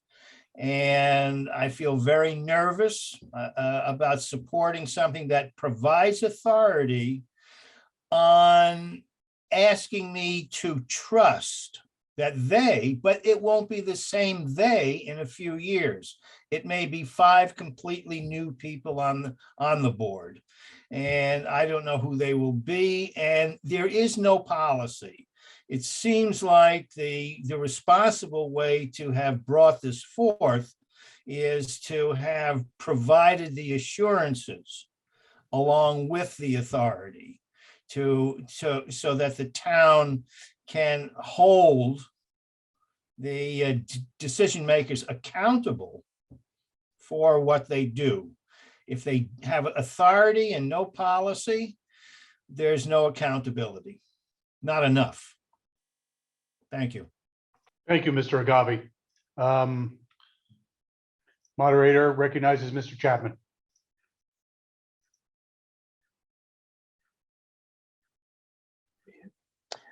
Thank you, Mr. Moderator. I'm speaking as someone who is vastly in favor of motivating initiatives on alternative energy. However, I echo what Mr. Agave just said, because as I look at the very last page of the RTM Finance Committee, I see questions that need to be answered before I could vote to let the select board give tax stabilizations. The 4 questions: should the tax relief be available to existing facilities or only new ones? That's a really important question. And another, for how many years should a contract for tax relief be granted? That's another really important question. And should the value of tax relief be constant for the duration of a contract, or should it be reduced over time? Probably the most important to the Conservation Commission is the question of whether tax relief will be available only for facilities on already developed or disturbed sites, or for all sites, including undeveloped fields and forests. And without a policy, what the body here would be doing is letting the select board be tempted away from something in a decision that may prop up a losing proposition, for example. I do think that it would be best to have the select board answer these really very important questions before asking us to vote on this question. So if I were to ask to vote on this question today, I'd have to say no, simply in the best interests of good government policy, which I regret. Thank you, Mr. Chapman. Moderator recognizes Mr. Mosikowski.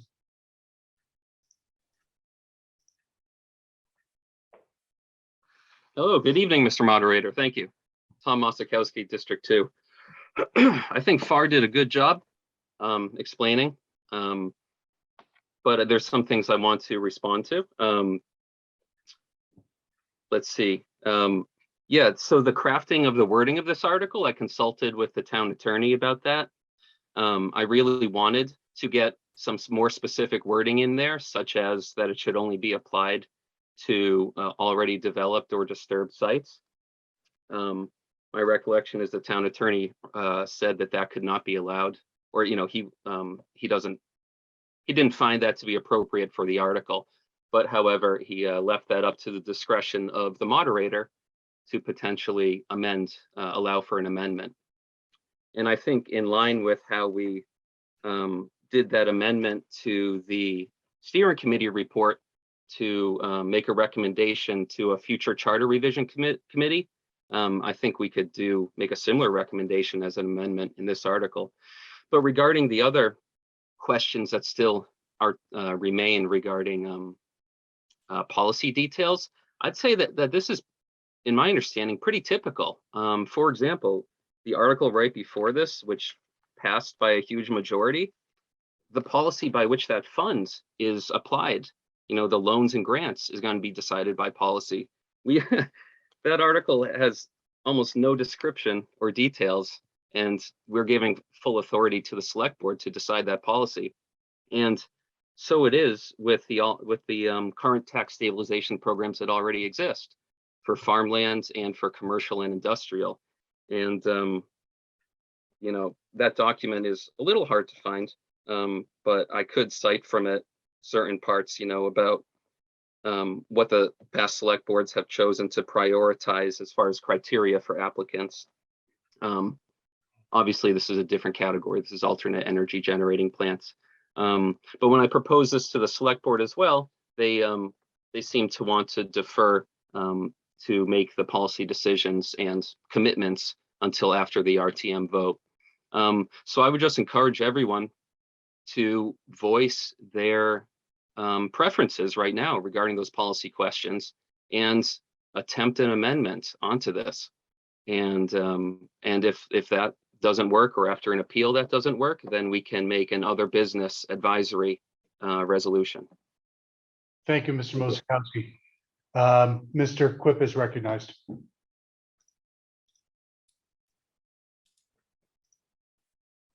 Thank you, Daniel Quip, Select Board. I heard a lot of things in the last few minutes. I think one theme that I heard was around accountability. So this, this question before you is asking whether to give the Select Board authority. It wasn't a question that was developed from the Select Board. It was actually brought to us by Tom Mosakowski, and a bunch of committees endorsed it. They asked that the Select Board be given this authority because that's who statute grants it to. Were we to choose to enter into a tax stabilization agreement with an entity, that would take place in a duly warned meeting, where the public would be advised of what was on the agenda, and they would be welcome to attend and voice their opinion. I don't think that at this time the Select Board has any particular policy in mind as to how to use this. I think the questions that were posed in the RTM Finance Committee document were interesting questions, but they're not really the questions before us. So I try not to be too offended when people say they can't really trust the Select Board. It's understandable in today's politics. However, we are 5 of your neighbors. Our phone numbers, addresses, and email addresses are easily accessible, and we're happy to talk with you about almost any issue. So, if the body approves this question and we're granted that authority, then when things come up where we're asked to enter into a tax stabilization, or we're considering entering into a tax stabilization agreement, we'd be more than happy to hear from you. But I defer to the body's wishes. Thank you, Mr. Quip. Mr. McLaughlin is recognized.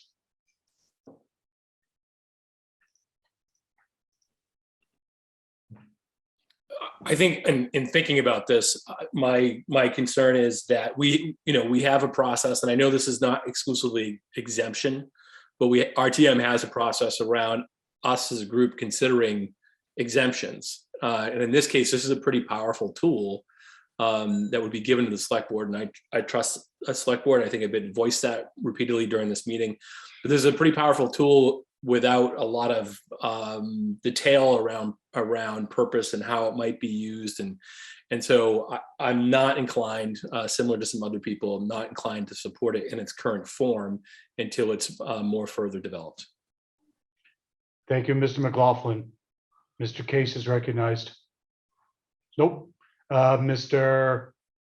Mayma is recognized. Oh, Mr. Fisher's got his hand up. Yeah, I saw. Well, Mr. Mayma is recognized, and then we'll call on Town Attorney next. Sorry. That's all right.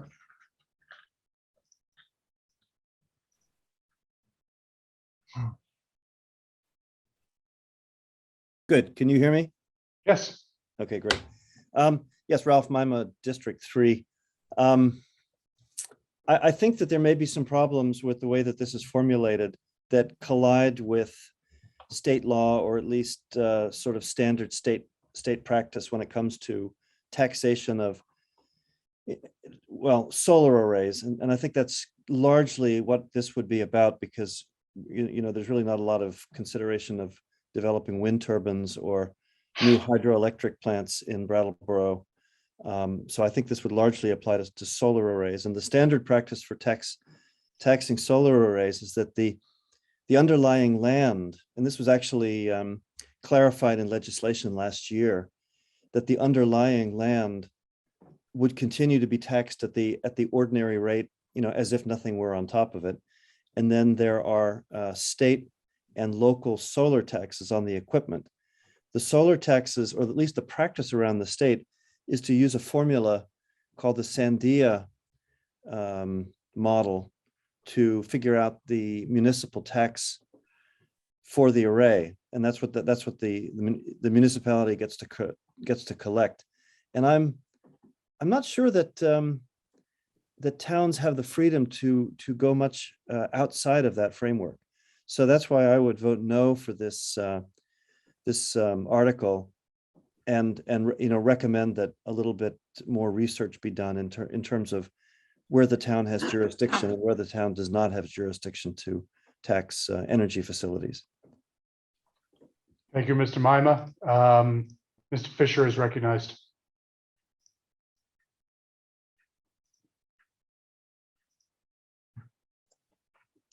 Hi, I just wanted to weigh in on, or not weigh in, but give legal perspective. The statute by which this article comes before representative town meeting provides two options for providing the select board with authority to grant these stabilization type contracts.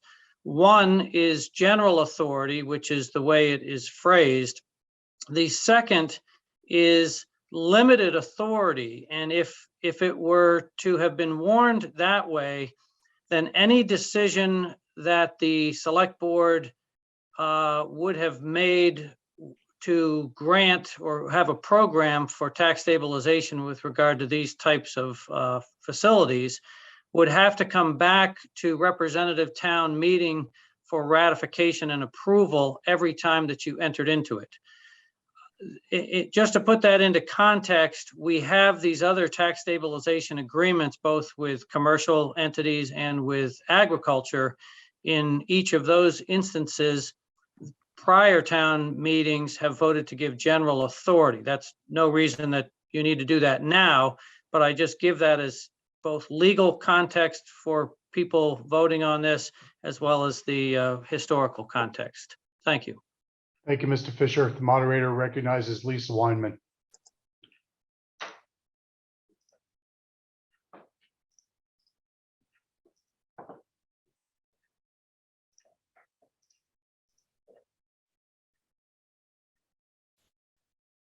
Hi, sorry, this is far. It Hey, looks like sorry, sorry.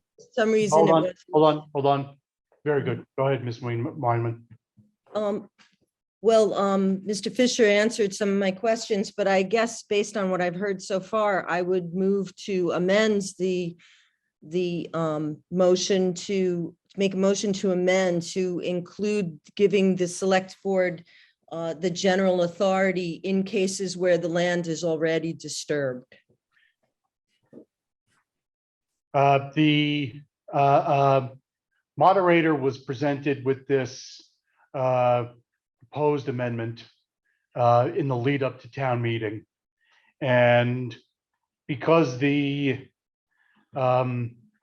requested additional language would go beyond the scope of the article as warned, which is just to give select board authority to enter into tax stabilization agreements, and would add citing criteria into the article. The moderator had indicated and will indicate that amendment is out of order. If you want to appeal, you can go ahead and do that, but it's the moderator's conclusion that the proposed amendment is not germane because it would add to the article matters that have not been warned, being citing criteria. But thank you for that amendment or proposal to make the amendment.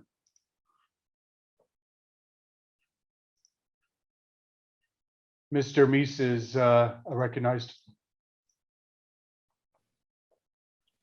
Hi, thanks again, Mr. Moderator. Just to the point of accountability, I don't mean to impugn the select board just sort of writ large, but to point out a specific instance in which the select board voted despite mixed recommendations from both the Wyndham Regional Commission and the Planning Commission regarding this issue before, and was also presented with opposing viewpoints at the select board where it was taken up. So this isn't just an abstract, we don't trust you. There was a demonstrated instance in which the select board did not seem to take into account the problematic nature of developing even a solar field site on 8 acres of forest and paving over a wetland. Although I guess the wetland wasn't known at that point, but certainly the clearing of 8 acres of forest was. So I'm not sure exactly how to, maybe this is something to be brought up if it's not germane here in other business, and I'm perfectly happy to do so, but yeah, I feel like it does need to be addressed. Thank you, Mr. Meese. Yes, I would recommend other business. Mr. Carville is recognized.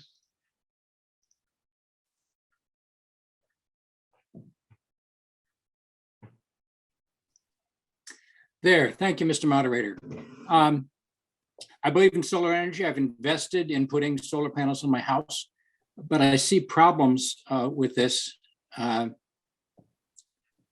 It's not a matter of trusting the select board. I'm talking about the courts and precedent. If you, without criteria, if you grant a tax stabilization to one solar field, another one comes along, you want to turn it down, well, you got precedent.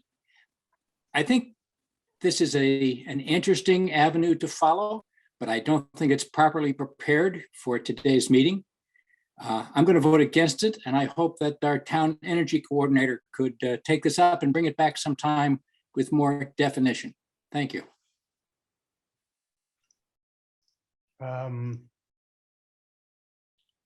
Moderator recognizes Mr. Case.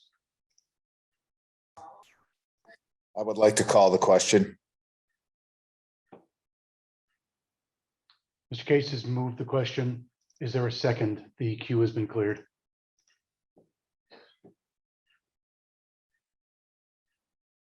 Mr. McLaughlin is recognized.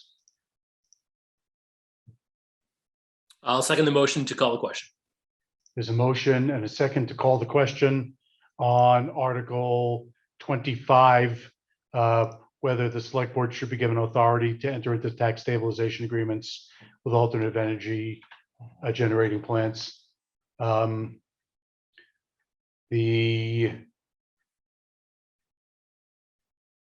motion would cut off debate and therefore requires 2/3 vote. It's not debatable. All those in favor of cutting off debate on Article 25, please say aye. All those opposed, please say nay. It'll be 30 seconds to vote on the question, starting now.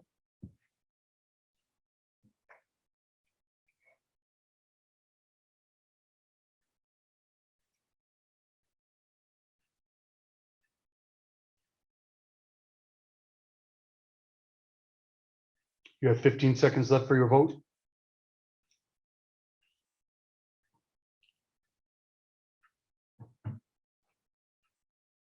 You have 5 seconds left for your vote. Voting on calling the question is closed. Listen to the results of your vote.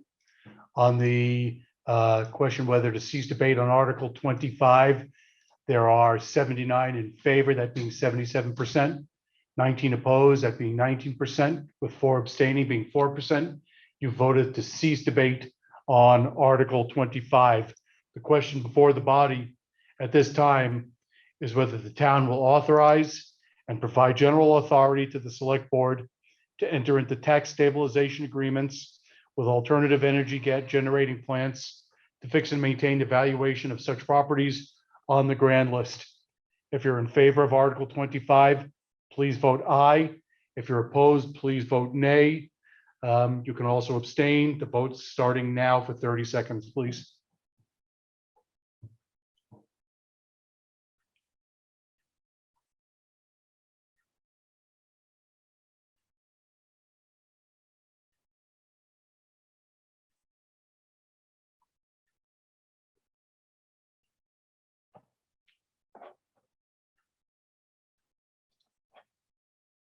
You have 15 seconds left for your vote. You have 5 seconds left for your vote. Voting is closed. Well, we saved the closest for last in the regularly warned articles. The ayes are 51. The nays are 50 with 4 abstentions. That article does not carry because the abstentions are counted as part of the vote, and that's 49% in favor and essentially 52% opposed. So Article 25 is defeated. We now turn to Article 26, being to transact any other business that may lawfully come before the meeting. The moderator will note that this other business article is only for non-binding business. Mr.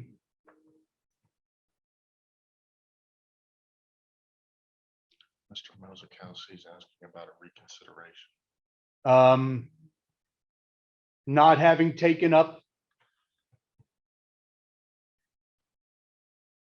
the next article, reconsideration is proper at this time, contingent on the town attorney telling me that I'm wrong, and I'm pretty sure that I studied this yesterday or the day before. So there's a motion to reconsider. All right, 1 second, please. Yeah. We'll be right back with you.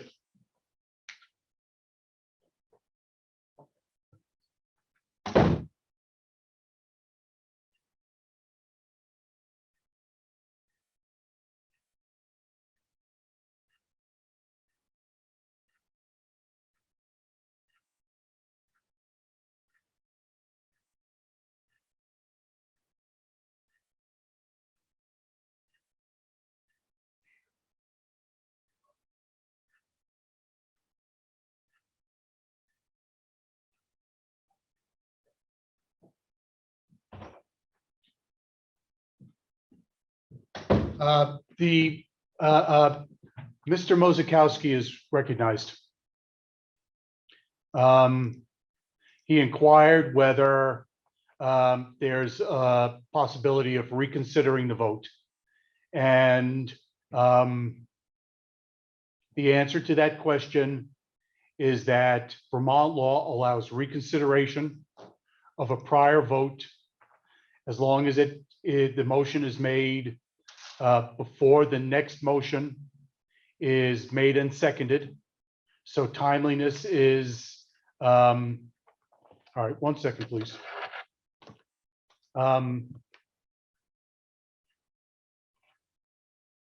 And the person who was moving to reconsider was on the losing side of the vote. So if you voted in favor, you can move to reconsider. There is a point of order being raised about whether abstentions are counted and have no effect on the outcome.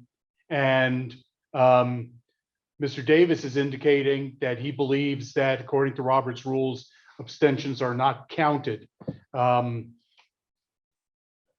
I was confident I had studied that issue yesterday, but I will review that first.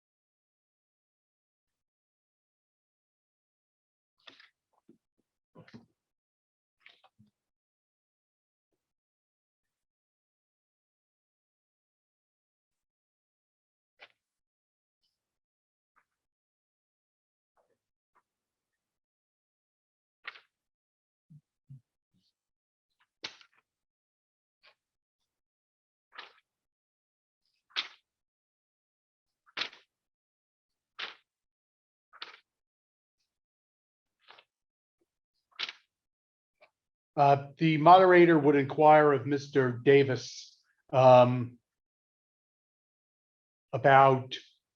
where in Robert's rules he is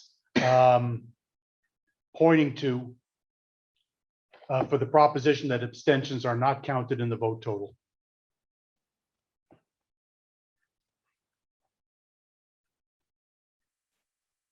And once that's located, I would ask Mr. Davis to be interrogated. Would you like me to bring in Andy Davis? I think Yes, please. yes.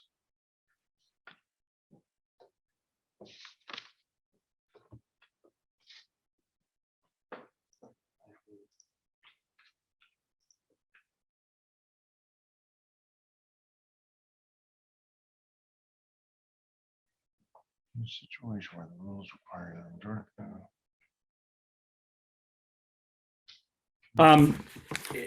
This is a case where I know that that Robert, the in brief version is not Robert's rules, but I will say that this issue is dealt with very straightforwardly in the Robert's Rules of Order in brief published by Robert's Rules. And that's what I quoted in my comment, my point of order.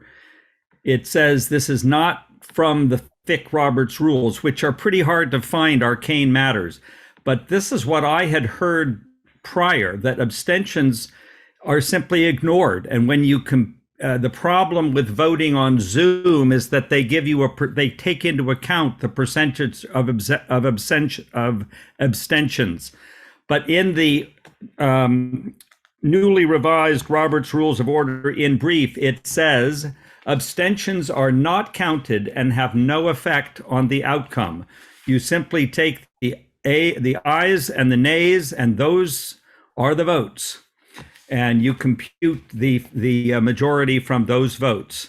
So I'm trying to find it in the monster Robert's Rules. Author is actually citing a bunch of different Robert's rules.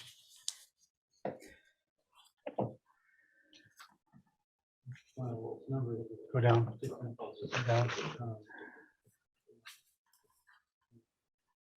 Go down. Right, Mr. Who's that? Oscar Heller. Mr. Heller is quoting from what I had located yesterday in preparation for the meeting, that Did you go up, Patrick? Yes, sir. Quoting saying, go down.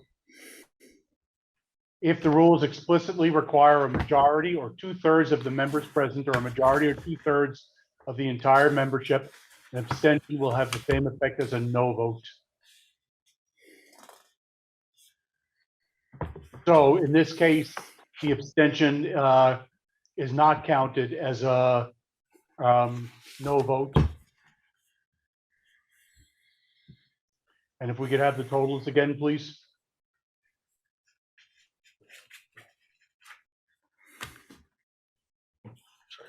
If we could have the vote totals again, please. Can you return to that? Yeah, I think so.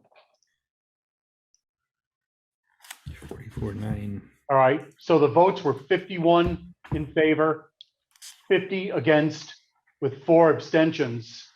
And with that interpretation of Robert's rules, that abstentions are not counted, which the moderator is going to accept as correct based upon that information that was provided by Mr. Heller, that carries 51-50. Town attorney disagree with that interpretation? No, that's what we're finding here too. All right, that's what we're finding too and going through the rules. So Article 25 carries 51-50.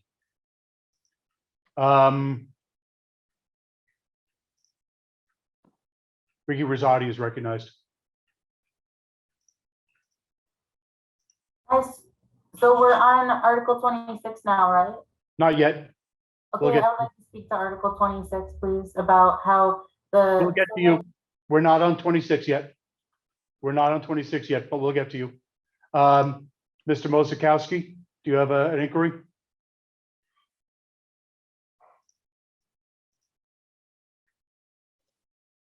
Oh, yes, I guess I would ask, what are we on then? Well, we were dealing with the reconsideration. We were clarifying the vote on number 25. Does anybody have questions yet on 25 with the vote having been called 51-50 in favor of adoption? Ms. Weineman.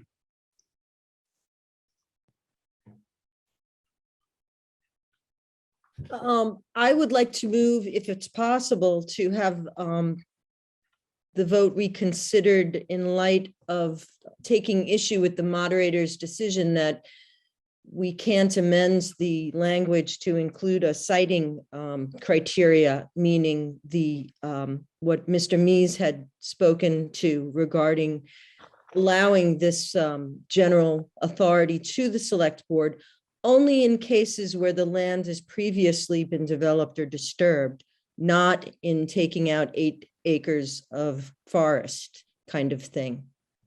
So I'm sorry, I don't mean to interrupt. it's okay. I mean, you had said that I could challenge your rule, so that's what I was trying to do. Right, but the time to challenge the moderator's ruling was when it was pending. And you can't appeal the moderator's ruling after we've already voted on the issue. Yeah, I understand, but it seemed as if there was going to be an opportunity, but I guess I lost it. So I apologize. There will be an opportunity in another business to move to recommend to select board that citing criteria be considered, and specifically in that regard. We're now on to Article 26, to conduct any other lawful business. I want to thank the town attorney and Mr. Manale for helping out on that question. I want to thank Mr. Heller and Mr. Davis also for pointing that out and for correcting my error. So under Article 26, Ricky Rosati is recognized.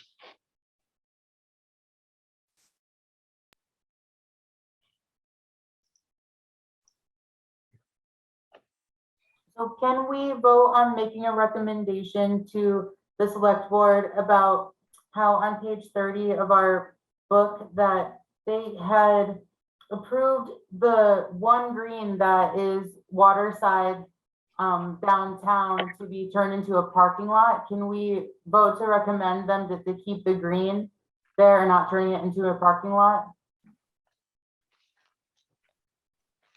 Well, Ricky, if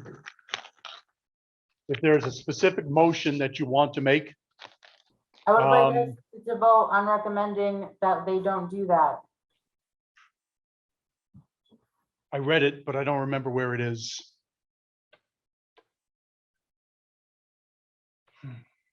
If there's an option to be more authoritative than just saying don't do it, but like we recommend that you don't do it. If we could just tell them not to do it, just like cancel it ourselves, that would be great too. Ricky, the question I'm asking is not the authoritative part. It's the it. So I need to know, the moderator needs to know specifically what it is you're referring to. So on page 30, Yes, which column? the first column where you see the first dot, this says encourage the use of passenger train service through the continued efforts to enhance the town's rail station and better connect it to downtown and other local attractions. And then by the end of that section, they're saying that they are going to pave over the only green that's waterside downtown into a bigger parking lot. And I love that green. I need that green to play on. Like there's not other fields by the water. Like a lot of people with physical disabilities, like they walk their dogs there too because they can't walk much farther than that. So it's a beautiful spot. I think it's really a treasure to have a green right by the water because like the people can't really play along the trails. Ricky, if you would wait 1 second, please. I don't see anything in this report saying that they're going to pave over. So the green's going to stay, the archery building's coming down, and the parking lot's being expanded into the space occupied by the archery building. All right, so Ricky, if I can explain to you, the green that you're referring to is remaining the same. The archery building would be demolished, and that would be used for additional parking.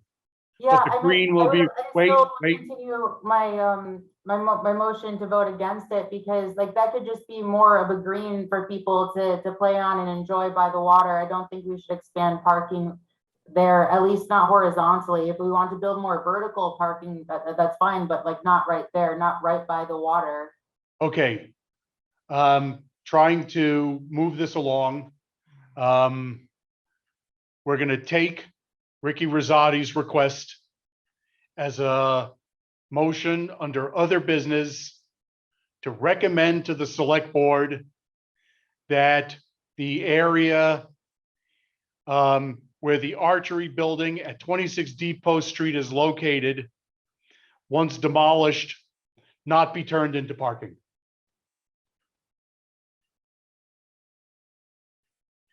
That's a motion by Ricky Rosati. Is there a second? And we're going to clear the queue for right now. Is there a second?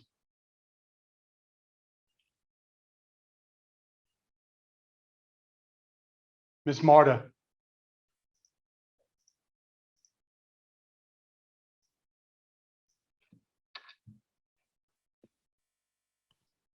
I would second that motion. It's been moved and seconded that the representative town meeting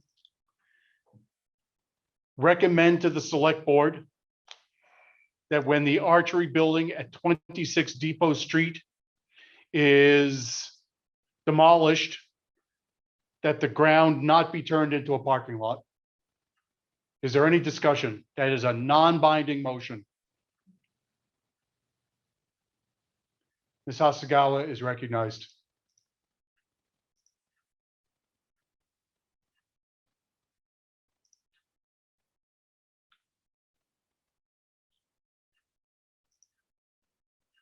Unmuted? Yes. You are now. Thank you. Thank you.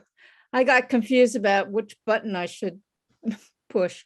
I am the chair of the Brattleboro Development Review Board. And I just want to point out that the Development Review Board has already approved the plans to remove the archery building. And I would say that 95% of the green space that's there now is going to remain. We looked at that very carefully and we considered the the effect of putting parking there. And one of the reasons why the archery building has to come down is because the mover bus has to have room to turn around there when it drops people off to get on the train. It's all part of the plan to move the Amtrak station away from the museum and across to the other side of the tracks. And so I would say that at this point, Ms. Rosati's motion is moot because the decision has already been made and the plans have already been approved. Thank you. Thank you, Ms. Hasagawa. Ms. McLaughlin is recognized.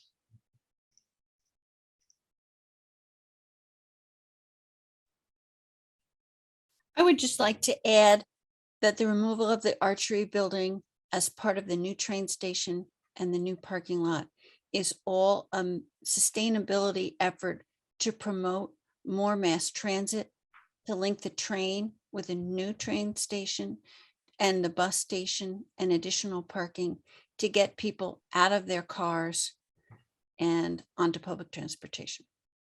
Thank you, Ms. McLaughlin. Is there any further discussion? Hearing none. The first non-binding article under other business. Ms. McLaughlin, are you seeking to be recognized again?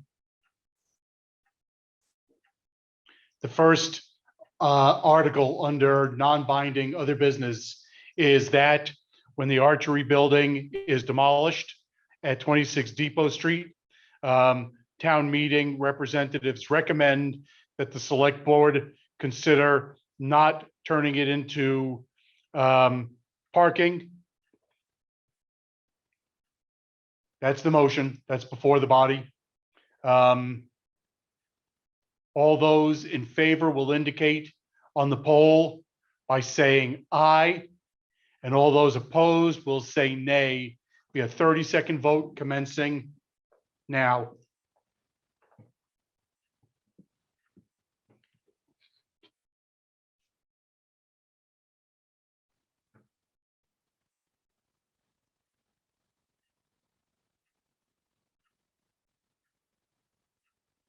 You have 15 seconds left for your vote.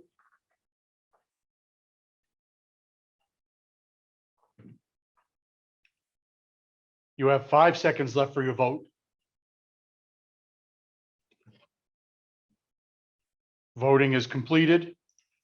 Listen to the results of your vote on non-binding article number 1.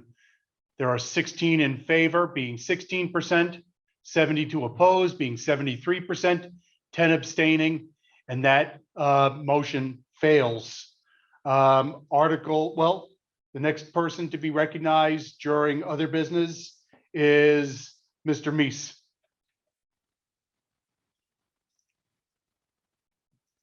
Please raise your hand. Mr. Meese. Appreciate it. Yeah, so I wanted to move that motion that we discussed in the previous article, Article 25.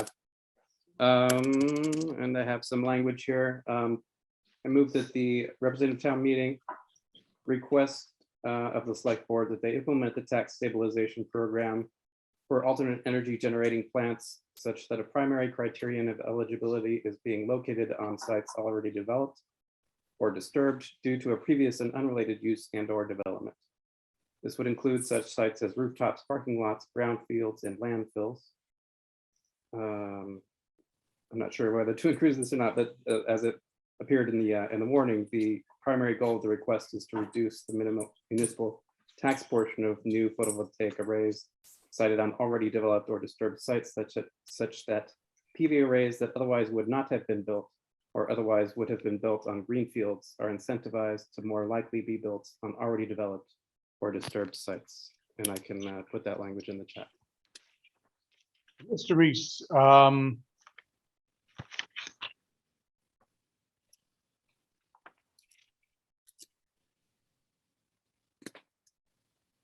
I couldn't write all that down at once. You can email email it to J Sticklor, STICKLOR @brattleboro.org. We would have the language. I do have a very shortened version that you emailed to me on March 16, saying such that a primary criterion of eligibility is a project being located on sites already developed or disturbed due to previous and unrelated use and or development. If you're comfortable with just that language, we'll proceed with it. If you want all the rest of the language included, I need to have it in hand. Which do you prefer? I will send it to you, President. Again? I'll send it to you, President. I'm not sure what he said. You cut out twice now. Sorry, I will send the language to you, President, the longer language to you, President. Thank you. It's going to come to you, Jessica. Yeah, we're waiting for the email to arrive.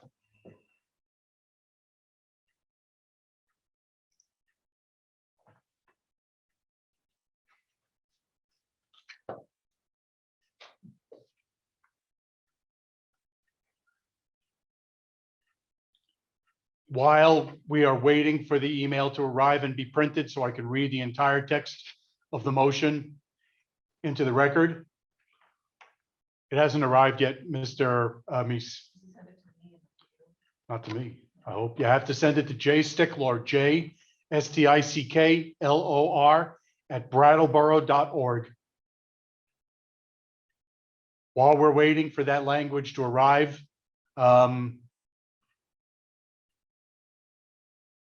I guess we could take a second. Mr. Stroud?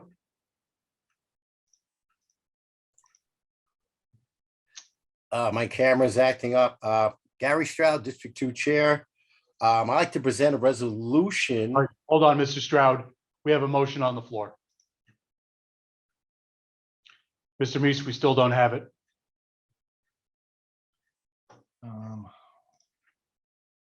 What's he saying? Oh, he put it. Oh, if you put it in the text, okay. The Brattleboro Town Meeting recommends that the Select Board implement the Tax Stabilization Program for alternate energy generating plants such that a primary criterion of eligibility is being located on sites already developed or disturbed due to previous and unrelated use and or development. This would include such sites as rooftops, parking lots, brownfields, and landfills. Can you go down? The primary goal of the request is to reduce the municipal tax portion of new photovoltaic arrays sited on already developed or disturbed sites, such that PV arrays that otherwise would not have been built or otherwise would have been built on green fields, go down, are incentivized to more likely be built on already developed or disturbed sites. That's the language of the proposed amendment the proposed article under other business. Is there a second? If we could clear the queue.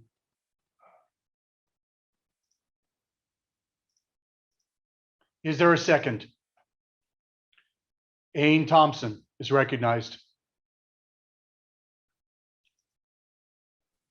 I'd like to second the motion. The motion has been made and seconded. Do we still have the language? Sure.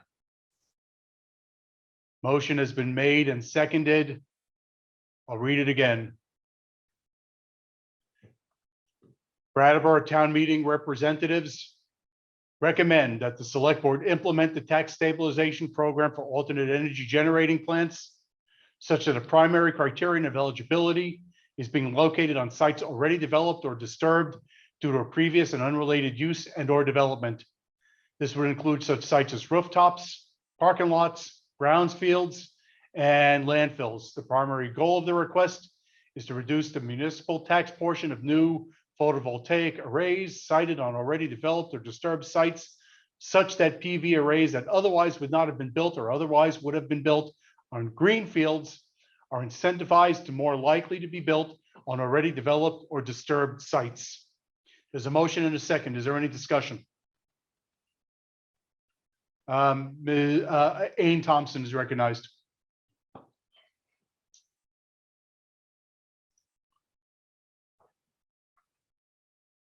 unintentional. Sorry. I just didn't lower my Okay. hand. George Carville is recognized.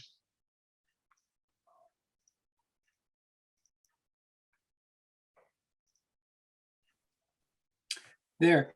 Thank you, Mr. Moderator. Article 24 from which this came, I'm sorry, 25 from which this came, simply talks about alternative energy generating plants. But the motion before us now seems to suggest that this be restricted to photovoltaic only. I'm wondering if that's the intention, whether this means that tax stabilization would not be applied to wind turbines or blowhead water or similar alternative energy. Mr. Reese is interrogated.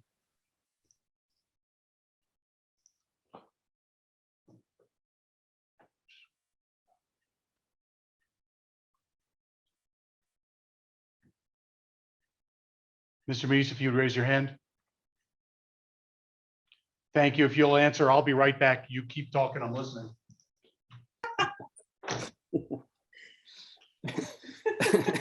All right, thank you.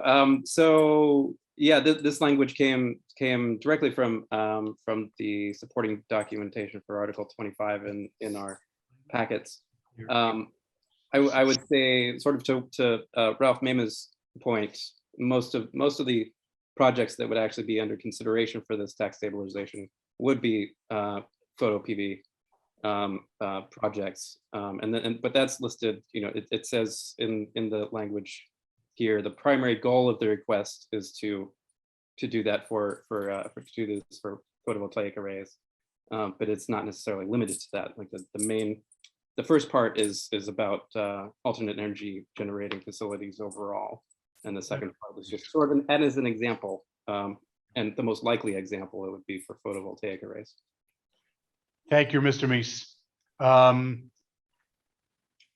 Mr. Chapman is recognized.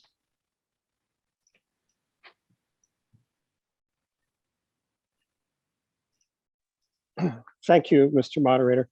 I'm much happier with that language, but there are still criteria that I think that are very important that really need to be answered. That, to repeat myself, it was, you know, the 4 questions that were brought up by the Finance Committee.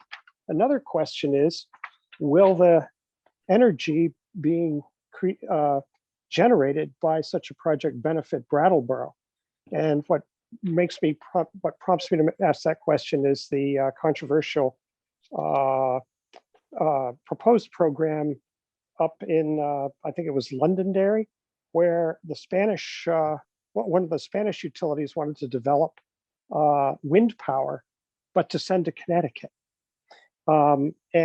So I want to avoid Brattleboro's developable solar and wind and water resources from being essentially colonized by others. So my concern is that there really needs to be a policy, and I'm sensitive to what Mr. Quip said when he said that he tries not to be offended when somebody raises doubts. Our select board is made up of very honorable people. However, students of human nature know that that things can go wrong with the wrong people being in place. An example being our previous presidency. And I guess what I want to say, conclude, is that I'm very much in favor of giving a hand in regard to tax stabilization to alternative and energy initiatives, but I'm very uncomfortable with such a resolution being granted without a clear understanding of all the policy ramifications, or the ramifications of potential policy. Thank you. Thank you, Mr. Chapman. The question now before the body is whether to adopt Mr. Mises' non-binding resolution relating to citing criteria. The moderator recognizes Mr. Mosikowski.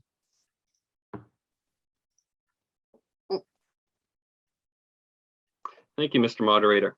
Yes, I'm very much in support of Mr. Mises' resolution. There's been a concern reiterated that that us, a legislative branch, need to know all of the executive policy details before we implement something legislative. I'd say that's kind of a far out request and concern. I think just like legislatures throughout, I realize our select board is a legislative body as well, but just like legislative bodies all around don't flesh out all the specific details and criteria and rules of programs, so shouldn't we be expected to do so, especially just on this one day a year where our articles are all short as well.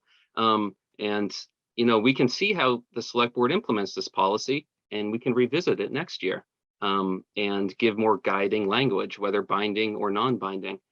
And I'm glad to see that Mr. Mises' resolution seemed to calm at least one major concern that some people had with that, at least one person had with their policy details concerns. But I invite that person with the concerns to follow up Mr. Mises' resolution with their own resolution about policy details. And then we can actually hem out, more of these details. I think that'd be great. Thank you. Thank you, Mr. Mosikowski. The moderator next recognizes Ms. Cowan.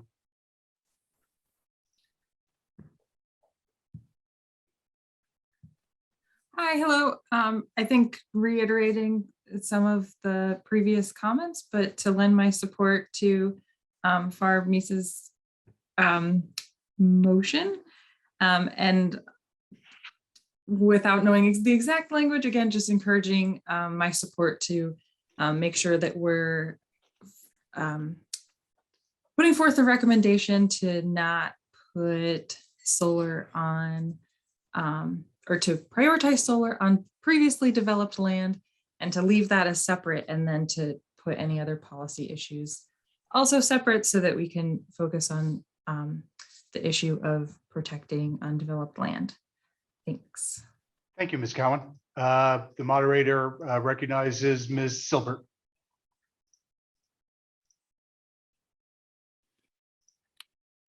Hey there. Well, you can see other people in my, we have a lot of people in our house. I just wanted to respond to Chris Chapman's statement about whether or not the solar power would be able to stay here in Brattleboro. It's my understanding that that's actually a decision that's made at the state level, and it's something that the legislators are being talked about. I don't know if they're talking about it. And it's not something that RTM or the Brattleboro Select Board has the ability to change. But it is a state policy right now that Green Mountain Power can sell the solar that you are creating on your roof or on other things that we're generating. They can sell it out to Connecticut, count it as green power, and then import electricity from dirty sources. So it's not something that we have the ability to do anything about, but it is something that I would encourage everyone to talk to our state legislators, many of whom are, I think, still on the call, and try and get that changed so that if we do build more solar sites here in Brattleboro, it can actually offset our own electricity needs. Thanks. Thank you, Ms. Silbert. Moderator recognizes Ms. Weinman.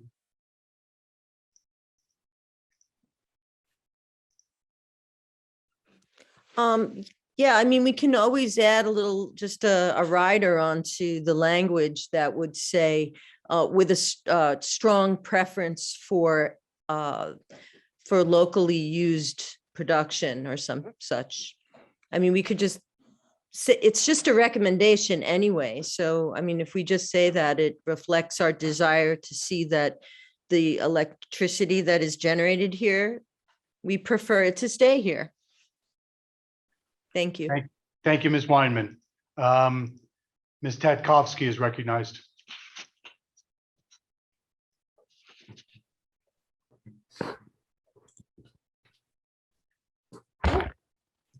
Hi, I would like to call the question. Question has been called. Is there a second? Austin Rice is recognized. Mr. Rice. I second that. It's been moved and seconded that. I need to see the language. Oh, sorry.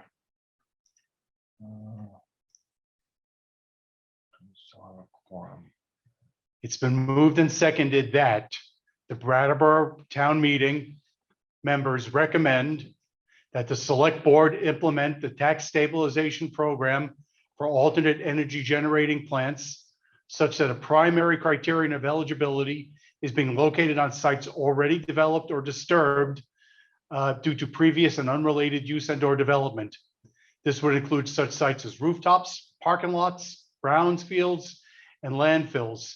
The primary goal of the request is to reduce the municipal tax portion of new photovoltaic arrays sited on already developed or disturbed sites, such that PV arrays that otherwise would not have been built or otherwise would have been built on greensfields are incentivized to more likely be built on already developed or disturbed sites.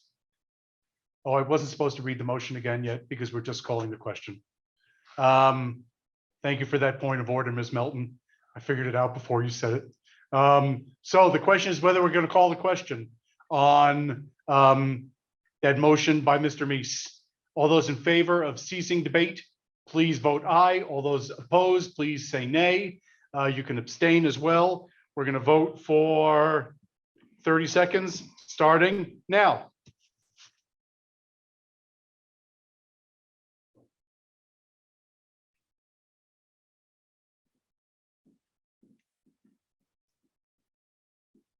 You have 15 seconds left in your vote.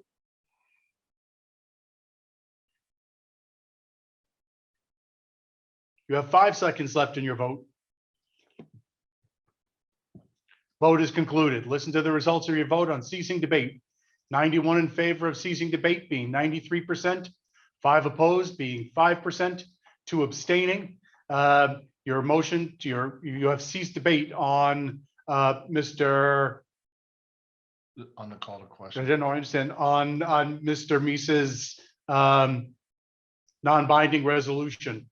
Absent objection, having just read the non-binding resolution before, we're going to proceed to a vote on Mr. Meese's resolution to adopt or to recommend those citing criteria. All those in favor of the Meese resolution, please say aye. All those opposed, please say nay. That vote is launching now for 30 seconds.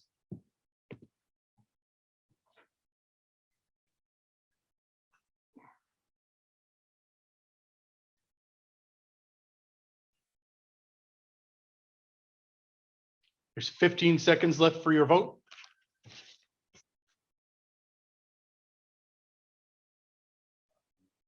There's 10 seconds left for your vote. Vote is closed. Listen to the results of your vote. On the Meese non-binding resolution, the ayes are 78. That's 80%. The nays are 17, being 18%. Abstentions are 2. The Meese non-binding resolution carries. Mr. Dimes is recognized.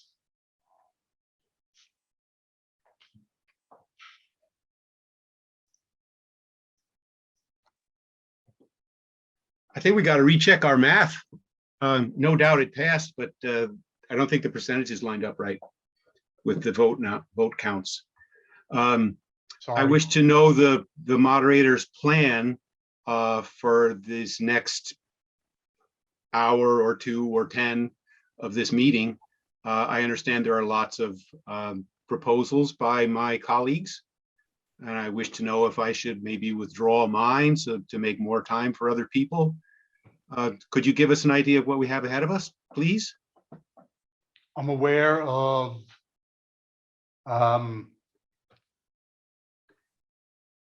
five maybe potential, 6 maybe potential other business motions. 4 of them are yours. And any resolution I can tell you to amend the charter is going to be ruled out of order unless it's just a recommendation, because the charter review process can't be started under other business. So we're going to go through the other business resolutions one at a time. So if you want to make one now, you can go ahead. Or else you can cede the floor, whatever is your preference. I will yield the floor now. Mr. Rice is recognized.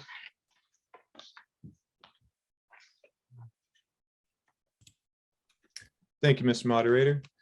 I move that RTM recommend that the 2023 Representative Town Meeting be held in a hybrid format with voting RTM members required to attend in person, while also having a Zoom option made available to the public, with a Zoom co-host to be assigned to assist in running the virtual aspect of the meeting. And if seconded, I'd be happy to give more context.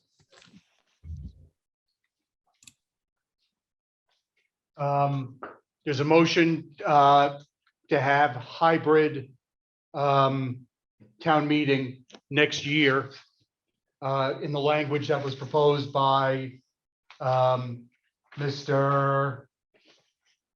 Heller. I had it, but I can't put my fingers on it right now. Is there a second?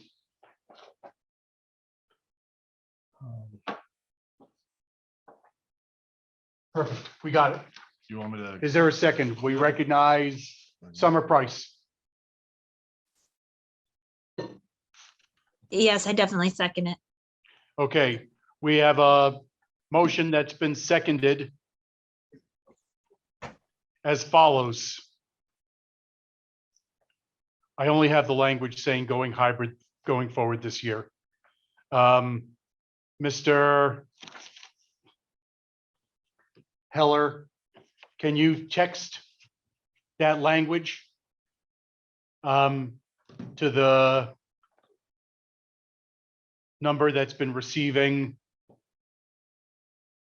points of order and points of information, or can you email that language to J Stickler, JSTICKLOR @brattleboro.org, please?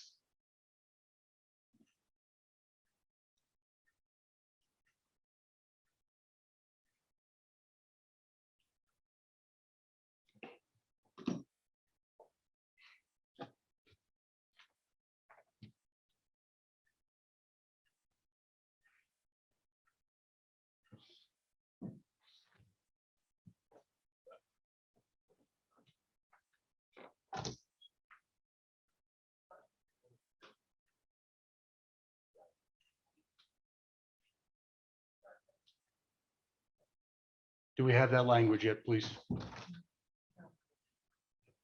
Mr. Heller, have you dispatched the language?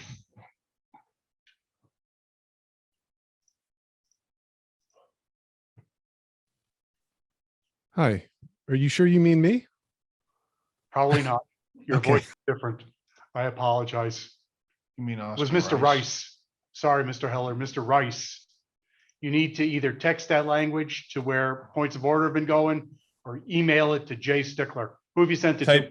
I'm typing it up and send to Jessica right now. Okay, thank you. One moment.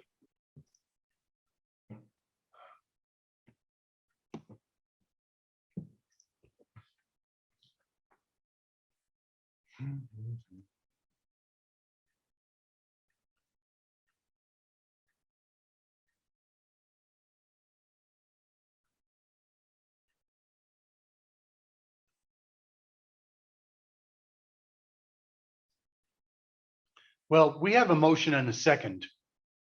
And rather than not using the time, we're going to allow discussion to proceed, if there is any, and then reread the motion after. So moderator recognizes Mr. Rice to speak to the motion. You don't have it yet? I just sent the email, so I hope that Thank went you. through. But I just wanted to say, I believe that doing the meeting in that sort of way would encourage more public participation It would give us the option to have people call in with more context on specific motions, which is proven to be beneficial.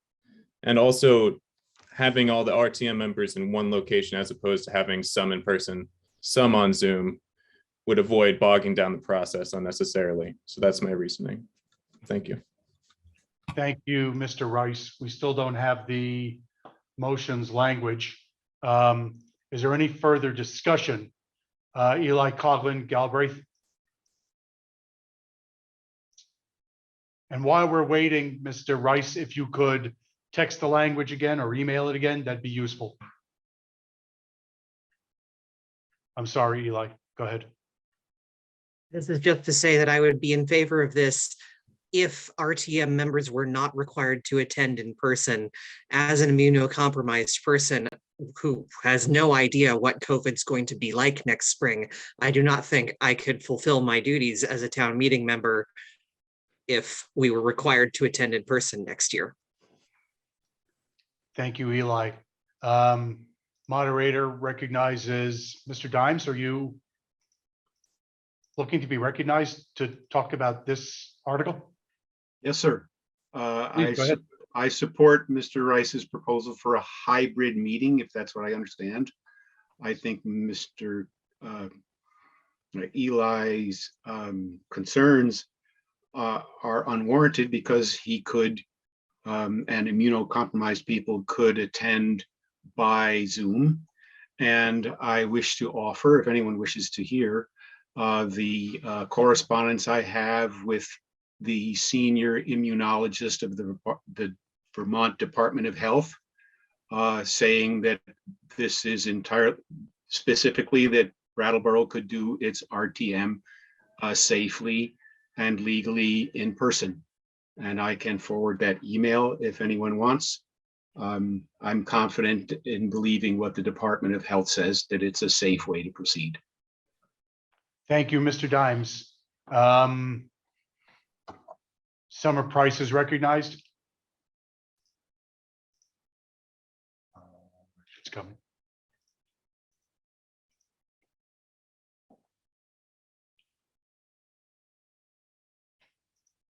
Yeah, you have to unmute Ms. Price. I never remember, sorry. I'm all in favor of it because it's inclusive of people with disabilities and makes it possible. I don't think an all in-person meeting is realistic anymore, now that we know that this format exists. Thank you, Ms. Price. The moderator recognizes Mr. Andy Davis.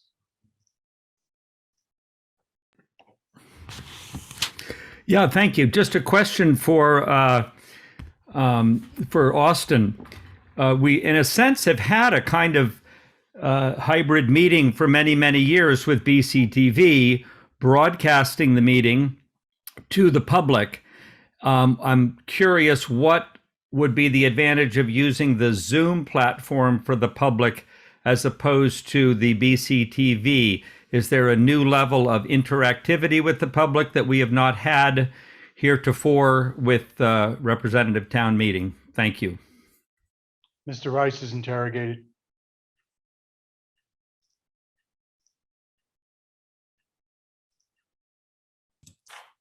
Thanks, Andy. I believe the benefit would be we would be able to have people call in real time and ask questions or offer context on specific motions, whether they are on a committee that's being talked about or just a concerned member of the public. They'd have the option of calling in and lending their 2 cents. And if I may just also respond to Eli's concern, I'm sensitive to that. And I just think that it's just a logistical thing that I say that the members of the public or members of the RTM should be in person, because having to hold a vote that's both in person and then simultaneously online, I think would just double our time of taking votes and just, as I said, bog down the process. So it's not that I am insensitive to that, but if deemed safe, I think it'd be a good way to go. And if not, we should probably just go all virtual as we have been. So I'm going to respond to Aine Thompson's point of order now that I have the language of the motion in hand. The motion is, I move that RTM recommend that the 2023 RTM be held in hybrid format with voting members required to attend in person, while also having a Zoom option made available to the public, with a Zoom co-host assigned to assist with the virtual aspect of the meeting. That's the motion that's been made and seconded. Ms. Silbert is recognized.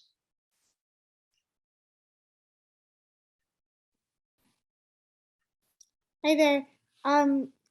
I definitely appreciate what Eli said, and I feel the same. We have no idea what's going to go on next year, and I really don't want RTM to be more restrictive and less accessible to people who have already been really marginalized through a lot of the policies around COVID. I would like to propose an amendment to this resolution. And I wish I had the language in front of me, but thank you again for repeating it again. But I wish I could just say, we recommend it be, that it be hybrid and offer ways to engage both in Zoom and in person, and that the select board, or if there's a committee or the town staff, like figure it out in January of next year, the way they did here, once they actually know what the health concerns are by then. But I love the idea of recommending it be hybrid, maybe just for the public and not RTM members, or maybe we need to actually figure out a hybrid way. There are ways to do it. If we can't do it, we can't do it. But so sorry, I'm going on. My brain is very tired. I don't know how you're still doing this, David. My amendment is to change it so it's just requiring the requesting that the select board make it hybrid, and to decide then in a way that makes it accessible for as many people as possible to participate. The first proposed amendment that I heard was to add the words and offer ways to attend in person or virtually for town meeting members, with details to be developed by select board. But then I heard a different proposal at the end. So Ms. Silbert, which is the proposed amendment? I'm sorry, I turned her off. All right, we're gonna ask you to join back in. Oh, there she is. Go ahead. What you said sounded great. Thank you for. What I said first time. Okay, so there's a motion to amend to add the following language. To add after in hybrid format and offer ways to attend in person or virtually, and then adding at the end with details to be developed by select board. Is there a second? We're going to clear the queue.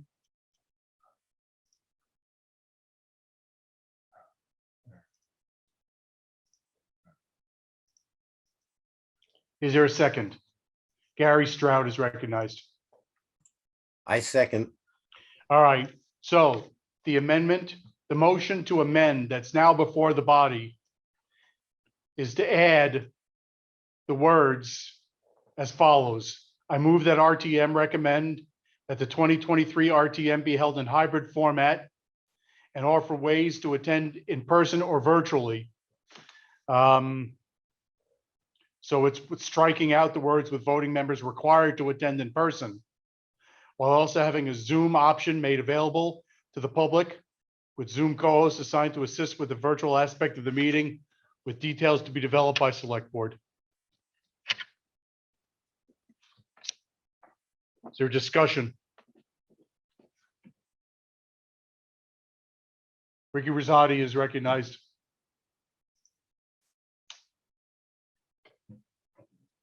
I move to amend the amendment that, yeah, I agree that we should have a hybrid meeting where members can participate both in person and over online or phone, but I think that should not be at the select board's discretion, but by a public vote. The public, because this is for the public, we're serving the public. This is the public's money. This is our community's life. And so they should have the final say in how this meeting goes.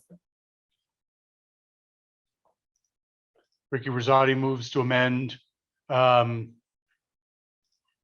the proposed amendment. Well, Ricky, that's not germane to the amendment that's currently proposed. If you want to make a separate amendment, you can do that, but that's out of order at this point. Mr. Stroud is recognized. if his hand is still up. Yeah, I think we should just call the question on this. All right. If we can clear the queue, Mr. Stroud has moved to call the question. Do we have a second?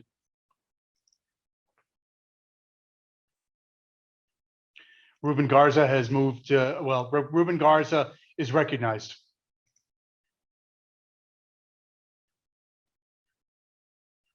Sorry. Hello. Thank you, Mr. Moderator.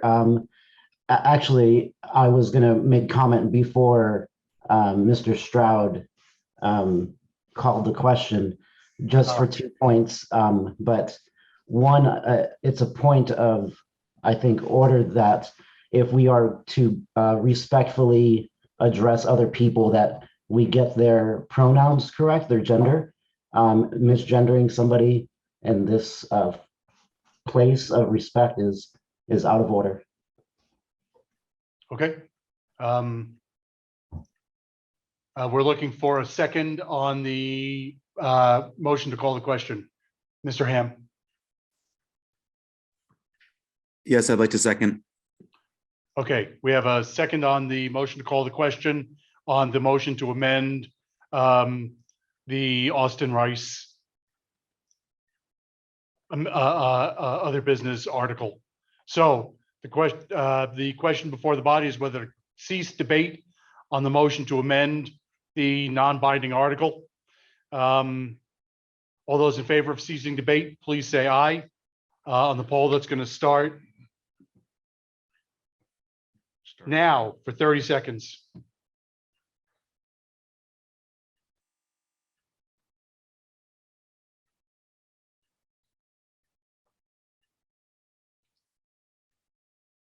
You have 15 seconds left for your votes.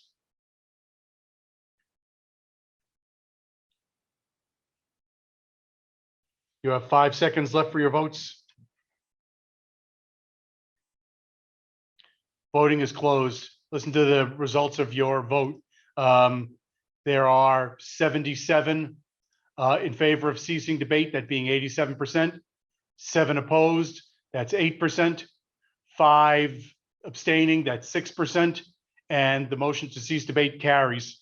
You're now going to be called on to vote on the following amendment. To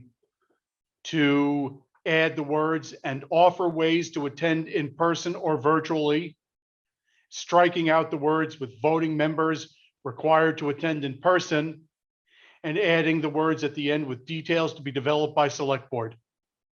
All those in favor of, I think it was it was the Silver Amendment. Please say aye. All those opposed, please say no. Voting will start now for 30 seconds.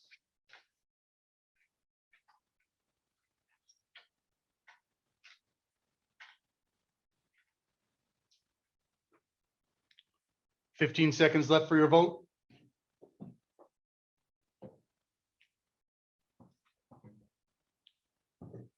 $5 seconds left for your vote.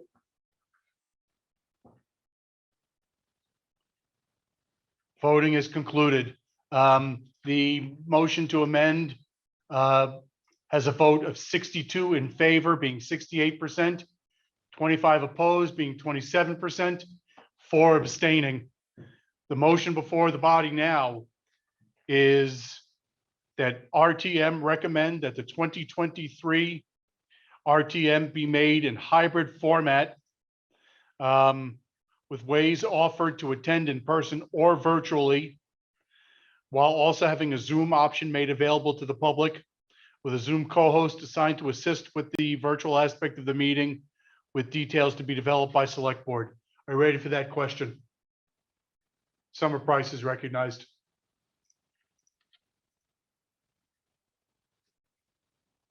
You got to unmute.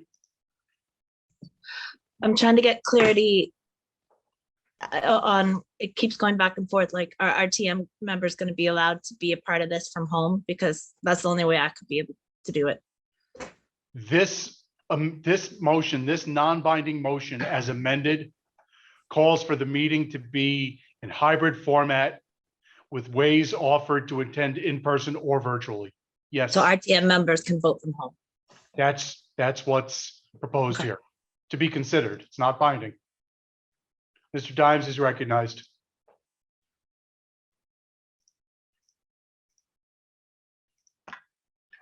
Point of order through the, I'm sorry, getting sleepy. Point of order through the chat function is not working quickly enough at all. I wish to point out as a point of order that 77 votes are not 87% of 110 voters present. I think there's something wrong in somebody's formula, and I wouldn't like it to cause a controversial vote. But Okay. the math has been incorrect a couple of times. Thank you, Mr. Dimes. I'll try to be more careful with percentages. Mr. Ham is recognized.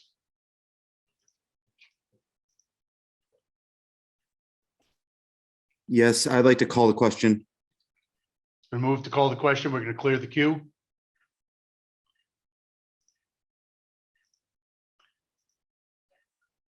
Is there a second? HB Lozito is recognized.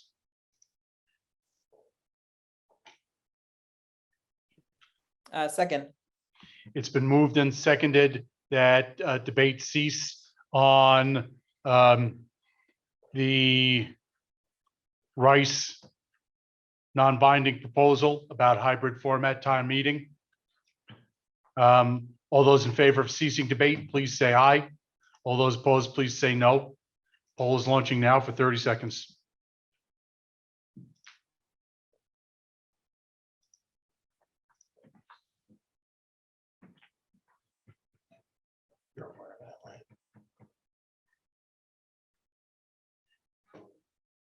I understand.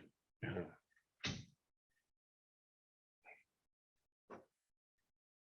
Oh, look, right there. 88 and 9 and 3. That's 100%. Yeah. He's looking at that number up there, Yeah. upper right. Yeah. But that I'll take care of that. includes Yeah, Jessica, I'll respond. Yoshi, Yeah, I'll Bob. understand. Yeah. Explain. She's telling me. The voting is ceased. Listen to the results of your vote on ceasing debate. 80 are in favor of ceasing debate, that being 87%. 8 are opposed to ceasing debate, that's 9%. 4 are abstaining, which is 4%. So the ayes have it, it's more than 2/3. And you voted to cease debate on the Rice non-binding article. I will note in response to Mr. Dimes' point of order that we are giving percentages out of the total number of people who cast votes, not the total number of participants. So that's where the percentages are coming from, what the program is calculating. So the question before the body for vote now is whether representative town meeting will recommend that the 2023 RTM be held in a hybrid format with ways offered to attend in person or virtually, while also having a Zoom option made available to the public, with a Zoom co-host assigned to assist with the virtual aspect of the meeting, with details to be developed by Selectboard. That question is going to be put to the voters now for 30 seconds. Please vote aye or nay or abstain.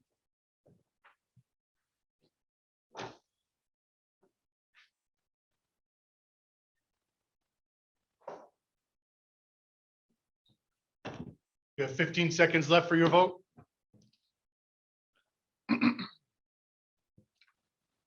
Five seconds left for your vote.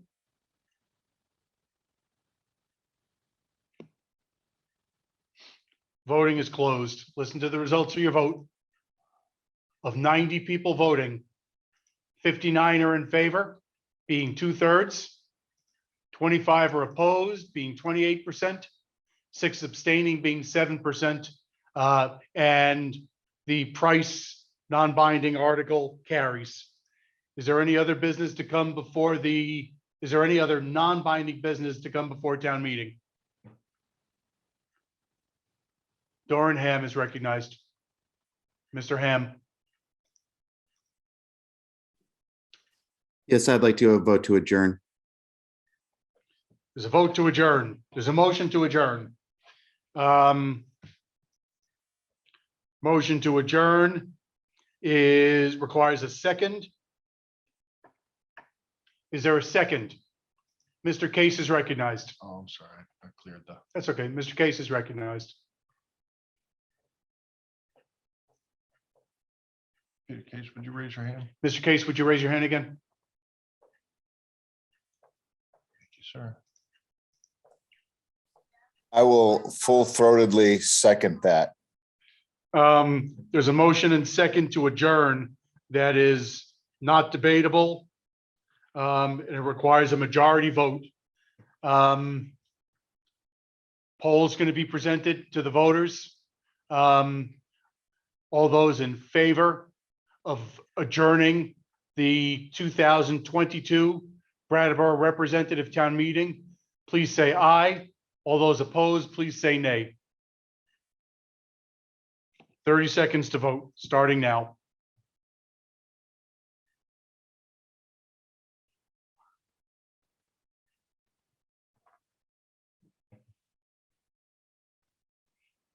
You have 15 seconds left for your vote.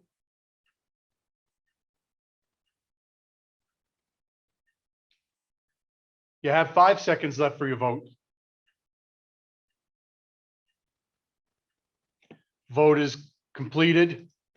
In favor of adjournment, 75, that being 82% of the body. The votes against are 15, that being 16% with 2 abstentions. You've voted to adjourn the 2022 Brattleboro Representative Town Meeting. I want to thank everybody for participating in this year's town meeting. And particularly, I want to thank all of the interpreters, Elizabeth Fox, Karen Todd, Janet Dickinson, and Virginia Clark. And I want to thank everybody for engaging in healthy and constructive debate on all the issues before the body this year. The meeting is adjourned. Thank you.